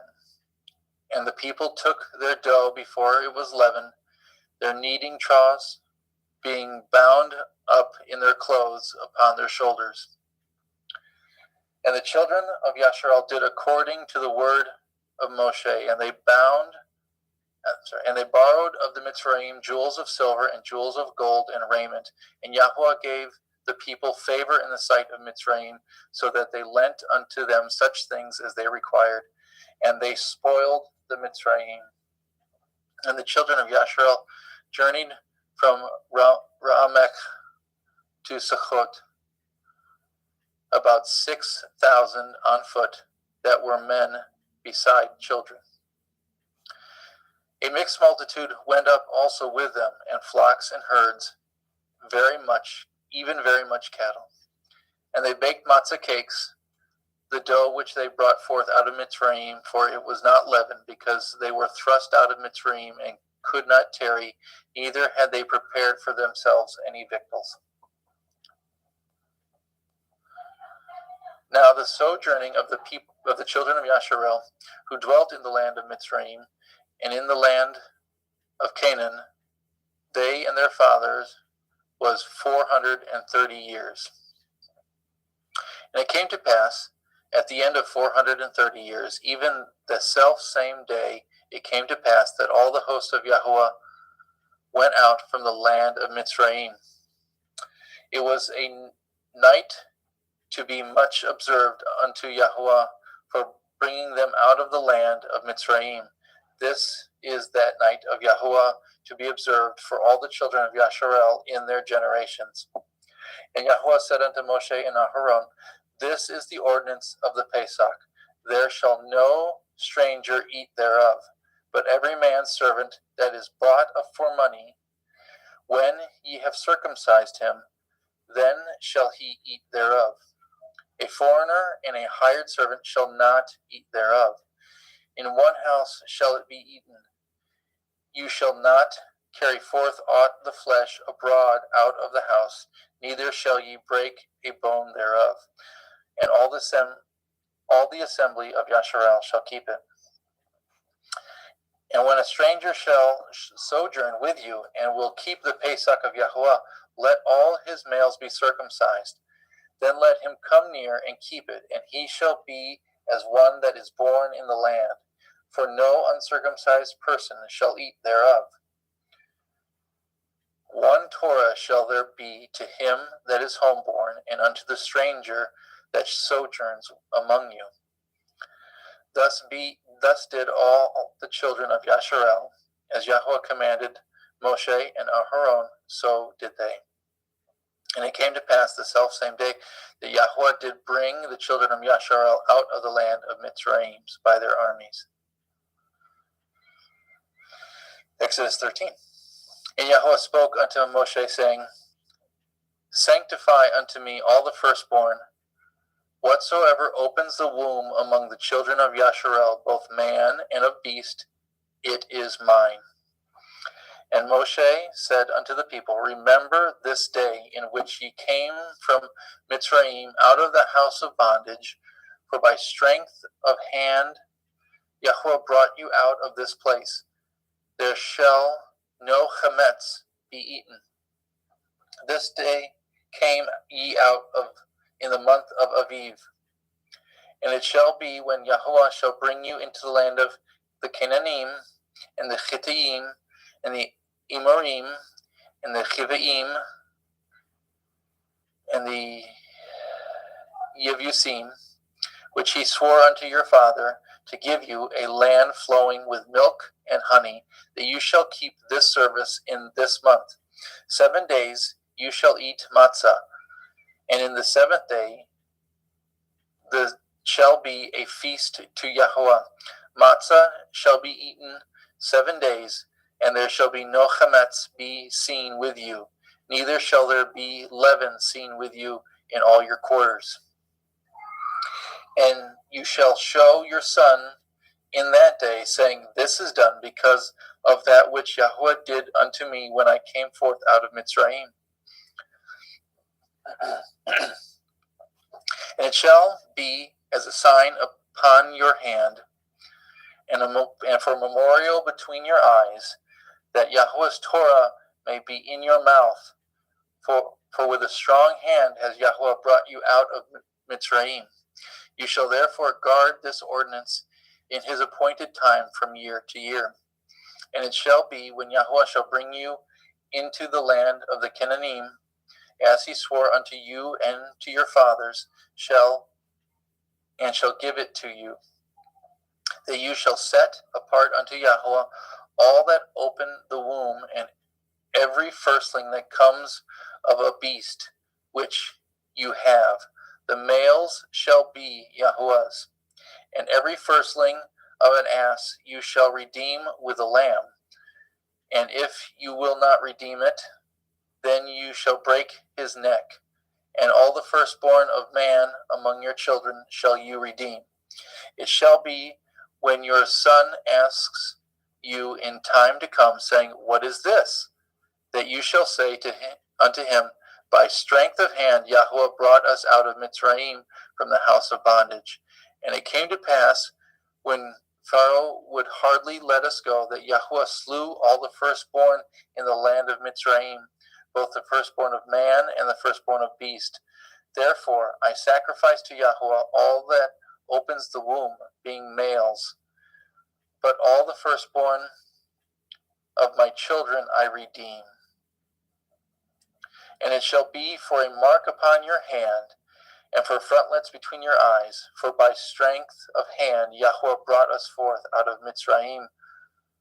And it came to pass, when Pharaoh had let the people go, that Elohim led them not through the way of the land of the Pelishtim, although it was near. For Elohim said, Lest perchance the people repent when they see war, and they return to Mitzrayim. But Elohim led the people about through the way of the wilderness of the Red Sea. And the children of Yasharel went up harnessed out of the land of Mitzrayim. And Moshe took the bones of Yosef with him, for he had straitly sworn the children of Yasharel, saying, Elohim will surely visit you, and shall carry you, and ye shall carry up my bones away hence with you. And they took their journey from Sukkot, and encamped in Ethem, in the edge of the wilderness. And Yahweh went before them by day in a pillar of a cloud, and led them the way, to lead them the way, and by night in a pillar of fire to give them light to go by day and night. He took not away the pillar of the cloud by day, nor the pillar of fire by night from before the people. And Yahweh spoke to Moshe, saying, Speak unto the children of Yasharel, that they turn and encamp before Hikroth, between Migdol and the sea, over against Baal Zephon. Before it shall ye encamp by the sea. And Pharaoh will say to the children of Yasharel, They are entangled in the land, the wilderness has shut them in. And I will harden Pharaoh's heart, that he shall follow after them, and I will be honored upon Pharaoh and upon all his hosts, that the Mitzrayim may know that I am Yahweh. And they did so. And it was told the king of Mitzrayim that the people fled, and the heart of Pharaoh and his servants was turned against the people. And they said, Why have we done this, that we have let Yasharel go from serving us?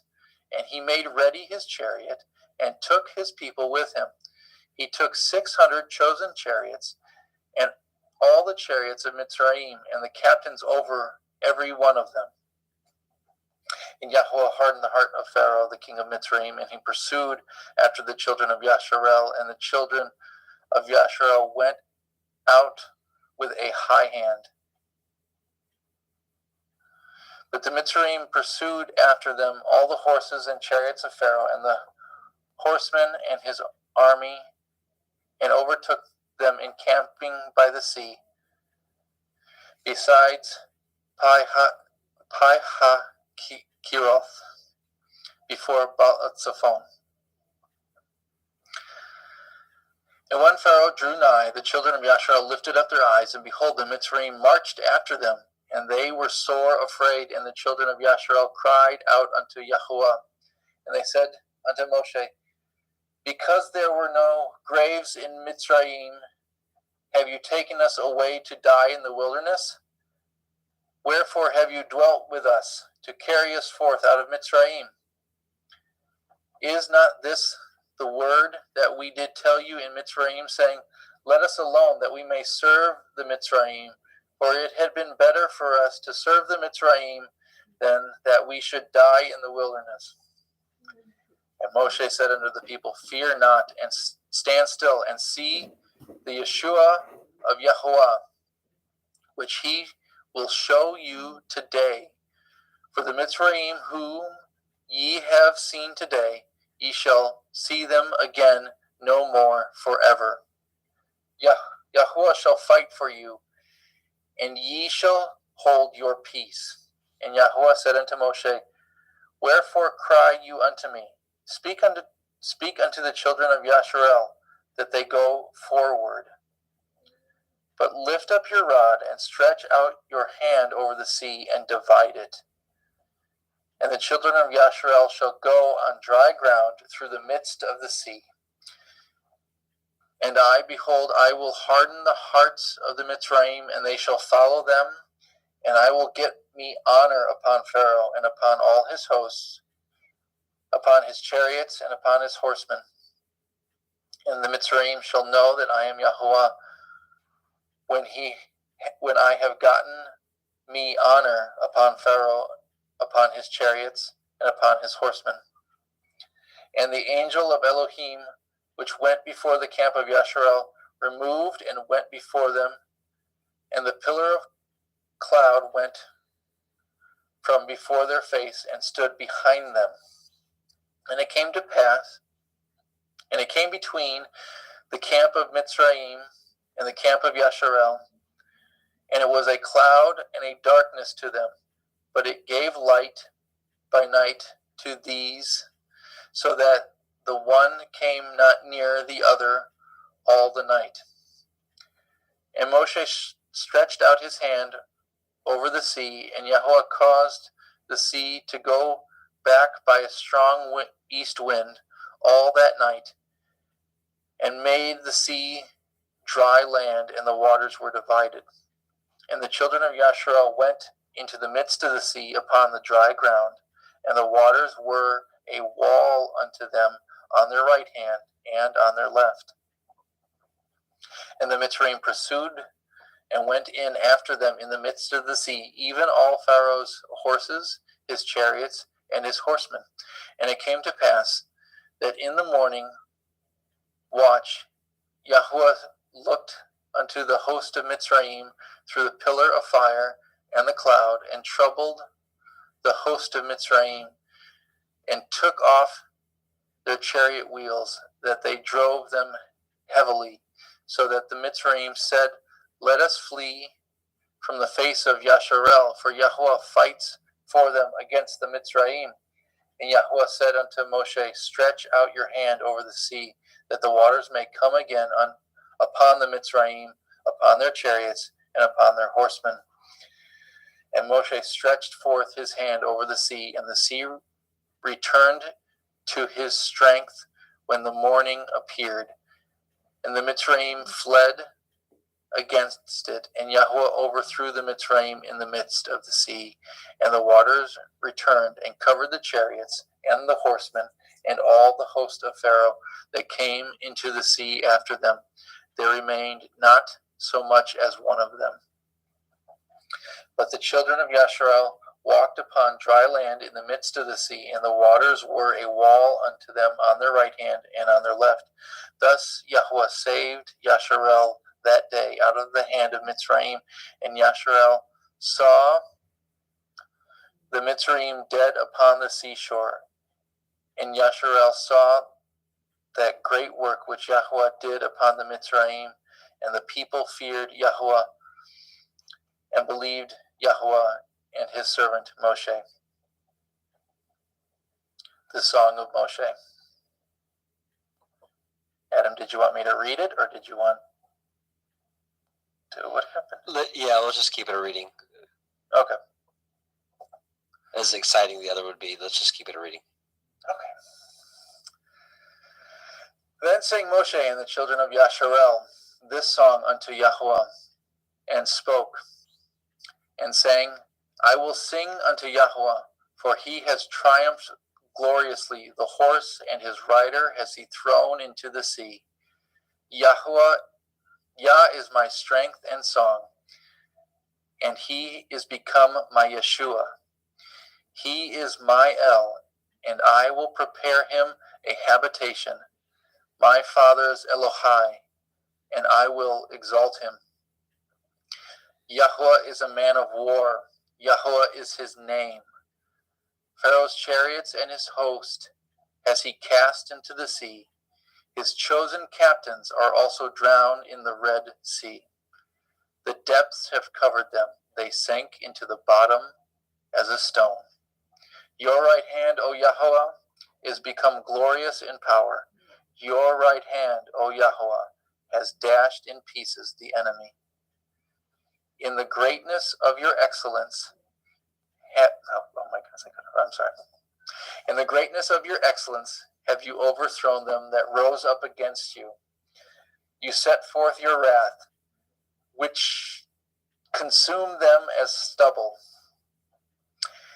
And with the blast of your nostrils the waters were gathered together. The floods stood upright as a heap, and the depths were congealed in the heart of the sea.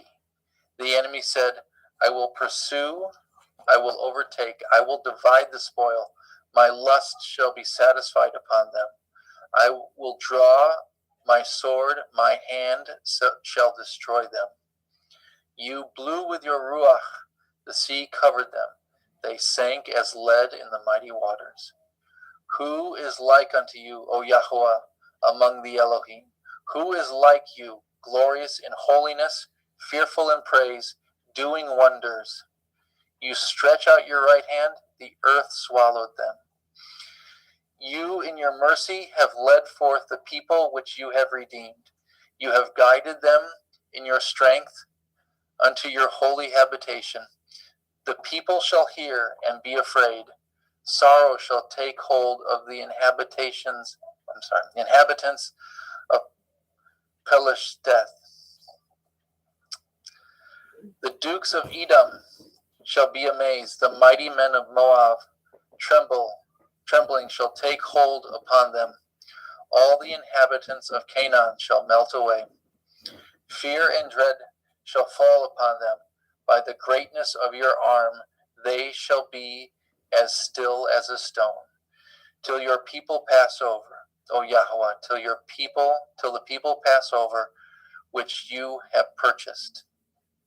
You shall bring them in and plant them in the mountain of your inheritance, in the place, O Yahweh, which you have made for you to dwell in the sanctuary, O Yahweh, which your hands have established.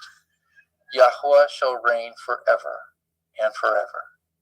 For the horse of Pharaoh went in with his chariots and with his horsemen into the sea, and Yahweh brought again the waters of the sea upon them.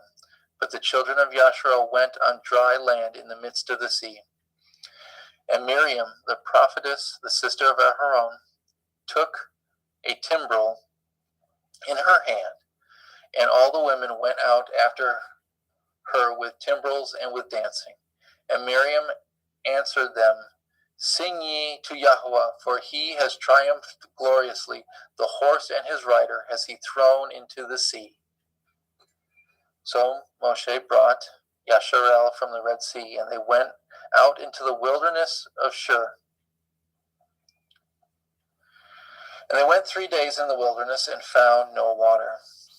And when they came to Marah, they could not drink the waters of Marah, for they were bitter. Therefore, the name of it was called Marah. The people murmured against Moshe, saying, What shall we drink? And he cried unto Yahweh, and Yahweh showed him a tree, which when he had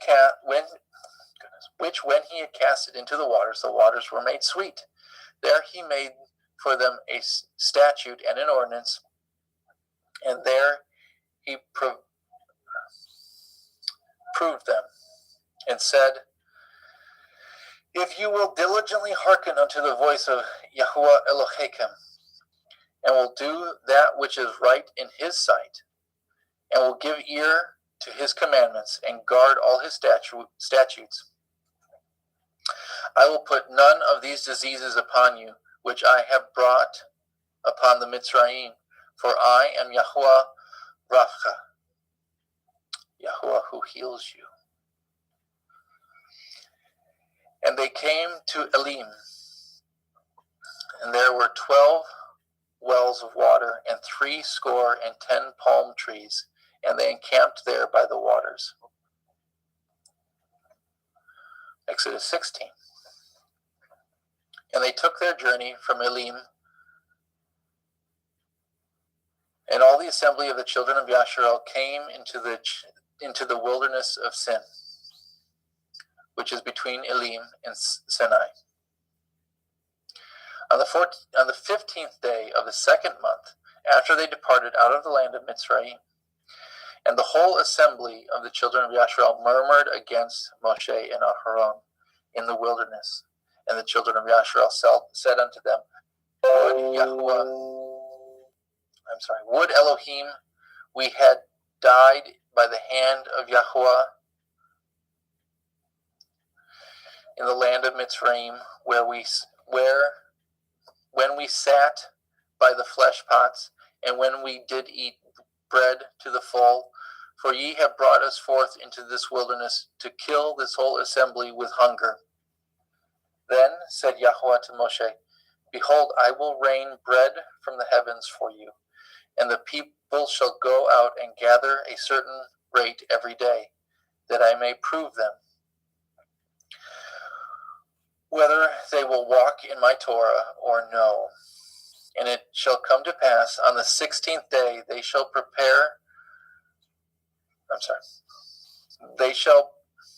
come to pass that on the 6th day they shall prepare that which they bring in, and it shall be twice as much as they gather daily. And Moshe and Aharon said unto the children of Yasharel, At evening, when ye shall know that Yahuwah has brought you out of the then you shall know that Yahuwah has brought you out of the land of Mitzrayim.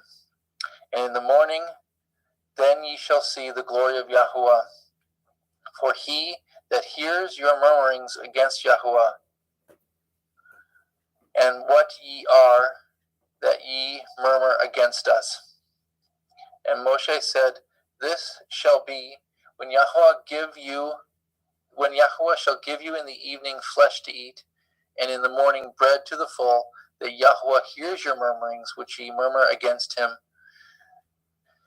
And what are we? Your murmurings are not against us, but against Yahuwah. And Moshe spoke unto Elharon, Say unto all the assembly of the children of Yasharel, Come near before Yahuwah, for he has heard your murmurings. And it came to pass, as Aharon spoke unto the whole assembly of the children of Yasharel, that they looked toward the wilderness, and behold, the glory of Yahuwah appeared in the cloud. And Yahuwah spoke unto Moshe, saying, I have heard the murmurings of the children of Yasharel. Speak unto them, saying, At evening ye shall eat flesh, and in the morning ye shall be filled with bread. And ye shall know that I am Yahuwah Elohechem. And it came to pass that at evening the quails came up and covered the camp, and in the morning the dew lay around about the host. And when the dew that lay was gone up, behold, upon the face of the wilderness there lay a small round thing, as small as the hoarfrost on the ground. And the children of Yasharel saw it, and said one to another, It is manna, for they knew not what it was. And Moshe said unto them, This is the bread which Yahuwah has given you to eat. This is the thing which Yahuwah has commanded. Gather of it each man according to his eating, an omer for every man, according to the number of your persons. Take ye every man for them which are in his tents. And the children of Yasharel did so. and gathered some more and some less. And when they did meet it with an omer, he that gathered much had nothing over, and he that gathered little had no lack. They gathered every man according to his eating. And Moshe said, Let no man leave it till the morning. Notwithstanding they hearkened not unto Moshe, but some of them left of it until the morning. And it bred worms and stank, and Moshe was wroth with them. And they gathered it every morning, every man according to his eating, and when the sun waxed hot, it melted. And it came to pass that on the sixth day they gathered twice as much bread, 2 omers for one man. And all the rulers of the assembly came and told Moshe. And he said unto them, This is that which Yahweh said, Tomorrow is the rest of the holy Shabbat unto Yahweh. Bake that which ye will bake today, and seethe that which ye will seethe, and that which remains over lay up for you to be kept until the morning. And they laid it up till the morning, and Moshe, as Moshe bade, and it did not stink, neither was there any worm therein. And Moshe said, Eat that today, for today is a Shabbat unto Yahuwah. Today ye shall not find it in the field. 6 days ye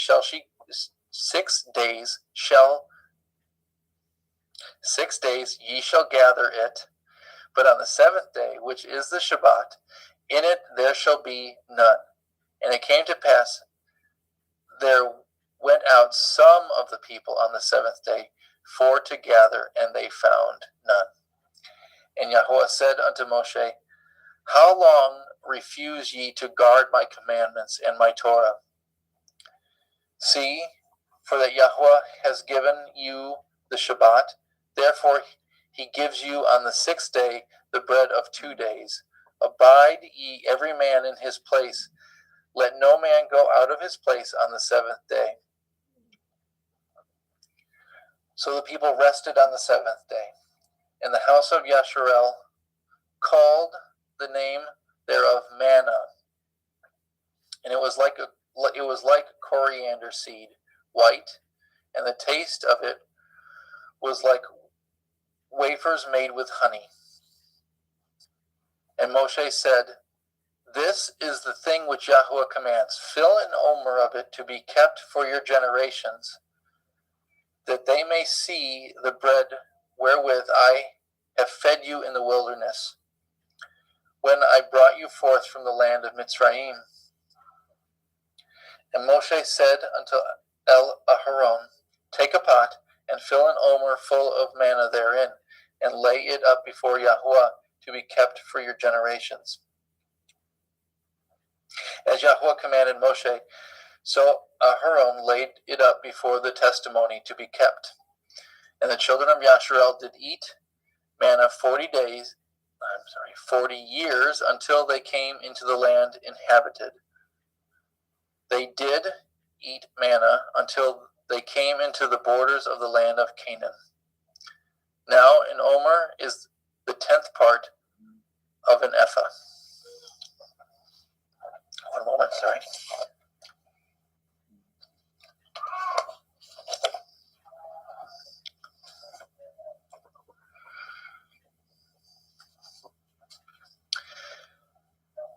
And all the assembly of the children of Yasharel journeyed from the wilderness of Sin after their journeys, according to the commandment of Yahuwah, and pitched in Rephidim. There was no water for the people to drink. Wherefore the people did chide with Moshe, and say, Give us water that we may drink. And Moshe said unto them, Why chide ye with me? Wherefore do ye tempt Yahuwah? And the people thirsted there for water. And the people murmured against Moshe and said, Wherefore is it that you have brought us up out of Mitzrayim to kill us and our children and our cattle with thirst? And Moshe cried unto El Yahuwah, saying, What shall I do unto this people, that they be almost ready to stone me? And Yahuwah said unto Moshe, Go on before the people, and take with you of the elders of Yasharel your rod, wherewith you smote the river, take in your hand, and go. Before will I stand, behold, I will stand before you there upon the rock in Horeb, and you shall smite the rock, and there shall come water out of it, and that the people may drink. And Moshe did so in the sight of the elders of Yasharel. And he called the name of the place Makkah.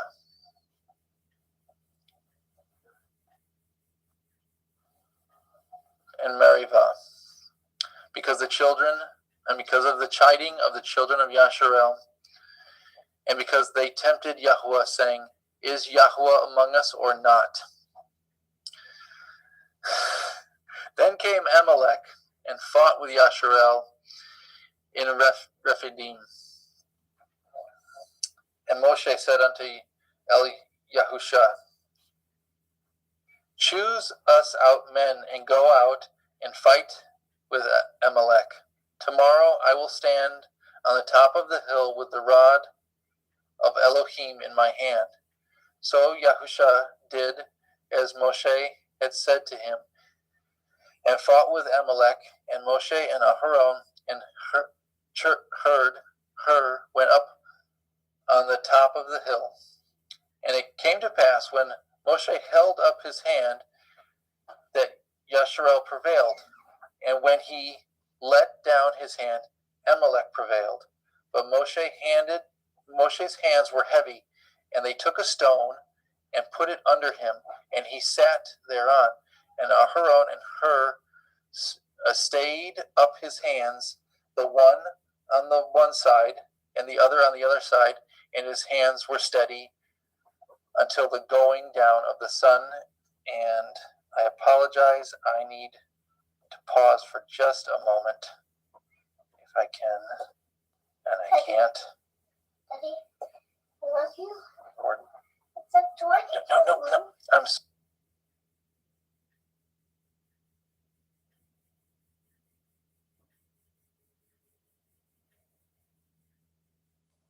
Okay, let's see if I can share my screen and pick up.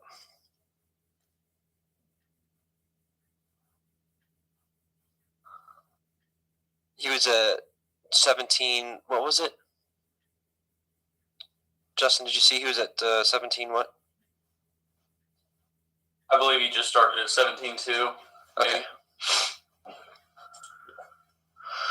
Okay, so 17:3 or 17:2. Wherefore the people did chide with Moshe, say, Give us water that we may drink. And Moshe said unto them, Why chide ye with me? Wherefore do ye tempt Yahuwah? And the people thirsted there for water, and the people murmured against Moshe and said, Wherefore is it that you have brought us up out of Mitzrayim to kill us and our children and our cattle with thirst? And Moshe cried unto El Yahuwah, saying, What shall I do unto these people? They be almost ready to stone me. And Yahuwah said unto Moshe, Go on before the people, and take with you of the elders of Yasharel and your rod, wherewith you smote the river, take in your hand, and go. Behold, I will stand before you there upon the rock in Horeb, and you shall smite the rock, and there shall come water out of it, that the people may drink. And Moshe did so in the sight of the elders of Yasharel. And he called the name of the place Makkah and Meribah, because of the chiding of the children of Yasharel, and because they tempted Yahuwah, saying, Is Yahuwah among us or not? Then came Amalek and fought with Yasharel in Rephidim. And Moshe said unto El Yahusha, Choose us out men, and go out, fight with Amalek tomorrow. I will stand on the top of the hill with the rod of Elohim in my hand. So Yahusha did as Moshe had said unto him, and fought with Amalek. And Moshe, Aharon, and Hur went up to the top of the hill. And it came to pass, when Moshe held up his hand, that Yashrael prevailed. And when he let down his hand, Amalek prevailed. But Moshe's hands were heavy, and they took a stone and put it under him, and he sat thereon. And Aaron, and Hur stayed up his hands, but the one on the one side and the other on the other side, and his hands were steady until the going down of the sun.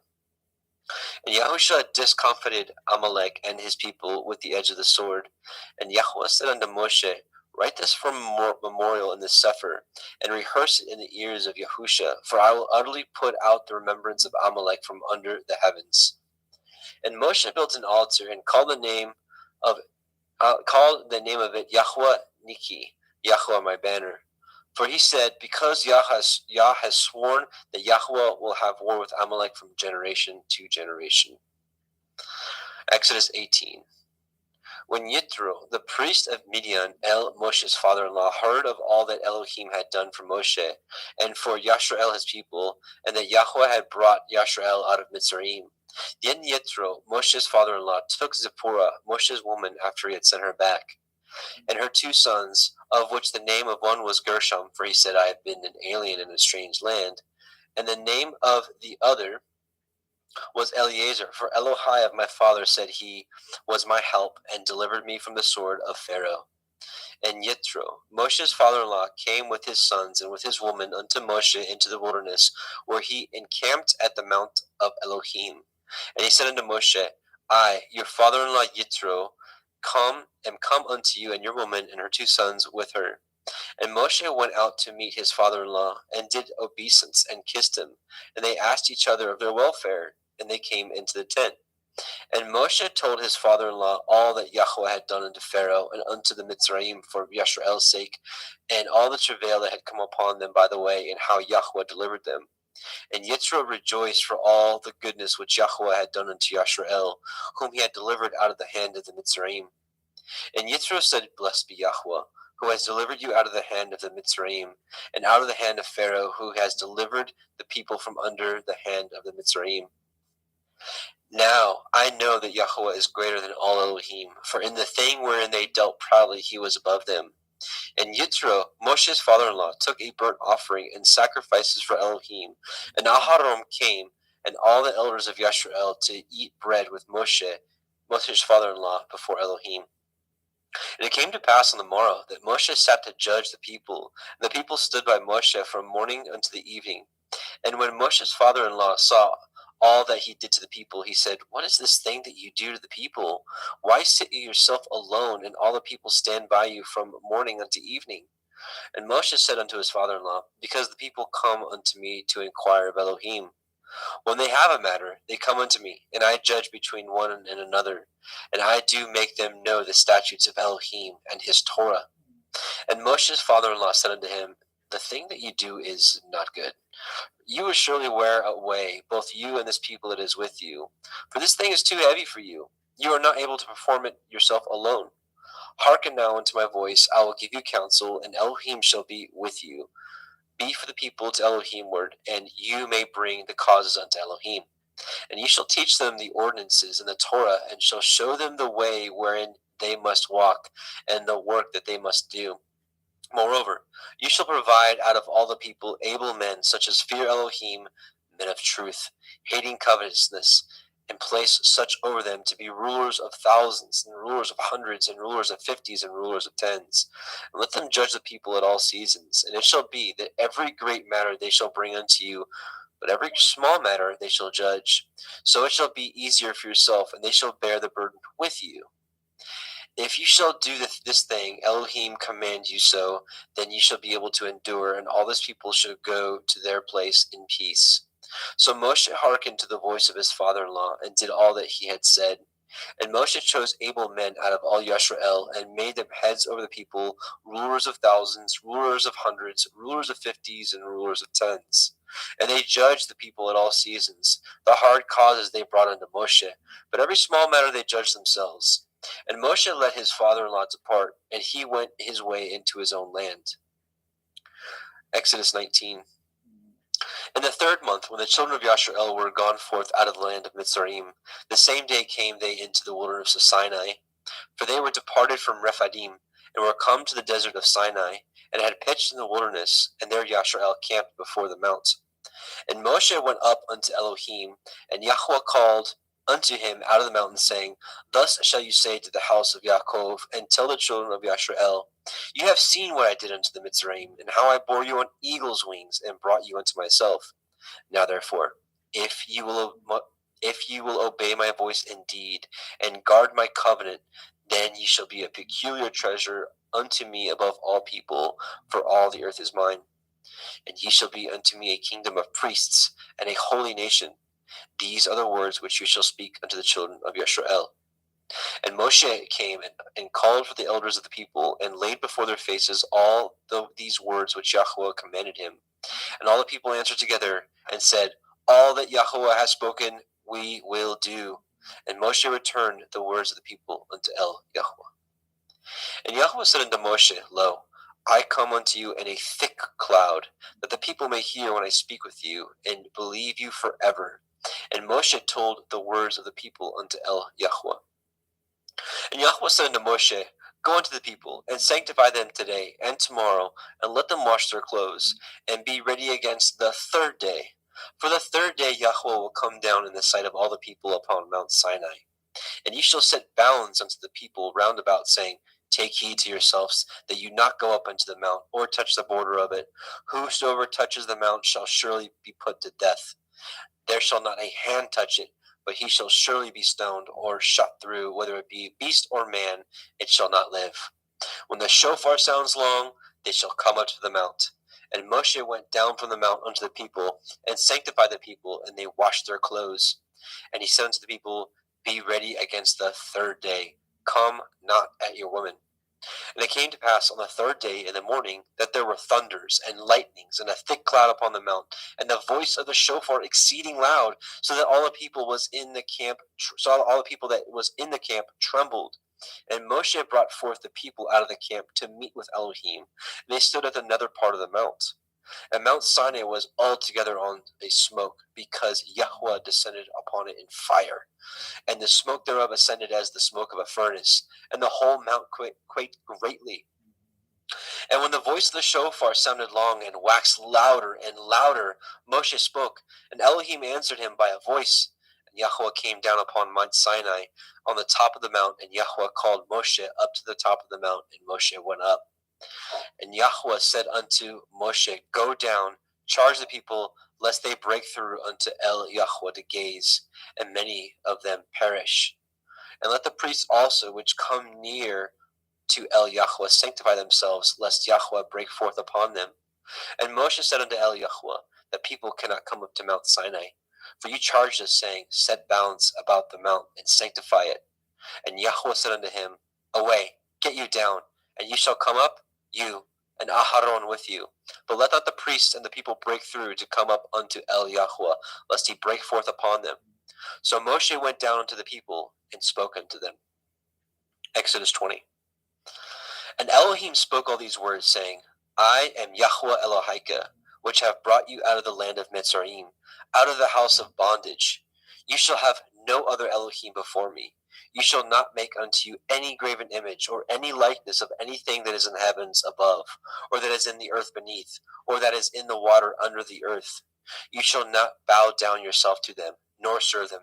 For I, Yahweh Elohika, am an jealous El, visiting the iniquity of the fathers upon the children unto the third and fourth generations of them that hate me, and showing mercy unto thousands of them that love me and guard my commandments. You shall not take the name of Yahweh Elohika in vain, for Yahweh will not hold him guiltless that takes his name in vain. Remember the day of the Shabbat, to keep it holy. 6 days you shall labor and do all your work, but the seventh day is the Shabbat of Yahweh Elohika. In it you shall not do any work, you, nor your son, nor your daughter, nor your manservant, nor your maidservant, nor your cattle, nor your stranger that is within your gates. For in 6 days Yahweh made the heavens and the earth, the sea, and all that is in them, and rested the seventh day. Wherefore Yahweh blessed the day of the Shabbat and hallowed it. Honor your father and your mother, that your days may be long upon the land which Yahweh Elohika gives you. You shall not kill. You shall not break wedlock. You shall not steal. You shall not bear false witness against your neighbor. You shall not lust after your neighbor's house. You shall not lust after your neighbor's woman, nor his manservant, nor his maidservant, nor his ox, nor his ass, nor anything that is your neighbor's. And all the people saw the thunderings and the lightnings and the noise of the shofar and the mountain smoking. And when the people saw it, they removed and stood afar off. And they said unto Moshe, Speak with us, and we will hear. But let not Elohim speak with us, lest we die. And Moshe said unto the people, Fear not, for Elohim is come to prove you, and that his fear may be before your faces, that you sin not. And the people stood afar off, and Moshe drew near the thick darkness where Elohim was. And Yahweh said unto Moshe, Thus you shall say unto the children of Yisrael, You have seen that I have talked with you from heaven. You shall not make with me Elohai of silver, neither shall you make unto you Elohai of gold. An altar of earth you shall make unto me, and shall sacrifice thereon your burnt offerings, and your peace offerings, your sheep, your oxen. In all places where I record my name, I will come unto you, and I will bless you. And if you will make me an altar of stone, you shall not build it of hewn stone. For if you lift up your tool upon it, you have polluted it. Neither shall you go up by steps unto my altar, that your nakedness be not discovered thereon. Let's see. Just a moment here.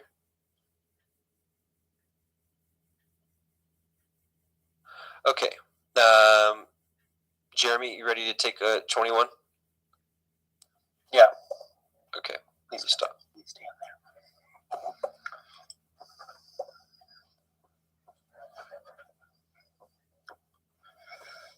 Get to 21, goodness.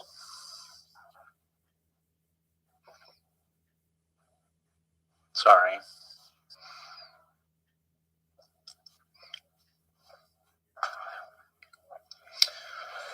Now these are the judgments which you shall set before them. If you obtain an Ivri servant, 6 years shall he serve, and in the 7th year he shall go out free for nothing. If he came in by himself, he shall go out by himself. If he were married, then his woman shall go out with him. If his master have given him a woman, and she have borne him sons or daughters, the woman and her children shall be her master's, and he shall go out by himself. And if the servant shall plainly say, I love my master and my woman and my children, I will not go free.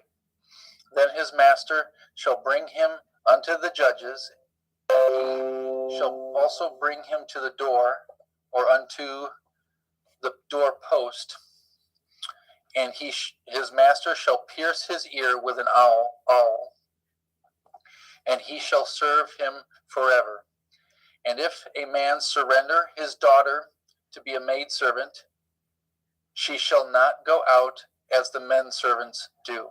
If she pleases not her master, who has betrothed him to himself, then shall he let her be redeemed to surrender her unto a strange nation, and he shall have no power, seeing he has dealt deceitfully with her. And if he have betrothed her unto his son, he shall deal with her after the manner of daughters. If he take him another woman, her food, her raiment, and her duty of marriage shall not be diminished. And if he do not these 3 unto her, then shall she go out free without money. And if he smites a man so that he dies, he that smites a man so that he dies shall surely be put to death. And if a man lie not in wait, but Elohim deliver him into his hand, then I will appoint you a place whither he shall flee. But if a man come presumptuously upon his neighbor to slay him with guile, you shall take him from my altar, that he may die. And he that smites his father or his mother shall be surely put to death. And he that steals a man and sells him, or if he be found in his hand, he shall surely be put to death. And he that curses his father or his mother shall surely be put to death. If men strive together, and one smite another with a stone, or with his fist, and he die not, but keeps his bed, if he rise again, and walk abroad upon his staff, then shall he that smote him be innocent, only shall he pay for the loss of his time, and shall cause him to be thoroughly healed. And if a man smite his servant or his maid with a rod, and he die under his hand, he shall surely be punished. Notwithstanding, if he continue a day or two, he shall not be punished, for he is his money. If men strive and hurt a woman with child, so that her fruit depart from her, and yet no mischief follow, he shall surely be punished according as the woman's man will lay upon him, and he shall pay as the judge determines. And if any mischief follow, then you shall give life for life, eye for eye, tooth for tooth, hand for hand, foot for foot. Burning for burning, wound for wound, stripe for stripe. If a man smite the eye of his servant, or the eye of his maid, that it perish, he shall let him go free for his eye's sake. And if he smite out his manservant's tooth, or his maidservant's tooth, then he shall let him go free for his tooth's sake.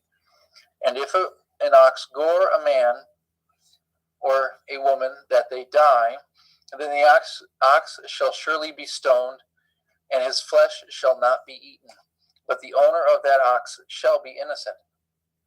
But if the ox were wont to push with his horn in time past, and it has been testified to his owner, and he has not kept him in, but that he has killed a man or a woman, that ox shall be stoned, and his owner also shall be put to death. If there be laid upon him a sum of money, then he shall give for the ransom of his life whatsoever is laid upon him.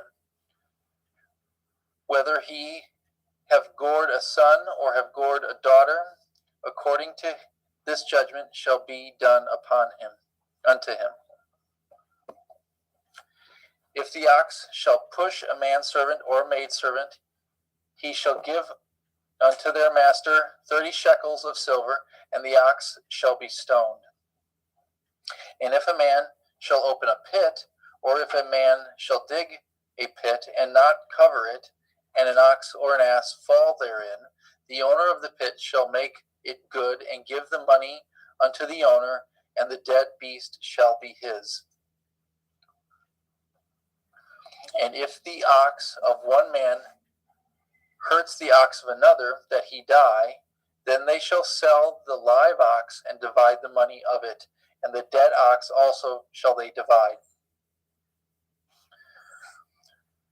Or if it be known that the ox has used to push in time past, his owner has not kept him in, he shall surely pay ox for ox, the dead shall be his own. If a man shall steal an ox or a sheep, and kill it or sell it, he shall restore 5 oxen for an ox, and 4 sheep for a sheep. If a thief be found breaking up, and being smitten that he die, there shall be no blood be shed for him. If the sun be risen upon him, there shall be bloodshed for him, for he should make full restitution. If he have nothing, then he shall be sold for his theft. If the theft be certainly found in his hand alive, whether it be ox or ass or sheep, he shall restore double. If a man shall cause a field or vineyard to be eaten, and shall put in his beast, and shall feed in another man's field,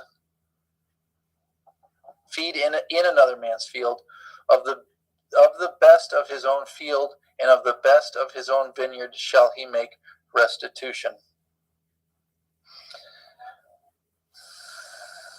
If fire break out and catch in thorns, so that the stacks of grain or the standing grain or field be consumed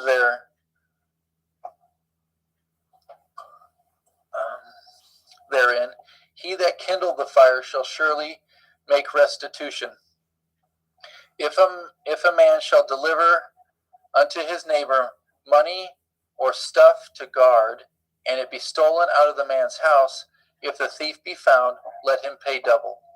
If the thief not be found, then the master of the house shall be brought unto the judges to see whether he have put his hand unto his neighbor's goods.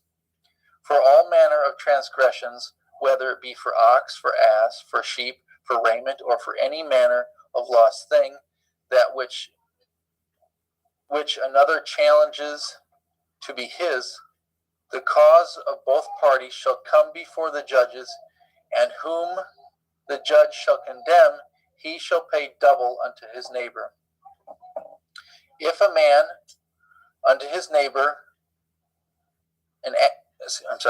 deliver unto his neighbor an ass or an ox or a sheep or a beast to guard, and it die or be hurt or driven away, no man seeing it, then shall an oath of Yahweh be between them both, that he not his hand unto his neighbor's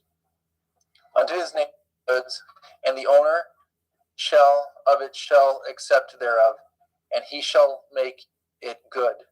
And if it be stolen from him, he shall make restitution unto the owner thereof. If it be torn in pieces, then let him bring it for witness, and he shall not make good that which is torn. If a man ought of his neighbor, and if a man borrow aught of his neighbor, and it be hurt or die, the owner thereof being not with it, he shall surely make it good. If the owner thereof be with it, he shall not make it good. If it be a hired thing, it came for his hire.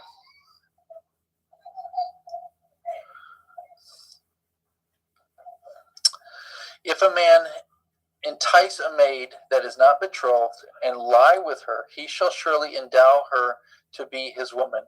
If her father utterly refuse to give her unto him, he shall pay money according to the dowry of virgins. You shall not suffer a witch to live. Whosoever lie with a beast shall surely be put to death.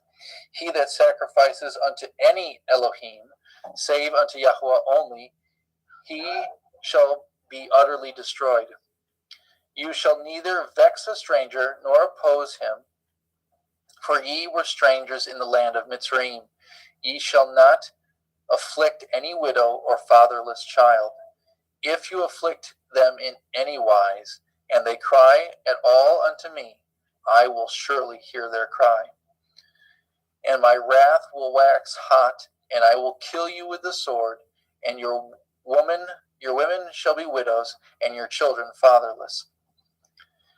If you lend money to any of my people that is poor by you, you shall not be to him as an user. neither shall you lay upon him usury. If you at all take your neighbor's raiment to pledge, you shall deliver it him by the sun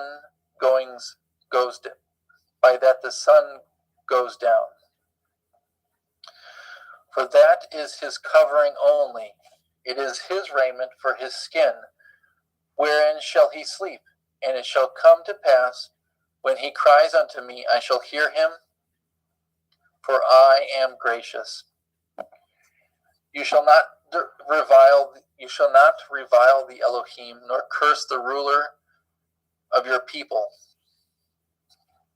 You shall not delay to offer the first of your ripe fruits, or of your liquors. The firstborn of your son shall you give unto me. Likewise shall you do with your oxen and with your sheep. 7 days it shall be with his dam. On the 8th day you shall give it to me.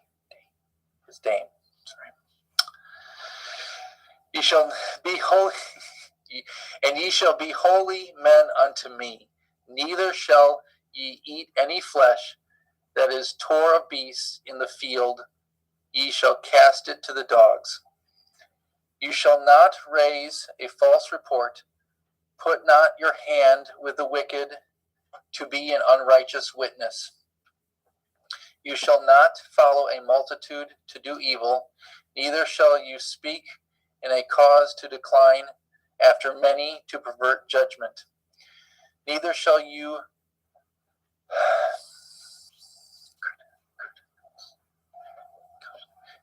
countenance a poor man in his cause. If you meet your enemy's ox or his ass going astray, you shall surely bring it. Oh dear, what just happened? I'm sorry.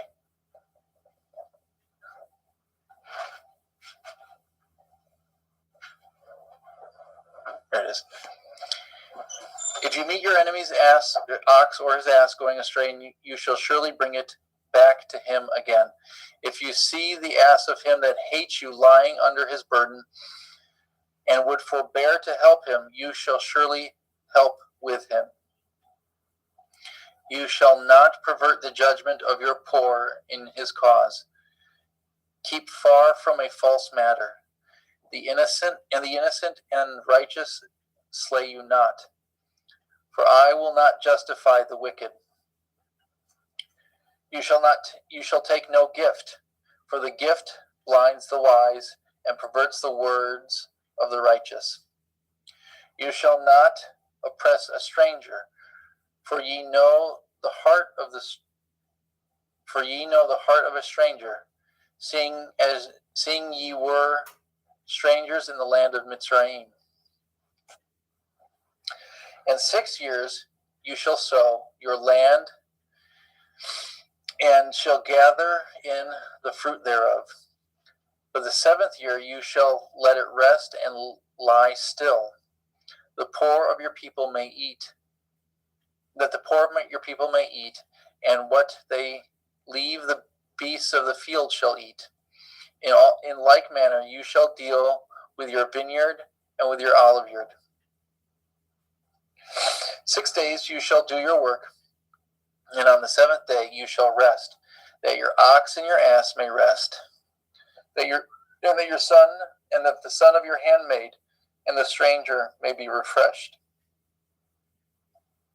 And in all things that I have said unto you, be guarded, and make no mention of the name of other Elohim, neither let it be heard out of your mouth. 3 times you shall keep a feast unto me in the year. You shall guard the feast of matzah, unleavened bread. You shall eat matzah 7 days, as I command you,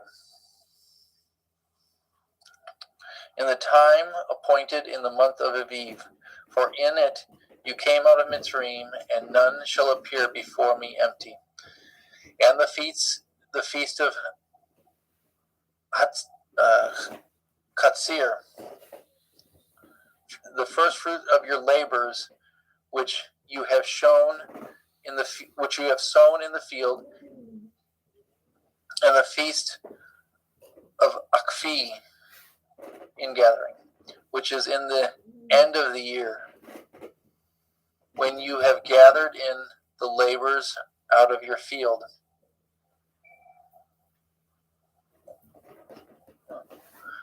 Three times in the year, all your males shall appear before Adonai Yahuwah, and you shall not offer the blood of my sacrifice with chametz, neither shall the fat of my sacrifice remain until the morning. The first of the first fruits of your land you shall bring into the house of Yahuwah Eloheka. You shall not seethe a kid in his mother's milk. Behold, I send an angel before you to guard you in the way and to bring you into the place which I have prepared. Beware of him and obey his voice. Provoke him not, for he will not pardon your transgressions, for my name is in him. But if you shall indeed obey his voice and do all that I speak, then I will be an enemy unto your enemies, and an adversary unto your adversaries. For my angels shall go before you and bring you unto the Ivarim and the Chittim and the Perizim and the Kenanim and the Chiviim and the Yevusim, and I will cut them off. You shall not bow down to their Elohim, nor serve them, nor do after their works, but you shall utterly overthrow them and quite break down their images. And ye shall serve Yahuwah Elohechem, and he shall bless your bread and your water, and I will take sickness away from the midst of you. There shall nothing cast their young, nor be barren in your land, and the number of your days I will fulfill. I will send my fear before you, and will destroy all the people to whom you shall come, and I will make all your enemies turn their backs unto you. I will send hornets before you, which shall drive out the Chivi, and the Kenani, and the Chitti from before you. I will not drive them out from before you in 1 year, unless the land become desolate, and the beasts of the field multiply against you. But by little and little I will drive them out before you, until you be increased and inherit the land. And I will set your bounds from the Red Sea, even unto the sea of the Pelishtim, and from the desert unto the river. For I will deliver the inhabitants of the land into your hand, and you shall drive them out before you. You shall cut no covenant with them, nor with their Elohim. They shall not dwell in your land, lest they make you sin against me. For if you serve their Elohim, it will surely be a snare unto you. And he said unto Moshe, Come up unto El Yahuwah, you and Aharon, and Nadav, and Evahu, and the 70 elders of Yasharel, and worship ye afar off. And Moshe alone shall come near El Yahuwah, but they shall not come nigh, neither shall the people go up with him.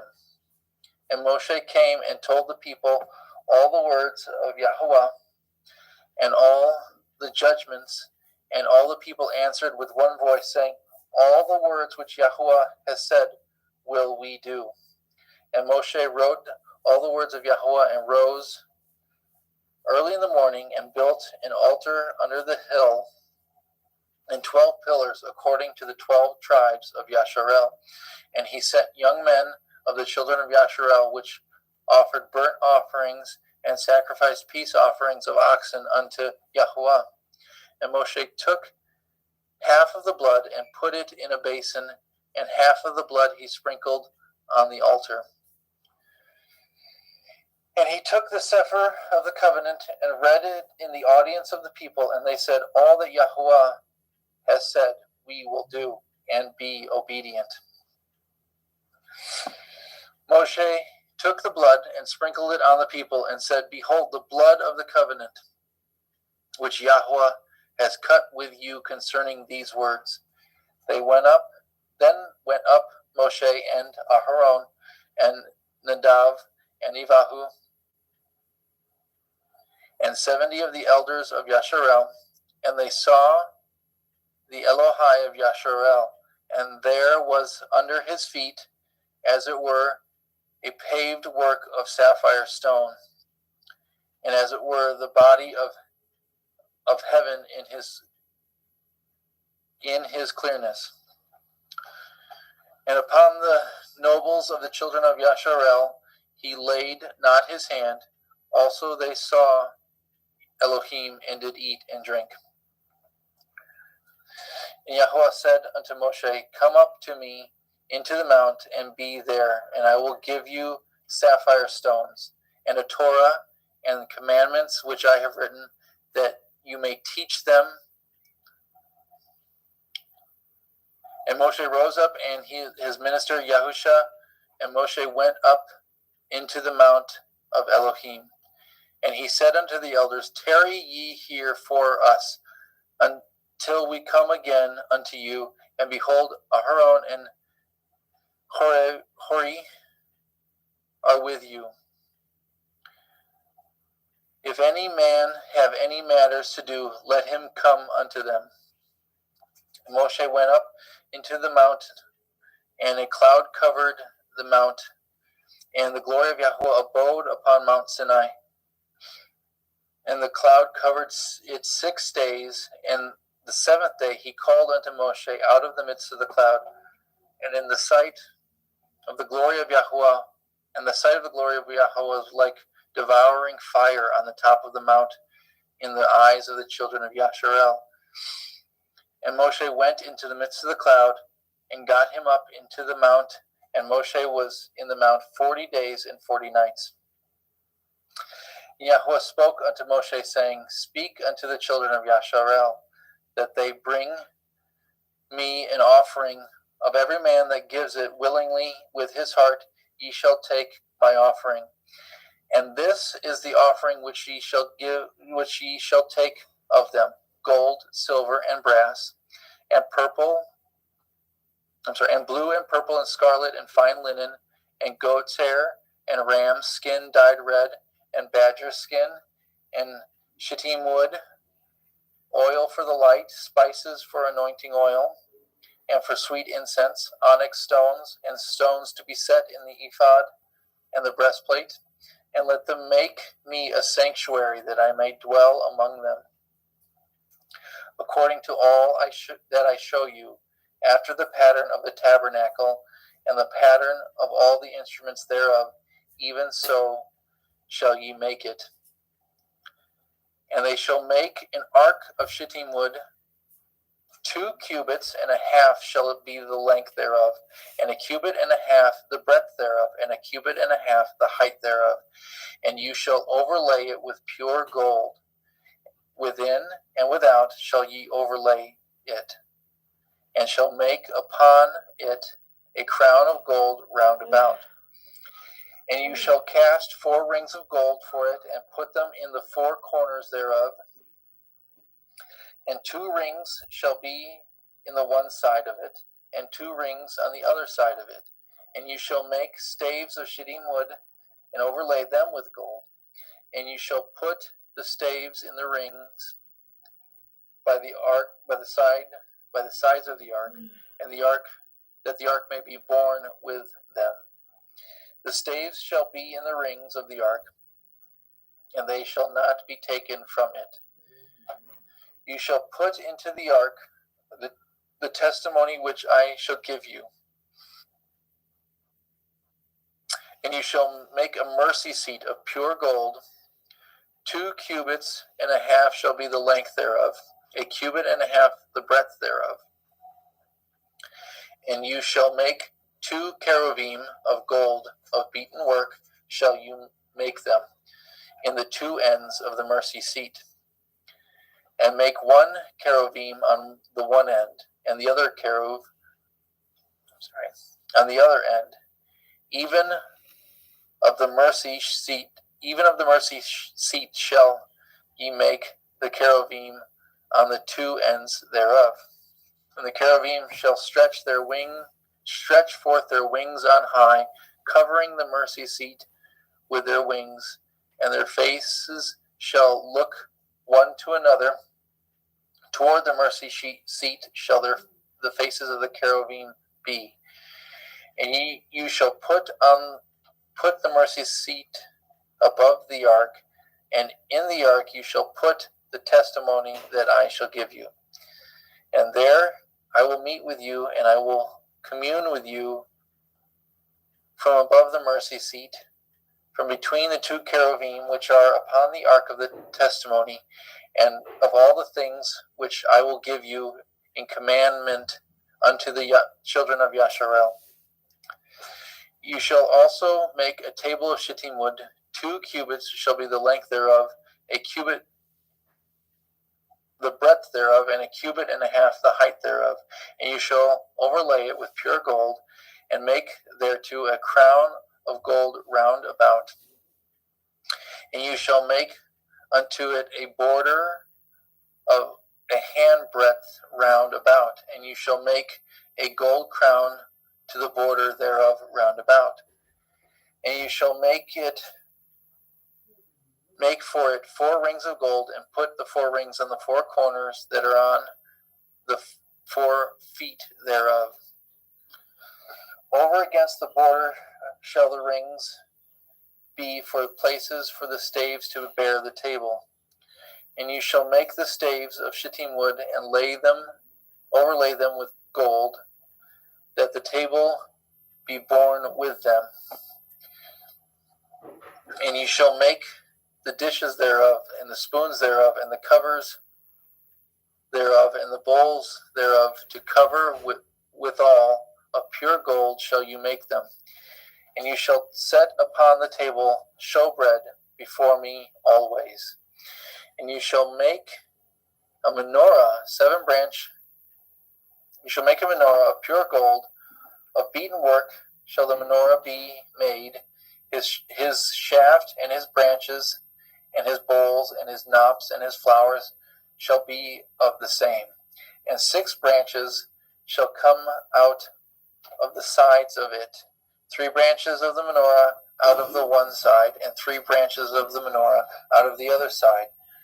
3 bowls made like unto almonds, with a knop and a flower in one branch, and 3 bowls made like almonds in the other branch,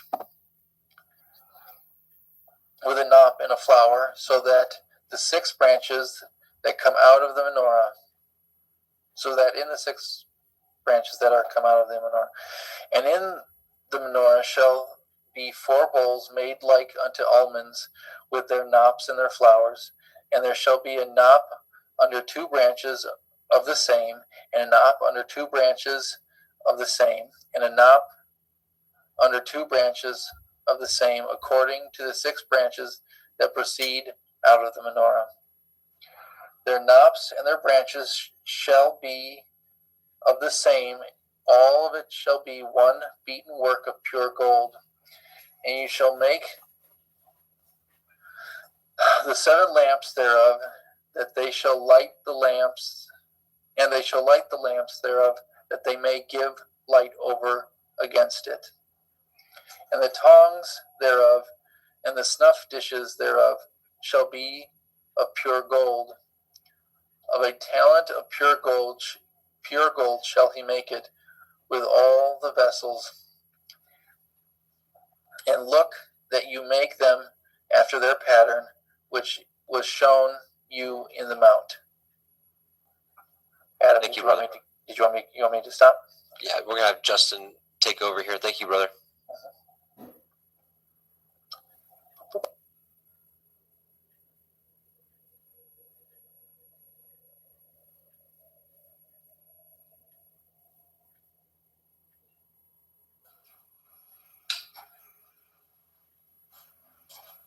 Moreover, you shall make it the tabernacle with 10 curtains of fine twined linen, and blue and purple and scarlet, with cherubim of cunning work shall you make them.